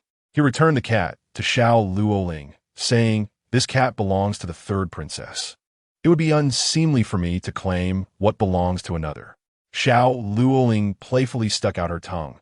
"Even if your Highness has affection for it, I cannot bear to part with Xuerong." Her expression shifted to one of concern. "Your Highness, is my elder sister faring well? I am somewhat concerned about her. Such occurrences cannot bode well for her well-being.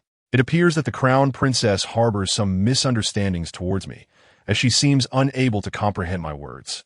It was the crown princess who informed me that the prince holds great affection for her and would go to any lengths for her sake. I am aware that the prince administers justice impartially, yet I fear that the crown princess may act irrationally in the future. I kindly beseech the prince to counsel her against any foolish decisions."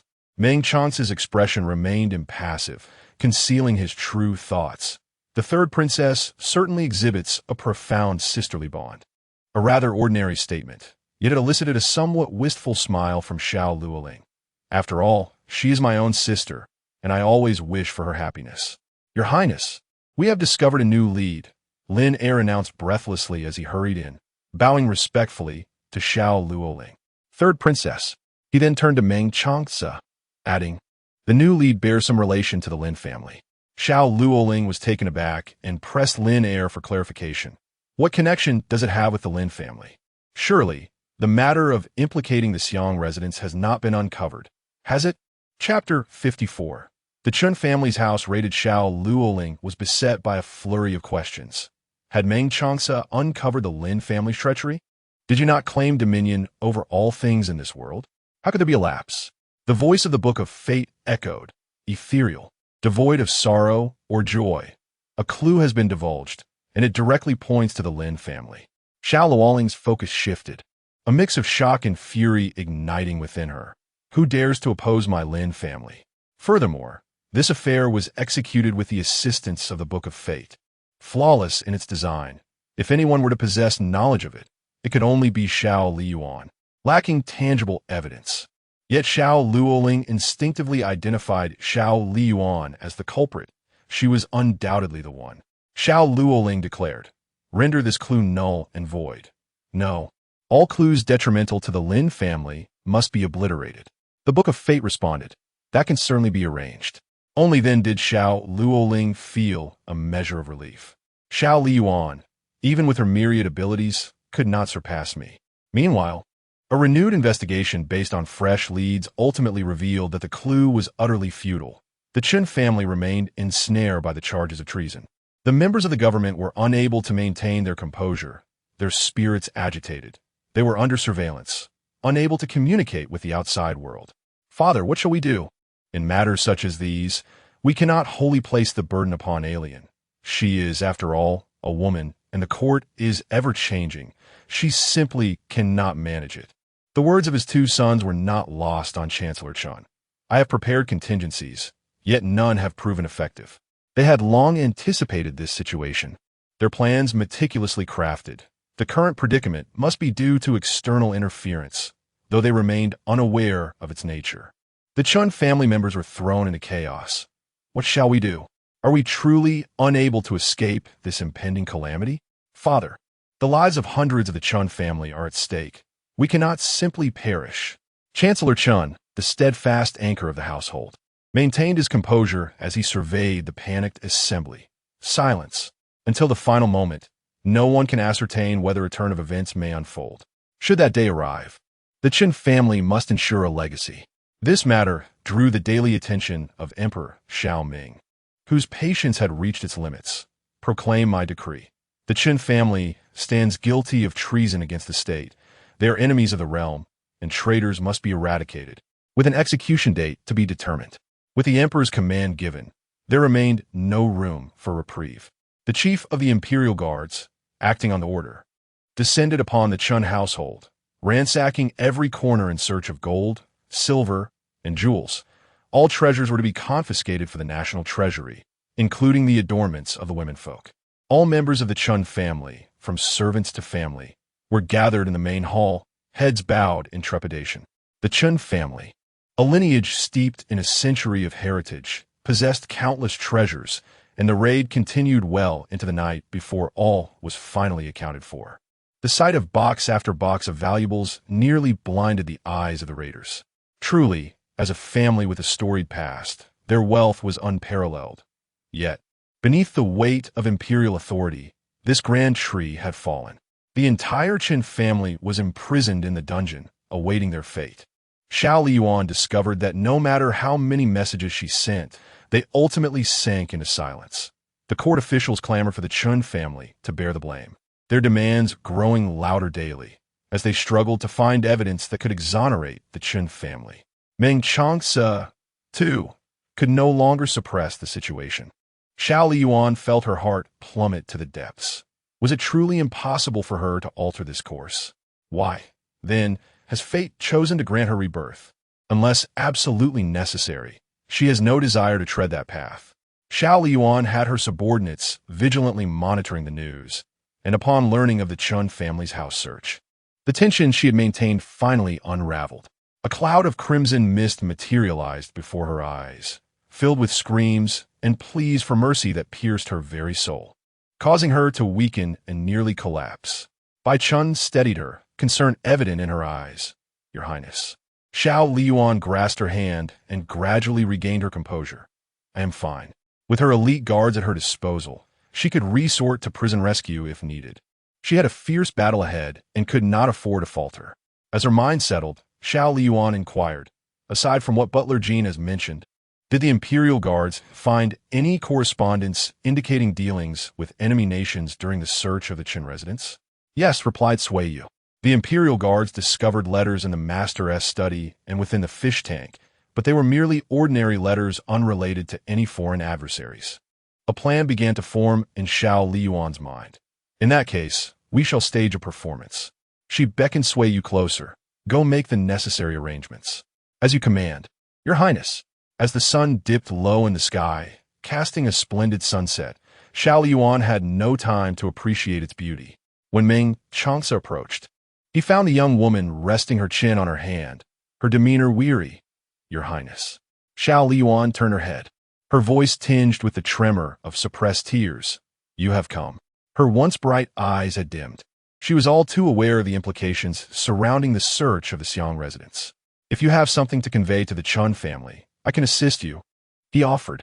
Xiao Liying stepped down from her plush seat and fell silently into his embrace, her tears flowing freely.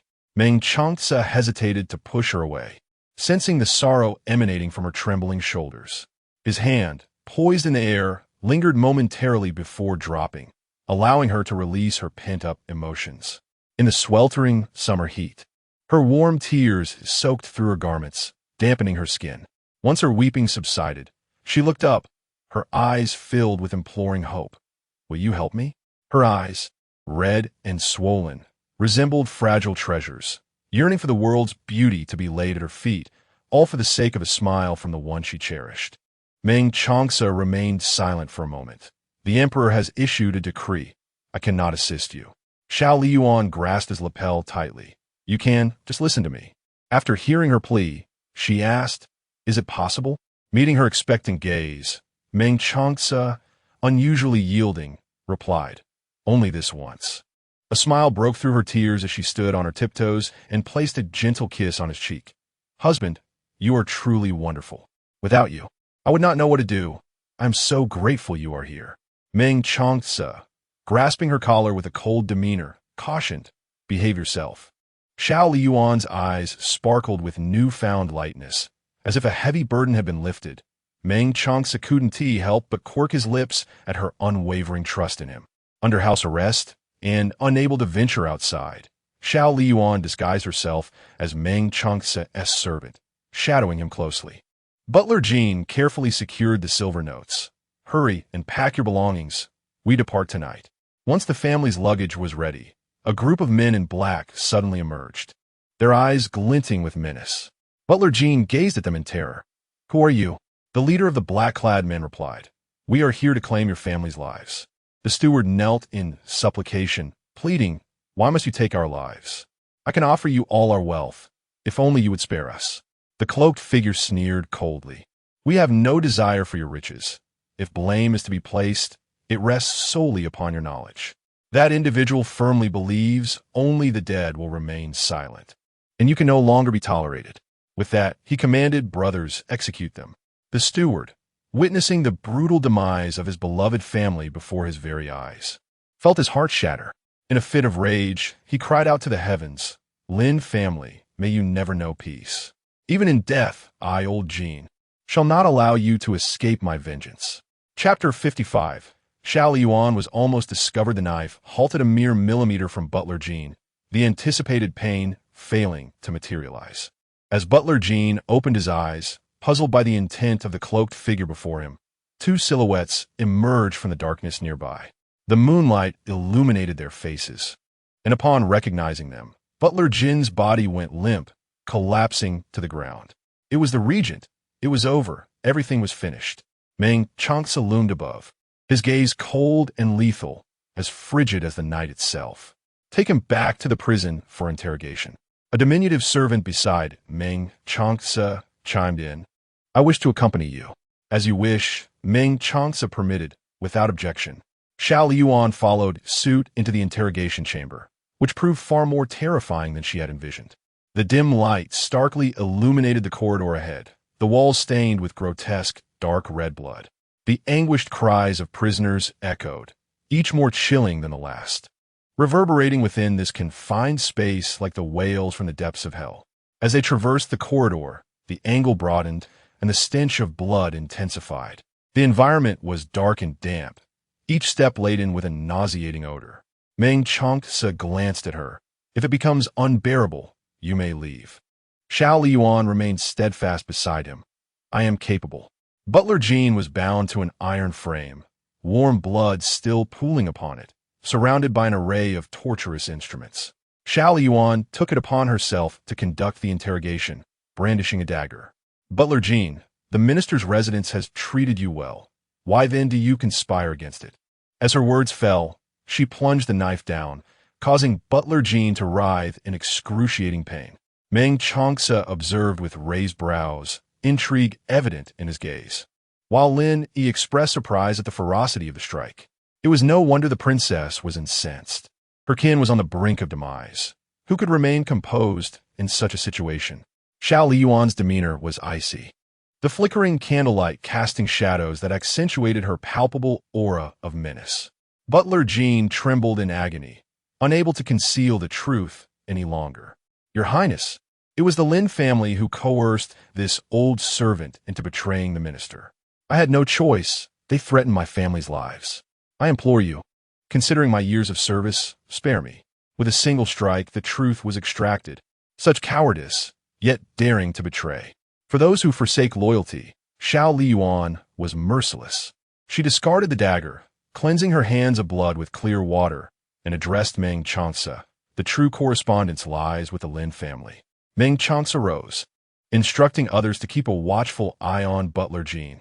In the Zhongsue Palace, Xiao Liying and the Lin concubine remained oblivious to Butler Jean's confession, reveling instead in the condemnation of the minister's residence. Their spirits soared with excitement. The greatest obstacle in Xiao Liying's life was about to vanish, and nothing could be more exhilarating. Mother, the Empress Dowager has yet to be deposed. Under the relentless persuasion of Xiao Liying, the Lin concubine's ambition swelled. Come, let us seek an audience with your father, the emperor. The mother and daughter made their way to the Yangxin Hall, where Emperor Xiao Ming seethed with rage, harboring a deep disdain for the Chun family. Your Majesty, they exclaimed. Father, Emperor Xiao Ming gazed at Xiao Liying, suppressing his fury. What brings you here? Concubine Lin presented a bowl of chicken soup, saying, Your Majesty has been worn thin by concerns for the Qin family. I personally prepared this chicken soup. I implore you not to be troubled over a sinner. Emperor Xiao Ming nodded. My beloved consort is thoughtful. Xiao Liying, with an innocent expression, inquired, Father, is the Empress aware of these developments? The Emperor harbored a deep-seated disdain for the Chun family, and the Empress had long been disregarded. Her mention of the matter was perilously close to her own deposition. Upon hearing this, Emperor Xiao Ming's anger surged, nearly causing him to overlook the Empress. I shall depose her. Xiao Liying and concubine Lin exchanged glances, both recognizing the shared amusement in each other's eyes. Concubine Lin personally ground the ink, and Xiao Liying watched as Emperor Xiao Ming inscribed the decree for the Empress's deposition. The Emperor then took the jade seal to stamp the document when Li Zhengfeng approached to report, Your Majesty, the regent has arrived. What brings him here at this late hour? Emperor Xiao Ming set down the jade seal. Admit him. Meng Changce entered, reeking of blood, and bowed. I pay my respects to your Majesty.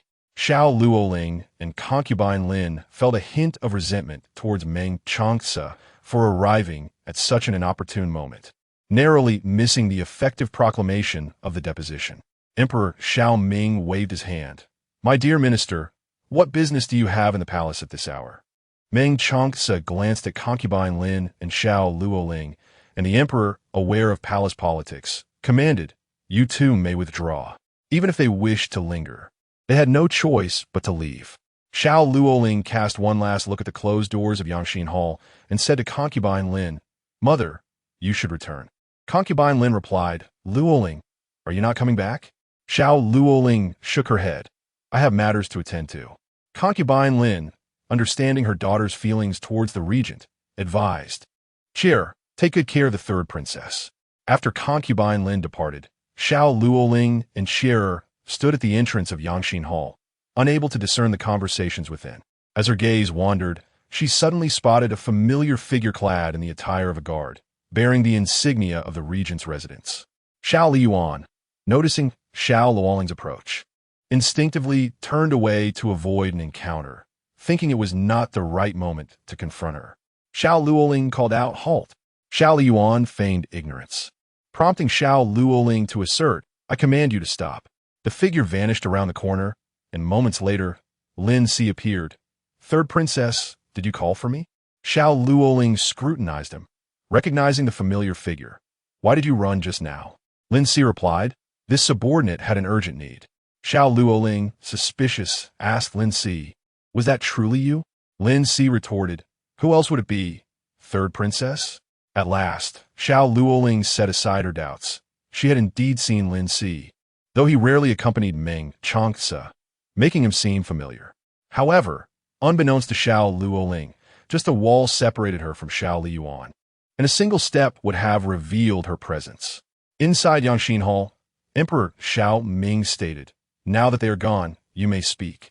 Meng Changce replied, "Your Majesty." Steward Jean has recanted his testimony, claiming he was coerced by the Lin family to frame the minister. This is his statement. Li Zhengfeng received the testimony and placed it on the desk. Emperor Xiao Ming picked up the document, slamming it down in anger. Preposterous. When the emperor's wrath ignited, the palace maidens and eunuchs immediately knelt and prostrated themselves upon the ground. Meng Changce maintained a composed demeanor, and then he heard Emperor Xiao Ming declare, "My dear minister, the testimony of the gold steward alone cannot substantiate that the Lin family are the true traitors to the nation." Meng Changce replied, "I beseech your majesty to issue an edict to investigate the Lin family." Seated upon the dragon throne, Emperor Xiao Ming fixed his gaze upon Meng Changce, and after a prolonged silence, spoke, "My dear minister, your considerable efforts to absolve the ministerial residents, is it not for the sake of Ali?" Meng Changce responded with unwavering resolve. "This humble servant merely wishes to see that treacherous officials do not prevail while loyal subjects are slain." "Treachery? You are the greatest traitor. Who could possibly rival you?" Emperor Xiao Ming remarked cryptically. "Is that so?" Meng Changce replied, "Neither submissive nor arrogant." Indeed, although Emperor Xiao Ming was foolish, he could not tolerate being deemed a fool himself, orchestrating others' demise. I grant it. Chapter 56. Imprisoning the Lin family. Meng Changce emerged from the Yangxin Palace and addressed Xiao Liying. "Let us depart." Following closely behind him, Xiao Liying finally inquired as they exited the imperial palace, "How did it go?" "The emperor has consented to search the Lin family." Xiao Liying gazed at him with admiration, exclaiming, "Wow, my husband, you are simply remarkable. With you in action, there is nothing unattainable." Meng Changce met her somewhat exaggerated expression with a smirk. "Shall we not tarry?" "Indeed. Let us go," she replied, falling a step behind him, for she was merely his attendant at present.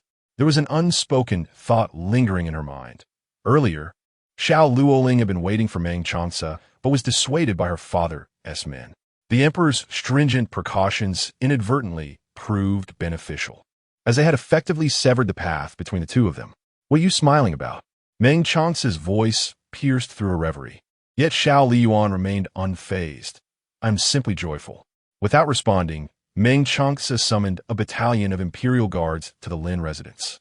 This was Xiao Liying's first involvement in such a search, and to be raiding the home of an enemy intensified her exhilaration. How splendid it would be if they were to confiscate their possessions as well. Yet, she reassured herself, with the search underway, the confiscation could not be far behind. The gates of the Lin manor echoed with a resounding clang as the gatekeeper, visibly displeased, opened the door. "Who goes there at this late hour?" The guards brusquely shoved him aside. "Make way." A throng of imperial guards surged into the Lin residence, jolting the gatekeeper into full awareness, who stumbled back, exclaiming, "This is terrible. Something big has happened."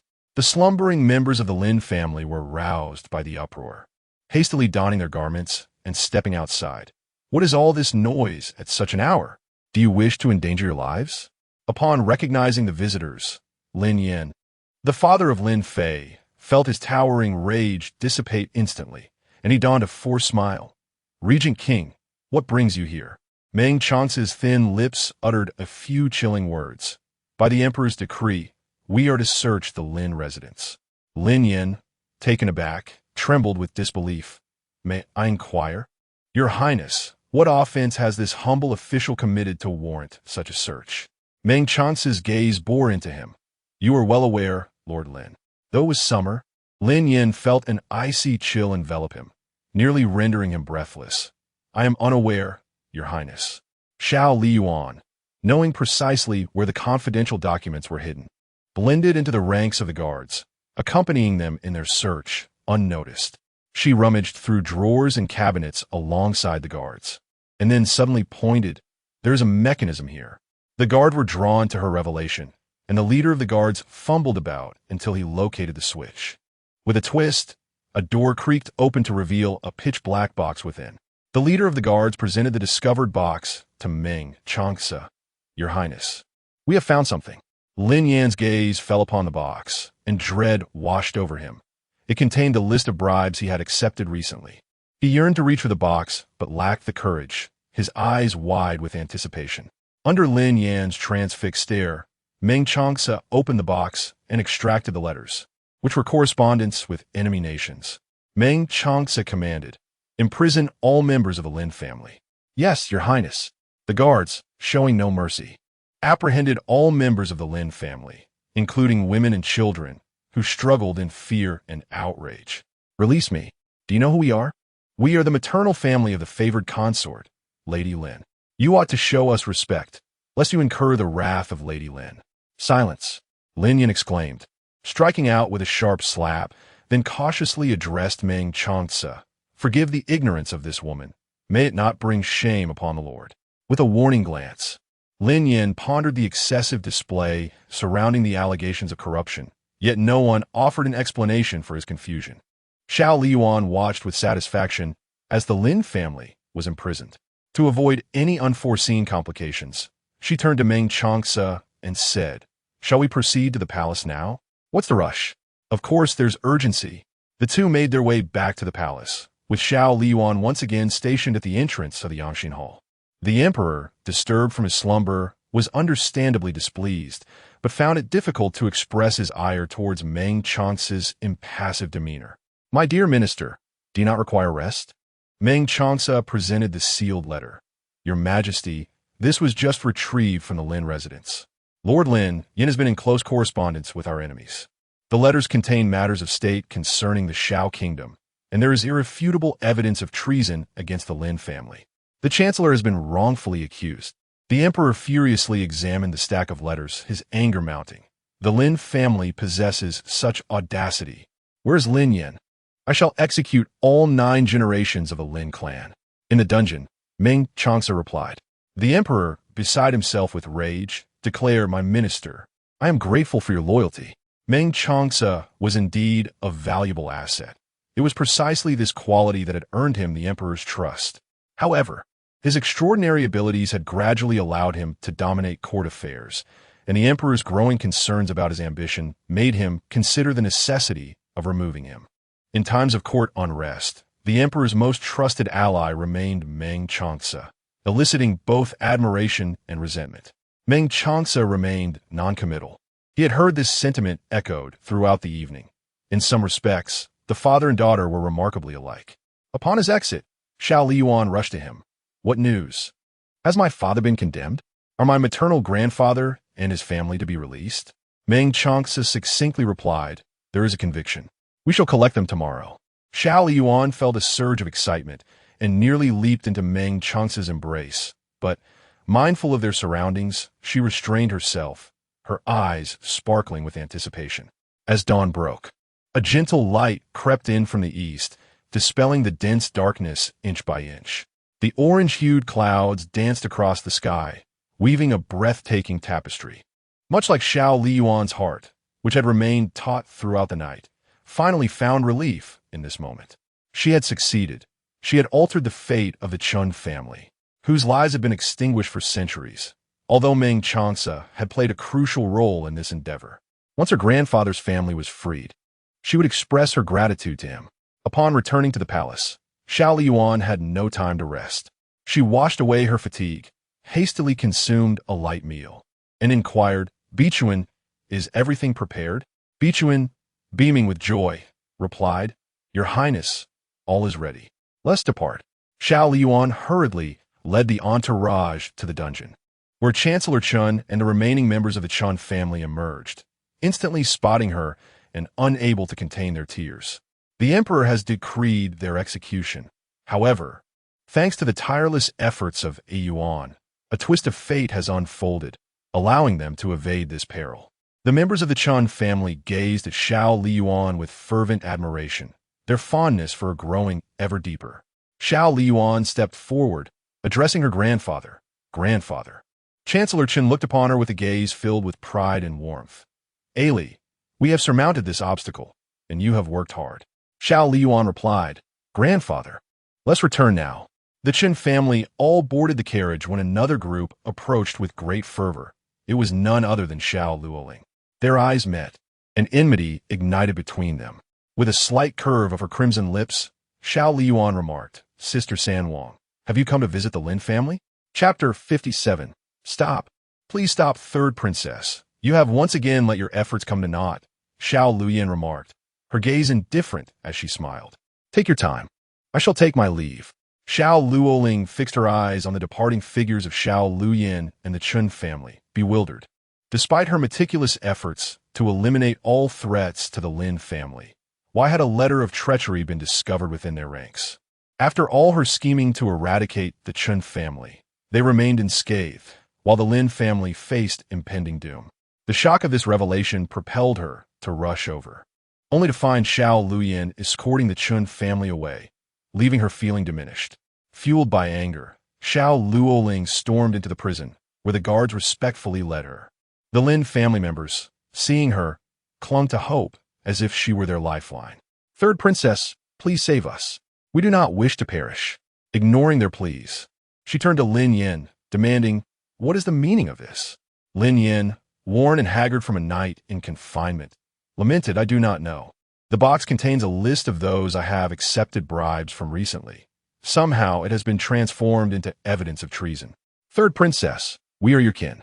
The emperor dotes on you. If you intercede on our behalf, he may spare us, perhaps even reopen the investigation into this matter. We are innocent victims of a conspiracy. As you well know, given 1,000 chances, we would never dare commit such an act." At this moment, Lin Yin harbored some resentment towards Xiao Liying and the Lin consort. Had it not been for their grand ambitions to ascend the ranks, promising to eliminate the Chun family and create a vacancy for the prime minister's position, they would have pushed for Xiao Mingdi to appoint him as prime minister. Now, having failed in their schemes, they faced imminent death. Xiao Liying understood that the Lin family lacked the audacity to betray the nation. After ascertaining the facts, she returned to Zhongshui Palace and summoned the Book of Fate. "Did you not erase all matters detrimental to the Lin family? How has it come to this?" The Book of Fate replied, "Circumstances can change. Even I cannot prevent unforeseen events." Xiao Liying pondered for a moment. Is it possible to reverse everything? To return to the beginning? The Book of Fate responded, "What has transpired cannot be altered." Xiao Liying inquired, "Can you clear the Lin family's name?" The Book of Fate stated, "That is feasible, but for the Lin family to survive, someone must bear their sins. Are you certain you wish to proceed?" Without hesitation, Xiao Liying affirmed, "Of course. The lives of others bear no significance to me." While Xiao Liying desired the demise of the Lin family, she would not grant her that satisfaction. She would ensure that the Lin family emerged unscathed. In the residence of the Chun family, Xiao Liying instructed each member to wash their hands with pomelo leaves and sprinkle themselves with the leaves, symbolizing the cleansing of all misfortunes. Prime Minister Chun addressed Xiao Liying, saying, "Ali, my grandfather must enter the palace to express his gratitude." Xiao Liying nodded as the younger members of the Chun family gathered around her, recounting their harrowing experiences in the prison. "We truly believe we were to meet our end, but thanks to your highness, from this moment onward, if you direct me east, I shall not venture west." "Indeed," she affirmed. "And I too." Chun Xingxia found herself isolated outside, while Xiao Li extended her hand towards her. Shengxia, come sit here. Shengxia grasped her hand and settled beside Xiao Li. Hearing her inquire, are you afraid? Shengxia shook her head, not afraid. In all honesty, she understood that if the Chun family could not clear their name, the regent would find a corpse to substitute her. As her elder brother Liu had mentioned in his letter, for the sake of Xiao Li, Chunxia altered her previous dissatisfaction with Shengxia and took the initiative to apologize. Fourth sister, I was thoughtless before and may have offended you. I sincerely apologize and will treat you as family from now on. Shengxia asked her, are you serious? Chunxia nodded earnestly. If I lie, may the heavens strike me down. Shengxia was not a petty person. Chunxia had indeed matured through this experience. Xiao Li was also pleased to see Shengxia thriving within the Chun family. She still intended to express her gratitude to Meng Changce. Shengxia, you know Meng Changce? Are you aware of his preferences? Shengxia shook her head. I have had little contact with the regent. I only know him through elder brother Liu, who is quite knowledgeable about the regent's matters. I shall write to inquire. Good.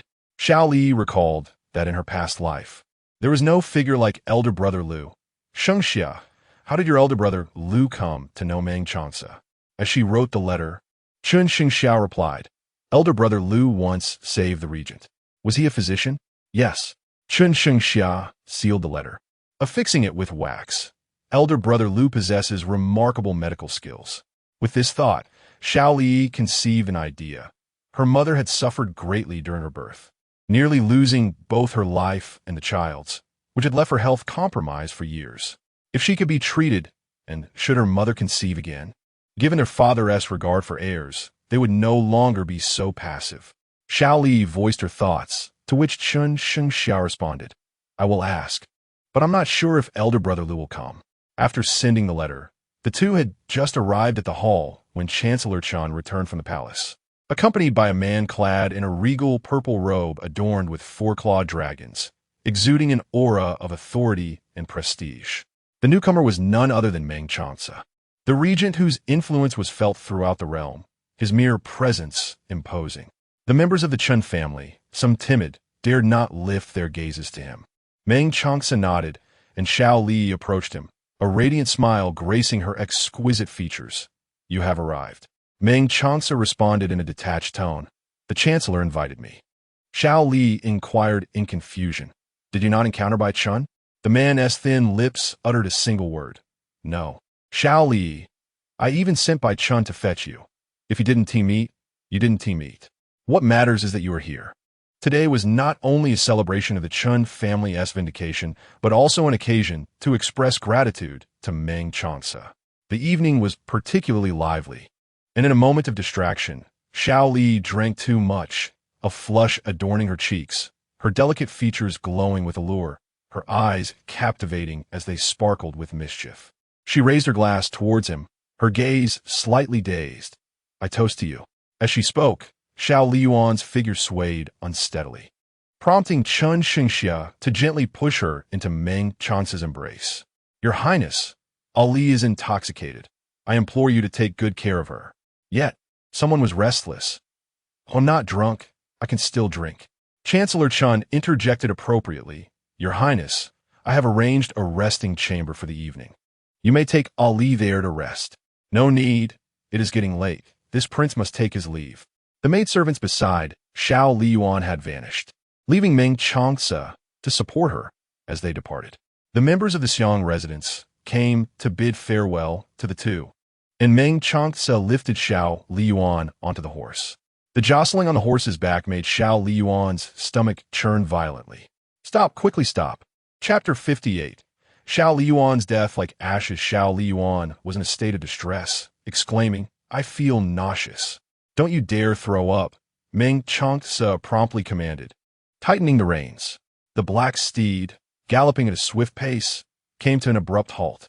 Xiao Liyuan patted her chest and exhaled deeply, feeling a wave of relief wash over her tumultuous stomach. She turned to him, reproaching, I told you to slow down, yet you insist on rushing. The two were in close proximity, the cool moonlight cascading down, enveloping her in a luminous glow. Her exquisite eyes held a hint of crimson at the corners, and her gaze was misty with allure, captivatingly enchanting. Her breath seemed to carry the rich scent of wine, intoxicating and tantalizing beneath the night sky. Meng Changce squinted slightly, an undercurrent of intensity flickering in his dark eyes, his voice still cold. "Sit tight, then do slow down," she playfully retorted. As night fell, the streets fell into a hushed silence. Lin Yilin and Lin Er, along with Bai Chun and Bai Tao, distinctly heard the lively exchange ahead, stirring excitement within them. Bai Tao touched her face, saying, "Sister, I feel a bit warm for some reason." Bai Chun smiled knowingly. "Perhaps we should indulge in something cold upon our return." Lin Yilin and Lin Er chimed in. "Bai Chun, do you have enough for us? We would love some." "Of course," Bai Chun replied readily. The princess said that no opportunity should be wasted. Now is the perfect time to foster connections. As they approached the royal residence, the pace slowed, and the streets were nearly deserted. Meng Changce lifted Xiao Liying down from the horse. "You two helped the princess back to rest." Bai Chun and Bai Tao had also indulged in their share of wine that evening. For the sake of the princess's happiness, the sisters summoned every ounce of courage and showcased their finest acting skills, pretending to be intoxicated before Meng Changce. Supporting each other, they staggered as they walked. "Your Highness, we too are inebriated and wish to assist the princess. Alas, we are but weak, so we implore you to care for her tonight." As they spoke, Bai Chun stumbled, and upon regaining her footing, it appeared as if demons were chasing them, prompting a hasty retreat. Lin Yilin and Lin Er stood in stunned silence, marveling at the audacity of those who served the eldest princess. Xiao Liying clung tightly to the man's neck, still oblivious to the unfolding events, and looked up, asking, "Why aren't we moving yet?" Meng Changce met her gaze, their breaths mingling with the remnants of wine. Xiao Liying suddenly felt her heart racing. Her cheeks flushed a deeper shade, her beauty blooming like a flower. "Why do you look at me like that? Have you realized how stunning I am? Your eyes are finally seeing clearly." Meng Changce remained silent, though he nearly doubted her innocence. Her acting was not nearly convincing enough. As he carried her into the regent's estate, he warned, "Keep talking like that, and I shall set you down." Xiao Liying tightened her embrace. Burying her face into his neck, that would not do. Her lips brushed against his collarbone, a fleeting contact that made his grip on her firm. With his long legs, he strode swiftly. In the Qingyu courtyard, Meng Changce laid Xiao Liying upon the bed, attempting to leave, only to have his sleeve tugged back by her hand. Xiao Liying propped herself up, her cheek resting against the back of the man's hand, her voice soft and delicate. "Don't go." One stood, and the other sat. Meng Changce spoke slowly. "Your Highness is intoxicated. I shall have someone bring a hangover remedy." Xiao Liying whimpered. I feel so unwell." She grasped the man's hand and placed it upon her forehead. "Please massage it for me." Meng Changce. Xiao Liying fixed her little gaze upon him. "Do move a bit, won't you?" Meng Changce nearly laughed in exasperation. When it came to commanding others, she was unparalleled. Yet he still complied, gently kneading her temples. Xiao Liying felt significantly better, a look of enjoyment on her face. "Not bad at all. You shall be rewarded." Meng Changce. Not only was she commanding, but she treated him like a servant. At that moment, a maid entered with the hangover remedy, and upon seeing the prince massaging the princess, she was so shocked she nearly screamed. Biting her lip, she stifled her voice. "Your Highness, the remedy is ready." Meng Changce moved aside. "You tend to the princess." The maid, bowing respectfully, replied, "Yes." Just as she stepped out, a loud crash echoed from within, the sound of a shattered bowl, and in haste, the maid rushed back, kneeling before Meng Changce. "Your Highness, please, come see the princess. She is crying." "Crying?" Meng Changce frowned and returned to the inner chamber, where he found Xiao Liying clinging to the bedpost, wailing as if possessed by spirits, even letting out a drunken hiccup. "Wu, please don't die. I beg you." Her words were slurred, and Meng Changce observed her in her drunken state, while the maid crouched nearby, tidying up the mess before hurriedly exiting. After a good cry, Xiao Liying suddenly turned, pointing at Meng Changce. "You've become a deity, There are so many of you, I can hardly tell you apart. Barefoot, she stumbled closer to him, but misstepped and collided with the screen. Stars dancing before her eyes. Why are you so hard? Why not be a little softer? Her tone was notably mournful. Meng Changce watched as she mistook the screen for him, muttering, "Why don't you like me? What is it about me that you dislike? Stay tonight, will you? Oh, really? But how have you become so plump that I can't even embrace you with both arms?" She took a step back, squinting at the screen. "Why have you also grown ugly? If that is the case, you may leave. I can manage on my own." Meng Changce's temples throbbed, and unable to contain himself, he pulled her close. "Your Highness." Before he could finish, Xiao Liying's eyes widened in surprise. "Wow, you've become handsome again. Please stay tonight." Meng Changce. She professed her admiration, yet rejected him at the slightest change in appearance. The following day, Xiao Liying awoke late. The sun high in the sky, her head throbbing faintly. She had indulged too much in joy and accidentally over-imbibed the night before. Hearing some commotion, the maids Bai Chun and Bai Tao entered the inner chamber. "Your Highness, you are awake." Xiao Liying rose from her bed, refreshed herself, and dressed. The maids served the midday meal. "How did I return home last night?" Bai Chun replied, "Your Highness, you seem to have forgotten. It was the prince who carried you back." "Did I engage in any scandalous behavior last night?" "No." They did not attend to His Highness and are unaware of subsequent events. All they know is that the prince left the Jade Chamber quite late yesterday. Xiao Liying's thoughts drifted back to last night, recalling the disgraceful actions she had committed, and fortunately, only Meng Changce had witnessed them. Even so, she felt utterly humiliated in his presence. Meng Changce remarked that the prince's affections were rather trivial. Xiao Liying covered her face, feeling as if she were dead inside. How could she possibly make amends?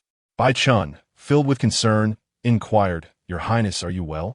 Xiao Liying exuded an air of deep melancholy, replying, "Not well. Very far from well." Chapter 59. A fortuitous opportunity for destruction. Xiao Liying did not dwell on her regrets for long. The events had transpired, and entanglements were futile. It was necessary to look ahead, for she had already faced humiliation before Meng Changce on several occasions. At this hour, Meng Changce was typically absent from the royal palace, and she had more pressing matters to attend to.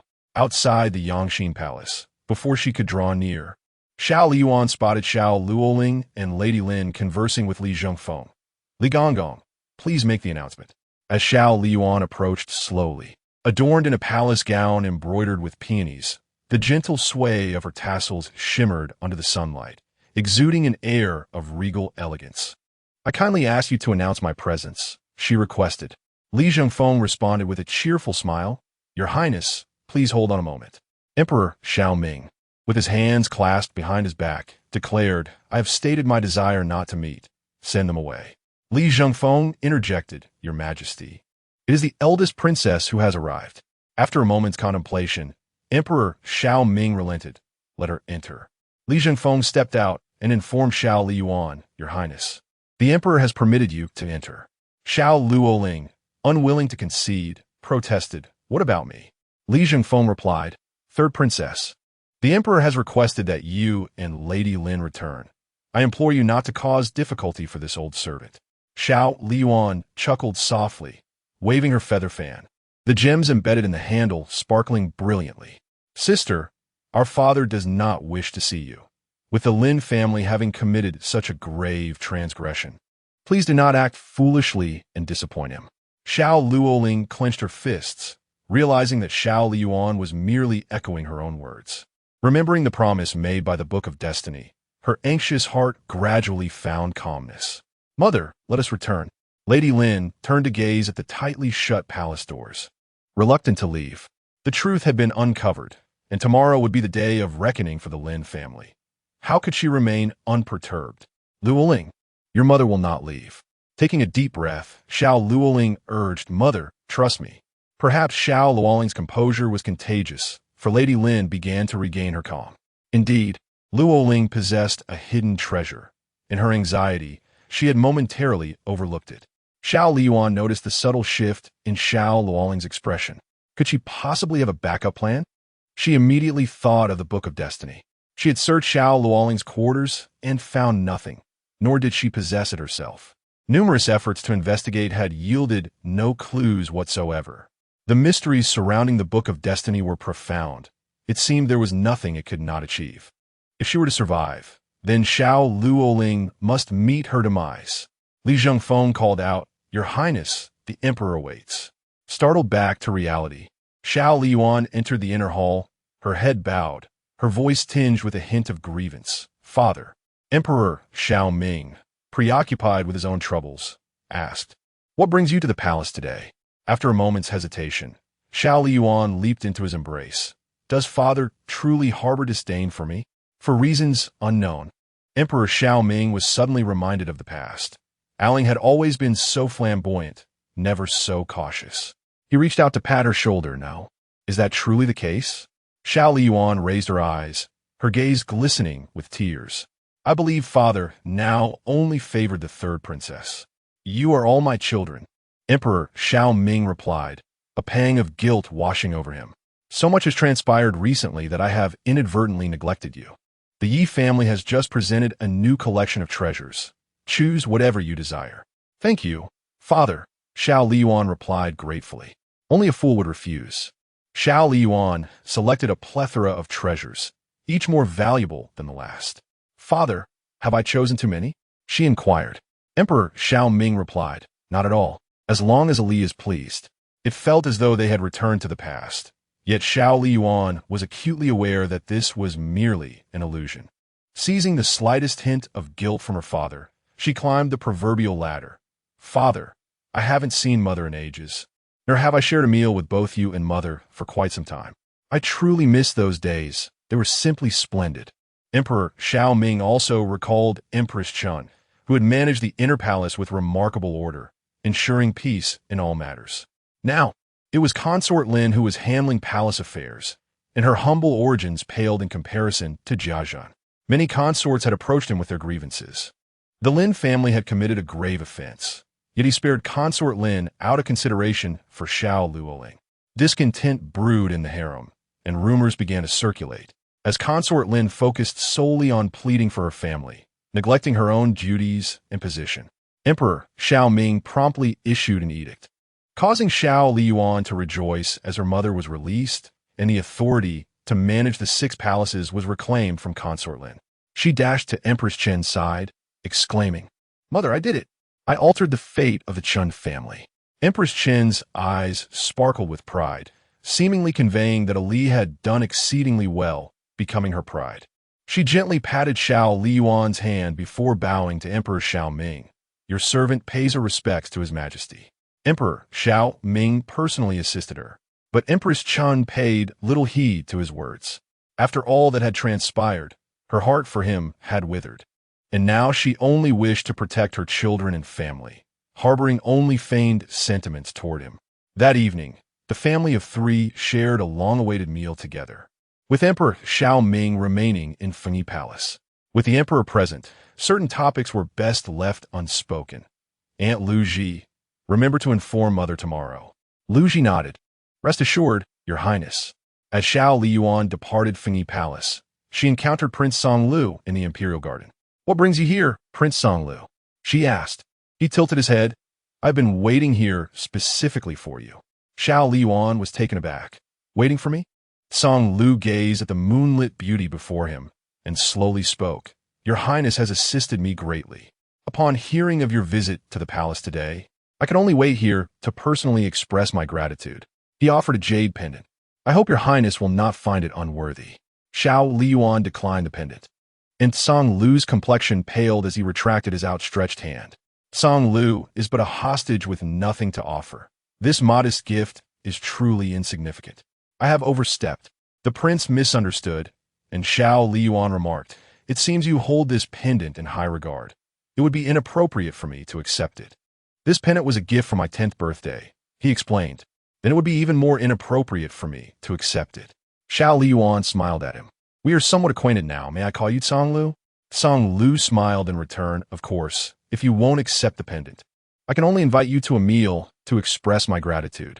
"That sounds delightful," Xiao Liying readily agreed. and they arranged a time and place before bidding each other farewell. Before departing, she cast a glance at the silhouette of the Tsang Tower. This move was indeed a wise one.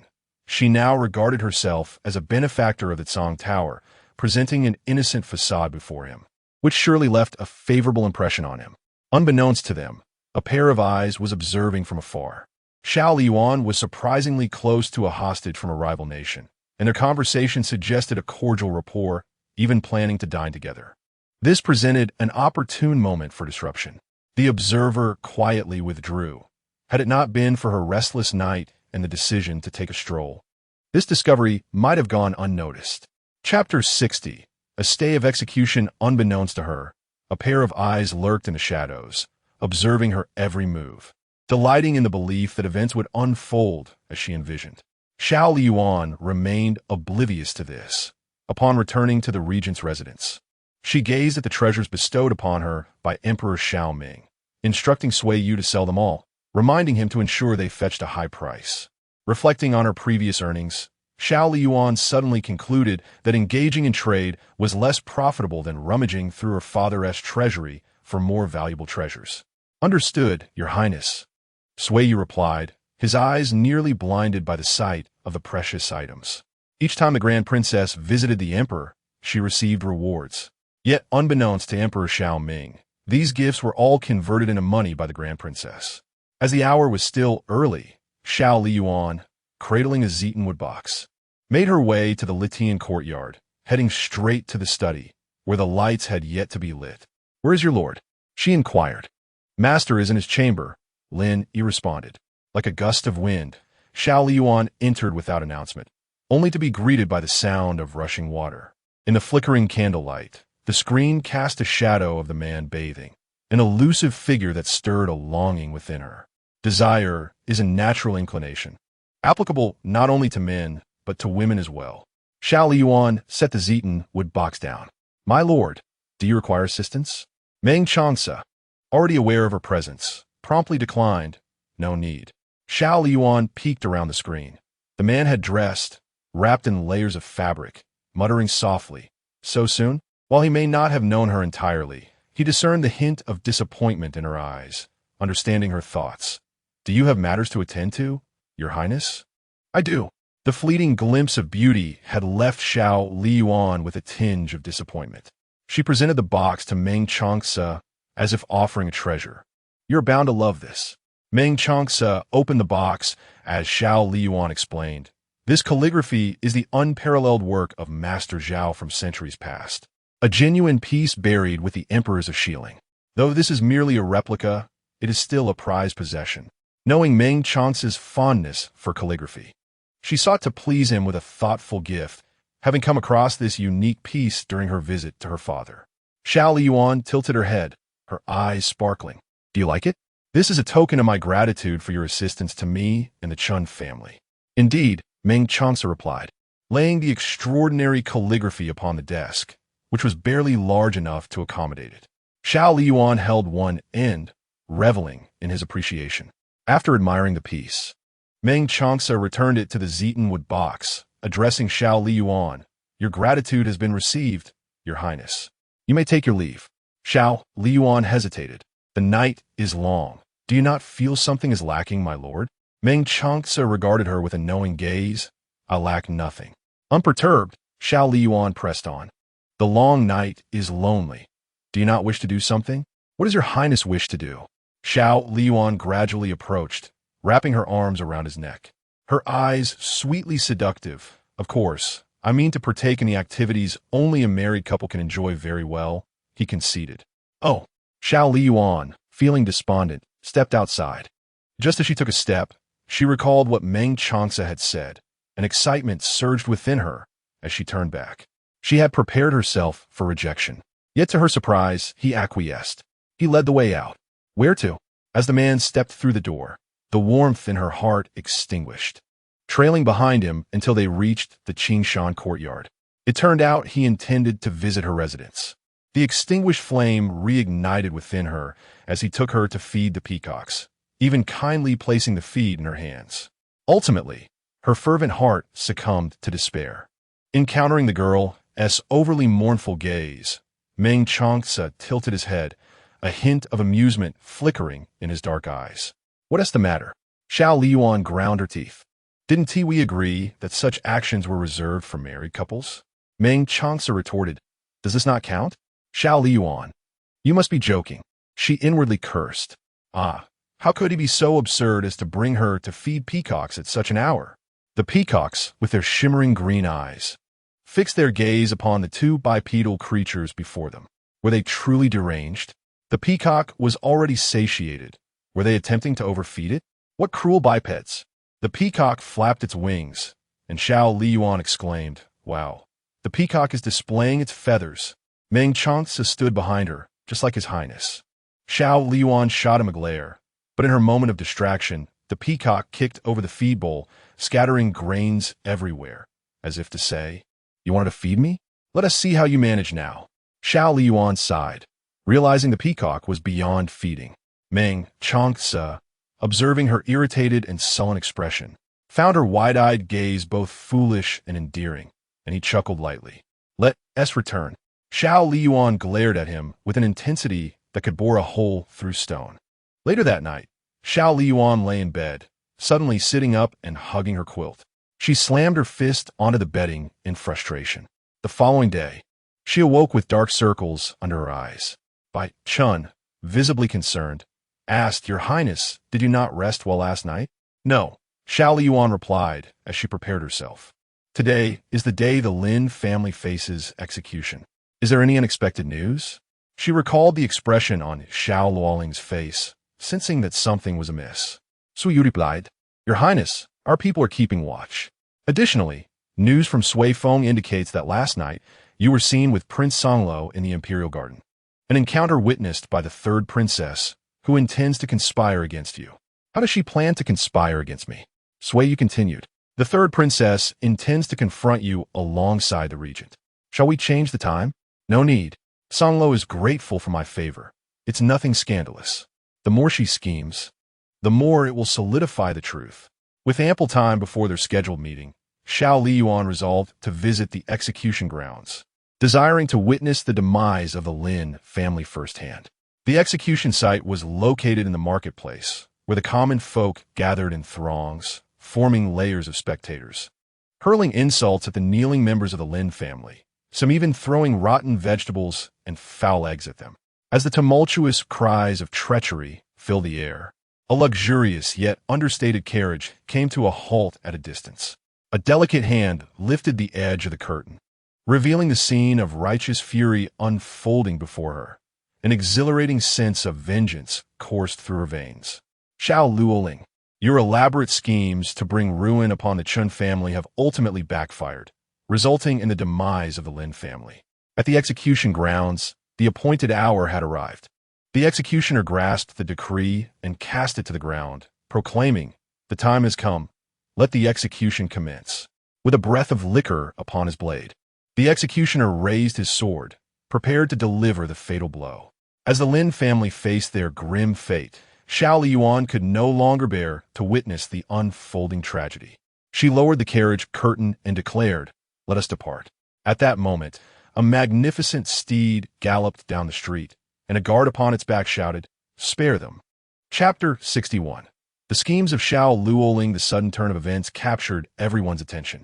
The executioner lowered his large blade, casting a questioning glance at the warden. Should we proceed? The warden gestured for him to wait, while a guard raised his token. By the emperor's decree, the officials guilty of treason have confessed and accepted their punishment. Lord Lin and his family have been falsely accused and shall be released. The crowd gasped in astonishment, while the Lin family wept tears of joy, elated that their lives were spared. Vixen was acutely aware of how much His Highness despised the Lin family. Xiao Liying clenched the curtain's fabric, her fingers turning pale with tension. The Lin family was on the verge of experiencing the same fate as the Chun family in a previous life, only to have the situation dramatically altered at this critical juncture. She understood that Xiao Liying lacked such capability. Only the Book of Fate held that power. Furious, Xiao Liying reflected on her relentless pursuit of vengeance. Just as victory seemed within reach, it was abruptly snatched away. What was she to do now?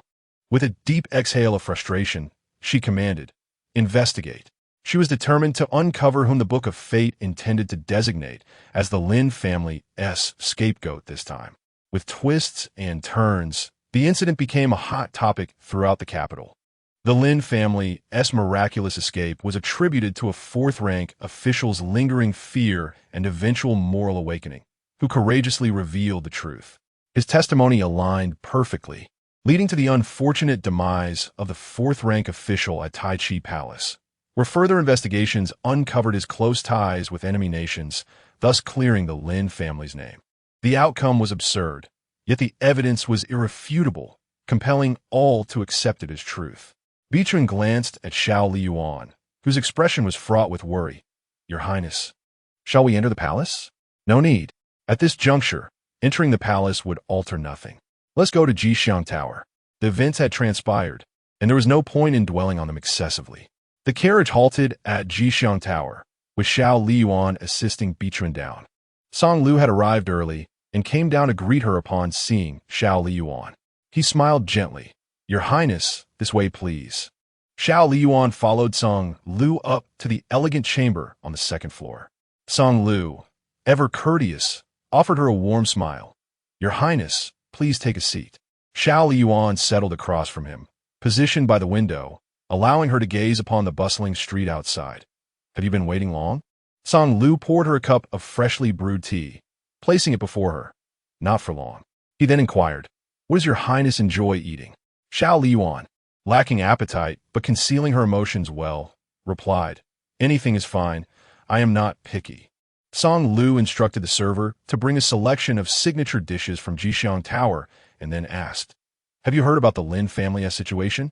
"I have indeed, and the outcome was unexpected." Xiao Liying candidly shared her feelings. "I must admit, I feel somewhat regretful." "Do you think I'm a terrible person?" Song Lu regarded her exquisite countenance, noting the delicate flutter of her long eyelashes. She seemed genuinely troubled by the notion of being perceived as a bad girl. Contrary to the rumors, she was not as she appeared, perhaps a bit willful, yet her heart was undeniably kind. Song Lu softly reassured her, "Not at all. The Lin family has wronged your kin. It is quite natural for you to harbor disdain towards them." Xiao Liying took a delicate sip of tea, a smile blossoming anew upon her face. "Let us not dwell on such matters. Rather, let us discuss joyful topics. You have yet to thoroughly explore the capital, have you?" "Truth be told, I have not ventured much myself, only occasionally sneaking out of the palace, but my father's guards keep a vigilant watch, making my excursions far from enjoyable." Xiao Liying continued her chatter. "Do you think I talk too much?" "Not at all." In the years since arriving in the Xiao Kingdom, no one had shown a willingness to approach him, let alone befriend him. He had only endured insults and bullying, yet the princess was different. She did not look down upon him and was willing to befriend a powerless hostage like him. Song Lu observed Xiao Liying with keen interest. When she spoke of the sights beyond the palace walls, her face radiated with longing, and when she was pulled back to the palace, she appeared utterly dejected. It was evident that she had been raised in pampered indulgence, devoid of guile. Song Lu, however, had his own ambitions and schemes. He had witnessed too much darkness in the world, and suddenly, a splash of vibrant color had brightened his spirits. Most of the time, it was Xiao Liying who spoke while Song Lu listened attentively. "Next time I have the opportunity, I shall take you to explore the capital. Oh, and the Qiqiao festival is approaching. You have not experienced it yet, have you? It is quite a lively occasion." "I have not."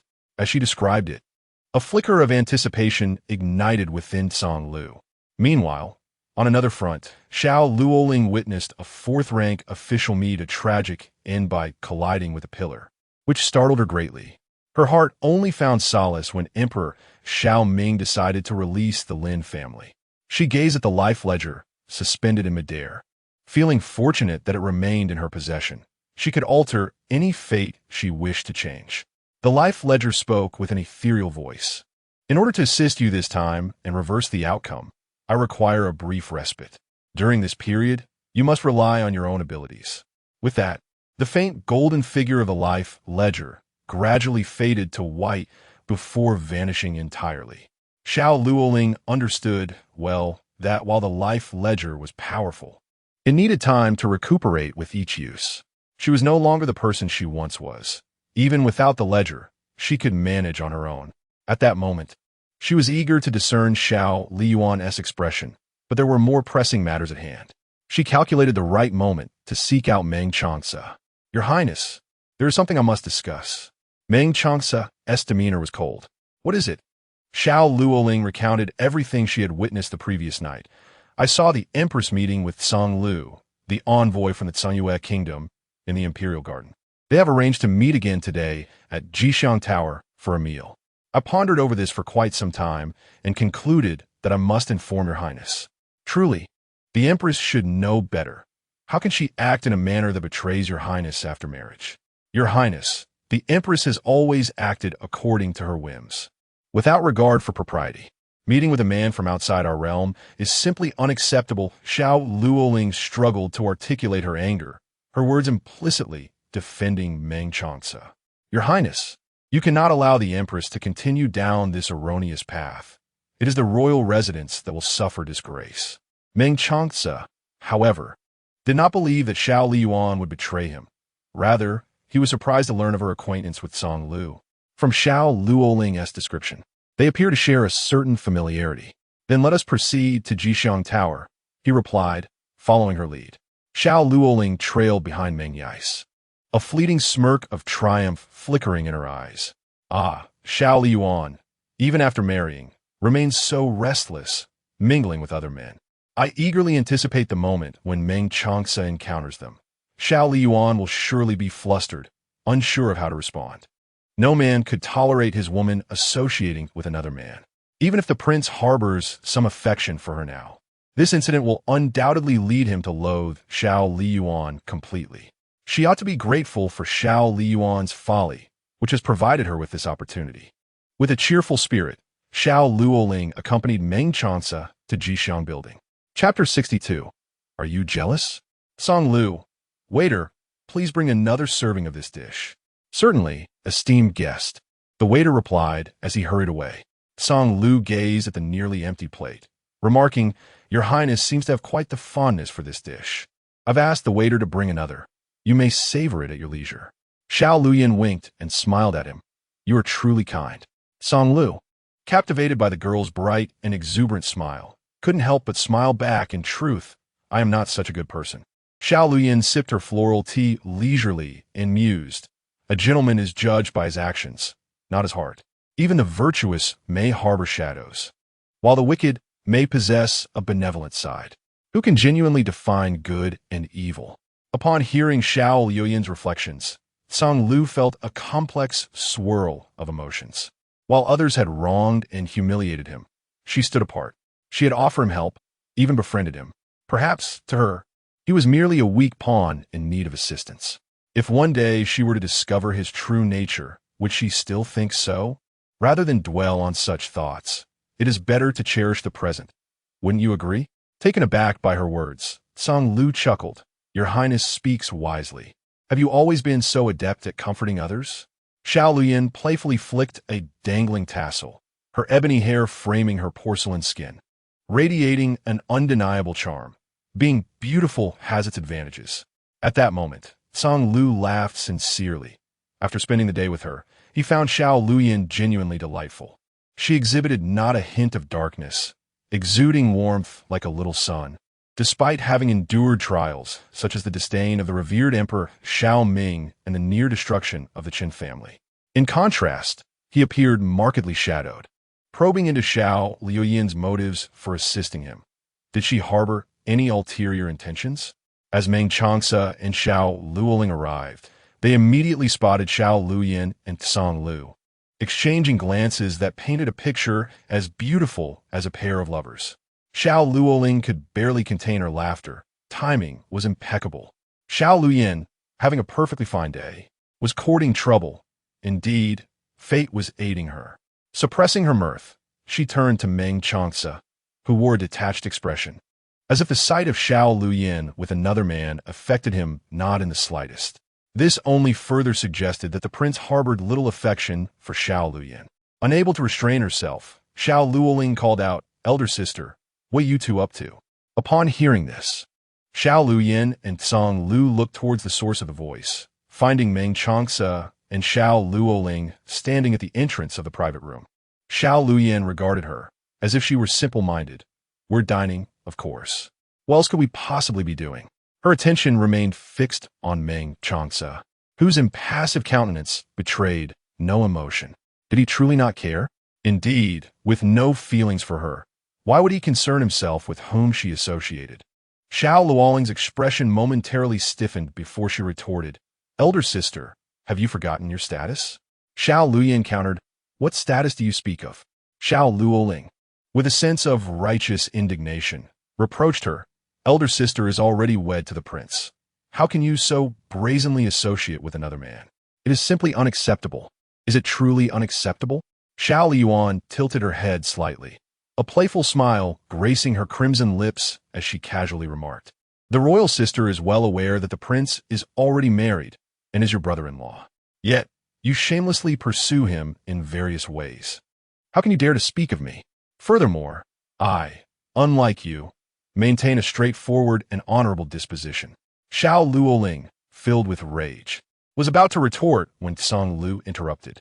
Rising, he clasped his hands before Meng Changce and continued in the vein of Xiao Liying's words, Regent. The princess has assisted me, and today I invite the princess to dine as a token of my gratitude. Should my actions inadvertently harm the relationship between the prince and princess, the fault lies solely with me. Rest assured, he is not so petty. Xiao Liying playfully tugged at Meng Changce's sleeve, her smile radiant and enchanting as she gazed at him. Isn't that right, my husband? By the way, have you eaten? If not, let us share a meal together. She turned at Song Lu. Do you mind? Not at all, Song Lu replied, summoning a waiter to clear the table and bring forth new dishes. Xiao Liying took Meng Changce's hand and seated herself beside him unexpectedly, their shoulders brushing closely, so near that a slight turn of the head allowed a clear view of her striking profile. Xiao Liying found herself utterly ignored, caught in a dilemma of whether to leave or stay, ultimately opting to remain. Xiao Liying continued conversing with Song Lu, while Xiao Liying's gaze flitted between Meng Changce and the two companions. She was baffled by their audacity. Did Xiao Liying truly feel no trepidation that Meng Changce might come to despise her? Soon, the waiter returned, placing the dishes on the table before retreating. Song Lu gestured towards one dish. Your Highness, do give this a try. I believe it will suit your taste. Xiao Liying sampled a bite, her eyes lighting up. Delicious. You truly understand my palate. Meng Changce observed the two with narrowed, obsidian eyes, deep and cold as a frigid pond, silence while eating. Xiao Liying turned to the man beside her, yet he offered not even a glance, his demeanor exuding indifference and nobility. She gazed at Meng Changce for a moment, then slowly smiled, leaning in closer, her voice melodious and teasing. Are you perhaps feeling jealous? Is my silence a sign that I have hit the mark? As she inched closer, her eyes sparkled with brilliance. She was near enough that her fair skin and the delicate down on her face were visible, her features exquisitely beautiful. A most charming visage, yet she consistently managed to tread on sensitive grounds. Meng Changce gently pushed her away, his voice icy. Sit properly and eat your meal. Why not just admit if you're jealous? Xiao Liying replied with a playful smile, offering him some food. Come, eat. It's your favorite. Meanwhile, Song Lu observed Meng Changce's expression. The man appeared indifferent, his aura imposing, seemingly impatient. Yet the girl beside him displayed no fear, her behavior bold and carefree. It was said that the regent had an interest in the third princess, yet this seemed rather questionable. Xiao Liying was taken aback by how Xiao Liying interacted with Meng Changce in private. Her relentless pursuit and shameless flirtation were astonishing. What kind of woman had the prince not encountered? How could he possibly be attracted to someone as forward and beguiling as Xiao Liying? She lowered her head and smiled faintly.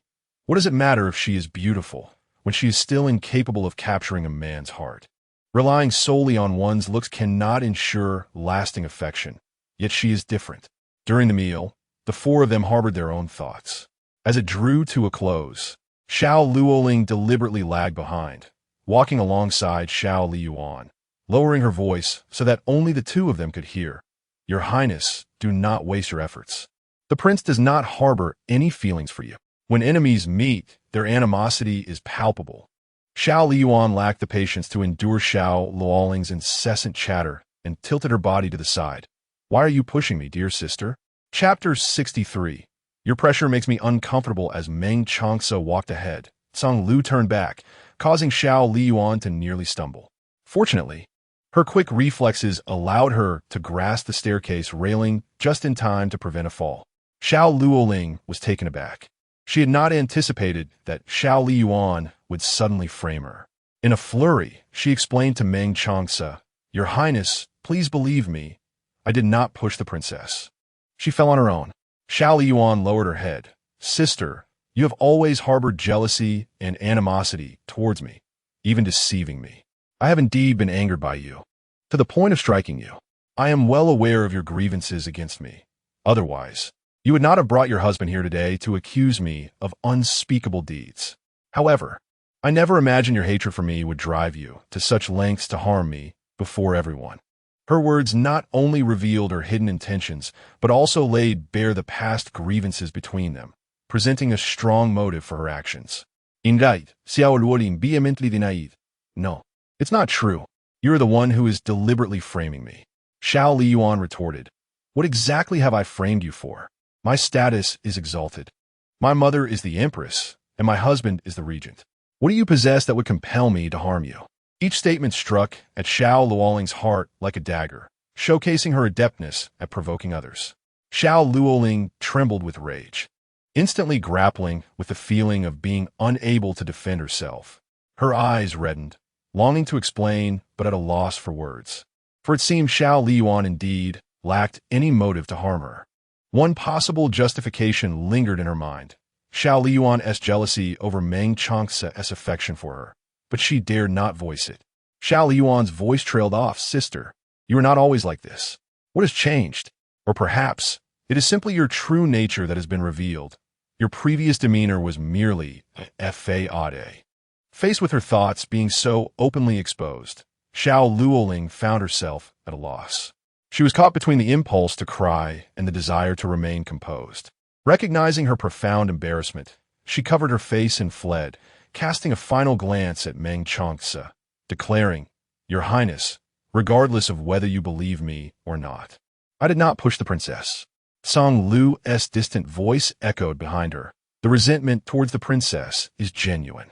Stumbling for a moment, Xiao Luoling felt a surge of animosity towards Song Lu, a mere pawn abandoned by the nation, daring to be audacious before her. Once inside the carriage, the humiliation of the day overwhelmed her. The bitterness in her eyes threatened to spill over. She could not fathom how Xiao Liying, with a fate that should have belonged to her, could still display such unrestrained pride. Xiao Liying ought to be living cautiously, ever seeking the approval of others, just as she once did. Indeed, Xiao Liying's confidence stemmed from the formidable backing of her maternal lineage and the Empress Mother, who stood above all. A murderous intent flickered across Xiao Luoling's face. She resolved to eliminate Empress Chun and the Chun family. Without their support, would Xiao Liying still be so arrogant? The humiliation of today, compounded with past grievances, fueled Xiao Luoling's resolve. She vowed to trample Xiao Liying beneath her feet, ensuring that she would remain forever looking up to her. Xiao Luoling called out several times, but the fate ledger remained unresponsive. She had forgotten that it would take some time before she could summon it, so she decided to let Xiao Liying grasp the situation for now. Unbeknownst to Xiao Liying, even if she were aware of Xiao Luoling's intentions, it would matter little. The enmity between them was as deep as an ocean, and one of them had to perish. Xiao Liying smiled at Song Lu, saying, When you can speak, do share more next time. Truly, her friend was quite adept at provoking others, much like herself. Song Lu chuckled in response. All right. Meng Changce, observing the two with a cold gaze, suddenly grasped Xiao Liying's arm, commanding, We are leaving. Xiao Liying waved goodbye to Song Lu and followed Meng Changce into the carriage, where the man's icy voice pierced the air. How did you come to know His Highness and Song Lu? Did Song Lu not mention it? I assisted him. Do you not believe me? Xiao Liying pressed her hand against the man's chest, forcing him to lean back. Almost immediately, a pale hand rested on the soft cushion behind Meng Changce, the face drawing very close, red lips curling into a dazzling smile. You seem quite concerned about my affairs. Do you deny being jealous? I have heard that jealous men often engage in incredible acts. If you wish to act upon that, I would not mind at all. Her enchanting voice held a beguiling allure. Why so silent? If you do not wish to speak, I can take the initiative. Xiao Liying appeared to be in high spirits, seemingly ready to take action, her warm breath grazing his face, exuding an irresistible charm. Before she could make a move, Meng Changce held her down, flipping her onto the soft cushion beside them. Your Highness is quite the seducer. Who taught you such ways? Meng Changce's gaze was half-lidded, one hand pressing down on Xiao Liying while the other grasped her face. His body leaned closely against hers, the position undeniably intimate, yet his eyes remained cold, his breath laden with a palpable pressure. Xiao Liying understood he would not harm her, but being restrained like this was uncomfortable. Gazing at the handsome face so near, her smile deepened. You. As she leaned in, the grip on her face tightened, yet she showed no fear, her striking eyes sparkling with allure. Let us converse properly. Xiao Liying's voice was muffled. If you hold my mouth, how can I speak? Meng Changce slightly relaxed his grip, allowing her to continue. Does seduction require instruction? I am naturally beautiful. Others dare not even think of it, yet you seem to dismiss it entirely, truly lacking in discernment. Meng Changce remained silent. Xiao Liying shifted slightly. May I be released now? Or do you wish to engage in something with me? Being pinned like this is rather uncomfortable. Meng Changce had grown accustomed to Xiao Liying's boldness and her occasional shocking remarks. Thus he released her. At this moment, Xiao Liying behaved herself, refraining from further teasing. She knew provoking him could lead to dire consequences. Instead of returning to the Wangfu, she headed to the Imperial Palace, where she had matters to discuss with her mother. Inside Fengyi Palace, Empress Chun greeted her with delight. Ali. Xiao Liying settled beside Empress Chun and said, Mother, last time concubine Lin feigned pregnancy to slander you. To prevent another such defamation, it is time to expose her. Empress Chun responded, Ali, do you truly have a plan? Xiao Liying nodded and leaned closer to whisper in Empress Chun's ear. Upon hearing her daughter's thoughts, Empress Chun felt both comforted and pained. Her daughter ought to live without a care, yet she was compelled to engage in such matters. Let us proceed as you have suggested, she concluded. At that moment, Li Zhengfeng approached, bowing respectfully. I greet your majesty, the princess, and the esteemed one. His majesty summons you. Xiao Liying inquired. Why has father suddenly called for me? Li Zhengfeng hinted, it pertains to the third princess. Chapter 64. Gloating within the hall of nourishing the heart, Emperor Xiaoming was soothing the sobbing Xiao Liying, while Li Zhengfeng instinctively glanced at Xiao Liying. The princess remained composed, unaffected by the commotion. For Xiao Liying, the sorrow and heartache had dissipated after the demise of all her significant kin in her previous life. Now, Emperor Xiaoming was merely the ruler of the Xiao state to her. Xiao Liying knelt and inquired, Might your majesty have summoned your daughter for a specific matter? Emperor Xiaoming hurled a teacup from his left side at her, exclaiming, Luoling is your biological younger sister. As her elder sister, not only do you fail to care for her, but you also vilify and entrap her in front of outsiders. You have always been sensible and gracious.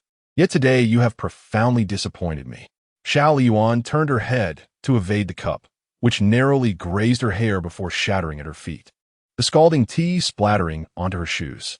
The palace maids and eunuchs present in the hall were utterly astounded, suppressing their reactions, their heads bowed like emotionless pillars. Xiao Luoling sat beside Emperor Xiaoming, relishing the spectacle of Xiao Liying's reprimand.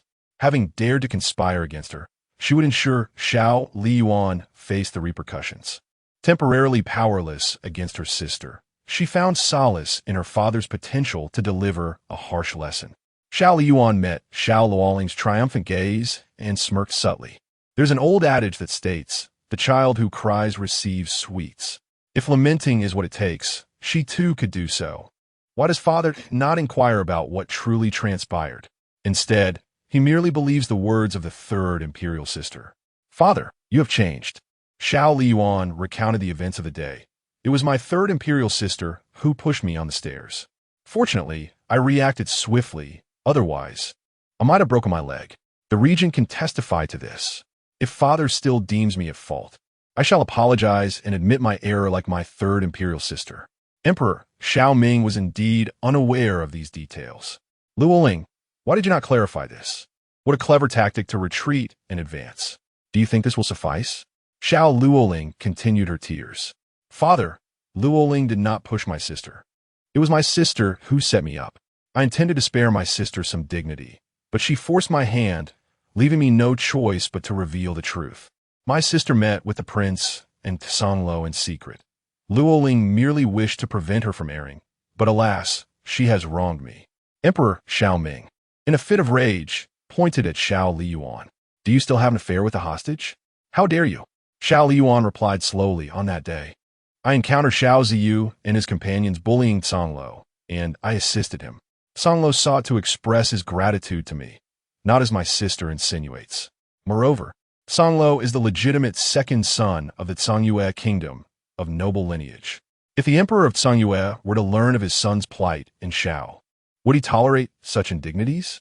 Emperor Xiao Ming pondered and felt a pang of pain. Of course, I could not abide it. Xiao Liying continued. If I cannot endure it, the emperor of Zhongyue would be even less likely to condone it. Songlo has come to Xiao to foster peace between our nations, not to instigate conflict. My friendship with Songlo contributes to the stability of both realms. Yet, how has it been twisted into an illicit affair by my sister?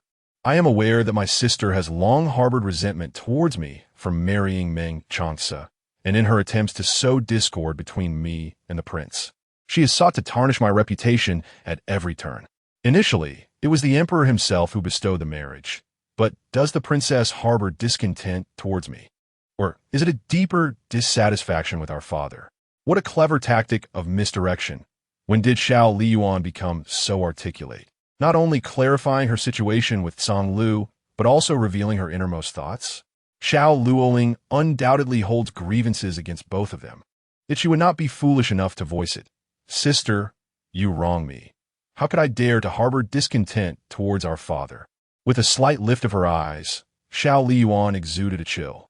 If you dare not express discontent towards our father, it follows that your ire is directed towards me. Xiao Luoling seethed with frustration. You enough.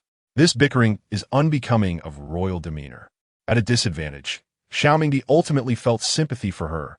Ali, I shall not pursue the matter concerning you and Song Lu, but remember, you are a princess of Xiao Kingdom, and you must never act in a manner that jeopardizes the interests of our realm. Xiao Liying reminded the emperor why she was wed to Meng Changce. As a daughter of Xiao, I would never act against the kingdom. However, it is my sister who repeatedly seeks to undermine my marriage to the prince. Father, you must stand by me. Acknowledging the truth, Xiao Mingdi sought to make amends. It was my error in misunderstanding you. The treasury holds many treasures. Choose freely from what you desire. Thank you, father. This time, it was indeed thanks to Xiao Luoling's complaint that she had the opportunity to scour the treasury, a chance to gain significantly, which brought Xiao Liying great joy. In matters of importance, Xiao Mingdi remained astute. From now on, do not incite discord between you and your sister. Reflect in Zhongsue Palace, and I shall promptly select a suitable husband for you. Cast aside those fanciful notions. While Xiao Mingdi cherished Xiao Luoling, she paled in comparison to the throne's significance. Thus, Xiao Luoling felt both resentment and frustration. I understand. She struggled to comprehend why. In the past, when Xiao Liying erred, their father would treat her with leniency, even going so far as to appease her, fearful of her anger. Yet with her, it was entirely different. Despite having inherited Xiao Liying's fate, the emperor's favoritism seemed to be reversed, a scenario she had not anticipated. Enveloped in fury, Xiao Luoling glared at Xiao Liying. What have you done? Do you believe that seizing my fate renders you invulnerable? You have never truly understood our father. Xiao Liying, unwilling to elaborate, took her leave with the bestowed gifts. But before exiting the palace, she sought out Song Lu. Due to my matters affecting you, I have clarified the situation. Henceforth, no one shall hold you accountable, and your circumstances within the palace will improve. Song Lu had also heard of Xiao Mingdi's summons of Xiao Liying. Did you come specifically to tell me this, Your Highness? Xiao Liying nodded. Indeed, I wish to prevent you from worrying unnecessarily. Since being sent to Xiao Kingdom, he had never been cared for by his compatriots, and in a foreign land, he could not dream of anything else. Xiao Liying was the first to offer such kindness. At that moment, Song Lu truly recognized Xiao Liying as a friend. Thank you, Your Highness. No need for formality. We are friends, Xiao Liying replied with a gentle smile. It is getting late. I must depart the palace.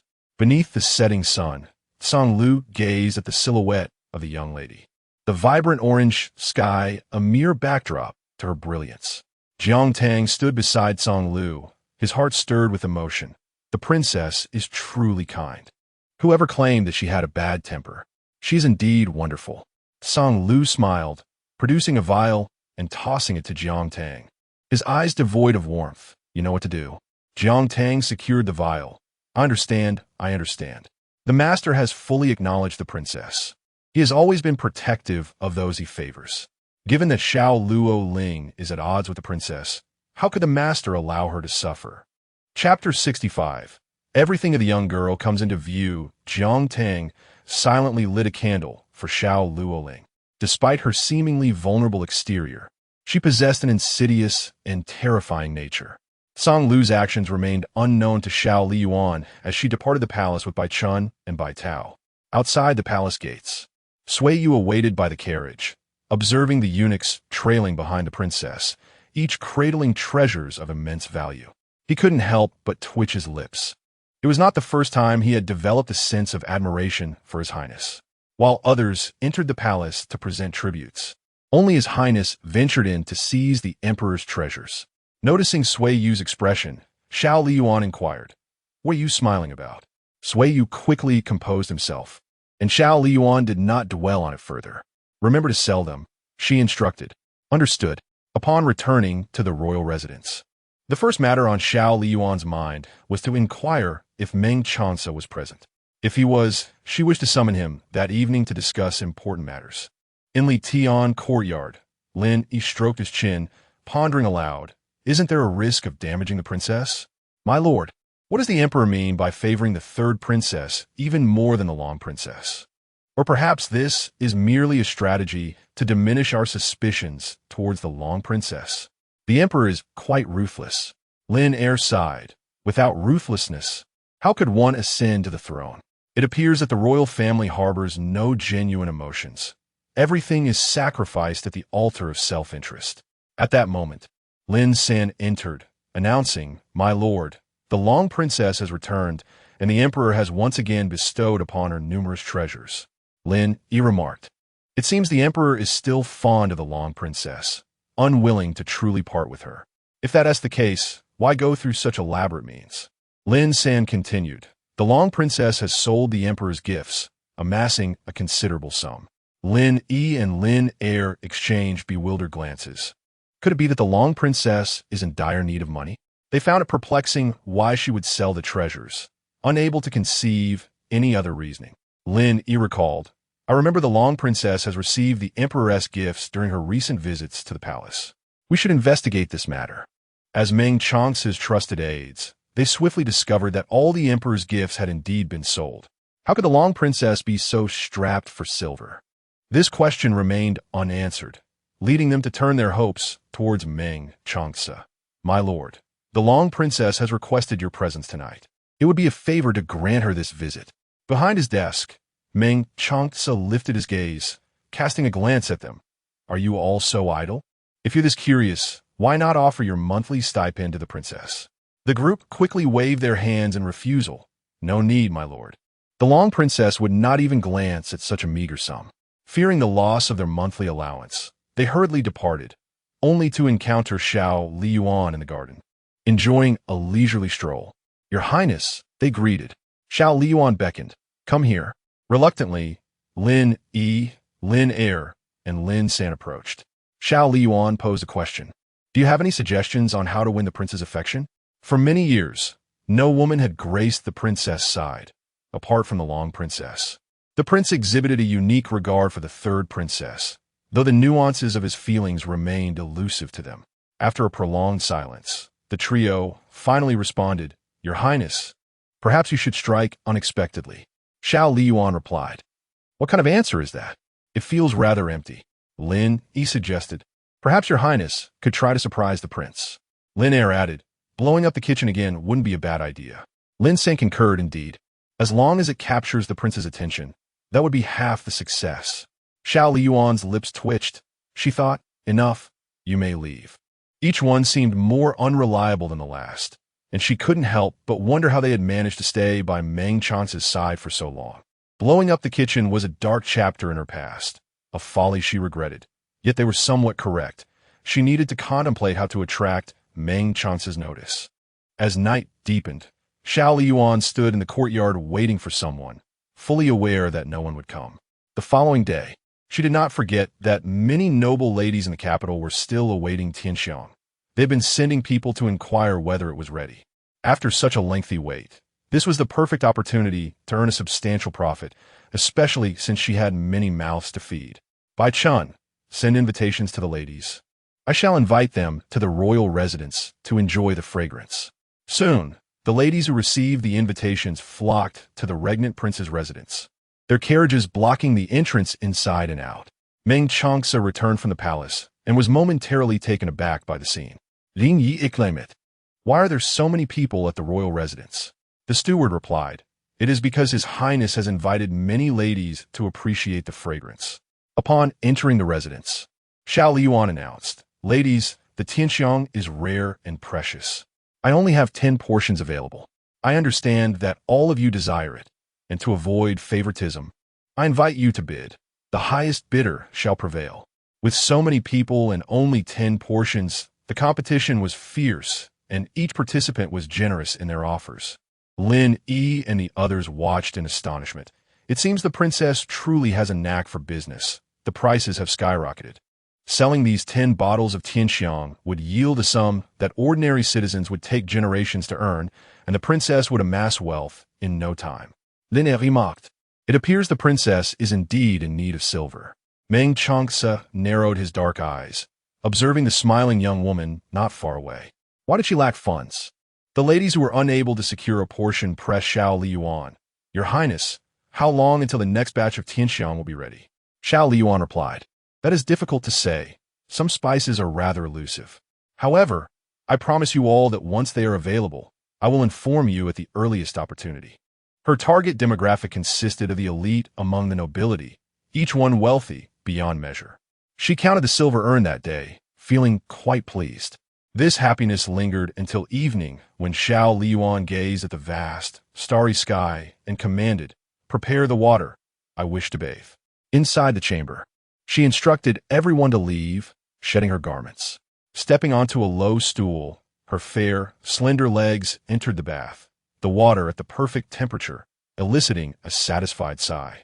At that moment, a tall, elegant figure emerged from the shadows, and Bai Chun and Bai Tao bowed, saying, "Your Highness, I shall report to the princess." "There is no need," he replied. "I merely have some inquiries for her." Meng Changce entered the room, a rosewood screen obscuring his view. Yet he was aware that the woman behind the screen was bathing. Xiao Liying, thinking it was Bai Chun, called out, "Bring me my clothes." On the screen hangs the maiden's nightgown, alongside a small crimson garment adorned with exquisite embroidery. Meng Chang strategically drapes the small attire, presenting the nightgown to Xiao Liying. From his vantage point, every detail of the young girl is laid bare before him. A few damp strands of hair cling to her cheeks, and her unadorned visage, suffused with the warmth of hot water, has taken on a delicate blush. Below, her refined collarbone leads to a captivating expanse of skin, as pure and enchanting as freshly fallen snow. A fleeting shadow passes through the depths of the man's obsidian gaze, momentarily obscured.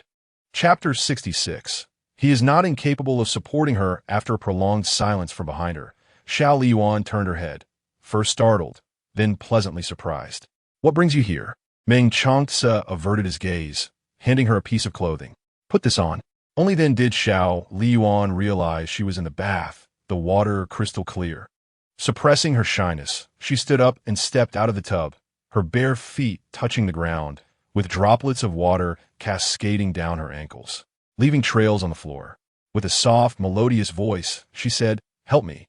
Xiao Liying opened her arms, her figure now fully revealed. The curves of her body strikingly clear. She was tall and exquisitely proportioned, with every desirable feature in perfect harmony. Her legs were long and gracefully toned, fair and slender. She chuckled lightly, placing her hand on the man's chest. "It's merely putting on a garment. Why do you gaze at me like that?"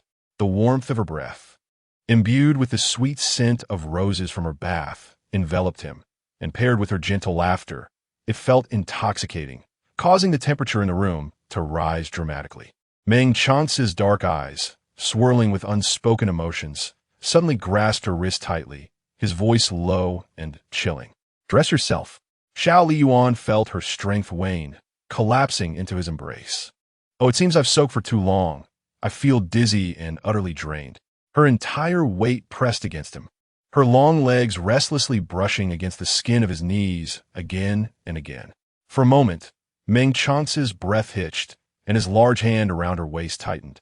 The smoothness of her skin akin to that of fine jade, a delightful sensation. If he added just a touch more fire, he doubted he could withstand it. Xiao Liying tiptoed and playfully nipped at the prominent Adam's apple on his throat. Meng Changce, a man of normal desires, gazed down at her delicate face. Pale with a hint of pink, no expensive rouge could rival such natural beauty. He lifted her and walked towards the bed, the curtains gently descending around them. Xiao Liying, feeling drowsy, slowly closed her eyes, but Meng Changce grasped her chin. "Not yet. Stay awake." Her drowsiness vanished in an instant, panic flashing in her eyes. He wouldn't want to go again, would he? She struggled violently, her hands and legs restrained, reluctantly yielding. "We agree, just one last time, but you must be quick." Meng Changce paused. "Is the princess in need of money?" Xiao Liying, expecting his next move, was momentarily flustered by his question. "Why do you ask?" Meng Changce replied slowly. "The emperor's rewards, when sold, attract the admiration of various ladies, costing a fortune for the exquisite fragrance." He knew she had sold the treasures bestowed by her father. Whilst did he know? She could not let him uncover her intent to acquire substantial funds, as this was her final trump card. A jolt of alarm ran through Xiao Liying, completely dispelling her drowsiness. Yawning, she admitted, "I require the finest in everything. Naturally, I am short on funds." She then diverted the subject. Other young ladies manage the household after marriage, supported by their husbands. I suddenly feel quite unfortunate." Meng Changce found himself at a loss amidst her incessant prattle, yet he did not dwell on it. If she needed money, she could ask him. He was certainly capable of supporting her. "Really? No matter how much it costs? Aren't you afraid I might deplete your fortune? Your Highness may give it a try." At that moment, Xiao Liying's feelings were genuine. She planted a kiss on the man's cheek, her smile radiant. "Husband, you are truly wonderful." The surprise was overwhelming, making her efforts that night worthwhile. Suddenly struck by inspiration, her eyes sparkled. "Have you begun to develop feelings for me?" Meeting his gaze, which shone like the stars, Meng Changce denied it. No, I did not expect you to utter sweet words, but your body tells a different story." Meng Changce responded. "Let's sleep." "Oh." After a while, she remarked, "If only your mouth were as honest as your body." Meng Changce remained silent. Xiao Liying, still caught up in her excitement, teased, "Did you come here tonight just to ask me this?" The man wore a stern expression, his brows knitted in silence, his large hand resting on her slender waist. Subtly inclined upward, Xiao Liying pressed his hand down beside the pillow and lay back. "All right, let us sleep." The physical endurance of men and women differs. She would not withstand another encounter tonight. However, from their previous exchanges of intimacy, Xiao Liying concluded that he at least harbored a fondness for her body. As drowsiness enveloped her, she fell asleep upon the pillow, her breathing steady and elongated. The following day, upon awakening, she found the man beside her had already vanished. Bai Chun stood guard outside. Hearing the noise, Bai Chun entered the inner chamber as Xiao Liying croaked. "Water." Bai Chun brought her a cup of warm water. which Xiao Liying drained in one go. Pour me another. After several cups, her thirst was finally quenched. Dressed in her nightgown, she sat by the vanity, her reflection in the bronze mirror revealing a beauty that outshone flowers. Bai Chun smiled and said, "Your Highness, you grow more beautiful by the day." Xiao Liying chuckled. "You flatter me." Bai Chun, standing behind her, "Arrange your hair. I speak the truth." Given Meng Changce's generosity, Xiao Liying resolved to deliver him a meal today, fostering an image of marital affection. Within the palace, as Xiao Liying walked along the corridor, she spotted the head of the Imperial Medical Bureau hurriedly leading a group of physicians in a particular direction. She called out, "Dr. Zhong, what is happening?" The entire assembly of physicians gathered together. Something significant must have transpired. Dr. Zhong bowed respectfully. "Long Princess, the third princess has been poisoned." Xiao Liying raised an eyebrow. "Poisoned? Who in the palace would dare to poison her? Unless she did it herself." Chapter 67. The collarbone was bitten fiercely. Xiao Liying harbored suspicions towards Xiao Liying. And in a similar vein, Xiao Liying doubted that it was Xiao Liying who had perpetrated the deed. Her face was marred by red welts, exuding a yellowish pus that was utterly repulsive, to the extent that even a mere glance could induce faintness. In a fit of rage, Xiao Liying let out a piercing scream that soared into the heavens. "Ah, my face!" Lin Fei wore a look of deep concern as she said, "Liying, the imperial physician will arrive shortly." Emperor Xiao Ming gazed at Xiao Liying's horrifying and distressing visage and inquired, "Why has the imperial physician not yet arrived?" Li Zhengfeng cautiously said, "Your Majesty, the servants have already gone to summon them." After a brief moment, Imperial Physician Zhong and other court physicians arrived in haste. Emperor Xiao Ming commanded, "You must cure the third princess's face without fail." Physician Zhong inquired, "Third princess, have you consumed anything unusual recently, or come into contact with anything peculiar?" Xiao Liying reminisced, "I have been consuming meals delivered from the imperial kitchen, just as usual. The only recent interaction I have had is with my elder sister." It would almost seem as if I were to utter the words implicating Xiao Liying in poisoning. Indeed, upon hearing this, Emperor Zhao's fury ignited. "Summon Xiao Liying immediately." Li Zhengfeng replied, "As you command." Xiao Liying, however, was not preoccupied with Xiao Liying. Her sole concern was whether her face could be restored. "Imperial physician, is there hope for my face?" The royal physicians conducted a thorough examination, exchanging glances before Dr. Zhong deliberated. "Your Highness, the venom is highly intricate. We require more time for meticulous analysis in order to formulate an antidote." Xiao Liying felt as though the heavens were about to collapse. "Are you implying that you cannot restore my face?" A group of inept individuals, Emperor Xiao Ming decreed, "In 3 days, should you fail to restore the third princess's visage, prepare to face the consequences." Physician Zhong remarked, "Your Majesty, had I knowledge of the poison, I could concoct the antidote with greater swiftness." Emperor Xiao Ming's expression remained frigid. "Has Xiao Liying not yet arrived?" Xiao Liying collapsed in Lin Fei's embrace, weeping uncontrollably as an oppressive gloom enveloped the entire Zhongsue Palace. Before they could reach the Hall of Diligent Governance, Li Zhengfeng hurriedly caught up, breathless, "Your Highness." Xiao Liying turned back, gazing at the panting Li Zhengfeng. "Masterly, what troubles you?" Li Zhengfeng said, "Your Highness, His Majesty requests your presence at the Zhongsue Palace." Xiao Liying inquired, "For what purpose does he summon me?" Li Zhengfeng, "The Emperor suspects that you poisoned the third princess." Xiao Liying, "One truly smiles when rendered speechless." Xiao Liying chuckled in exasperation. "Me poison her?" The atmosphere was fraught with tension. Summoned by Emperor Xiao Ming, she had no choice but to comply, handing over the food box to Bai Chun before departing with Bai Tao. Upon arriving at the Zhongsue Palace, the emperor's face was a mask of disdain. "Wretched daughter, why have you not yet knelt?" Xiao Liying remained standing. "Father, I am unaware of any transgressions." The emperor replied, "You have poisoned Liying and feigned ignorance. Quickly produce the antidote.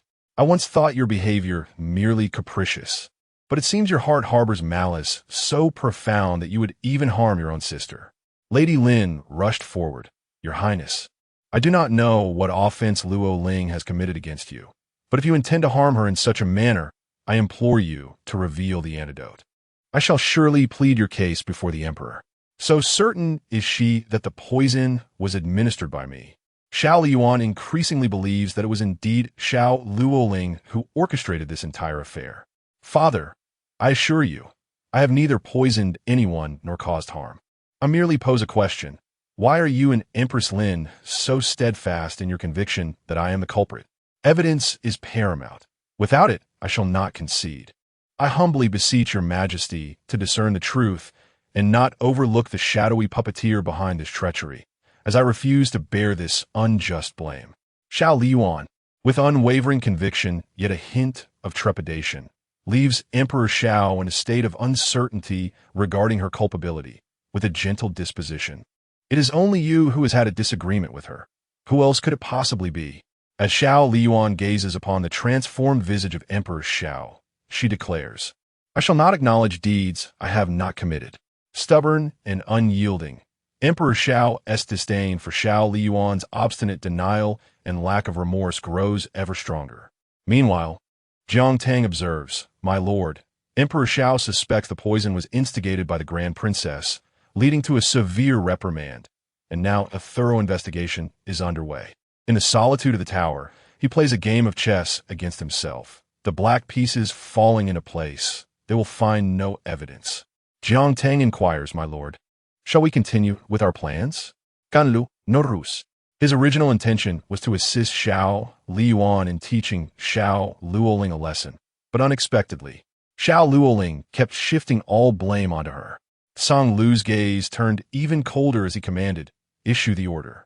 Ensure Emperor Xiao Ming's people trace everything back to Xiao Luoling. Since she so loved to falsely accuse others, he would grant her wish. Xiangdang, understood. Princess Chong was kind-hearted and benevolent, and Jiang Tang also loathed to see Xiao Liying wronged. With subtle and imperceptible guidance, he steered Emperor Xiao Ming's investigators until their inquiries inevitably led back to Xiao Luoling. The outcome left everyone stunned, their expressions shifting with unspoken thoughts as they glanced at Xiao Luoling. Yet, with Emperor Xiao Ming present, none dared to voice their sentiments. Xiao Luoling pointed at her own face and exclaimed, Father, how could I possibly poison myself, especially with a toxin that even the imperial physicians cannot cure? A woman's most prized possession is her visage. There is no reason for me to resort to such an act. Emperor Xiao Ming vented his fury upon his subordinates, exclaiming, Incompetence! You cannot even manage this simple matter. What use is it to keep you around? Xiao Liying cast a glance at Xiao Luoling's face, convinced that she would not be foolish enough to inflict harm upon herself. The question lingered. Who had truly poisoned her? If only she could uncover the truth. Perhaps they might even become friends. At that moment, Meng Changce arrived, accompanied by Vixen and Lin Yi. As an outsider, he remained outside the hall. Xiao Liying raised an eyebrow and stated, Father, it has been confirmed that the imperial sister orchestrated this herself. This matter has nothing to do with me. She needed Meng Changce to understand the filthy truth hidden beneath Xiao Luoling's facade of innocence. Xiao Luoling then threw herself into Emperor Xiao Ming's embrace, weeping pitifully, Father, someone has harmed me. Emperor Xiao Ming shot a glare at Xiao Liying, declaring, Enough. Your imperial sister is the true victim. Xiao Liying retorted silently, feeling unjustly accused. Was she not a victim as well? Outside the palace, the voice of Meng Changce resonated. Your Majesty, I am aware of someone who can remedy this poison. Emperor Xiao Ming, quickly summon him to the palace.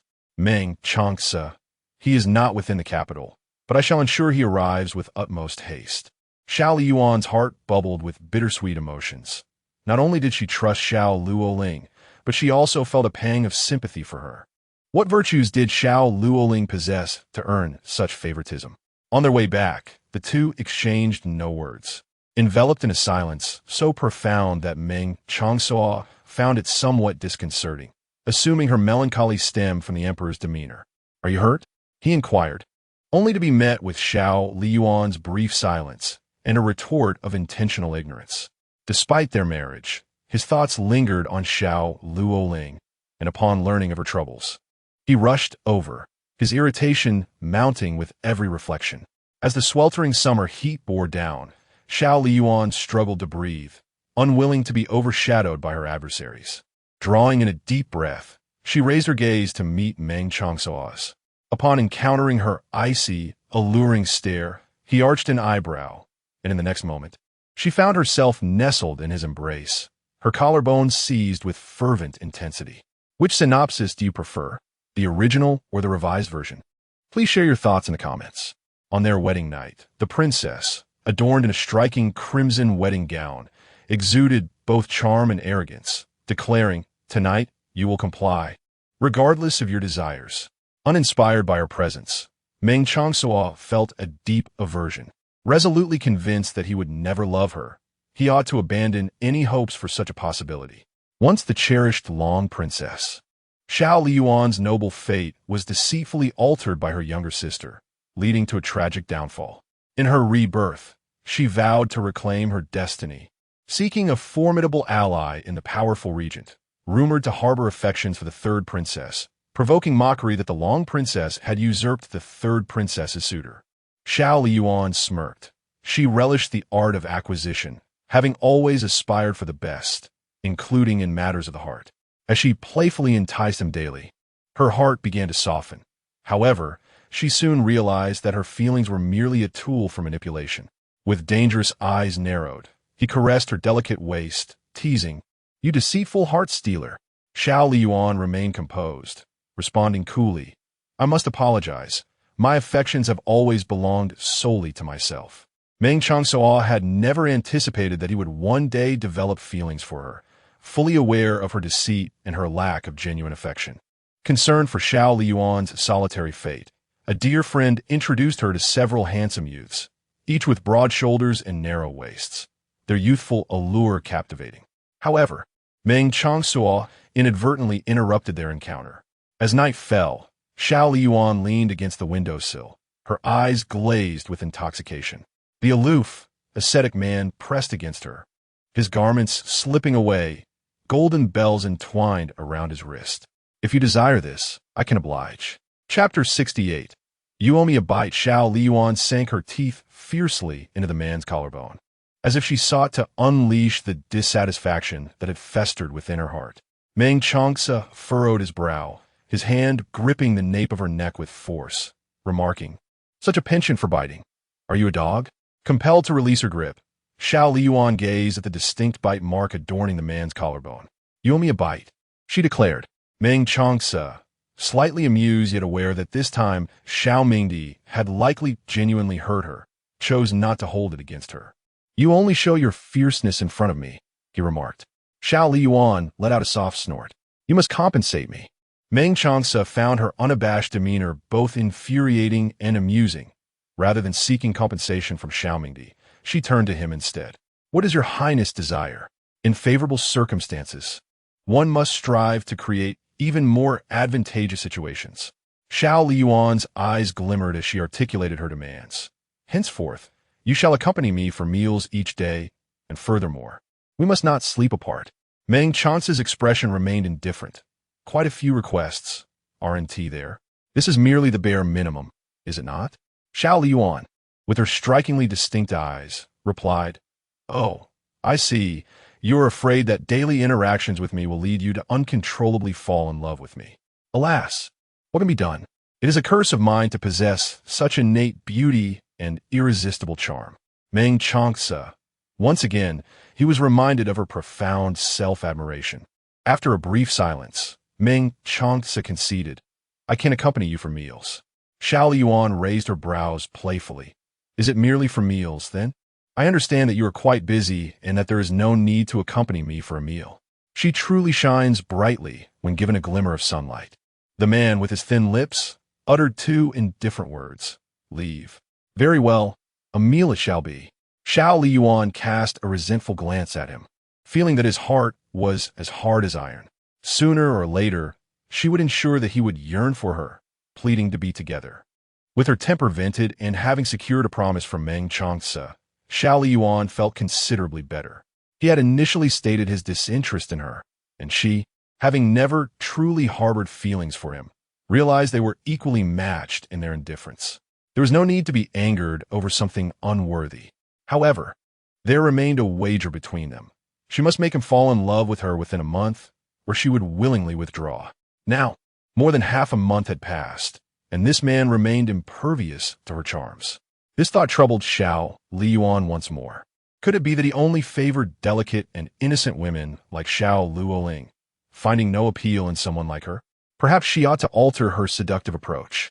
Meng Changce gazed intently at her, capturing every nuance of her expression. What thoughts occupied the prince's mind? Xiao Liying, without a moment's hesitation, blurted out, "I was contemplating how to entice you." Meng Changce thought to himself that he should never have asked. Suddenly, Xiao Liying adopted a serious demeanor and inquired, "The person you mentioned who can cure Xiao Liying's poison, is it that esteemed Dr. Lu?" Meng Changce nodded.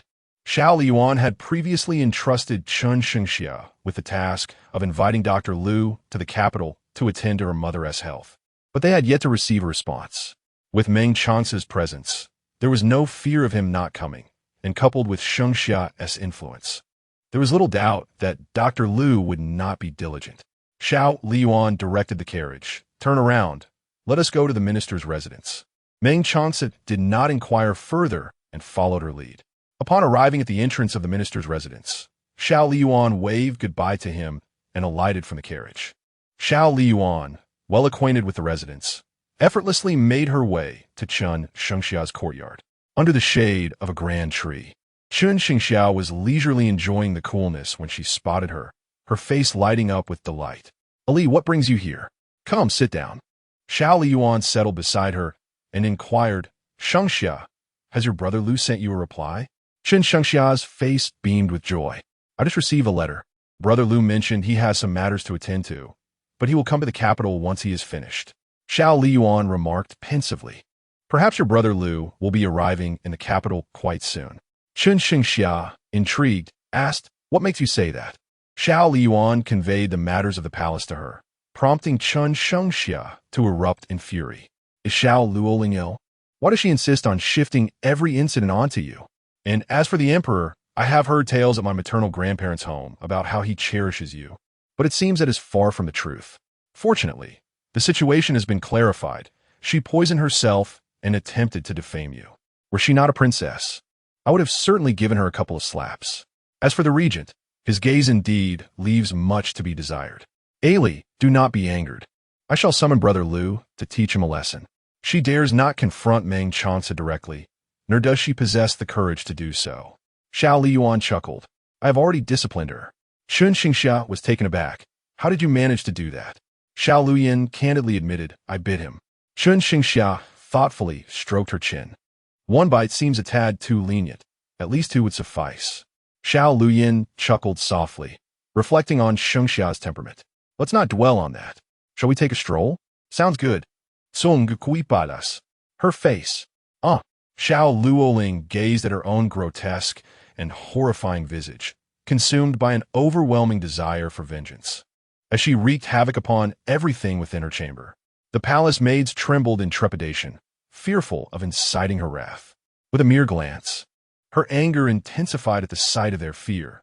"Begone, all of you, leave this place." The serving maid scurried away in haste. As Xiao Liying attempted to temper her fury, she called for the Book of Fate. Yet, the tome remained unresponsive. Her fist slammed onto the table in frustration. It had been days, and still, she could not summon the Book of Fate. This resentment was insufferable. She was perplexed as to why her father's men would eventually trace the matter back to her, but she was certain that this scheme was orchestrated by Xiao Liying, aiming to mar her beauty. How could she allow Xiao Liying to escape unscathed? Her eyes glinted with venomous resolve. Summon someone. Inform the Lin family that this matter must be handled discreetly, ensuring it does not trace back to them or to me. The Lin family's current fortune was entirely dependent on Xiao Liying, and the Lin consort and her daughter dared not defy her commands, quietly seeking ways to deal with Xiao Liying. Unbeknownst to Xiao Liying, she was leisurely shopping with Chen Xingxia, purchasing everything that caught her fancy. After perusing the jewelry store, They moved on to the ready-to-wear boutique, unaware that a group nearby was observing them intently. With no portrait to identify, which of these two women were they intending to capture? It has been said that one must seize the most exquisite among them. They immediately fixed their gaze upon Xiao Liying. The woman beside her was also beautiful, yet she paled in comparison to her radiant allure. Due to the presence of companions accompanying Xiao Liying, the group had no choice but to exercise patience as they waited. They lingered, and as dusk approached, there were still no signs of the two parting ways. Boss, perhaps we should abandon our wait and simply capture both of them together. If we delay any longer, night will fall, and if we wait for them to return, the next opportunity may be elusive. You make a valid point. Let us proceed. You go and distract the maidservants beside them. This will facilitate our actions. At that moment, one of them collided with Vixen, seizing all the items in her possession. Vixen immediately gave chase, exclaiming, "Stop! Don't run! Thief!" Chapter 69. Xiao Liying captured the regent's palace. As night deepened, the bright moon hung in the sky, surrounded by twinkling stars. After waiting for a considerable time without seeing Xiao Liying, Meng Changce rose to seek her out, eager to discern what tricks she might be playing. Suddenly, Bai Chun and Bai Tao burst into Litian courtyard in a state of panic. "Your Highness, the princess has been taken. We implore you to rescue her." Meng Chance's demeanor instantly turned icy. When was she captured? Where did this happen? Vixen dared not conceal the truth. The adversary had long devised a scheme, luring the maid away with cunning intent. Upon her return, she discovered that both His Highness and Miss Changce had been abducted. Meng Chance's dark eyes were filled with intensity. Lin Yi dispatched men to seal the city gates, permitting no one to exit. Additionally, assemble a force to rescue His Highness. "Yes," replied Lin Yi and the others, astonished. To dare capture the eldest princess, the perpetrators would surely pay dearly. Meng Changce personally led a contingent to the location where Xiao Liying and Changce had been taken. Vixen pointed to a tailor's shop. "Your Highness, it is here." The shopkeeper, recognizing the visitors, was seized by fear, his legs trembling. "Your Highness," those individuals appeared suddenly, each bearing a menacing demeanor. "Oh, I recall now." One had a blind eye, and another sported a long scar across his face, suggesting he had blood on his hands. With remarkable forbearance, Meng Chance's subordinates, alongside skilled artists, swiftly sketched the likenesses of the assailants based solely on the shopkeeper's descriptions. "Shopkeeper, do these resemble them?" The shopkeeper nodded vigorously. "Indeed, it is them." Meng Changce commanded, "Disseminate these images, conducting thorough searches in every household. Those who harbor criminals shall face severe punishment, while those who provide leads shall be rewarded." However, Xiao Liying and Changce had already exited the city, their destination unknown. Both women found their hands and feet bound, their mouths gagged, lying atop a cart concealed beneath straw. Through the narrow gaps in the straw, they could discern a sliver of moonlight, yet the rest was shrouded in darkness. Listening to the words of their captor, "Boss, where are we taking this woman?" The other party stated that we must eliminate this woman, however, prior to her demise. "We are to disfigure her visage." "And what of the other woman?" "The captives have been seized, and thus their fate is sealed." "My chief, these two women are strikingly beautiful. I have yet to experience such exquisite company. Before we proceed with their demise, let us allow the brothers a moment of indulgence." "Ah, ha!" A cacophony of vile laughter erupted, and even in the darkness, it was evident that Chun Shengxia's countenance had soured, her mouth muffled, rendering her voiceless. Xiao Liying offered her a reassuring glance, urging her not to fear. Xiao Liying's composure was infectious, gradually calming Chun Shengxia's frantic heart. Suddenly, the straw covering them was flung aside, revealing an unsightly man who chuckled. "Chief, they have awakened. This is indeed fortuitous for our plans." At his words, 2 or 3 other men crowded around, their gazes upon the women exuding a nauseating, lecherous intensity. "Chief, the brothers have yet to experience the thrill of the wilderness." As the words fell, he tore away the cloth that muffled Xiao Liying's voice, grinning lasciviously. Cry out, scream to your heart's content. Even if you were to rend your throats, no one would come to your rescue. Would they? Xiao Liying remarked. Suiyu. A tall figure abruptly materialized, standing behind the group. Clad in a form-fitting outfit, Suiyu's dark hair danced gently in the night breeze as he unsheathed his long sword, the blade glinting with a piercing brilliance under the moonlight. The sudden appearance of Suiyu startled the individual. Goodness. Could it be that this person has been following us all along? They were completely oblivious. Brothers move. Suiyu, skilled in martial arts, found himself struggling against these bandits. The first bandit scoffed. I thought you were a master, but with such feeble skills, you dare to play the hero? You should practice for a few more years. Suiyu retaliated with a swift strike towards the taunting bandit, eliciting a scream akin to that of a slaughtered pig. The other bandits, incensed, seized the opportunity as Suiyu was momentarily distracted, casting a glance at Xiao Liying to signal understanding. Pretending to be overwhelmed, he swiftly rescued Meng Changce, leaving only Xiao Liying behind. The first bandit grimaced, clutching his injured arm. The blow had been severe, nearly severing his limb. Boss, let's not pursue them. We need to find a doctor first. The bandit leader glanced at the fleeing Suiyu and Meng Changce, then assessed his injured comrade. Ultimately, he decided against the chase and headed towards a nearby village, summoning a barefoot doctor to tend to the bandit's wounds. The doctor, compelled to comply, gathered herbs to treat the injury. The bandits then took Xiao Liying with them, knowing that her companions would surely return to rescue her and that she could not be left behind. They intended to bring her back to their lair, which they deemed the safest refuge. After her rescue, Meng Changce urged Suiyu, "Don't worry about me. Go save Ali." Suiyu reassured her, "Your Highness is not without protection. She will be fine. Miss Chun, the prince has instructed me to escort you back to the manor." Yet, Meng Changce remained anxious, questioning, "Can the people around Ali be trusted?" These bandits appeared formidable indeed. Suiyu, feeling a tinge of disbelief, found himself under suspicion for the first time. Meng Changce exited the tailor shop and soon discovered a series of straws, seemingly left as deliberate markers. He instructed his men to continue searching within the city while he, accompanied by another group, followed the trail of straws leading to the city gate. As the gate swung open, they encountered Meng Changce and Suiyu waiting outside. "Your Highness, Ali has been captured. You must hurry to rescue her," Meng Changce urged with urgency. Meng Changce cast a swift glance at Meng Changce, his icy gaze settling on Suiyu. "Lead the way." Unwilling to return to the Xiang residence until she had witnessed Ali's safety, Meng Changce insisted. "I know the way." With Meng Changce guiding them, Meng Changce's party swiftly arrived at the location where she had been rescued, the stench of blood thick in the air. Following the trail of blood, they reached the home of the barefoot doctor, only to find the traces had vanished.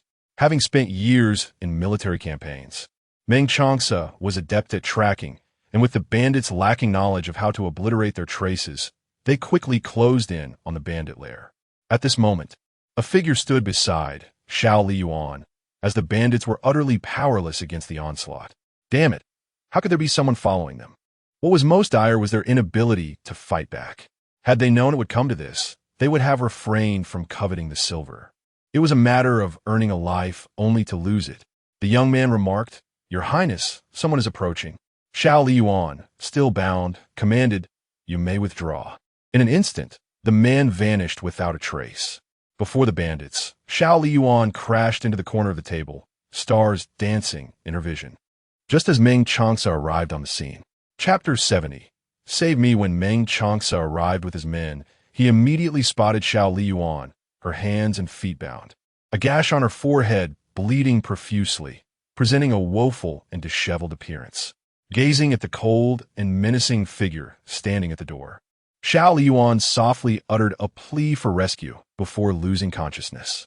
Meng Changce's eyes turned icy as he severed the ropes binding her wrists and ankles, lifting her into his arms while casting a disdainful glance at the nearby bandits. His voice, though calm, carried an unyielding severity. "Dispose of them." Understood. Ligne replied. The princess's plight was dire. The fates of these miscreants were now sealed. In the capital, none were unfamiliar with the ruthless and influential regent. and the chilling brevity of Meng Changce's words sent palpable fear coursing through the bandits.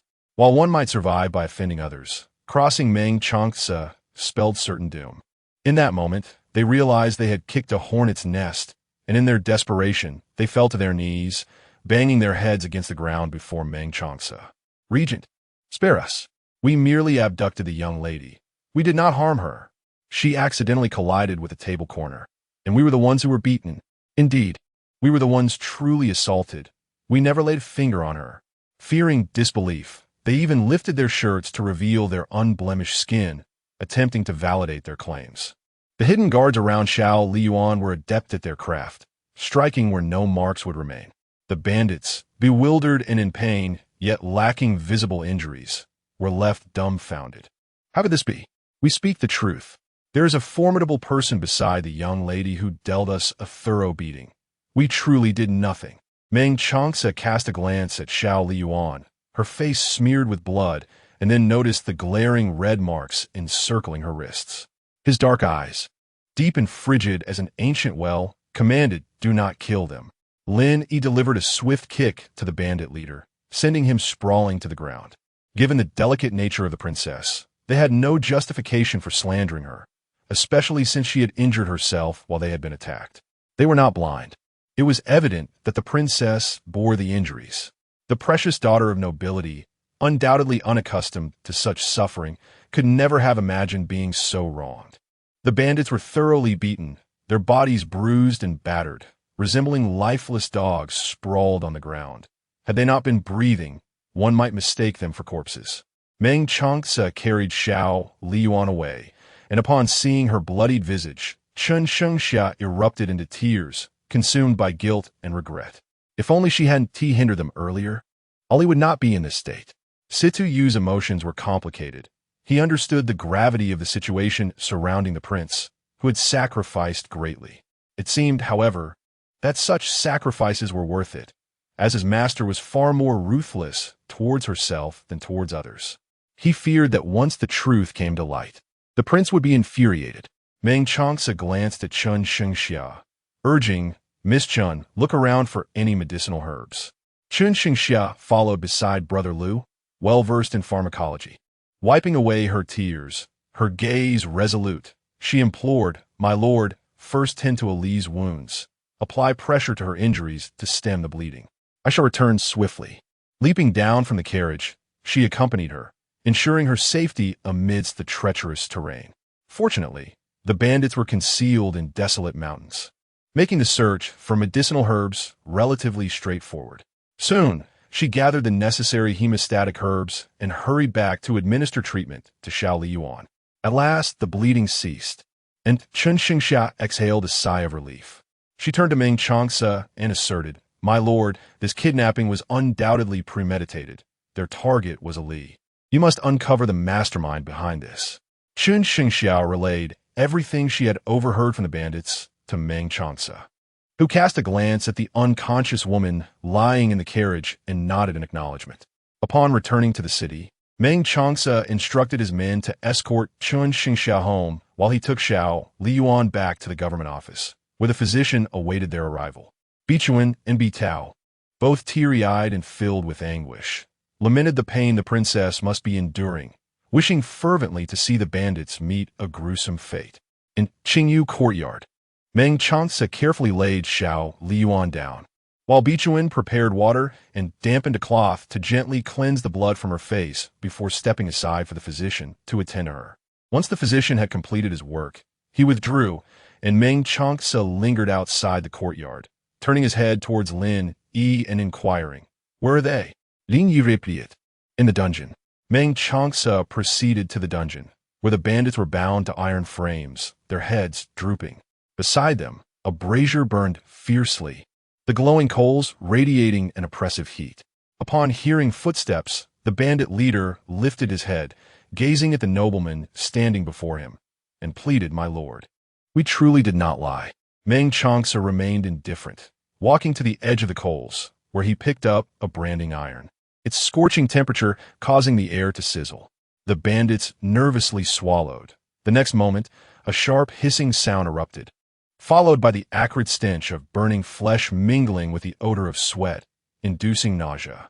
As the harrowing screams began to rise, they were abruptly stifled, trapped within their throats, agony coursing through their bodies as veins bulged and eyes bulged as if to burst from their sockets.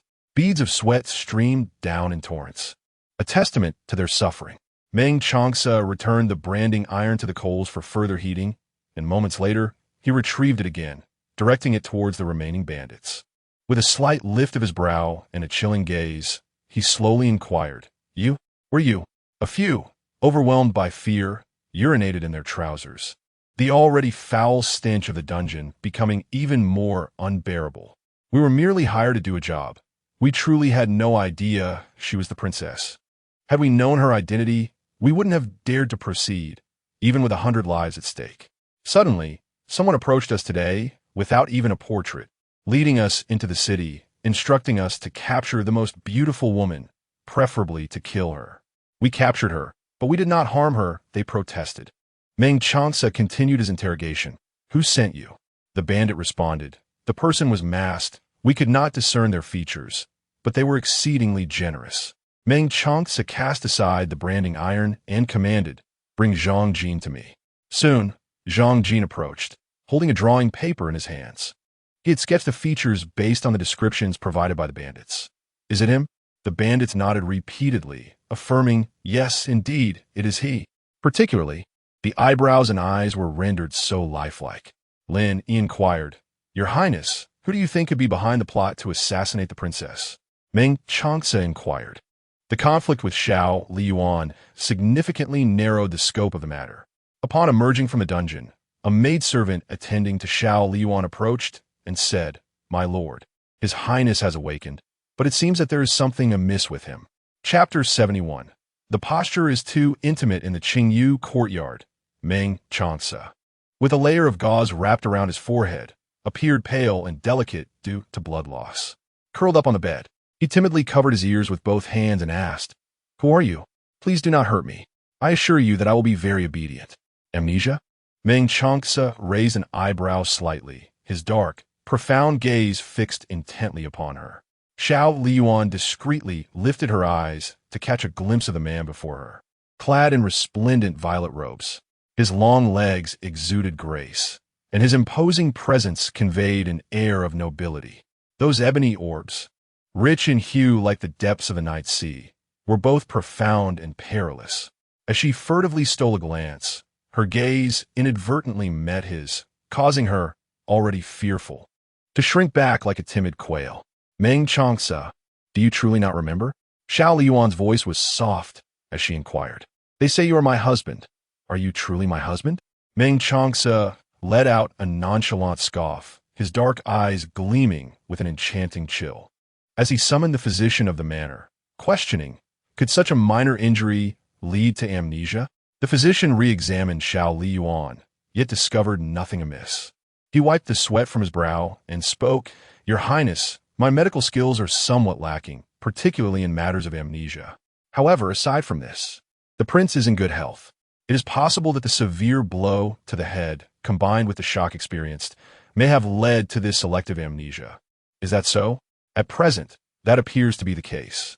Meng Changce cast a meaningful glance at the startled Xiao Liying, akin to a bird startled by an arrow, and gestured for the physician to withdraw. The physician departed, followed by Bai Chun and Bai Tao, who inquired about when Xiao Liying might regain her memory. The room was left with only the two of them. Meng Changce turned to leave, but his robes were tugged gently. He lowered his gaze to find a delicate, pale hand gripping his garment. Following the hand, his eyes met the wan face of the girl.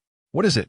Xiao Liying gently bit her lip, her pale pink lips marked by a delicate trace, as if she had summoned immense courage to raise her gaze towards him, asking, "Are you not my husband? Why do you not offer your companionship when your wife is injured?" Meng Changce gazed deeply into the girl's eyes, which were clear and distinct in their black and white, devoid of the previous lively cunning. "How would you like me to accompany you, my lady?" Xiao Liying pondered for a moment and said, "Could you perhaps refrain from being so fierce? I am rather timid. Your demeanor instills a sense of fear within me." Meng Changce, Xiao Liying, Mustering her courage, delicately placed 2 fingers at the man's lips, playfully curving them upwards into a smile. See, with a smile, you appear much gentler, and your smile is far more charming. Meng Changce, is this what one would call fear and timidity? Meng Changce grasped her hands, his thin lips curling into a cold and disdainful smile. Is that so? Viewing it this way instills a greater sense of fear. Perhaps it would be best if you refrain from smiling. Meng Changce cast her a sidelong glance and remarked, you utter both kind and unkind words. Xiao Liying, with her long, curling eyelashes casting a shadow over her eyes, spoke in a voice as faint as a whisper when other wives are injured. Their husbands tend to be quite anxious, yet you appear utterly unfazed. Meng Changce raised his eyelids, stealing a glance at her, and replied, she can run and jump. What is there to be anxious about? Xiao Liying felt her fists clench suddenly, an overwhelming urge to strike emerging within her. Meng Changce rose, leaving behind a remark to rest well before departing from the Qingtai courtyard. Xiao Liying made no effort to retain him, fearing that prolonging the conversation would lead to a loss of control. She collapsed onto the bed, her expression devoid of emotion as she stared vacantly at the ceiling. Utterly vexed, she found herself disliking the capricious and willful, as well as the delicate and fragile. What, then, did he truly prefer? No, she could not simply wait idly. In the palace, Emperor Xiao Ming was informed of Xiao Liying's injury, but paid little heed. At present, Xiao Liying was his most cherished daughter, and he had little concern for Xiao Liying's well-being. Upon hearing of Xiao Liying's amnesia, Xiao Liying felt regret. These bandits were utterly inept, having kidnapped someone only to allow her to be rescued. They should have ensured her demise at the moment of capture rather than allowing Meng Changce to intervene. He was not easily deceived. This matter must not implicate the Lin family, nor should it be associated with her. Xiao Liying dispatched individuals to the Lin family, who managed the situation discreetly, ensuring no traces led back to them, which brought her some solace. Empress Chun was deeply troubled. She ventured to the regent's residence, her heart aching at the sight of her once vibrant daughter now appearing frail. Ali, have you forgotten even your mother? Xiao Liying wished to alleviate the empress's worries. Nestled in her embrace, softly murmuring, I have not lost my memory. Empress Chun, taken aback, signaled for the palace maids to leave, allowing Xiao Liying to finally reveal her pretense. The empress felt both pained and helpless. You must not frighten your mother like this again. Xiao Liying smiled sweetly, understood. The empress gently touched her forehead. Does it still hurt? Not at all, Xiao Liying replied, though in truth, she was in considerable pain.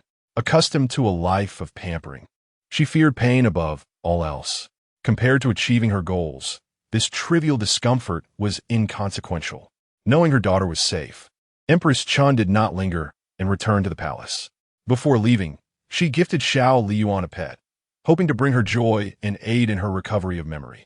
Xiao Liying played with the dog, glancing up at the sky. An idea suddenly struck her. She frolicked in the garden with the dog, then let out a shriek and turned to flee as if something terrifying pursued her, calling out, help. Sensing the dog close behind, she trembled in fear and, after running a short distance, felt dizzy, primarily due to her injury and the significant blood loss. Purposefully, she ran down a certain path, where a tall figure appeared. A handsome man with an elegant profile. Meng Changce halted his steps, turning slightly to meet Xiao Liying's gaze, along with the large dog joyfully chasing after her. Panting and just a step behind, Xiao Liying, as if seeing her savior, seemingly practiced this moment countless times, accurately leapt into Meng Changce's embrace. Her legs securely wrapped around his waist, offering him no time to react. The two bodies were tightly intertwined, with Xiao Liying's hands clasped around the man's neck. A large dog wagged its tail, sniffing around her feet, which only heightened her fear.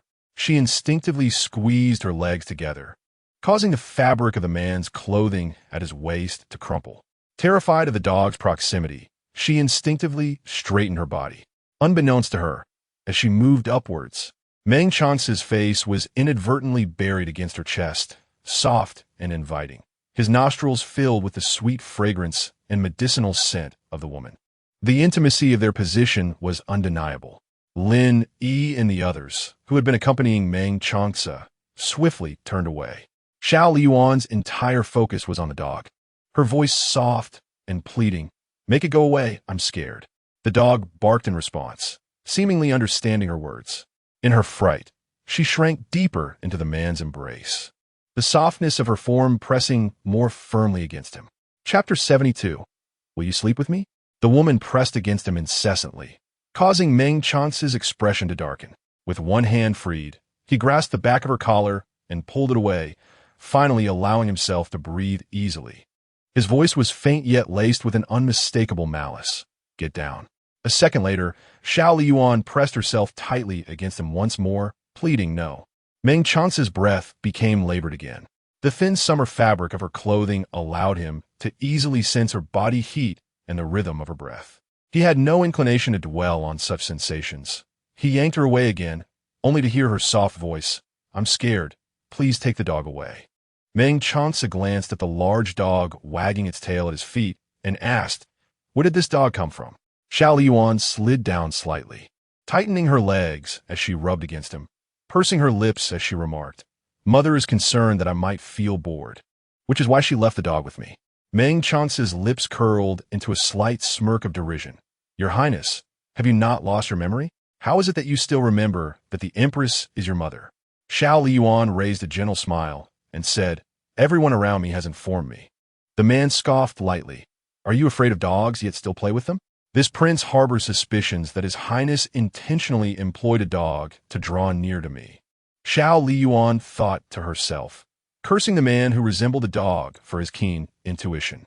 Despite her inner turmoil, she maintained a facade of fragility, biting her lip as she lamented, "The dog has an excellent temperament. I cannot fathom why it has suddenly gone mad and chased after me." The large dog continued to wag its tail, circling around the two, raising its head to gaze at Xiao Liying, as if pleading, "Come down and play with me." As the ancients have said, a woman must possess both flexibility and resilience. As long as she does not admit to her fears, she remains safe. Clear her throat. She spoke in a soft, almost syrupy tone. "I truly am frightened. Dear husband, you must protect me." Her voice was excessively sweet, causing Meng Changce to wince as a headache began to form at his temples. He gave her a playful smack on the rear, admonishing her, "Speak properly." Xiao Liying could only wonder, what is this all about?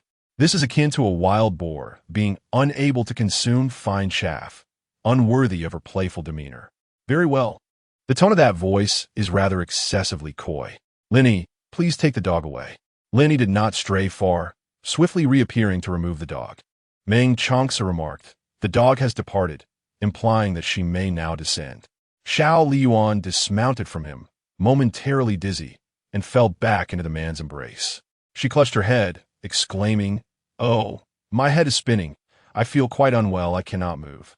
Meng Changce responded with a cold gaze, and so, Xiao Liying grasped the man's hand, placing it gently upon her waist, a subtle smile gracing her lips.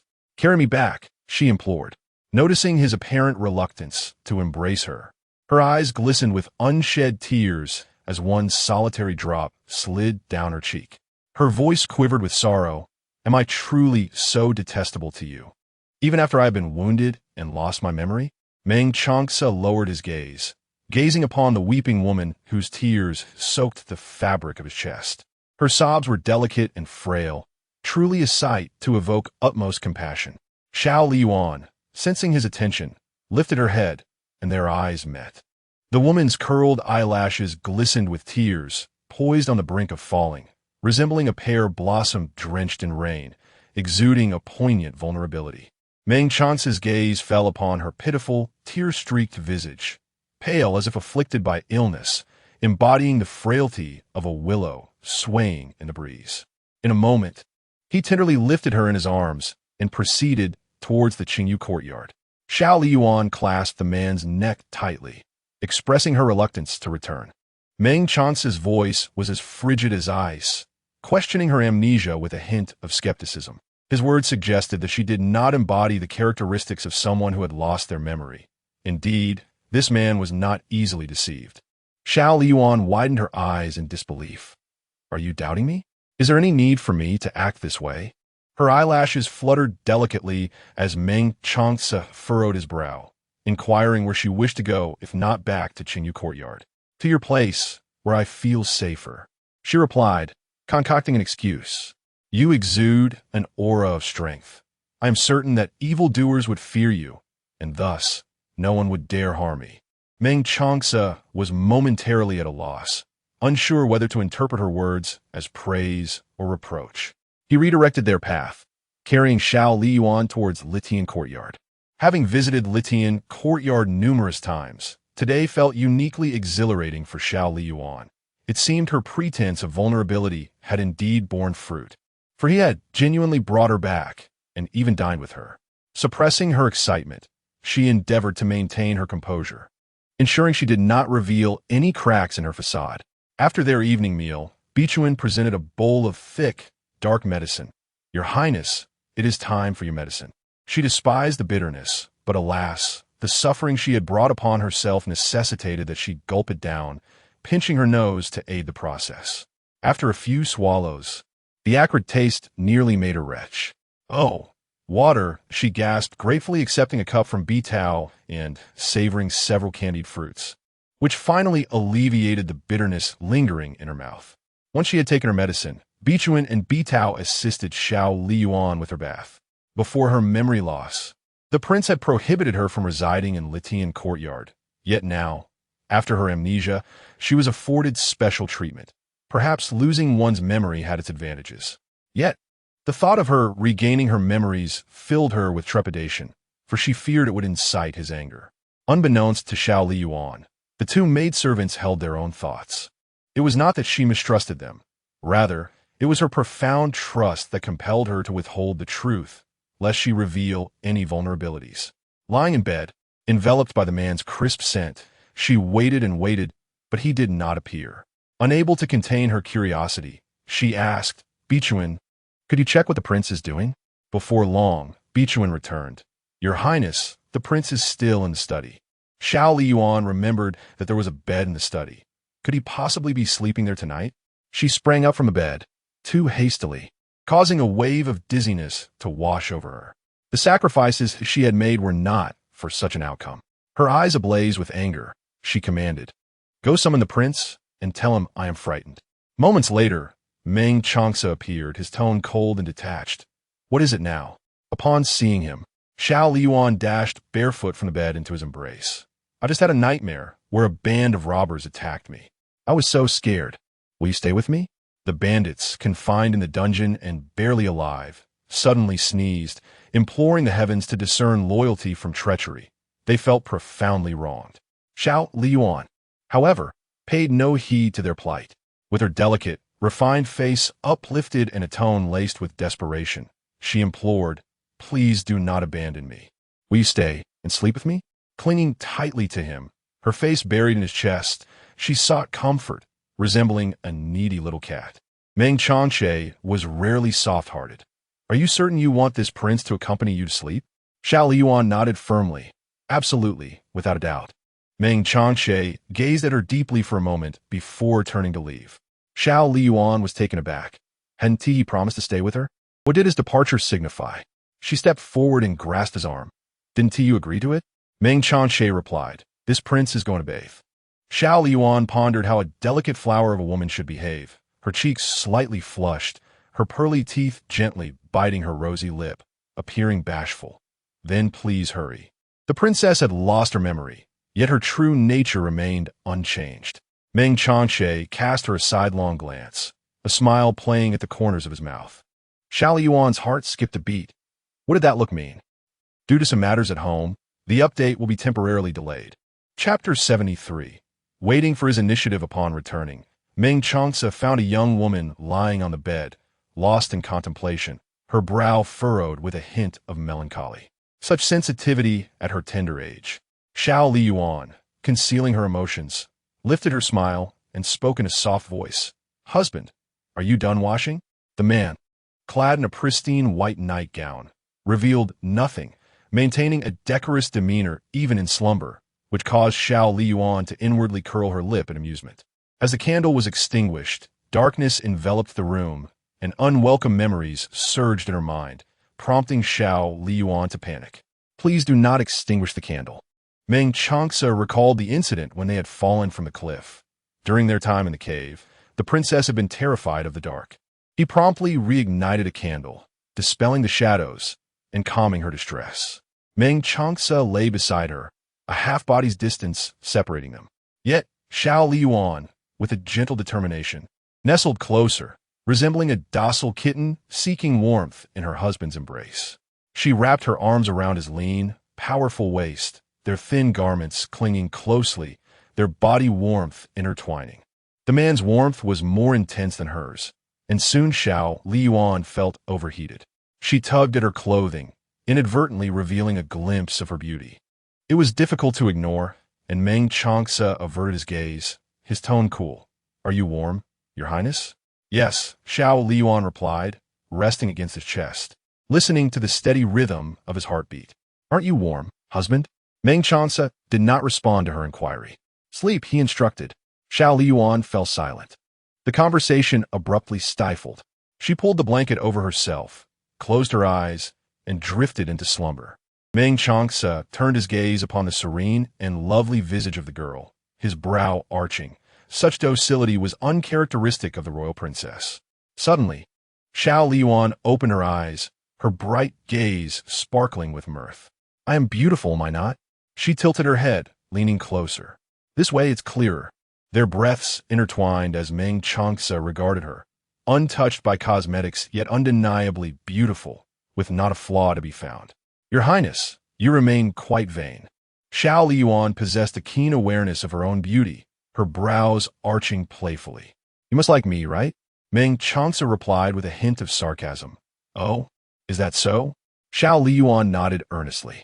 If you didn't like me, why would you keep staring at me? Hence, I am convinced that you must indeed like me. Her reasoning was compelling, leaving no room for rebuttal. She lay atop him, her long hair cascading before her, revealing a bashful demeanor as her fingers traced gentle circles on his chest. Husband, I find myself somewhat restless. And so, the fabric of his nightgown was slightly opened, revealing a sun-kissed, muscular chest, the contours of his physique radiating an aura of masculine strength. Xiao Liying's heart raced for a moment, her cheeks flushing. The moonlight is perfect. Why don't we do something? Her soft form pressed against him, the air scented with a sweet rose fragrance. Meng Changce's eyes darkened with contemplation. Very well. Xiao Liying's eyes widened in astonishment. She had braced herself for rejection. Indeed, he seemed to prefer delicate flowers like her. Had he only said so earlier, she would not have been so audaciously forthright, facing rejection time and again. Suddenly, a satisfied smile graced her lips. Everything was unfolding according to her expectations. Yet, she had to exercise restraint, refraining from the candid boldness she had previously displayed. After having unbuttoned the man's shirt, she remained still, awaiting his initiative.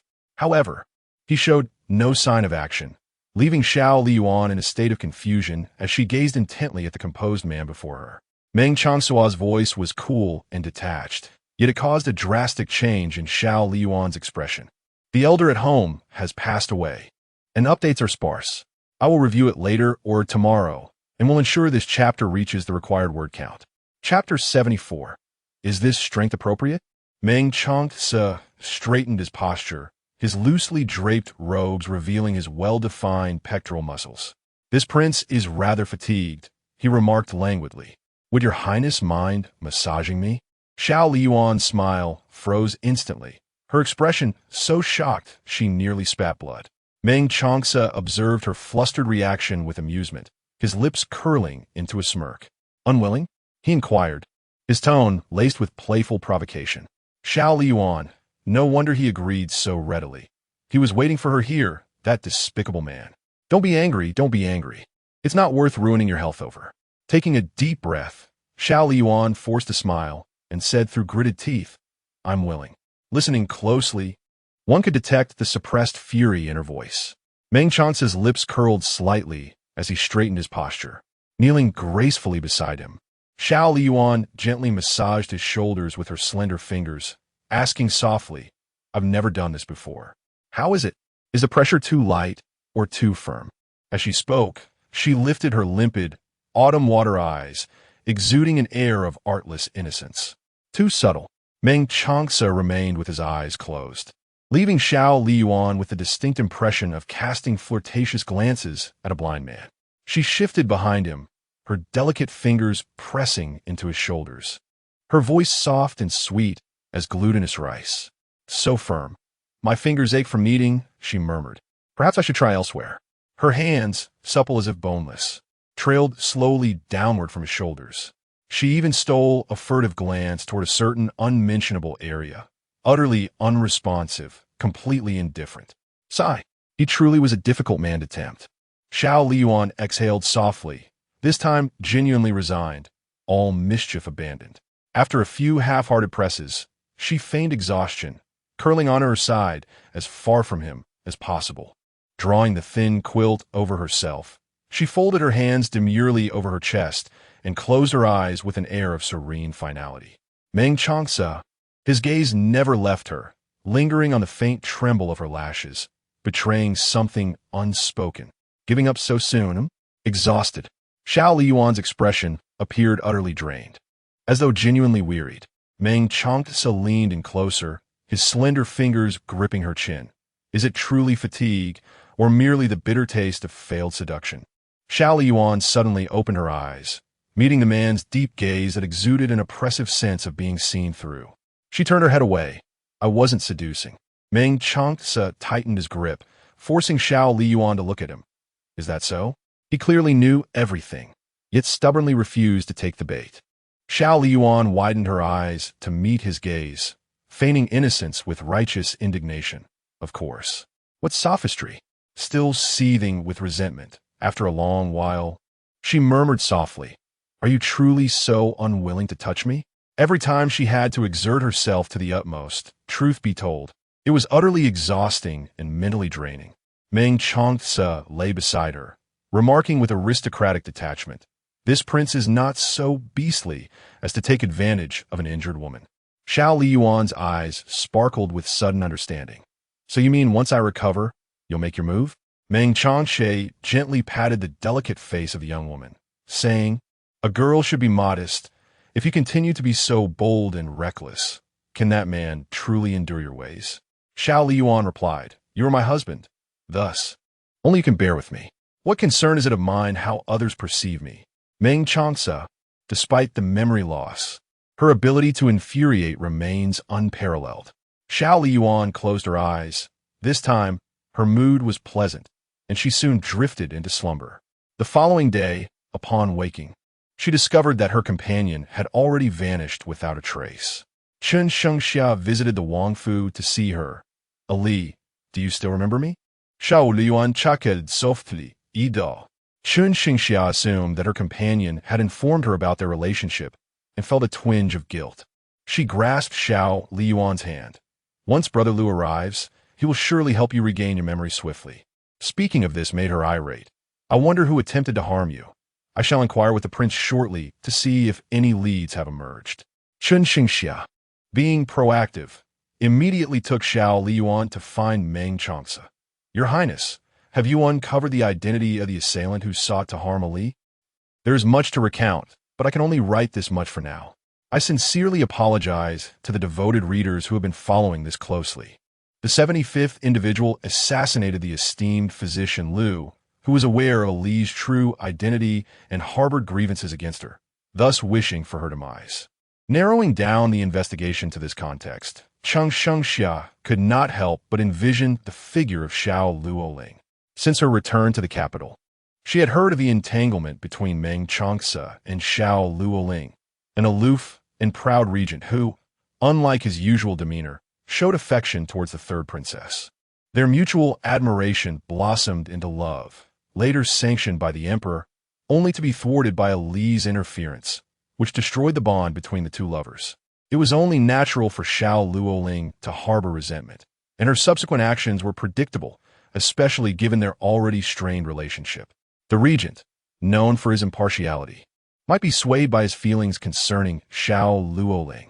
Changce recalled the perilous events of that day, her teeth grinding in frustration.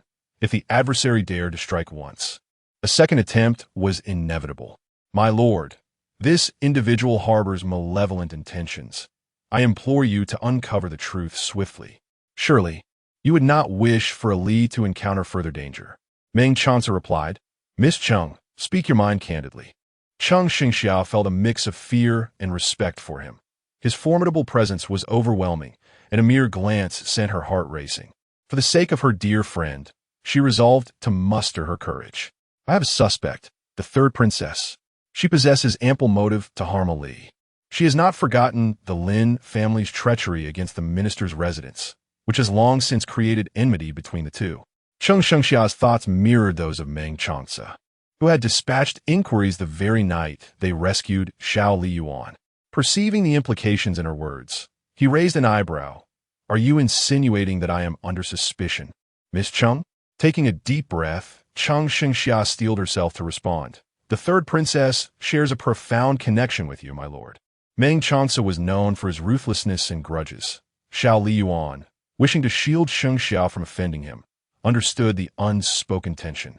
She gently pulled Changce aside. Changce, I feel a bit lightheaded. Please assist me in returning. Believing her friend was unwell, Changce helped her leave. Once outside the study, Xiao Liying regained her composure. And Changce realized, Ali, you're not actually unwell. Xiao Liying linked her arm with Changce's. Do not worry. The evildoers will not escape. She was determined not to place all her hopes in a man, especially one who harbored affections for another woman, which made him all the more unreliable. As she listened to her words, Changce inferred, You two have sent people to investigate? Xiao Liying nodded, convinced that this incident was orchestrated by Xiao Liying. However, lacking concrete evidence, she had also enlisted her maternal grandfather to aid in the investigation, believing that results would soon emerge. Meanwhile, within the imperial palace, Xiao Liying gazed at her disfigured visage, her spirits plummeting with each passing day. She had shattered everything within her reach, her emotions wildly unstable. Emperor Ming of Xiao, enraged, had directed his wrath towards the Imperial Medical Bureau, resulting in several physicians facing punishment, causing widespread panic among the medical staff. Father, is my face destined for disfigurement? Emperor Ming's heart ached for her. Meng Changce has already sent for physician Lu. Once he arrives, your face will be restored. Xiao Liying could scarcely contain her impatience. How long until physician Lu reaches the capital? Emperor Ming commanded. Li Zhengfeng, summon Meng Changce to the palace. Li Zhengfeng, feeling an inexplicable urgency, hurried to the regent's residence, his mind swirling with peculiar thoughts. Could it be that the emperor had been bewitched, transferring his affections for the eldest princess to the third? Unbeknownst to anyone, a figure lingered in the shadows, silently observing the unfolding events. Jiang Tang returned to the secluded courtyard. My lord, Meng Changce has summoned physician Lu to treat Xiao Liying's face. In a shaded area, a man sat alone, engrossed in a game of chess. As a black piece was placed, his deep voice resonated. Send someone to eliminate physician Lu. Dear ones, it will take a few more days for matters to conclude, and then I shall resume regular updates. Moi. Chapter 76. Her death wish. Jiang Tang spoke cautiously. Wouldn't it be unwise to kill physician Lu? The grand princess has lost her memory, and the imperial physicians are incapable of treating her. If physician Lu dies, there may be no one left who can heal the grand princess. Moreover, it's said that physician Lu is on good terms with Meng Changce. If we act rashly, it might stir unnecessary trouble. Master, I implore you to reconsider. Their lord had spent years maintaining a facade of caution and mediocrity, appearing as a worthless figure in the eyes of all. Now, physician Lu had caught the attention of both Emperor Xiaoming and the Regent King. To risk exposure over such a matter would be detrimental to their plans. Jiang Tang pressed on, Master. Our priority now should be to uncover who plotted against the Grand Princess. If we don't find the culprit, they may strike again. In Song Lu's mind surfaced the image of Xiao Liying, her bright smile, her clear and innocent eyes as she once promised him, No one will ever bully you again. After all these years, she remained the only one who had ever extended a warm hand to him. His focus shifted. Xiao Liying held a distinct place in his heart. How goes the investigation into the assassin? He asked. Like Meng Changce, upon learning of Xiao Liying's murder, he immediately dispatched people to investigate. Jiang Tang reported. Both the prince's residence and the prime minister's office are conducting inquiries. There's also another mysterious faction feeding clues to Meng Changce's men, guiding their investigation. Another peculiar matter is Emperor Xiao Ming, who doted on the eldest princess, shows no reaction whatsoever. Instead, Princess Xiao Liying, who was previously inconspicuous, has suddenly gained the emperor's favor. Master, this is highly unusual. Song Lu calculated the days. Soon he would leave Xiao Kingdom and return at Songyue. Before departing, he intended to eliminate all obstacles for Xiao Liying, a repayment for the warmth she had shown him during this time. With a gesture, he summoned Jiang Tang closer and whispered, "Proceed." After Emperor Xiao Ming punished another group of imperial physicians, Physician Zhong arrived with an antidote, trembling as he knelt. "Your Majesty, this is the formula I refined day and night, adjusting it meticulously based on the third princess's symptoms." Xiao Liying, on the verge of breakdown, demanded, "Bring it to me at once." She could no longer bear the sight of her ruined face. Every second of it was unbearable. After applying the medicine, the swelling and burning sensation on her face subsided significantly. Overwhelmed with relief, she wept with joy. Her face was saved. "Xiao Liying, you wanted to disfigure me, but you'll be disappointed." Once everyone had left, she attempted to summon the Book of Fate again, but remained unresponsive. It seemed the book had expended too much energy this time. With her mood improved, Xiao Liying inquired about Xiao Liying's affairs. "Sure. What progress has the Lin family made with the task I assigned them?" "Sheer. The Grand Princess was abducted by bandits and rescued by the Regent Prince. But now she suffers from amnesia. The Regent Prince is currently investigating the kidnapping." Xiao Liying cursed under her breath. "Useless fools. Can't even handle such a simple task properly. Go to the Lin family and warn them to erase all traces of evidence. Also prepare the carriage. I shall pay a visit to Xiao Liying. Let's see if her amnesia is genuine or merely an act." Veiled in secrecy, Xiao Liying left the palace, only to discover that Xiao Liying was not at the royal residence. After sending out inquiries, she learned that the princess was at the capital's most prestigious jewelry emporium, Treasure Pavilion, accompanied by Chun Xingxia. Inside the Treasure Pavilion, Chun Xingxia had her eye on a particular piece of jewelry and requested the attendant to bring it over for her inspection. However, before she could lay her hands on it, it was snatched away by another young woman, a stranger to her. The young woman, displaying an air of entitlement, declared, "I have taken a liking to this hairpin. You may choose something else." "Sister Qingya, do not act impolitely in the presence of the Empress Dowager. Recently, matters at home have become quite infrequent, and reading everyone's messages has been heartwarming. Kisses to all." Chapter 77. Your actions will only incite the prince's displeasure upon hearing those words. Xiao Liying and Chun Xingxia turned their gazes towards the source of the voice, where stood a young girl in a flowing white dress, her face veiled, emanating an ethereal beauty. It was none other than Xiao Liying. Xiao Liying scrutinized Xiao Liying from head to toe. Aside from her somewhat pallid complexion, she appeared to be in good health. Truly, she was fortunate, despite being taken away. She remained unscathed. Retracting her gaze, Liying greeted her. "Qingya has been spoiled by her family. I hope the royal sister does not hold it against her." Qingya hastened to apologize to the royal sister. Lin Qingya, somewhat reluctant, performed a curtsy toward Xiao Liying, saying, "I have met the esteemed princess." Before Xiao Liying could respond, she had already straightened her posture. "Ah, so she is from the Lin family. It is no wonder she is so unlikable," Xiao Liying mused, her eyes lifting with a hint of disdain. "You address me as royal sister. You must be my sister, aware of my status. You still dare to be so audacious. Do you not regard me, or the royal family, with any respect? Sister, should you fail to discipline her, I am more than willing to take on that responsibility myself." With such an accusation of disrespect towards the royal family, Lin Qingya turned to Xiao Liying in a fluster, exclaiming, Third princess, I did not mean to. Xiao Liying had been observing Xiao Liying throughout, noting how adeptly she wielded her words. The familiarity of her phrasing leading her to ponder. Had she truly lost her memory? Remaining skeptical, Liying questioned why, if she had not forgotten, she would feign such amnesia. Was it a ploy to elicit sympathy from Meng Changce? Today, her primary aim was to gauge Xiao Liying's intentions. As a member of her own faction, Lin Qingya was someone she felt compelled to defend. Royal sister, Qingya is still young and naive.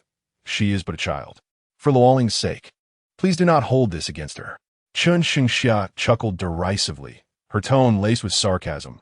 Oh, even at her age, she is still a child? The third princess does not fear becoming the subject of ridicule with such words. Stung by the mockery, Lin Qingya's face flushed with embarrassment, while Xiao Luoling's expression soured. It was then that Xiao Liying's voice cut through with disdain. What value does your face possess? Xiao Luoling, understanding the implications, discarded her pretense. Royal sister, you have not truly lost your memory, have you? Such behavior could be construed as treason. Your father would not spare you if he were no, nor would the regent. The prince abhors manipulative tactics. He is likely unaware of your charade. Your actions will only serve to deepen his disdain. Unfazed, Xiao Liying retorted. Royal sister, are you a physician? What? Lin Qingya interjected. Has the doctor claimed that you lost your memory due to a head injury? Do you presume to understand better than a physician? Lin Qingya, guided by Xiao Luoling's sentiments, asserted, you once basked in the emperor's favor as the esteemed princess. But now the emperor's favored daughter is the third princess. Even the regent's affections lie with her. Though you may have captured the regent's attention, it is clear he does not hold you in high regard, nor does he possess the emperor's favor. To this day, you remain oblivious to the shifting tides. The third princess, out of familial affection, has shown you leniency, yet your bullying of her is truly excessive. Third princess, why extend courtesy to a once-favored princess who has lost her standing? Some individuals, the more polite they are, the more they overstep their bounds. This sentiment echoed Xiao Luoling's thoughts, and she cast Lin Qingya an appreciative glance, acknowledging her insightful remarks. Lin Qingya felt a sense of pride within her. She dared to speak so boldly, for she had the support of the third princess, a once-favored royal, the emperor's treasure gem, and the beloved of the regent. Even a fool could discern the wisest choice. This book is likely to undergo a title change. 12 is quite inept at naming. We are currently soliciting suggestions for a new title, so if you have any brilliant ideas, please leave your thoughts in the comment section. Chapter 78. A resounding slap. Vixen, strike her face. With noble dignity befitting her station, how could her highness tolerate such insolence? Furious at the insult, Vixen rolled up her sleeves upon receiving the command and delivered 2 sharp, resounding slaps across Lin Qingya's face with unrestrained force. The crisp sound of the blows echoed through the air as Lin Qingya staggered back in shock, clutching her stinging cheek before scurrying to Xiao Luoling's side in pitiful appeal. Third princess, you must uphold justice for me. Even when beating a dog, one must consider its master.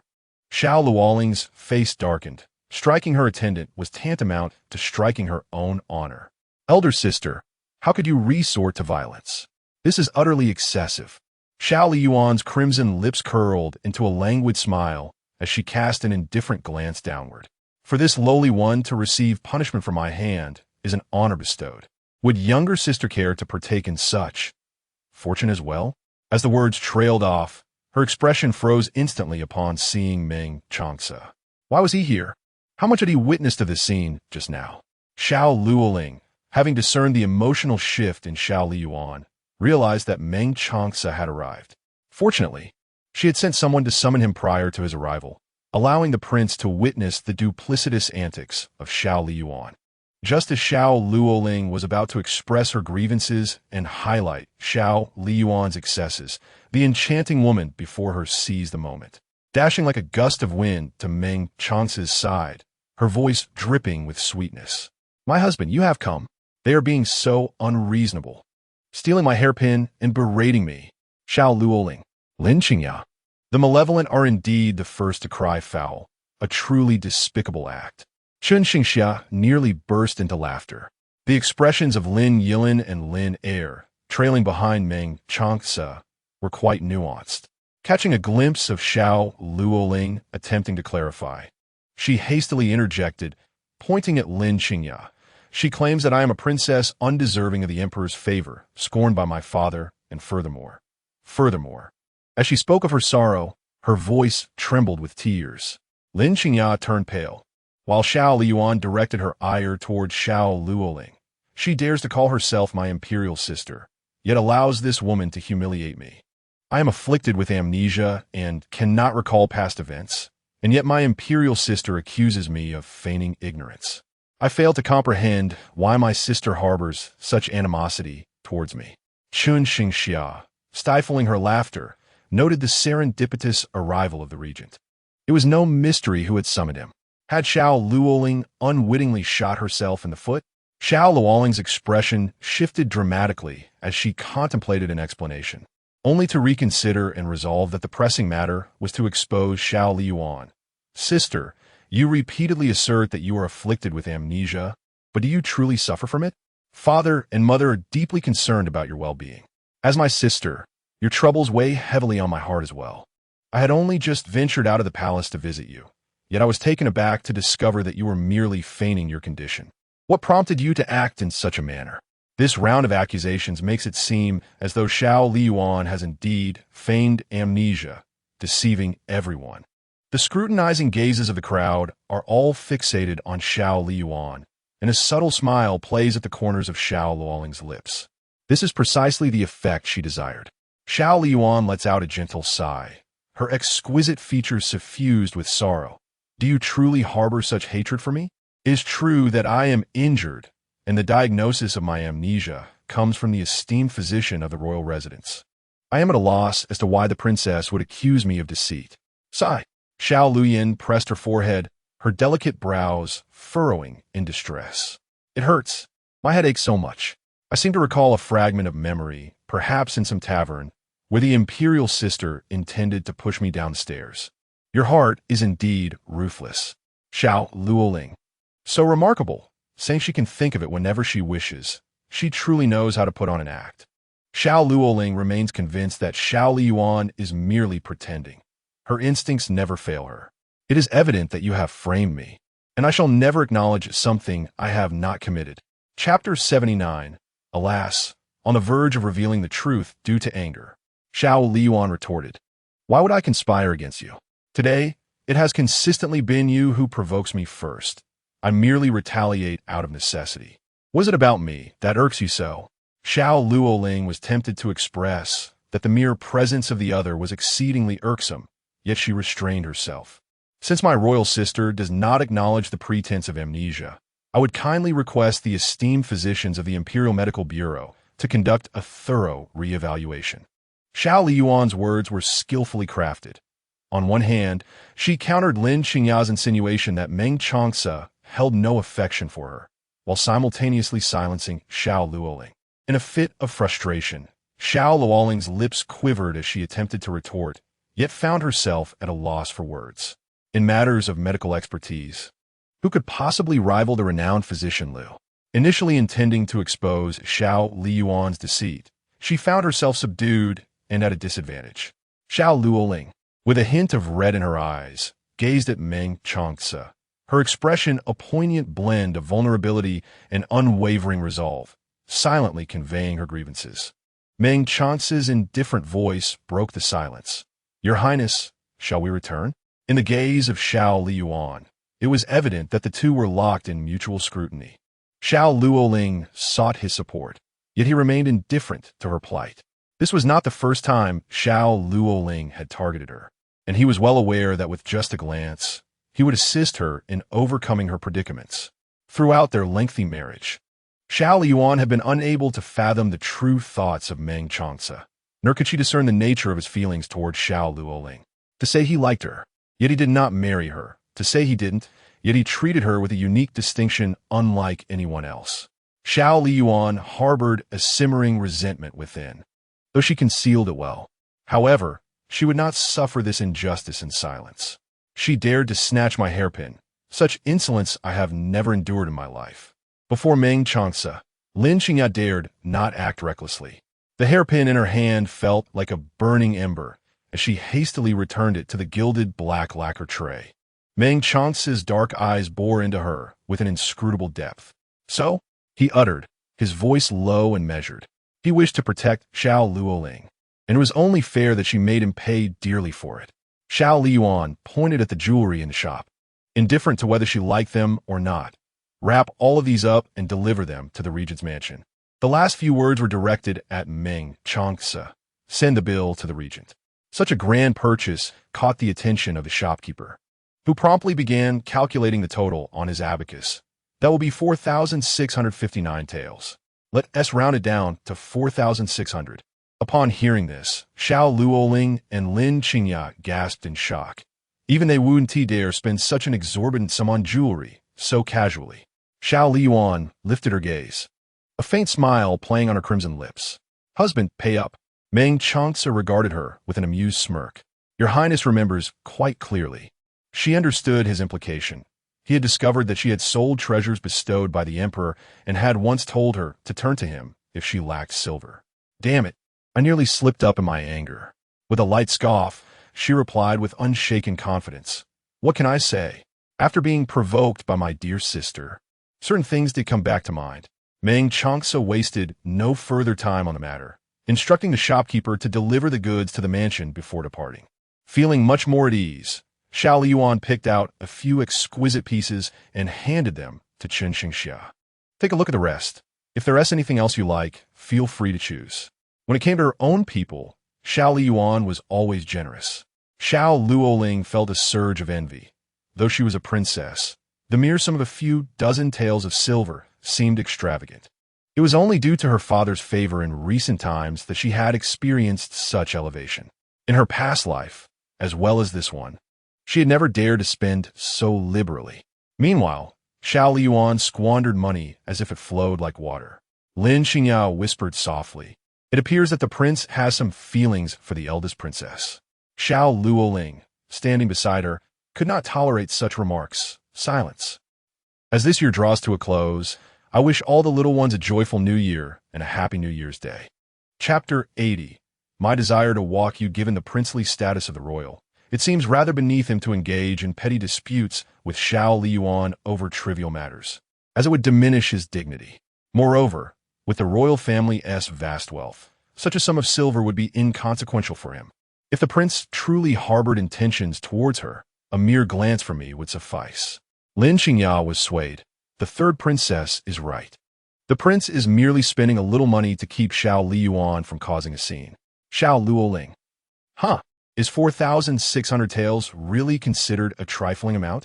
This fool, were it not for the necessity of Lin Qingya today, she would not have summoned her.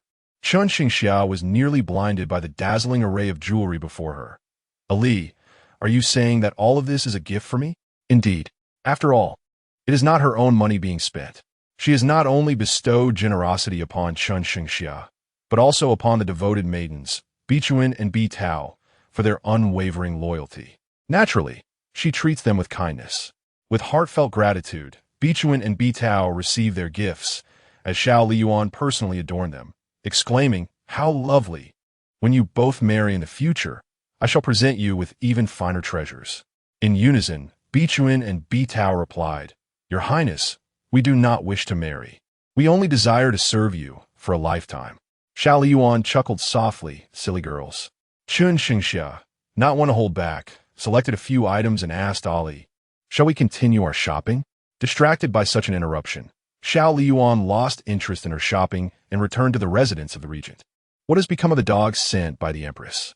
A servant was specifically assigned to attend to her, while Xiao Liying strolled in the garden with her dog, both reveling in their delightful play. Meng Changce returned from the palace, traversing the corridor, and upon reaching the stone hill, he was met with the sound of a woman's laughter. It was then that he beheld Xiao Liying joyfully engaging with the dog that she had once feared. Sensing a gaze upon her, Xiao Liying looked up and spotted Meng Changce, her smile gradually fading. Meng Changce inquired, is walking the dog enjoyable? The memory of that time when the dog chased her, causing her to leap into his arms, lingered vividly in her mind. Xiao Liying, momentarily flustered, blurted out, "I would rather walk you." Meng Changce was taken aback. Realizing the implications of her words, Xiao Liying blinked and, summoning her courage, continued, "May I take you for a walk?" Meng Changce revealed a slow smile, his tone chillingly fierce. "I fear your highness may not live to see it." The man donned an exquisite purple brocade robe adorned with gold, his long legs elegantly poised. Sunlight filtered through the leaves, casting a dappled glow upon him, enveloped in an aura of resplendent luxury. Although he smiled, the words he uttered, devoid of warmth, seemed to diminish the sweltering heat of the summer sun. Xiao Liying, undeterred by the threat of his wrath, explained, "That day, the dog chasing after me was an accident. It has a very gentle disposition." Meng Chance's gaze fell upon the large yellow dog beside her, wagging its tail and wearing a silly grin. "Does your highness have an affection for dogs?" Dogs are known for their unwavering loyalty and fidelity.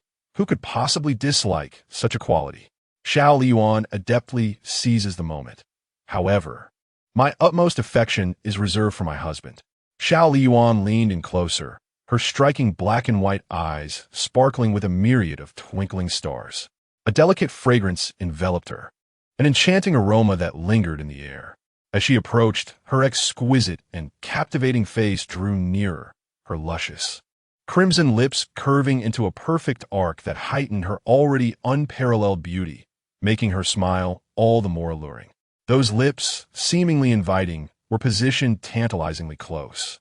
Meng Changce allowed her to draw near, slightly bending down to whisper in her ear. His gaze fell upon her delicate, fair ears adorned with a single pearl earring, accentuating her long, graceful neck. His indifferent voice brushed against Xiao Liying's ear. "Your highness may continue walking your dog." In an instant, he withdrew.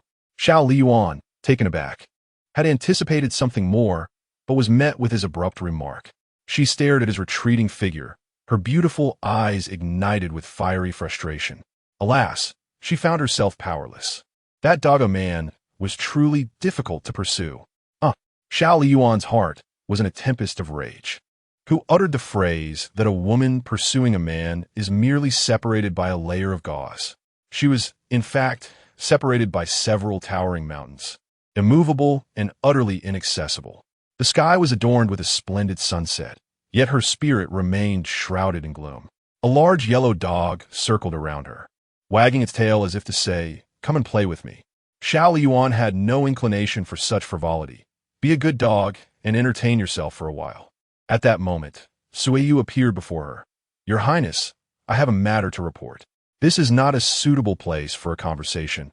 Upon returning to the Qingyu courtyard, Suiyu stated, "The prince encountered the third princess before leaving the palace."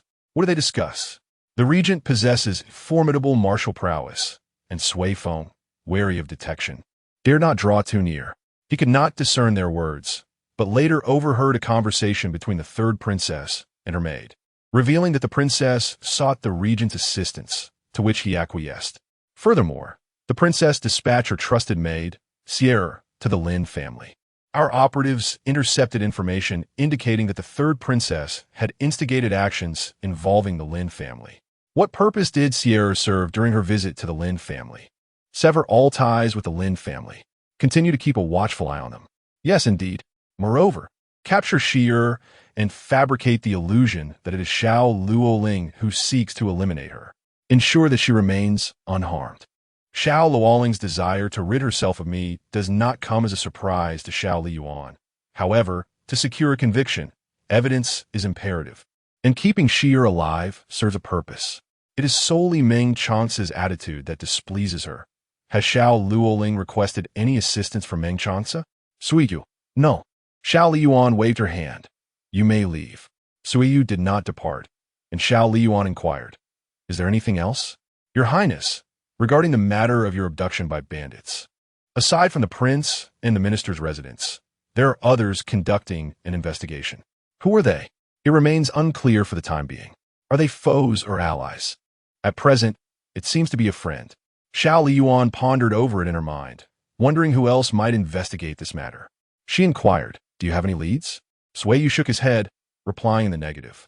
Xiao Liying pondered for a moment and stated, "If one is a friend, it matters not." Sui Yu clasped his fists in salute and then withdrew. Xiao Liying sat gracefully upon the imperial concubine chair, gazing out the window while the incessant chirping of cicadas filled her ears, accompanied by the disquieting news that stirred her unrest. The more she pondered, the more her ire grew. How could he be so enamored with Xiao Liying, so unwilling to let her endure even the slightest grievance? He acceded to her every demand, leaving her to wonder where she truly stood in his heart. Xiao Liying suddenly strode out, leaving Bai Chun and Bai Tao bewildered as they followed closely behind. Upon reaching a fork in the path, she abruptly turned and made her way towards the kitchen. Inside, the kitchen staff were busy preparing the evening meal. Upon noticing her presence, they collectively paused their tasks and greeted, "Your Highness." Xiao Liying specified several dishes she desired, leaving the kitchen staff in a state of confusion. "Your Highness, are you certain you wish to proceed in this manner?" Of course, when the master speaks, the servant must comply without hesitation. Thus I shall adhere to Xiao Liying's wishes.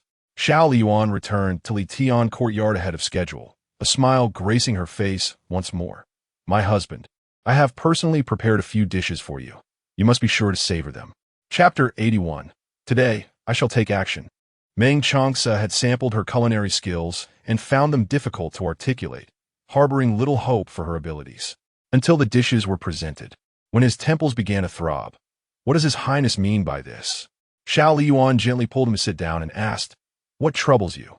Do you not find this expanse of greenery to your liking, my lord? I, for one, find it utterly delightful." Meng Changce. Xiao Liying placed a pair of chopsticks filled with vibrant green vegetables into the man's bowl. "My dear husband, do sample this dish. It is specifically prepared for you." She emphasized the word specifically with intent. Though it was not crafted by her own hands, she had personally instructed the kitchen to prepare it.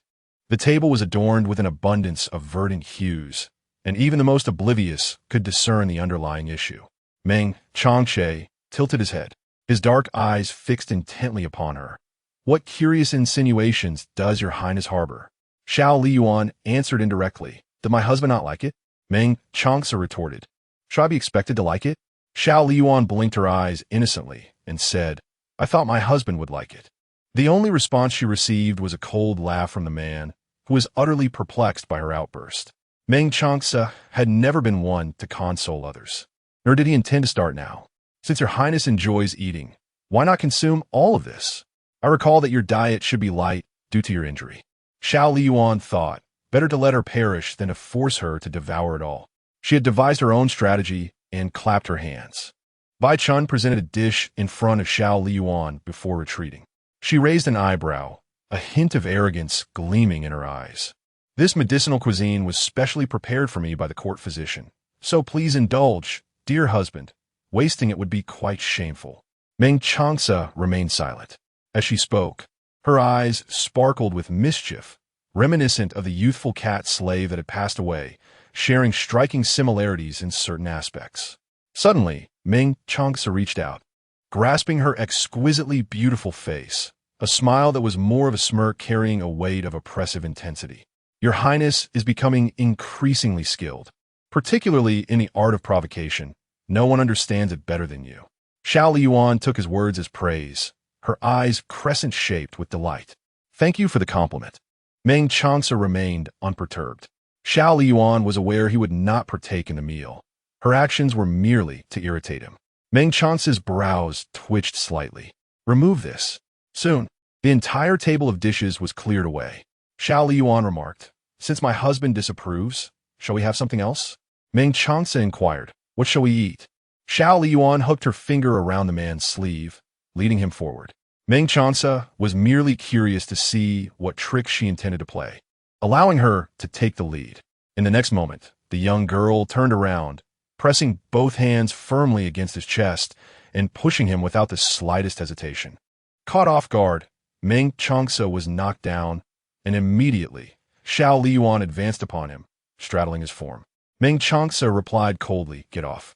Yet, Xiao Liying would not comply obediently.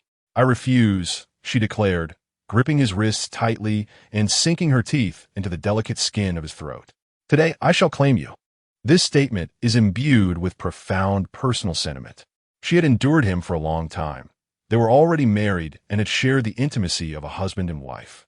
She had tolerated his public defense of Xiao Liying, but now he was secretly agreeing to who knows what with her. The vivid recollections of her repeated attempts to connect with him, only to be met with rejection and disdain, ignited a fierce blaze within her chest.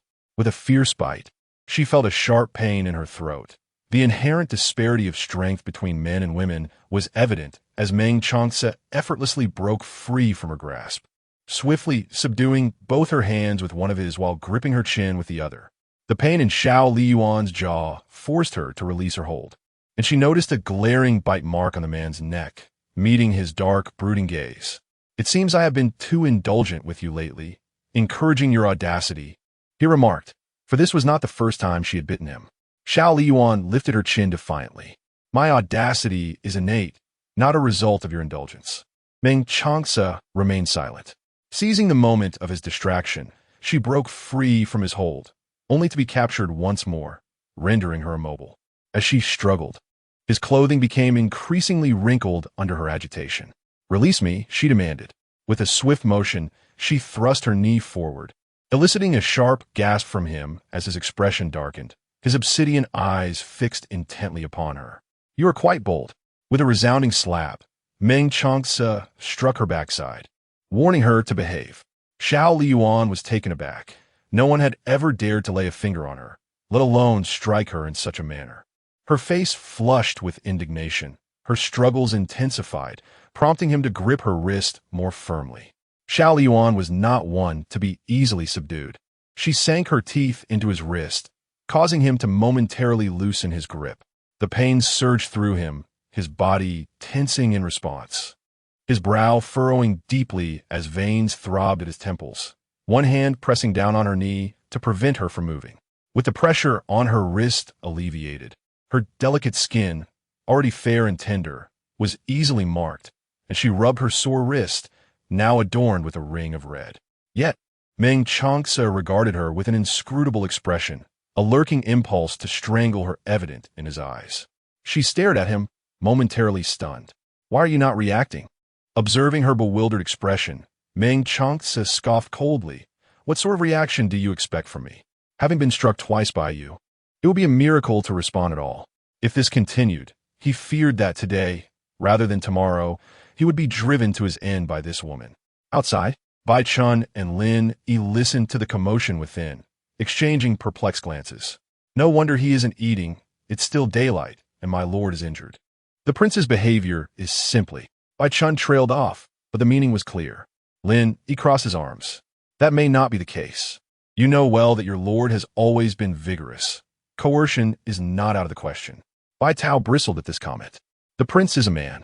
My lord is merely a delicate woman. How could she possibly resort to coercion?" Lin Yi retorted.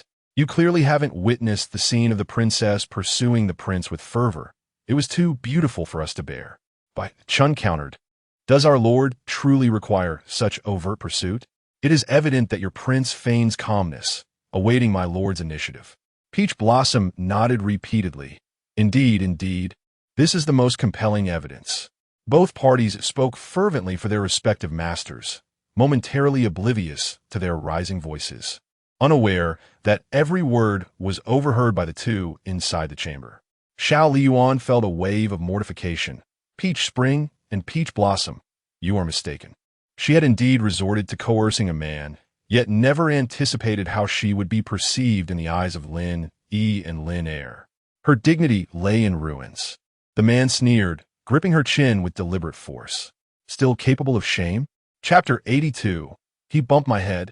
Just a little lower, she lowered her gaze at the man who mocked her, leaning in with a radiant smile in their eyes. "You are the one making such a ruckus tonight." Meng Changce was momentarily speechless, in Lin Yi and the other's eyes. "Your Highness is quite fierce." Xiao Liying let out a soft huff. "That is only because you have pushed me to this point. If you could be as proactive as other husbands, there would be no need for me to act this way." Meng Changce. "Very well," the man suddenly remarked. Xiao Liying raised her eyes. "What?" Meng Changce had already tidied his attire, and stood by the bed, gazing down at her. His exquisite features were adorned with a captivating allure, exuding an enchanting aura. Unmoved, Meng Changce coolly uttered two icy words, dinner. Xiao Liying's eyes widened in disbelief. At this moment, he suggested going for dinner. Immediately following was a wave of indignation. She shot him a glance, remaining unresponsive, utterly perplexed by his unusual demeanor today. Was it possible that Xiao Liying had made him promise not to touch her? The fire of resentment within Xiao Liying blazed fiercely, wishing she could kick him twice to vent her frustration. How can you endure so much? Why marry at all? You might as well become a eunuch. The atmosphere fell silent as the two glared at each other. Meng Changce's expression darkened. You have kicked this prince twice. Do you still wish to rise? His face had turned an unambiguously grim shade, frighteningly so, and Xiao Liying suddenly recalled that she had inadvertently bumped into him during her earlier struggles. No wonder he'd been gasping for breath. In an instant, her fiery anger extinguished, replaced by a hint of guilt. Are you all right? Perhaps we should summon the physician to take a look. Now she was exceedingly docile. No need.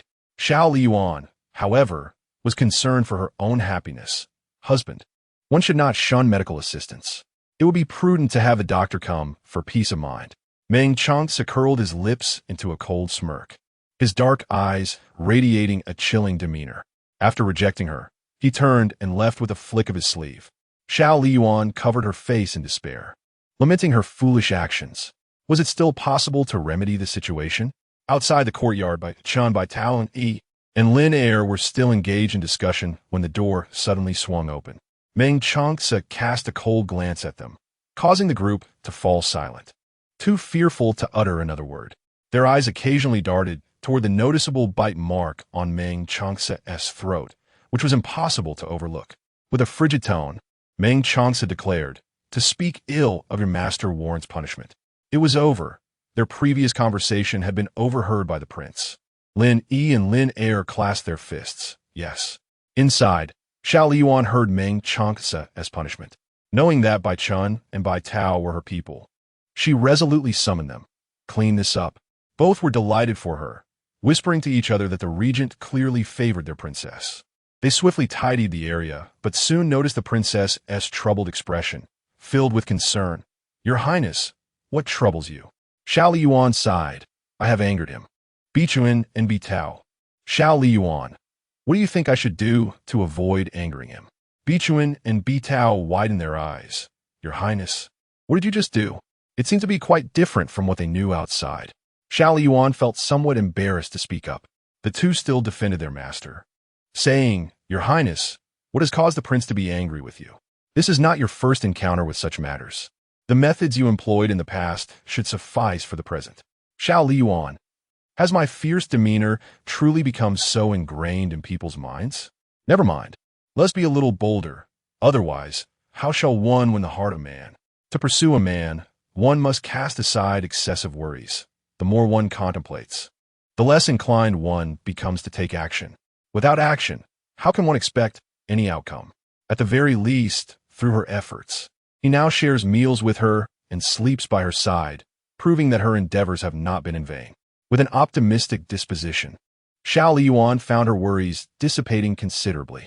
The worst outcome would merely be returning to the Qingyu courtyard, and if that were to happen, she could simply charm him back once more. Feeling somewhat fatigued, Xiao Liying turned to Bichuan and requested, Please assist me in taking a bath. The Litian courtyard is the grandest of the Wang residents. After refreshing herself, Xiao Liying reclined on her bed, her thoughts still lingering on the earlier events. Surely, he would seek the physician, wouldn't he? The Zhongsue Palace. As night gradually descends, the orange-hued sunset envelopes the sky in a vibrant tapestry. The eunuchs and palace maids move with meticulous order, while lanterns under the eaves flicker to life, illuminating the surroundings.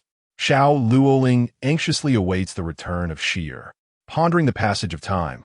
Has she truly not yet returned? Another maidservant, Hunger, attended to her and replied, Princess, since Sister Shir left the palace, she has yet to return. Xiao Liying keenly sensed something amiss. The prolonged absence of Shir raised her suspicions. Could it be that she had encountered some misfortune? Damn it, the Book of Fate cannot be summoned again, making it quite inconvenient for her to carry out any plans. Among the few individuals whom Xiao Liying trusts, Hong is one. You currently hold my token. Could you venture out of the palace to visit the Lin residence?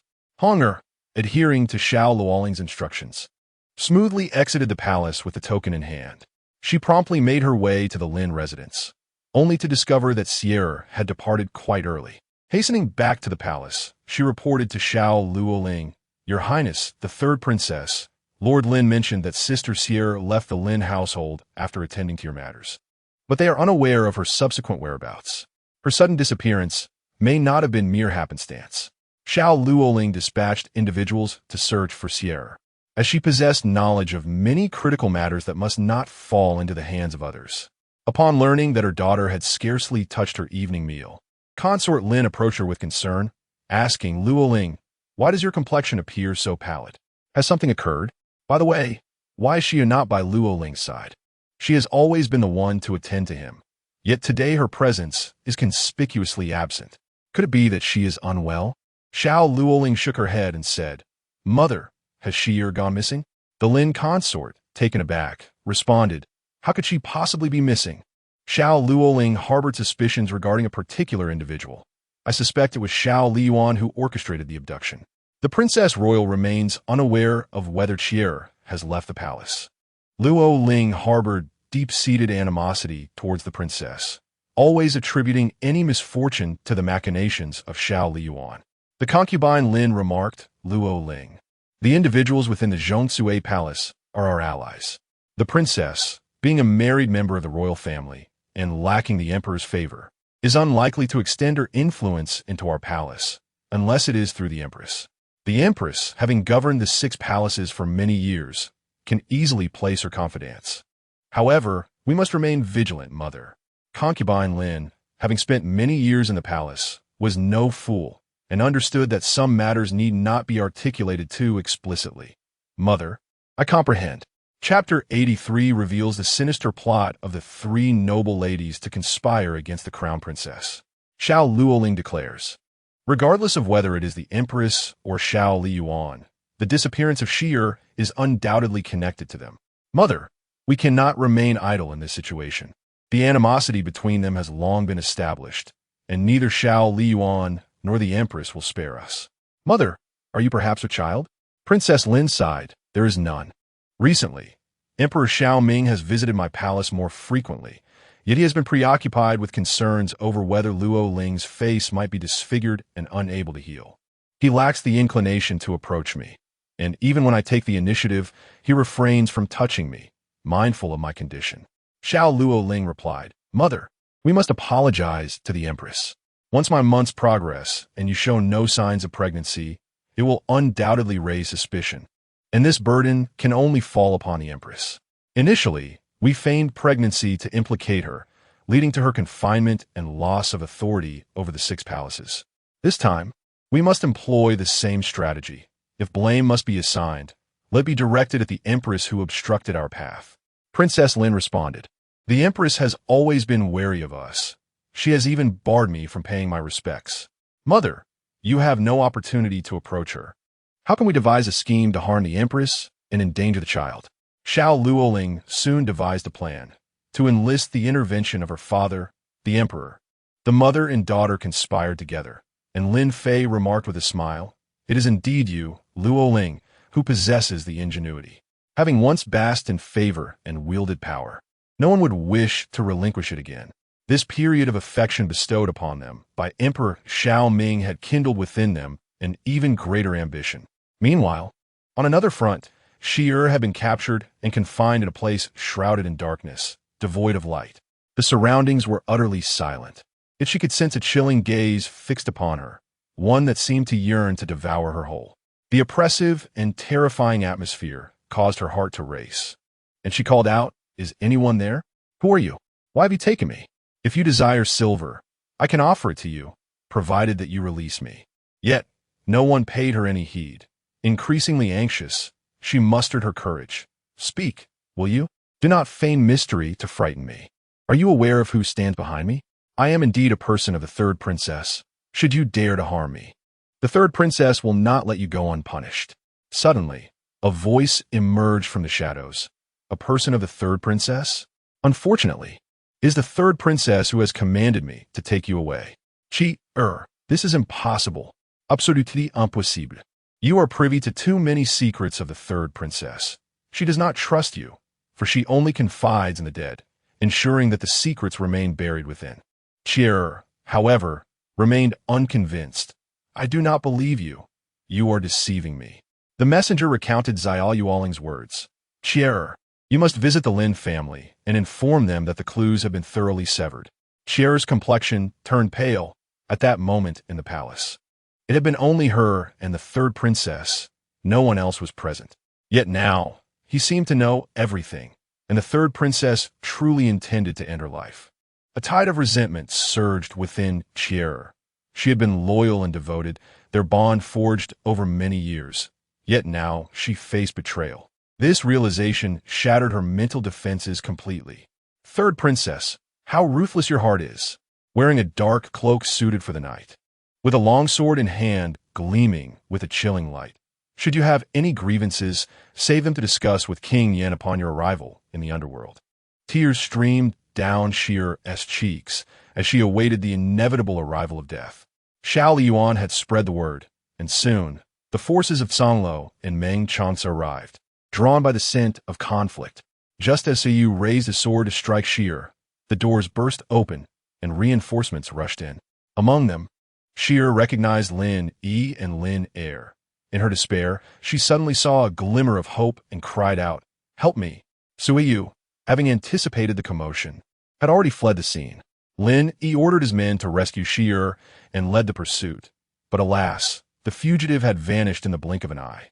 Once Chier was saved, Lin Yi inquired, "Miss Chier, what brings you here?" They had been investigating the shadowy figures behind the abduction of the crown princess. Could Chier somehow be involved? Let us return to the palace to discuss this matter further, he urged. At that moment, Chier harbored a deep-seated resentment toward Xiao Liying. Had Lin Yi and his companions not arrived in time, she would have already been a lifeless corpse. Reluctantly, she followed Lin Yi and his party. Dressed entirely in dark attire, Jiangtang was shrouded in mystery, revealing only his eyes. He recognized Chier as a maidservant of Xiao Liying and deemed this outcome satisfactory. Jiangtang departed with his men, while Lin Yi focused on escorting Chier back for a debriefing. Meng Changce exuded a chilling aura, incited further by Xiao Liying's provocations. The oppressive atmosphere struck Chier fiercely, causing her to drop to her knees, her head bowed, devoid of any resistance. "Your servant greets the prince," she murmured. Meng Changce, seated prominently, asked, "What connection do you have to the abduction of the crown princess?" Chier, trembling, admitted, "Your Highness. It was the third princess who bore animosity towards the crown princess. She commanded Lord Lin to orchestrate the abduction. I am in no way involved." Meng Changce pressed, "As someone close to the third princess, why would you betray your master?" Rumors spoke of the regent prince's infatuation with the third princess. Yet Chier could not fathom Meng Changce's intent or dare to speculate. Her forehead struck the ground repeatedly, leaving bruises as she pleaded, "Your Highness. It is the third princess who seeks my life. I have always been loyal to her, never once considering betrayal, yet she wishes to eliminate me for knowing too much." Desperate to survive, Chier invoked Lin Yi's name, stating, "Had the guards arrived a moment later, I would have been slain." Lin Yi affirmed, "Your Highness, I can attest to that." Miss Chier was on the brink of death. Upon hearing Chier's account, they were astonished to learn that the usually gentle and virtuous third princess harbored such venomous intentions, aiming to eliminate the crown princess.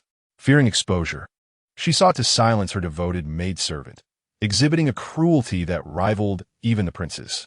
Lin Yi and Lin Er comprehended the prince's unique sentiments towards the third princess, and they pondered his reaction upon discovering her true nature. Meng Changce remained impassive, revealing no emotion. "Take her to the Lin residence," he commanded. In the dead of night, Lin Hung was apprehended and cast into the dungeon. The Lin family lamented, "Your Highness, We do not understand the transgressions of our Lord that warrants such treatment. Lin Heng protested, Your Highness, even if you are the regent prince, you cannot arrest me without cause.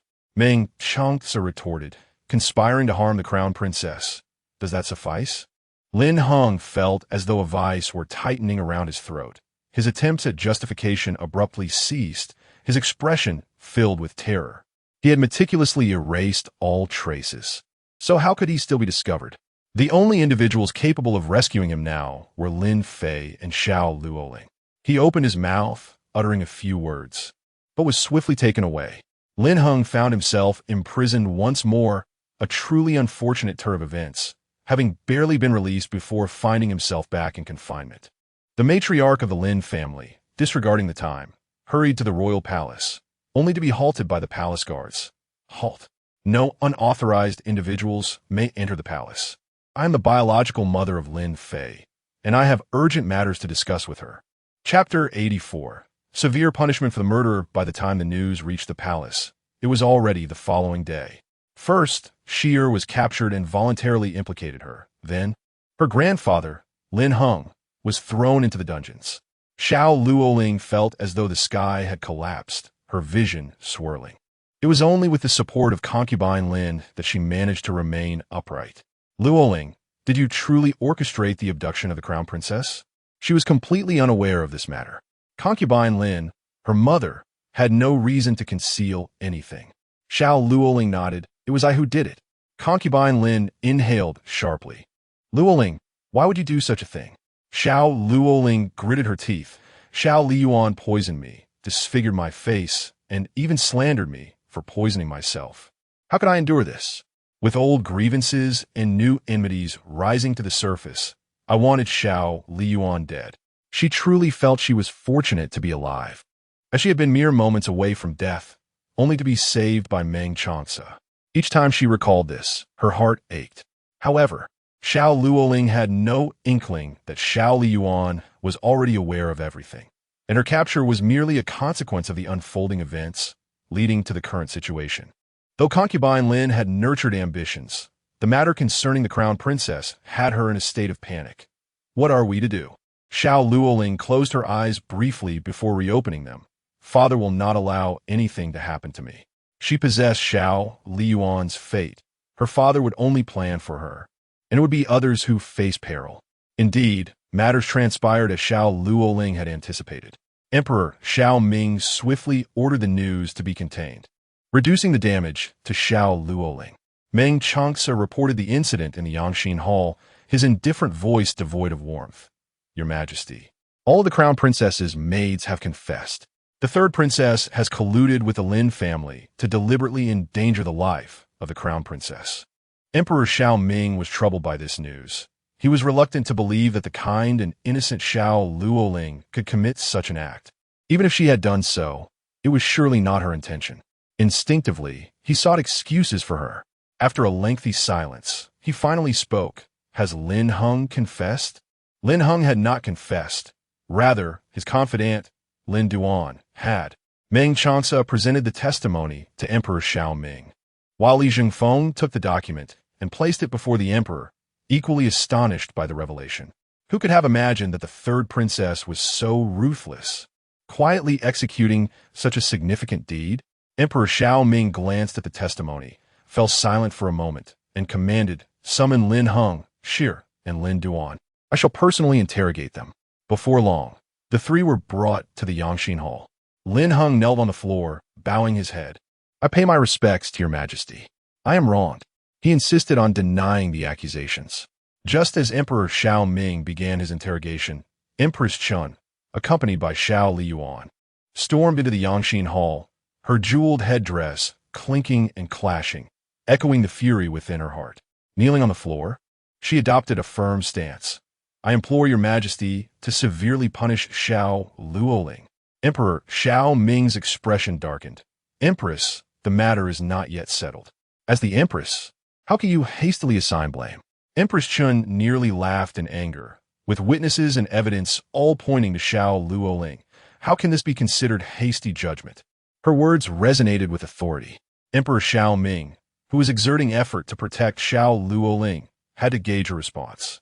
Xiao Liying knelt beside Empress Chun, timidly raising her gaze to Emperor Xiao Ming, and asked, "Your Majesty, are you truly my father?" The eyelids of Emperor Xiao Ming twitched.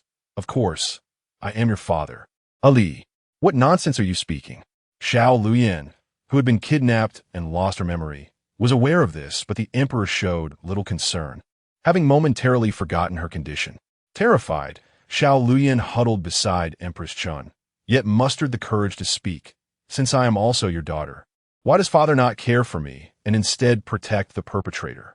As her words echoed, the grand hall fell into a profound silence, with no one daring to utter a sound. Despite his incompetence, Xiao Ming was the emperor, the sovereign of a Xiao nation, and this matter concerned a royal scandal, making it a delicate issue that few wished to entangle themselves in.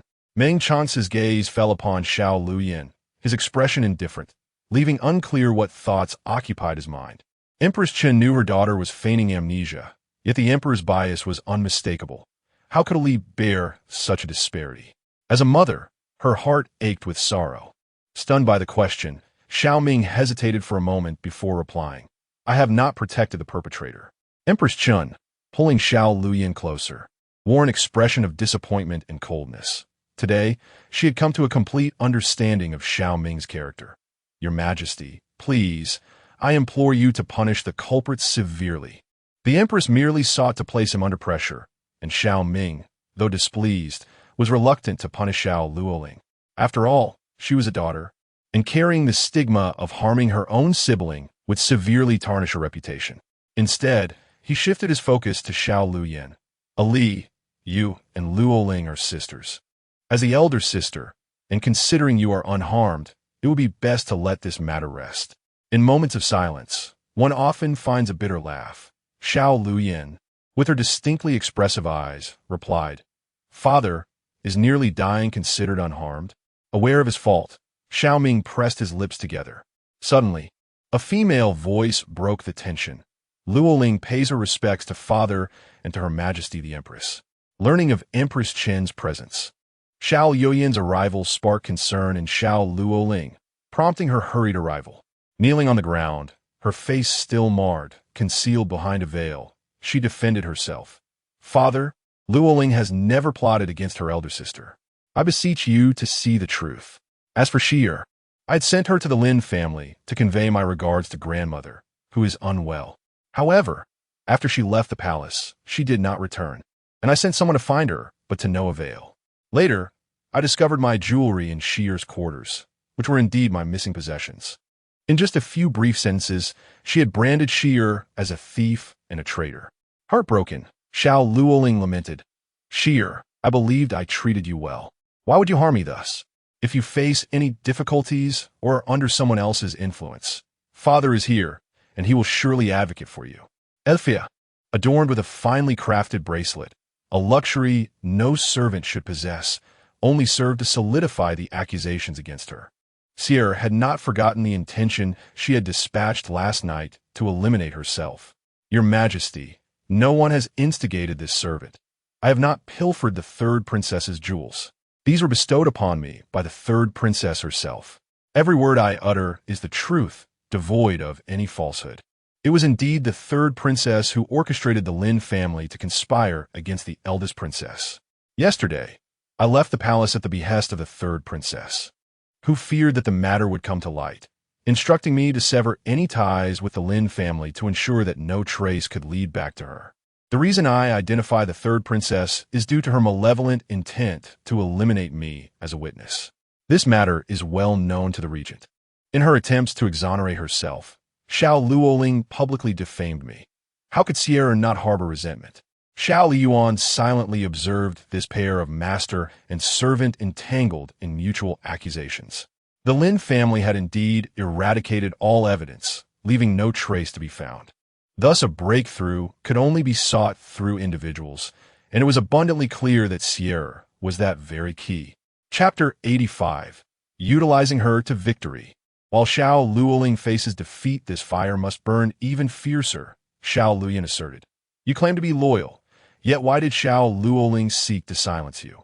Unless you harbored intentions of betrayal from the very beginning? Xiao replied. That is because I know too much about the third princess. Even when the third princess was not favored by the emperor, she held a grudge against you, Princess Chong. She even referred to a treasure she accidentally obtained, often isolating herself in her chamber, forbidding the maidens from approaching. Once, I inadvertently overheard the third princess seemingly conversing with someone, yet there was no one present in the chamber. The third princess was already out of favor with the emperor, but ever since she acquired that treasure, his affection for her has only grown. Xiao harbored a deep-seated hatred for Xiao Liying and divulged everything she knew in a rush. Xiao Liying's heart raced. The destiny book she conversed with was indeed a remarkable surprise. She pondered how much Xiao truly knew as she stifled her emotions. Is what you say true? Xiao nodded earnestly. Every word I speak is the truth. Li Zhongfeng believed her, having served Emperor Xiao Ming in the Eastern Palace for many years. He had witnessed the emperor's profound affection for Princess Chong. This affection had suddenly shifted, and initially, he could not comprehend the cause. Now, he realized that the emperor had been misled. Meng Changce narrowed his eyes. A treasure? Initially, he had suspected that Emperor Xiao Ming's change towards Xiao Liying was an act, a deliberate ploy to deceive. However, it now appeared otherwise. In an instant, all gazes turned to Xiao Liying, filled with fear and suspicion, which she could hardly bear. She protested, "You claim I possess a treasure. Then enlighten me as to what this treasure is, what it resembles, and have you ever seen it?" The situation had spiraled beyond her control, and at that critical moment, the destiny book was absent. Had it been present, she would not be in such a precarious position. Xiao, of course, had never seen it and could not articulate it. Xiao Liying continued her defense. If you can betray your master, then surely you will say anything that serves to harm me. You and Hong have always been my close attendants. Have I ever shut myself away in my chamber, forbidding anyone to approach? As long as her father believed her, she would be safe. The rest she would explain gradually. Hong, who had been by Xiao Liying's side, testified, "Your Majesty, the third princess has never acted in such a manner. The matter of the destiny book must remain concealed." Xiao Liying asserted, "Father, the words of a treacherous servant are untrustworthy. Today, we are clearly here to uncover the culprit behind the assassination of the princess. Yet we are being led astray into supernatural claims. Liying's suspects, there are those who seek to harm me deliberately." Emperor Xiao Ming retorted, "Impudent servant. Maliciously injuring your master is utterly detestable. Seize her and execute her with a rod." Xiao could not die just yet. Xiao Liying sought to protect her. "Wait, father. Xiao is a crucial witness. She cannot perish at this moment." She turned to Meng Changce. "Your Highness, I wish to examine the testimony." Meng Changce presented the testimony to her. Xiao Liying carefully scrutinized it, every word elucidating the events that transpired. She raised her gaze to meet Meng Changce's. "May I inquire?" "Your Highness, what is the punishment for conspiring to harm the current princess? And what is the penalty for fratricide within the royal family?" Meng Changce, "To conspire against the crown princess is tantamount to treason, a crime deserving of the confiscation of one's family and extermination. The royal family is torn apart by fratricide, leading to confinement or exile." Upon receiving the answer, Xiao Liying raised her tear-filled eyes. "Does father truly believe this matter can remain concealed? A prince's transgressions should be judged equally with those of commoners. How will the scholars of the realm perceive father's unwavering defense of his royal sister? Will the infamy of this act be borne by father or by the crown princess? Father is not merely the father of his sister. He is the son of heaven of Xiao Nation and must uphold fairness and justice. If even the emperor exhibits bias, it will surely chill the hearts of scholars throughout the land." Xiao Liying is acutely aware that, in the heart of Emperor Xiao Ming, while his daughter is of great importance, the throne is paramount. Meng Changce raised an eyebrow, taken aback by her audacity. Empress Qin's stance was unwavering, leveraging her position to coerce Emperor Xiao Ming. While Emperor Xiao wished to conceal the truth, he also hesitated to punish Xiao Liying. Such a predicament was untenable. Xiao Liying understood that Empress Qin would not permit it. Even in his folly, Emperor Xiao Ming recognized that he must provide an explanation today.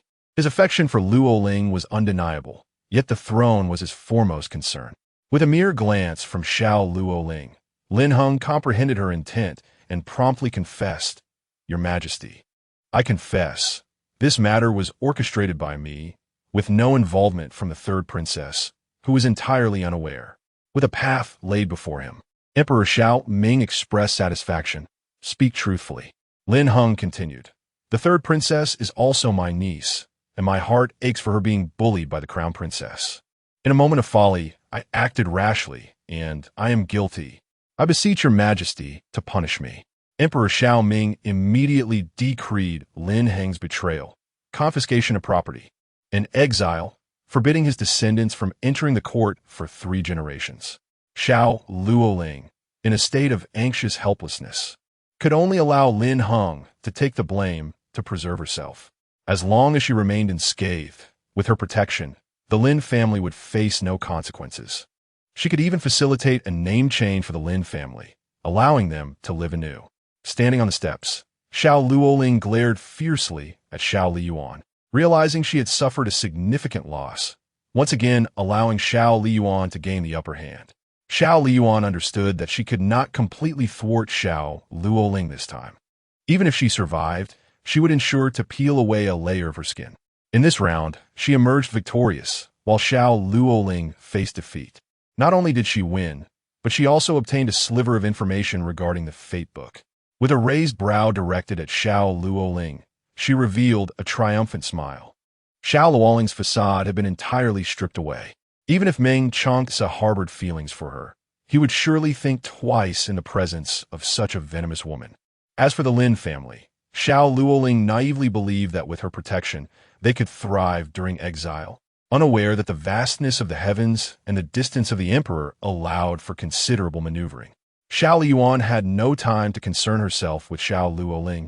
Instead, she proceeded to the dungeon to meet Shir. "My dear, do you know how much? Tell me, and I shall ensure your survival."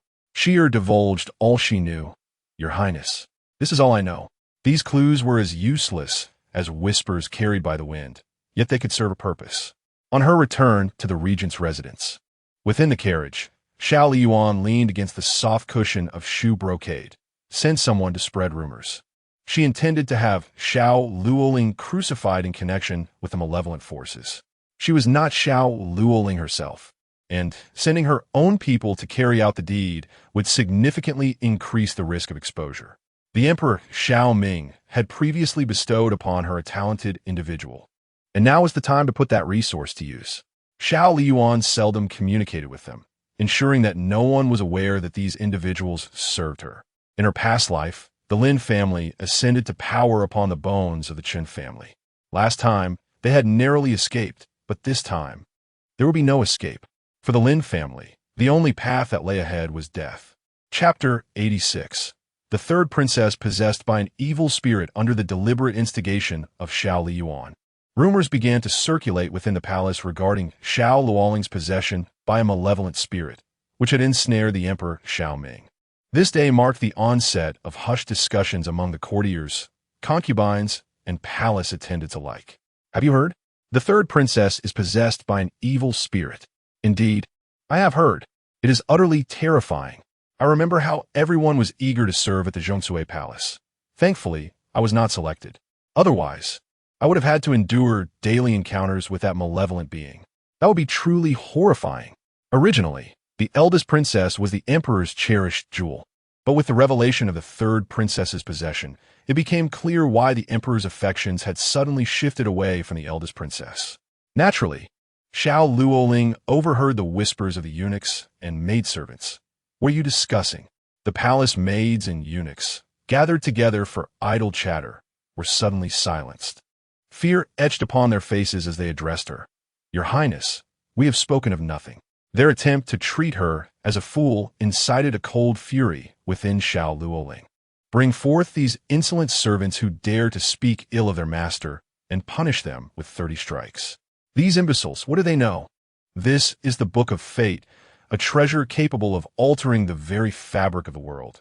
Yet in their mouths, It has become a mere tool of malevolent spirits. Xiao Liying felt an acute sense of clarity amidst the collective ignorance. Not long had passed since matters had been resolved.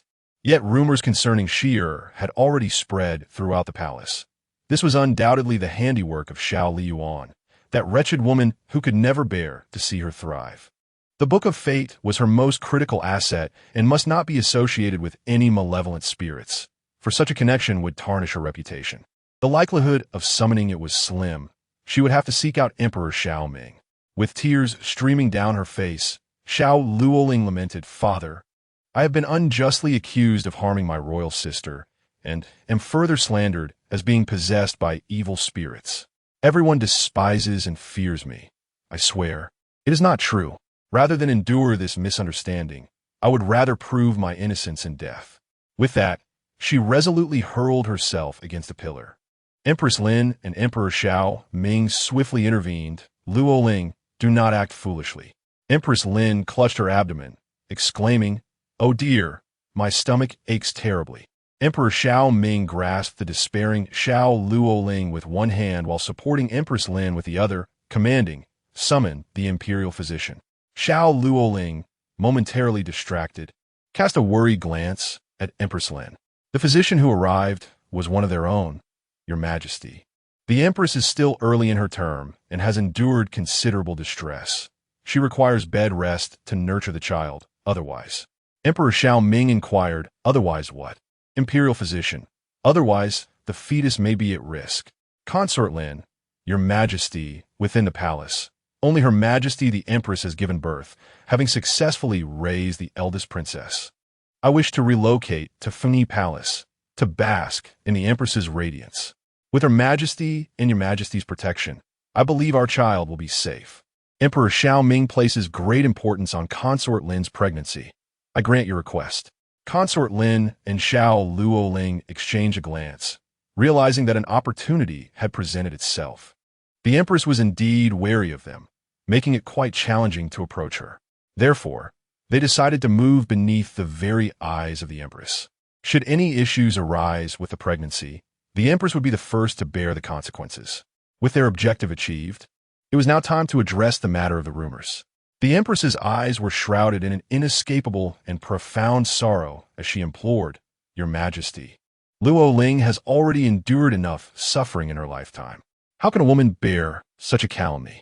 Is this not tantamount to seeking her demise? Your Majesty, I beseech you to assist Liying and restore her name." Gazing upon the two women, Emperor Xiao Ming was filled with profound pity. "Li Zhengfeng, convey my edict. No one within the palace shall speak ill of this matter. Investigate thoroughly to uncover the source of these rumors. I demand the head of the one responsible. Li Zhengfeng, as you command." Only a handful of individuals are aware of this matter, and Xiao Mingdi is undoubtedly cognizant of it, bound to unleash his ire upon others. Additionally, summon the Empress. In the Yangxin Palace, Lin Fei and Xiao Liying, mother and daughter, overheard the voices of Xiao Mingdi and Empress Chun in heated contention. "Empress, as the sovereign of the 6 palaces, it is your duty to manage the inner court effectively. The rampant rumors circulating within the palace are a grave betrayal of my trust," declared the emperor. Empress Chun gazed at the man who had been by her side for over 2 decades, from his youth to his current maturity. The beauty of their early years had transformed into a stark reality. Unable to suppress a bitter laugh, she retorted, "Your Majesty accuses me of betraying your trust. Yet have you not, at any point, failed to honor mine?" In the mind of Emperor Xiao Ming, Empress Chun had always been dignified and gentle, her words carrying immense weight. It was the first time she had opposed him, which left him somewhat disconcerted, and what followed was an outburst of fury, insolence. In the past, she loved him, but now, he has harmed her daughter for the sake of another. Empress Chun can no longer endure this. Her background as a scion of a prestigious family gives her the confidence to stand tall. With her head held high, the jewels and pearls adorning her shimmer brilliantly as she proclaims with conviction, "The emperor's actions are unjust, blinded by deception. As the mother of the nation, it is my duty to restore order." At that moment, Empress Chun radiates a dazzling and captivating aura, a sight seldom seen by Emperor Xiao Ming. After a brief silence, he responds, I shall address the rumors circulating in the palace. Concubine Lin has been affected by undue stress and requires bed rest. Given your experience in childbirth, she will temporarily move to the side chamber of Fengyi Palace, where you will personally attend to her, which will put my mind at ease. Empress Chen wishes to refuse, but Emperor Xiao Ming offers her no opportunity to object, and thus, Concubine Lin is moved to Fengyi Palace. The swift spread of rumors can be attributed not only to the machinations of Xiao Liying, but also to the subtle influence of Song Lu. Xiao Liying is treated differently. Such a beautiful woman should not endure such despair without receiving justice. Emperor Xiao Ming seeks to maintain an appearance of tranquility by making Lin Heng the scapegoat. But he will not succeed in that endeavor. Song Lu continues to relax beneath the shade of a great tree in the courtyard, as Jiang Tang reports. Master, the rumors have spread throughout the palace, yet Emperor Xiao Ming has ordered that no one is to discuss the matter further. Song Lu gazes up at the clear azure sky and replies, though the palace may silence its subjects, can it truly stifle the voices of the world? As Jiang Tang executed the order, he discovered that a handful of individuals outside the palace were engaged in discussions regarding the matter. With the involvement of the Tsang Tower, rumors swiftly proliferated throughout the capital, and within a mere day, the entirety of the city was informed. At the regent's residence, Lin Yi remarked on the situation. Your Highness, I find the demeanor of Emperor Xiao Ming towards the eldest princess to be quite peculiar. Could it be that the third princess is truly possessed by an evil spirit? Lin Er joined the discussion. The news has spread throughout the palace. It was relayed by her personal maid, so it must be true. However, the third princess is indeed ruthless, discarding the Lin family without a second thought. How surprising, Lin San remarked. One may know a person's face, but not their heart. The third princess appears benevolent, yet harbors the darkness of a black lotus within. Meng Changce cast a glance at the group. With such gossip, you might as well share it in the marketplace.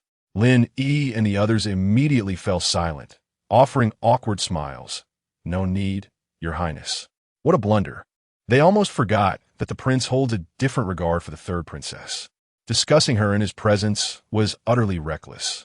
Chapter 87. How long will Your Highness continue to pretend? Within the confines of the Heavenly Academy, events unfolded precisely as she had anticipated, much to Xiao Liying's satisfaction. She commended Xiu, saying, You have performed admirably. This palace shall reward you handsomely. In her dealings with those loyal to her, she was not only protective but also generous. To ensure the loyalty of her servants, one must appeal to both sentiment and gain. Suiyu replied, Thank you, Your Highness. Additionally, news has arrived from the palace. His Majesty has ordered Lady Lin to move into Fengyi Palace, entrusting the Empress to care for her. Bichun interjected, Your Highness. Lady Lin's sudden relocation to Fengyi Palace surely harbors deceit. Xiao Liying was fully aware of the situation. Lady Lin feigned pregnancy, and her mother had long been wary of her. This was merely an opportunity for Lady Lin to pretend that her unborn child was in danger, intending to cast the blame upon her mother. Suiyu, convey a message to the Empress, advising her to exercise caution. As for the Lin family, there are countless unforeseen incidents that could occur on the road to exile. Find an excuse to eliminate them all. In her previous life, the Chun family had perished, and in this lifetime, she desired the Lin family to endure a similar fate to quell the hatred festering in her heart. Furthermore, there is another matter I wish to entrust to you. She beckons to you. Do you understand? Accepting the command with a cupped fist, the subordinate replied, I understand. Xiao Liying dared not let down her guard. Xiao Luoling's ultimate aim was her demise. Only through her death would Xiao Luoling find complete solace. However, she was no longer the person she once was in her past life, consumed instead by the sorrow of her father's sudden disfavor. The once exalted daughter had now plunged into a mire deep enough to engulf her. Having been reborn, she had altered many events, and the trajectory of the Chun family alongside her own death had also shifted. It was the Lin family that now faced impending doom.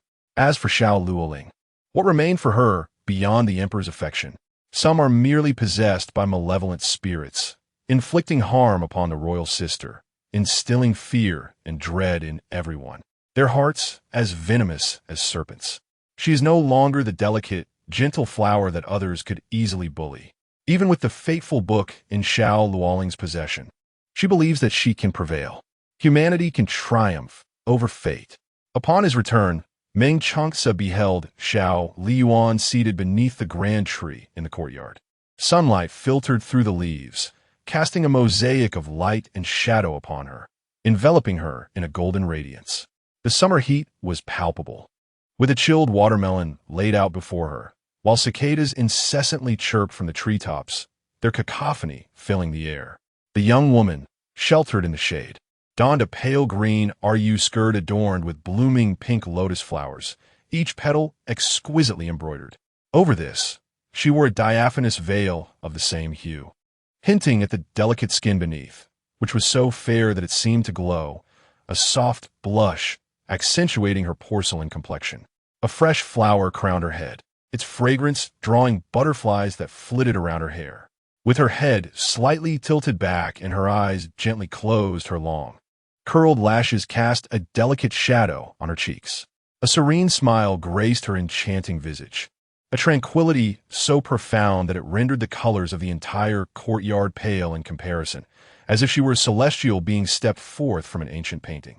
Sensing a presence, Xiao Liying opened her eyes and turned her head to discover Meng Changce standing a short distance away, regarding her with a raised brow and a gentle smile, inquiring, "Have you finished your tasks?" The sound is crisp, imbued with a hint of liveliness. She lifted her skirt and trotted over to him, playfully shaking his wrist with both hands and cooing, "Will you accompany me for the time to come?" Meng Changce took a seat where she had just been and, using a silver fork, picked up a piece of chilled watermelon and placed it in his mouth. "What shall we do?" Xiao Liying sat beside him, tilting her head slightly. "Nothing in particular.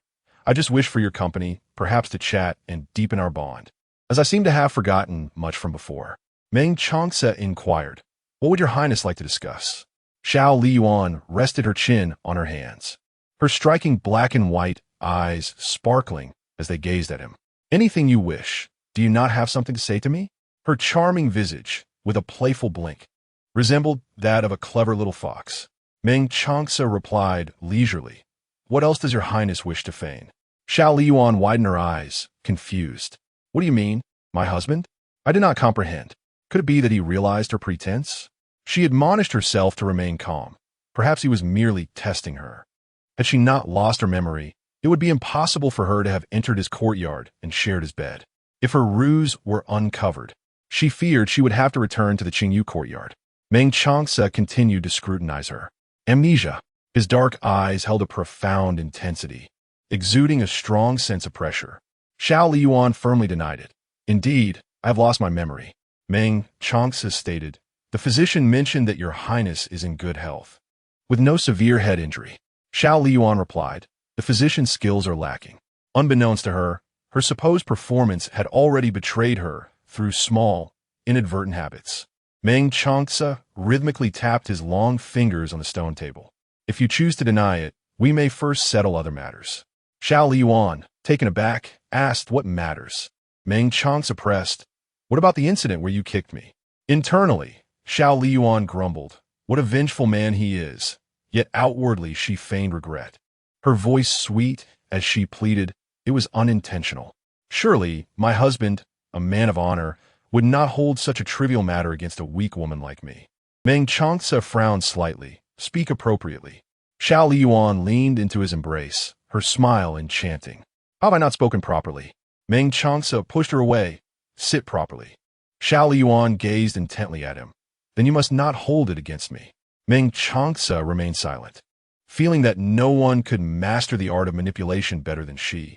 Noticing his silence, Xiao Liying discreetly pinched her thigh, her eyes glistening with unshed tears. "I am so unfortunate. My father does not favor me. My sister does not care about my plight. Even in this state, my husband still holds things against me. Alas, no one is more wretched than I." As she lamented, subtly casting shadows on Xiao Liying, she constantly reminded Meng Changce, "See, this is the woman you chose. She truly is lacking." Meng Changce, having noticed her little antics, revealed a half-smile on his handsome face. Would you like me to assist in twisting your arm, Your Highness? Xiao Liying. She could no longer shed tears, truly a heart of iron and stone, utterly devoid of sentiment. Xiao Liying inserted a piece of watermelon into his mouth. Eat the watermelon, or it will lose its chill. Meng Changce. The conversation could not continue any further that day. Xiao Liying rose. I suddenly remembered I have matters to attend to. I must be off. With hurried steps, Meng Changce observed her composed, yet slightly flustered gait, a faint smile tugging at the corners of his lips. He was curious to see how long she could maintain her fade. Linny, where has Dr. Lu gone? Xiao Liying had not ventured far and heard this remark. Causing her steps to falter, she could no longer pretend. Chapter 88. My wound has healed quite well, Xiao Liying pondered, reflecting on her interactions with Meng Changce since her amnesia. He had mentioned her memory loss several times. Could it be that he never truly believed her from the very beginning? Thus, he has silently observed her performances all along. Xiao Liying felt a twinge of anger, as if she were merely a spectacle for others to gawk at. She covered her face, as if she perpetually suffered embarrassment in his presence. Reminiscent of the time she had inadvertently caused an explosion in the kitchen. Sigh. It is best not to dwell on past misfortunes. Observing her demeanor, Bai Chun and Bai Tao inquired with curiosity, Your Highness, what troubles you? Why does it feel as if life has lost its allure? Nonetheless, it is of no consequence. Having been seen through, there is no need for concealment. Xiao Liying disclosed to them the truth of her amnesia. Shocked, Bai Chun and Bai Tao widened their eyes in astonishment, quickly covering their mouths to stifle any screams that might attract attention. What? No amnesia? Your Highness has deceived us quite painfully. Xiao Liying, I did not intend to withhold the truth from you. You are my trusted confidants. If we do not present a more convincing facade, how can we expect others to believe us? To deceive others, one must first ensnare one's own. Bai Chun and Bai Tao, with starry eyes, exclaimed, Yet, Your Highness, your performance was so convincing that we were utterly oblivious. Xiao Liying felt somewhat comforted. She had successfully deceived everyone, save for Meng Changce, a man of remarkable acumen. To fool him is indeed a formidable challenge. She contemplated another layer. Perhaps Meng Changce harbored some affection for her. Otherwise, why would he permit her to reside in Lixiang courtyard and claim his bed? Indeed, that must be the case. Xiao Liying was suddenly filled with excitement. Oh heavens and earth, this is truly an arduous journey. After such a long time of relentless effort, she has finally made a breakthrough. Hard work does yield rewards. Vixen gazed at Xiao Liying, suddenly filled with vigor. Although they did not fully comprehend the situation, they would forever remain the most loyal supporters of their master, no matter what course of action was taken. Xiao Liying, radiant and brimming with confidence, declared, Let us proceed. Vixen inquired, Your Highness, where are we headed? In the Qingyu courtyard, she had just mentioned that she was preoccupied with matters at hand, rendering her unable to return to seek Meng Changce. Upon her arrival back at her abode, Xiao Liying felt a considerable sense of relaxation. The large yellow dog, detecting her presence, joyfully wagged its tail and approached her, circling around her incessantly. Occasionally, it would lie down, exposing its belly for her stroke. Xiao Liying reached out to caress the yellow dog, and in its eyes, she perceived a glimmer of joy. While playfully engaging with the dog, she inquired, What the peacock? After all, it was a gift from Meng Changce. She could hardly turn a blind eye to it. The Qingyu courtyard had specially designated an area for the care of peacocks. The maid responsible for tending to them said, I shall bring it over at once. As dusk gently descended, Xiao Liying returned to Lixiang courtyard, her steps illuminated by the evening glow, yet the male master was nowhere to be found. Where could he have gone? The prince has departed. With the emperor neglecting state affairs, Meng Changce, as the regent, bears the weighty responsibility of governance, and is indeed quite occupied. Thus, Xiao Liying has no choice but to dine alone. That evening, she once again found herself resting upon Meng Changce's bed. With audacity and a robust disposition, one can succeed in any endeavor. The hour was still early, and she felt no fatigue. In moments of ennui, she picked up a book of tales to peruse. Upon Meng Changce's return, he beheld Xiao Liying reclining gracefully on a soft couch, engrossed in a book. Her lustrous black tresses cascaded behind her, and the absence of her crimson hairpin lent her a simplicity that was nonetheless breathtaking. She was clad in a delicate summer nightgown, her fair skin subtly revealed, while her trousers had inadvertently risen slightly, exposing a pair of feet adorned with red lacquer, their radiance accentuated by the circle of red thread encircling her ankle, from which a golden bell dangled, adding an alluring charm. Beside the couch stood a flickering candle, casting dancing shadows that enhanced the atmosphere's ethereal quality. As Xiao Liying held the book, her fingertips delicately grasped its edge. Upon turning a page, she seemed to discover something intriguing, instinctively drawing her feet closer, causing the bell to emit a melodious chime. Upon hearing the sound, she lifted her gaze to the man standing in the doorway. His sword-like brows arched elegantly, and his deep black eyes resembled a cold abyss, capable of perceiving the depths of one's heart with a mere glance. His striking visage and long limbs were accentuated by his opulent purple attire, which, despite its richness, could not overshadow his inherent nobility. With a swift motion, she closed the book and placed it aside, her face illuminating with a radiant smile as she exclaimed, "You're back. I have prepared the water. After your bath, you may rest." "What were you reading, my lord?" Meng Changce did not overlook the subtle gestures of the lady. Naturally, Xiao Liying could not disclose this to him. Pointing to the book, she gently urged him, "My dear husband, you must be weary after your prolonged endeavors. Do take a bath and rest early." Before long, Meng Changce returned, enveloped in the refreshing essence of his bath, while Xiao Liying was thoroughly engrossed in the captivating content of the book on women's virtues. "Is it truly this enchanting?" Indeed, Xiao Liying smiled, undoubtedly captivating in her charm, for she had acquired quite a bit of knowledge. "Allow me to see," he urged. "This is intended for young ladies." Xiao Liying firmly declined, setting the book aside. "Very well, let us prepare."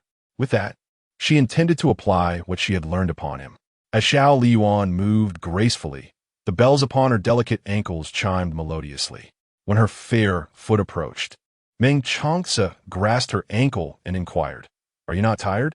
Awake once more, Xiao Liying propped herself up, gazing at the man beside her with a radiant smile. Her fingers gently caressed his face, trailing downwards, her nails lightly grazing the prominent Adam's apple and collarbone. "My injuries have nearly healed," she hinted, the implication unmistakable. She had not forgotten Meng Changce's words. As long as she was wounded, they could do as they pleased. Though her earlier mishap had left her bloodied and battered, the injuries were, in truth, not severe.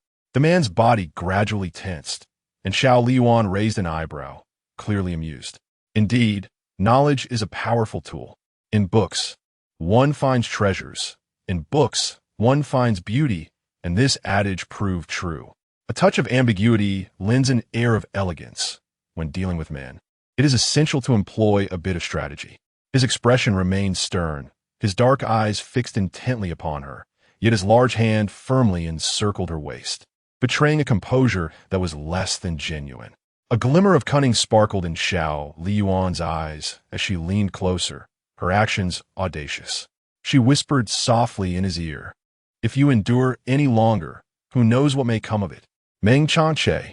Indeed, Xiao Liying harbored a tinge of vengefulness, for he had previously left her in a state of indecision, abruptly withdrawing. Since he was so capable of enduring, she thought it only fitting to bear the burden. When she ceased to flirt with him midway, she instead voiced her grievances. "Humph." Xiao Liying shot him a glare, then gracefully stepped over him, her bare feet meeting the floor as she prepared to leave. In the next moment, she was seized and pulled back onto the bed. The thin fabric of her attire scarcely concealed anything. "Is this how your highness intends to venture out?" Xiao Liying had no genuine intention of departing. Her gaze lowered in silence. "Where do you think you're going?" Her chin was lifted, and her neck held firmly yet not uncomfortably. Xiao Liying's eyes sparkled with mischief as she provocatively challenged him. Of course, the price of such provocation was steep. Chapter 89. She is the one being squeezed dry. "I am thirsty. I wish to drink water," commanded Xiao Liying, playfully directing Meng Changce. who was permitted a touch of indulgence at that moment. Meng Changce approached the table to pour her a glass of water, returning to present it to her. Xiao Liying sat there, drinking from the cup held by Meng Changce. Once she finished, she requested, "More, please." Meng Changce, not wishing to quibble over such trivial matters, obliged her as she continued to drink several more cups, alleviating her parched throat. In the sweltering summer heat, the discomfort of perspiration clung to her skin.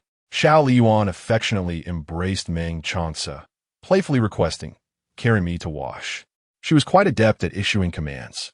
A man who had been well sated often proved more agreeable than usual, and he carried Xiao Liying to the bathing chamber located in the western rear of the premises, a spacious area designated for the master's bathing. It featured a large pool accommodating 4 to 5 individuals, alongside a soft couch for rest and dressing. Beside the couch stood a screen intricately embroidered with landscapes, exuding elegance and care, while the opposite side housed a bathing tub and various necessities. Exhausted, Xiao Liying leaned against the edge of the wooden tub, her head nodding in a drowsy stupor, attended by Vixen and another maid on night watch. Before the maids entered, Meng Changce had already departed after ensuring everything was clean. Vixen, glancing at the marks on Xiao Liying's body, felt a twinge of embarrassment. The prince had been correct, while the lord appeared aloof. He was undeniably fond of the princess. Who would dare claim otherwise now? Vixen felt a surge of happiness for Xiao Liying. It seemed the princess had endured much hardship, and given time, she might soon bear a child. The thought painted a beautiful picture in her mind, causing her to smile involuntarily. Xiao Liying, curious, inquired, "Vixen, what are you thinking about?" Vixen chuckled, "Your Highness, given how dearly the prince cherishes you, a little master should arrive soon." A little master? Xiao Liying momentarily dismissed the notion. He had always kept his affairs separate. Would he truly open his heart to her if a child were to come? Reflecting on this, she felt it unlikely. If it were as simple as believing that a child would earn a mother's greater affection from the father, why then were there so many women left desolate? Any man could father a child, but only the offspring of the beloved would receive his unreserved love. She wished for her child to be cherished by their father. It was a stark contrast to the relationship between Xiao Liying and herself, and Xiao Liying remained acutely aware. After her refreshing bath, Xiao Liying's legs trembled as Vixen helped her back to her chamber before retreating. Meng Changce was awake, engrossed in a book on women's virtues. Xiao Liying's eyes widened, her fatigue dissipating instantly, and a surge of energy returned as she rushed over to snatch the book from his hands, concealing it behind her. "Husband, how much have you read?" The earlier content had been rather proper. Surely he had not gone through it too swiftly. "Not much," he replied. Meng Changce's reading speed was remarkable, as he skimmed through the lines effortlessly. Had Xiao Liying arrived a moment later, he might have finished the entire book. Relieved, Xiao Liying said, "That is good." Meng Changce remarked, "It is merely a book on women's virtues. Why are you so anxious, Your Highness?" Xiao Liying blinked and offered an excuse. "I am not anxious. It's just that this book is intended for women, and if a man discovers me reading it, I would certainly feel uneasy." Thankfully, he remains oblivious. Meng Changce reclined. "Make yourself comfortable." Xiao Liying placed the book at a distance, crawled to the inner side of the bed beside him, and turned to look at him. Meng Changce tilted his head. "What is it?"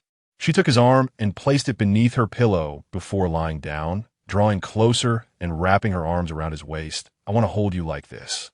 After several nights sharing the same bed, Meng Changce had become somewhat ensnared by her affections, and he acquiesced, embracing her as she insisted, under the guise of enhancing their marital bond, or citing her fears of nightmares, claiming it provided her a sense of security. The following day, when Xiao Liying awoke, the man beside her had already departed. Bai Chun and Bai Tao attended to her, and as she sat before the bronze mirror, she noticed the pink marks on her neck, which had not faded overnight, but had grown more pronounced. After applying powder, she managed to conceal them somewhat. "Your Highness, there is a matter that Su Yu wishes to report. He has been waiting outside for a while," Bai Chun informed. Xiao Liying rose. "Let him in." As Su Yu entered the hall, he beheld the striking beauty of the woman seated in the main position, exuding grace and elegance. "Your Highness, the Lin family has left the capital today. The third princess has arranged for the officials and will not make things difficult for them. In her eyes, the Lin family was already as good as dead. She did not wish to waste energy on such matters. Once they reach the next relay station, we can act. Having attended to these affairs, Xiao Liying proceeded to the palace, where concubine Lin resided in Fengyi Palace, ever scheming to harm her mother in secret. She felt uneasy and deemed it necessary to investigate personally. The palace rumors had been silenced by the severe measures of Emperor Xiao Ming, and no one dared to speak of it. A smile crept upon Xiao Liying's lips as she pondered how Xiao Liying would react upon learning that unfavorable rumors about her circulated beyond the palace walls. It would undoubtedly be amusing. With a smile, Xiao Liying arrived at Fengyi Palace, where a throng of palace maids surrounded concubine Lin. In stark contrast, only 2 or 3 maids attended to her mother, leading one to mistakenly believe that concubine Lin held the status of empress, while her mother was merely a neglected concubine. Yet, she maintained her facade. I have heard that concubine Lin requires bed rest. Why have you disregarded the physician's advice? If anything were to happen, concubine Lin would bear the consequences. Concubine Lin needed to better manage her servants, who neglected the safety of their mistress. Such negligence was inexcusable. If anything were to happen to concubine Lin, could you bear the responsibility? Successfully deflecting the blame for her mother's oversight onto concubine Lin's lack of prudence. The palace maids quickly knelt. Your Highness, please forgive us. Xiao Liying's expression turned cold, seized this group of servants, and administered 20 severe lashes. Under the pretense of acting in her best interest, she refrained from showing outward anger. Concubine Lin, naturally unwilling to witness her own attendants being chastised by Xiao Liying, interjected. Your Highness, it was my own choice to rise. It has nothing to do with them. For the sake of the child within her womb, the Empress must not act with capriciousness. Xiao Liying cast a glance at the palace maids kneeling on the ground. Why have you not taken the Empress to rest? This time, I shall spare you. Should there be a next time, my father will not be so lenient, and it is you who will ultimately face punishment, even to the point of losing your lives. Upon hearing this, the palace maids, who had just begun to relax, felt their hearts leap to their throats. They hurriedly assisted the consort Lin to the side chamber to rest, while also etching Xiao Liying's words into their minds.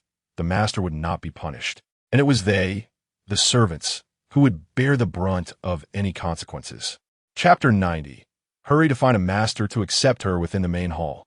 Xiao Liying sat down, entwining her fingers with Empress Chen's.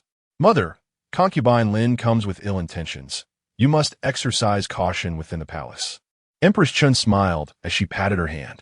Do not worry about me, dear. I'm well aware of concubine Lin's schemes against her. Empress Chen remained vigilant, ensuring that everything related to concubine Lin underwent meticulous scrutiny, leaving no room for error. She even declined concubine Lin's formal greetings.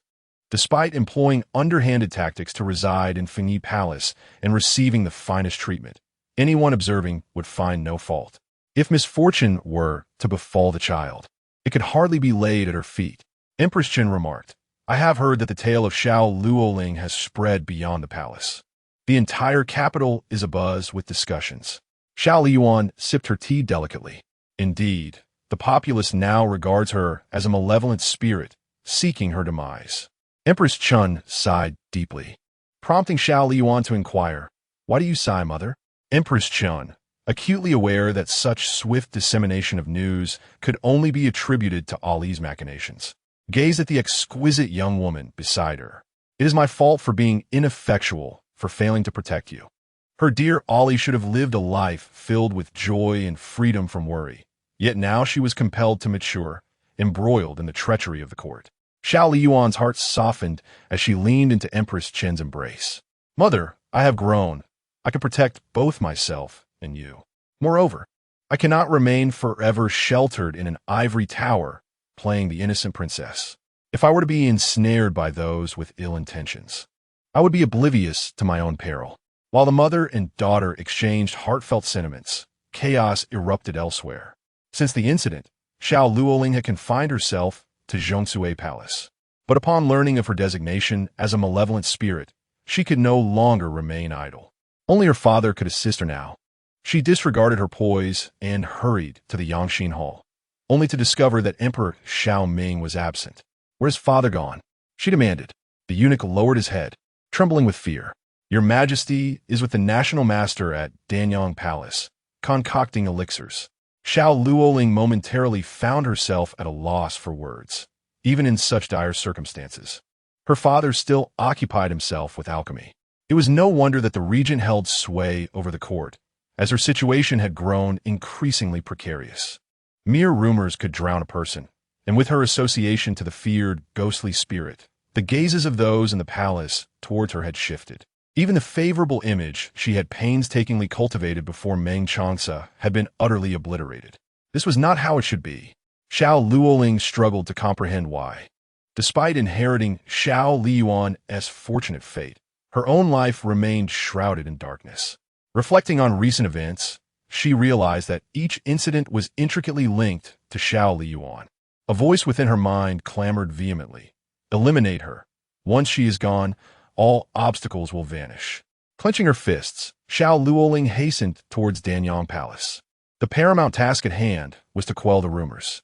Just as the tales foretold, she had not only been reborn, but also possessed the fabled Book of Fate, capable of altering the destinies of others. This was sufficient proof of her status as a favored child of destiny, and anything detrimental to her should rightfully cease to exist. Upon encountering Emperor Xiao Ming, tears welled in Xiao Liying's eyes. "I beseech you, father, grant Liying the authority to act." The Emperor Xiao Ming, unable to bear her tears, was filled with anguish. "Liying, who has wronged you? Tell father, and I shall sever his head," he declared. Xiao Liying, feeling aggrieved, replied, "It has spread throughout the palace. Everyone claims I am a malevolent spirit calling for my execution. Father, you know I'm not a monster." Xiao Ming's heart began to surmise the culprit behind these rumors. "This matter shall be decided by father." Fury coursed through Xiao Ming as he strode towards Fengyi Palace. Yet he halted at the entrance, aware that now was not the time for retribution. His sudden affection for Liying had already incited suspicion. Should he punish the empress now, it would only serve to solidify the gossip. Presently, Xiao Liying was the treasured jewel in Xiao Ming's palm, and he would naturally exercise caution in his decisions. As he turned to leave, he was called to a halt by Xiao Liying. "Father, why do you not enter?" she inquired. Xiao Ming regarded her with disdain, his expression icy. "Does the emperor owe you an explanation for his actions?" Xiao Liying replied, "I would not dare." He admonished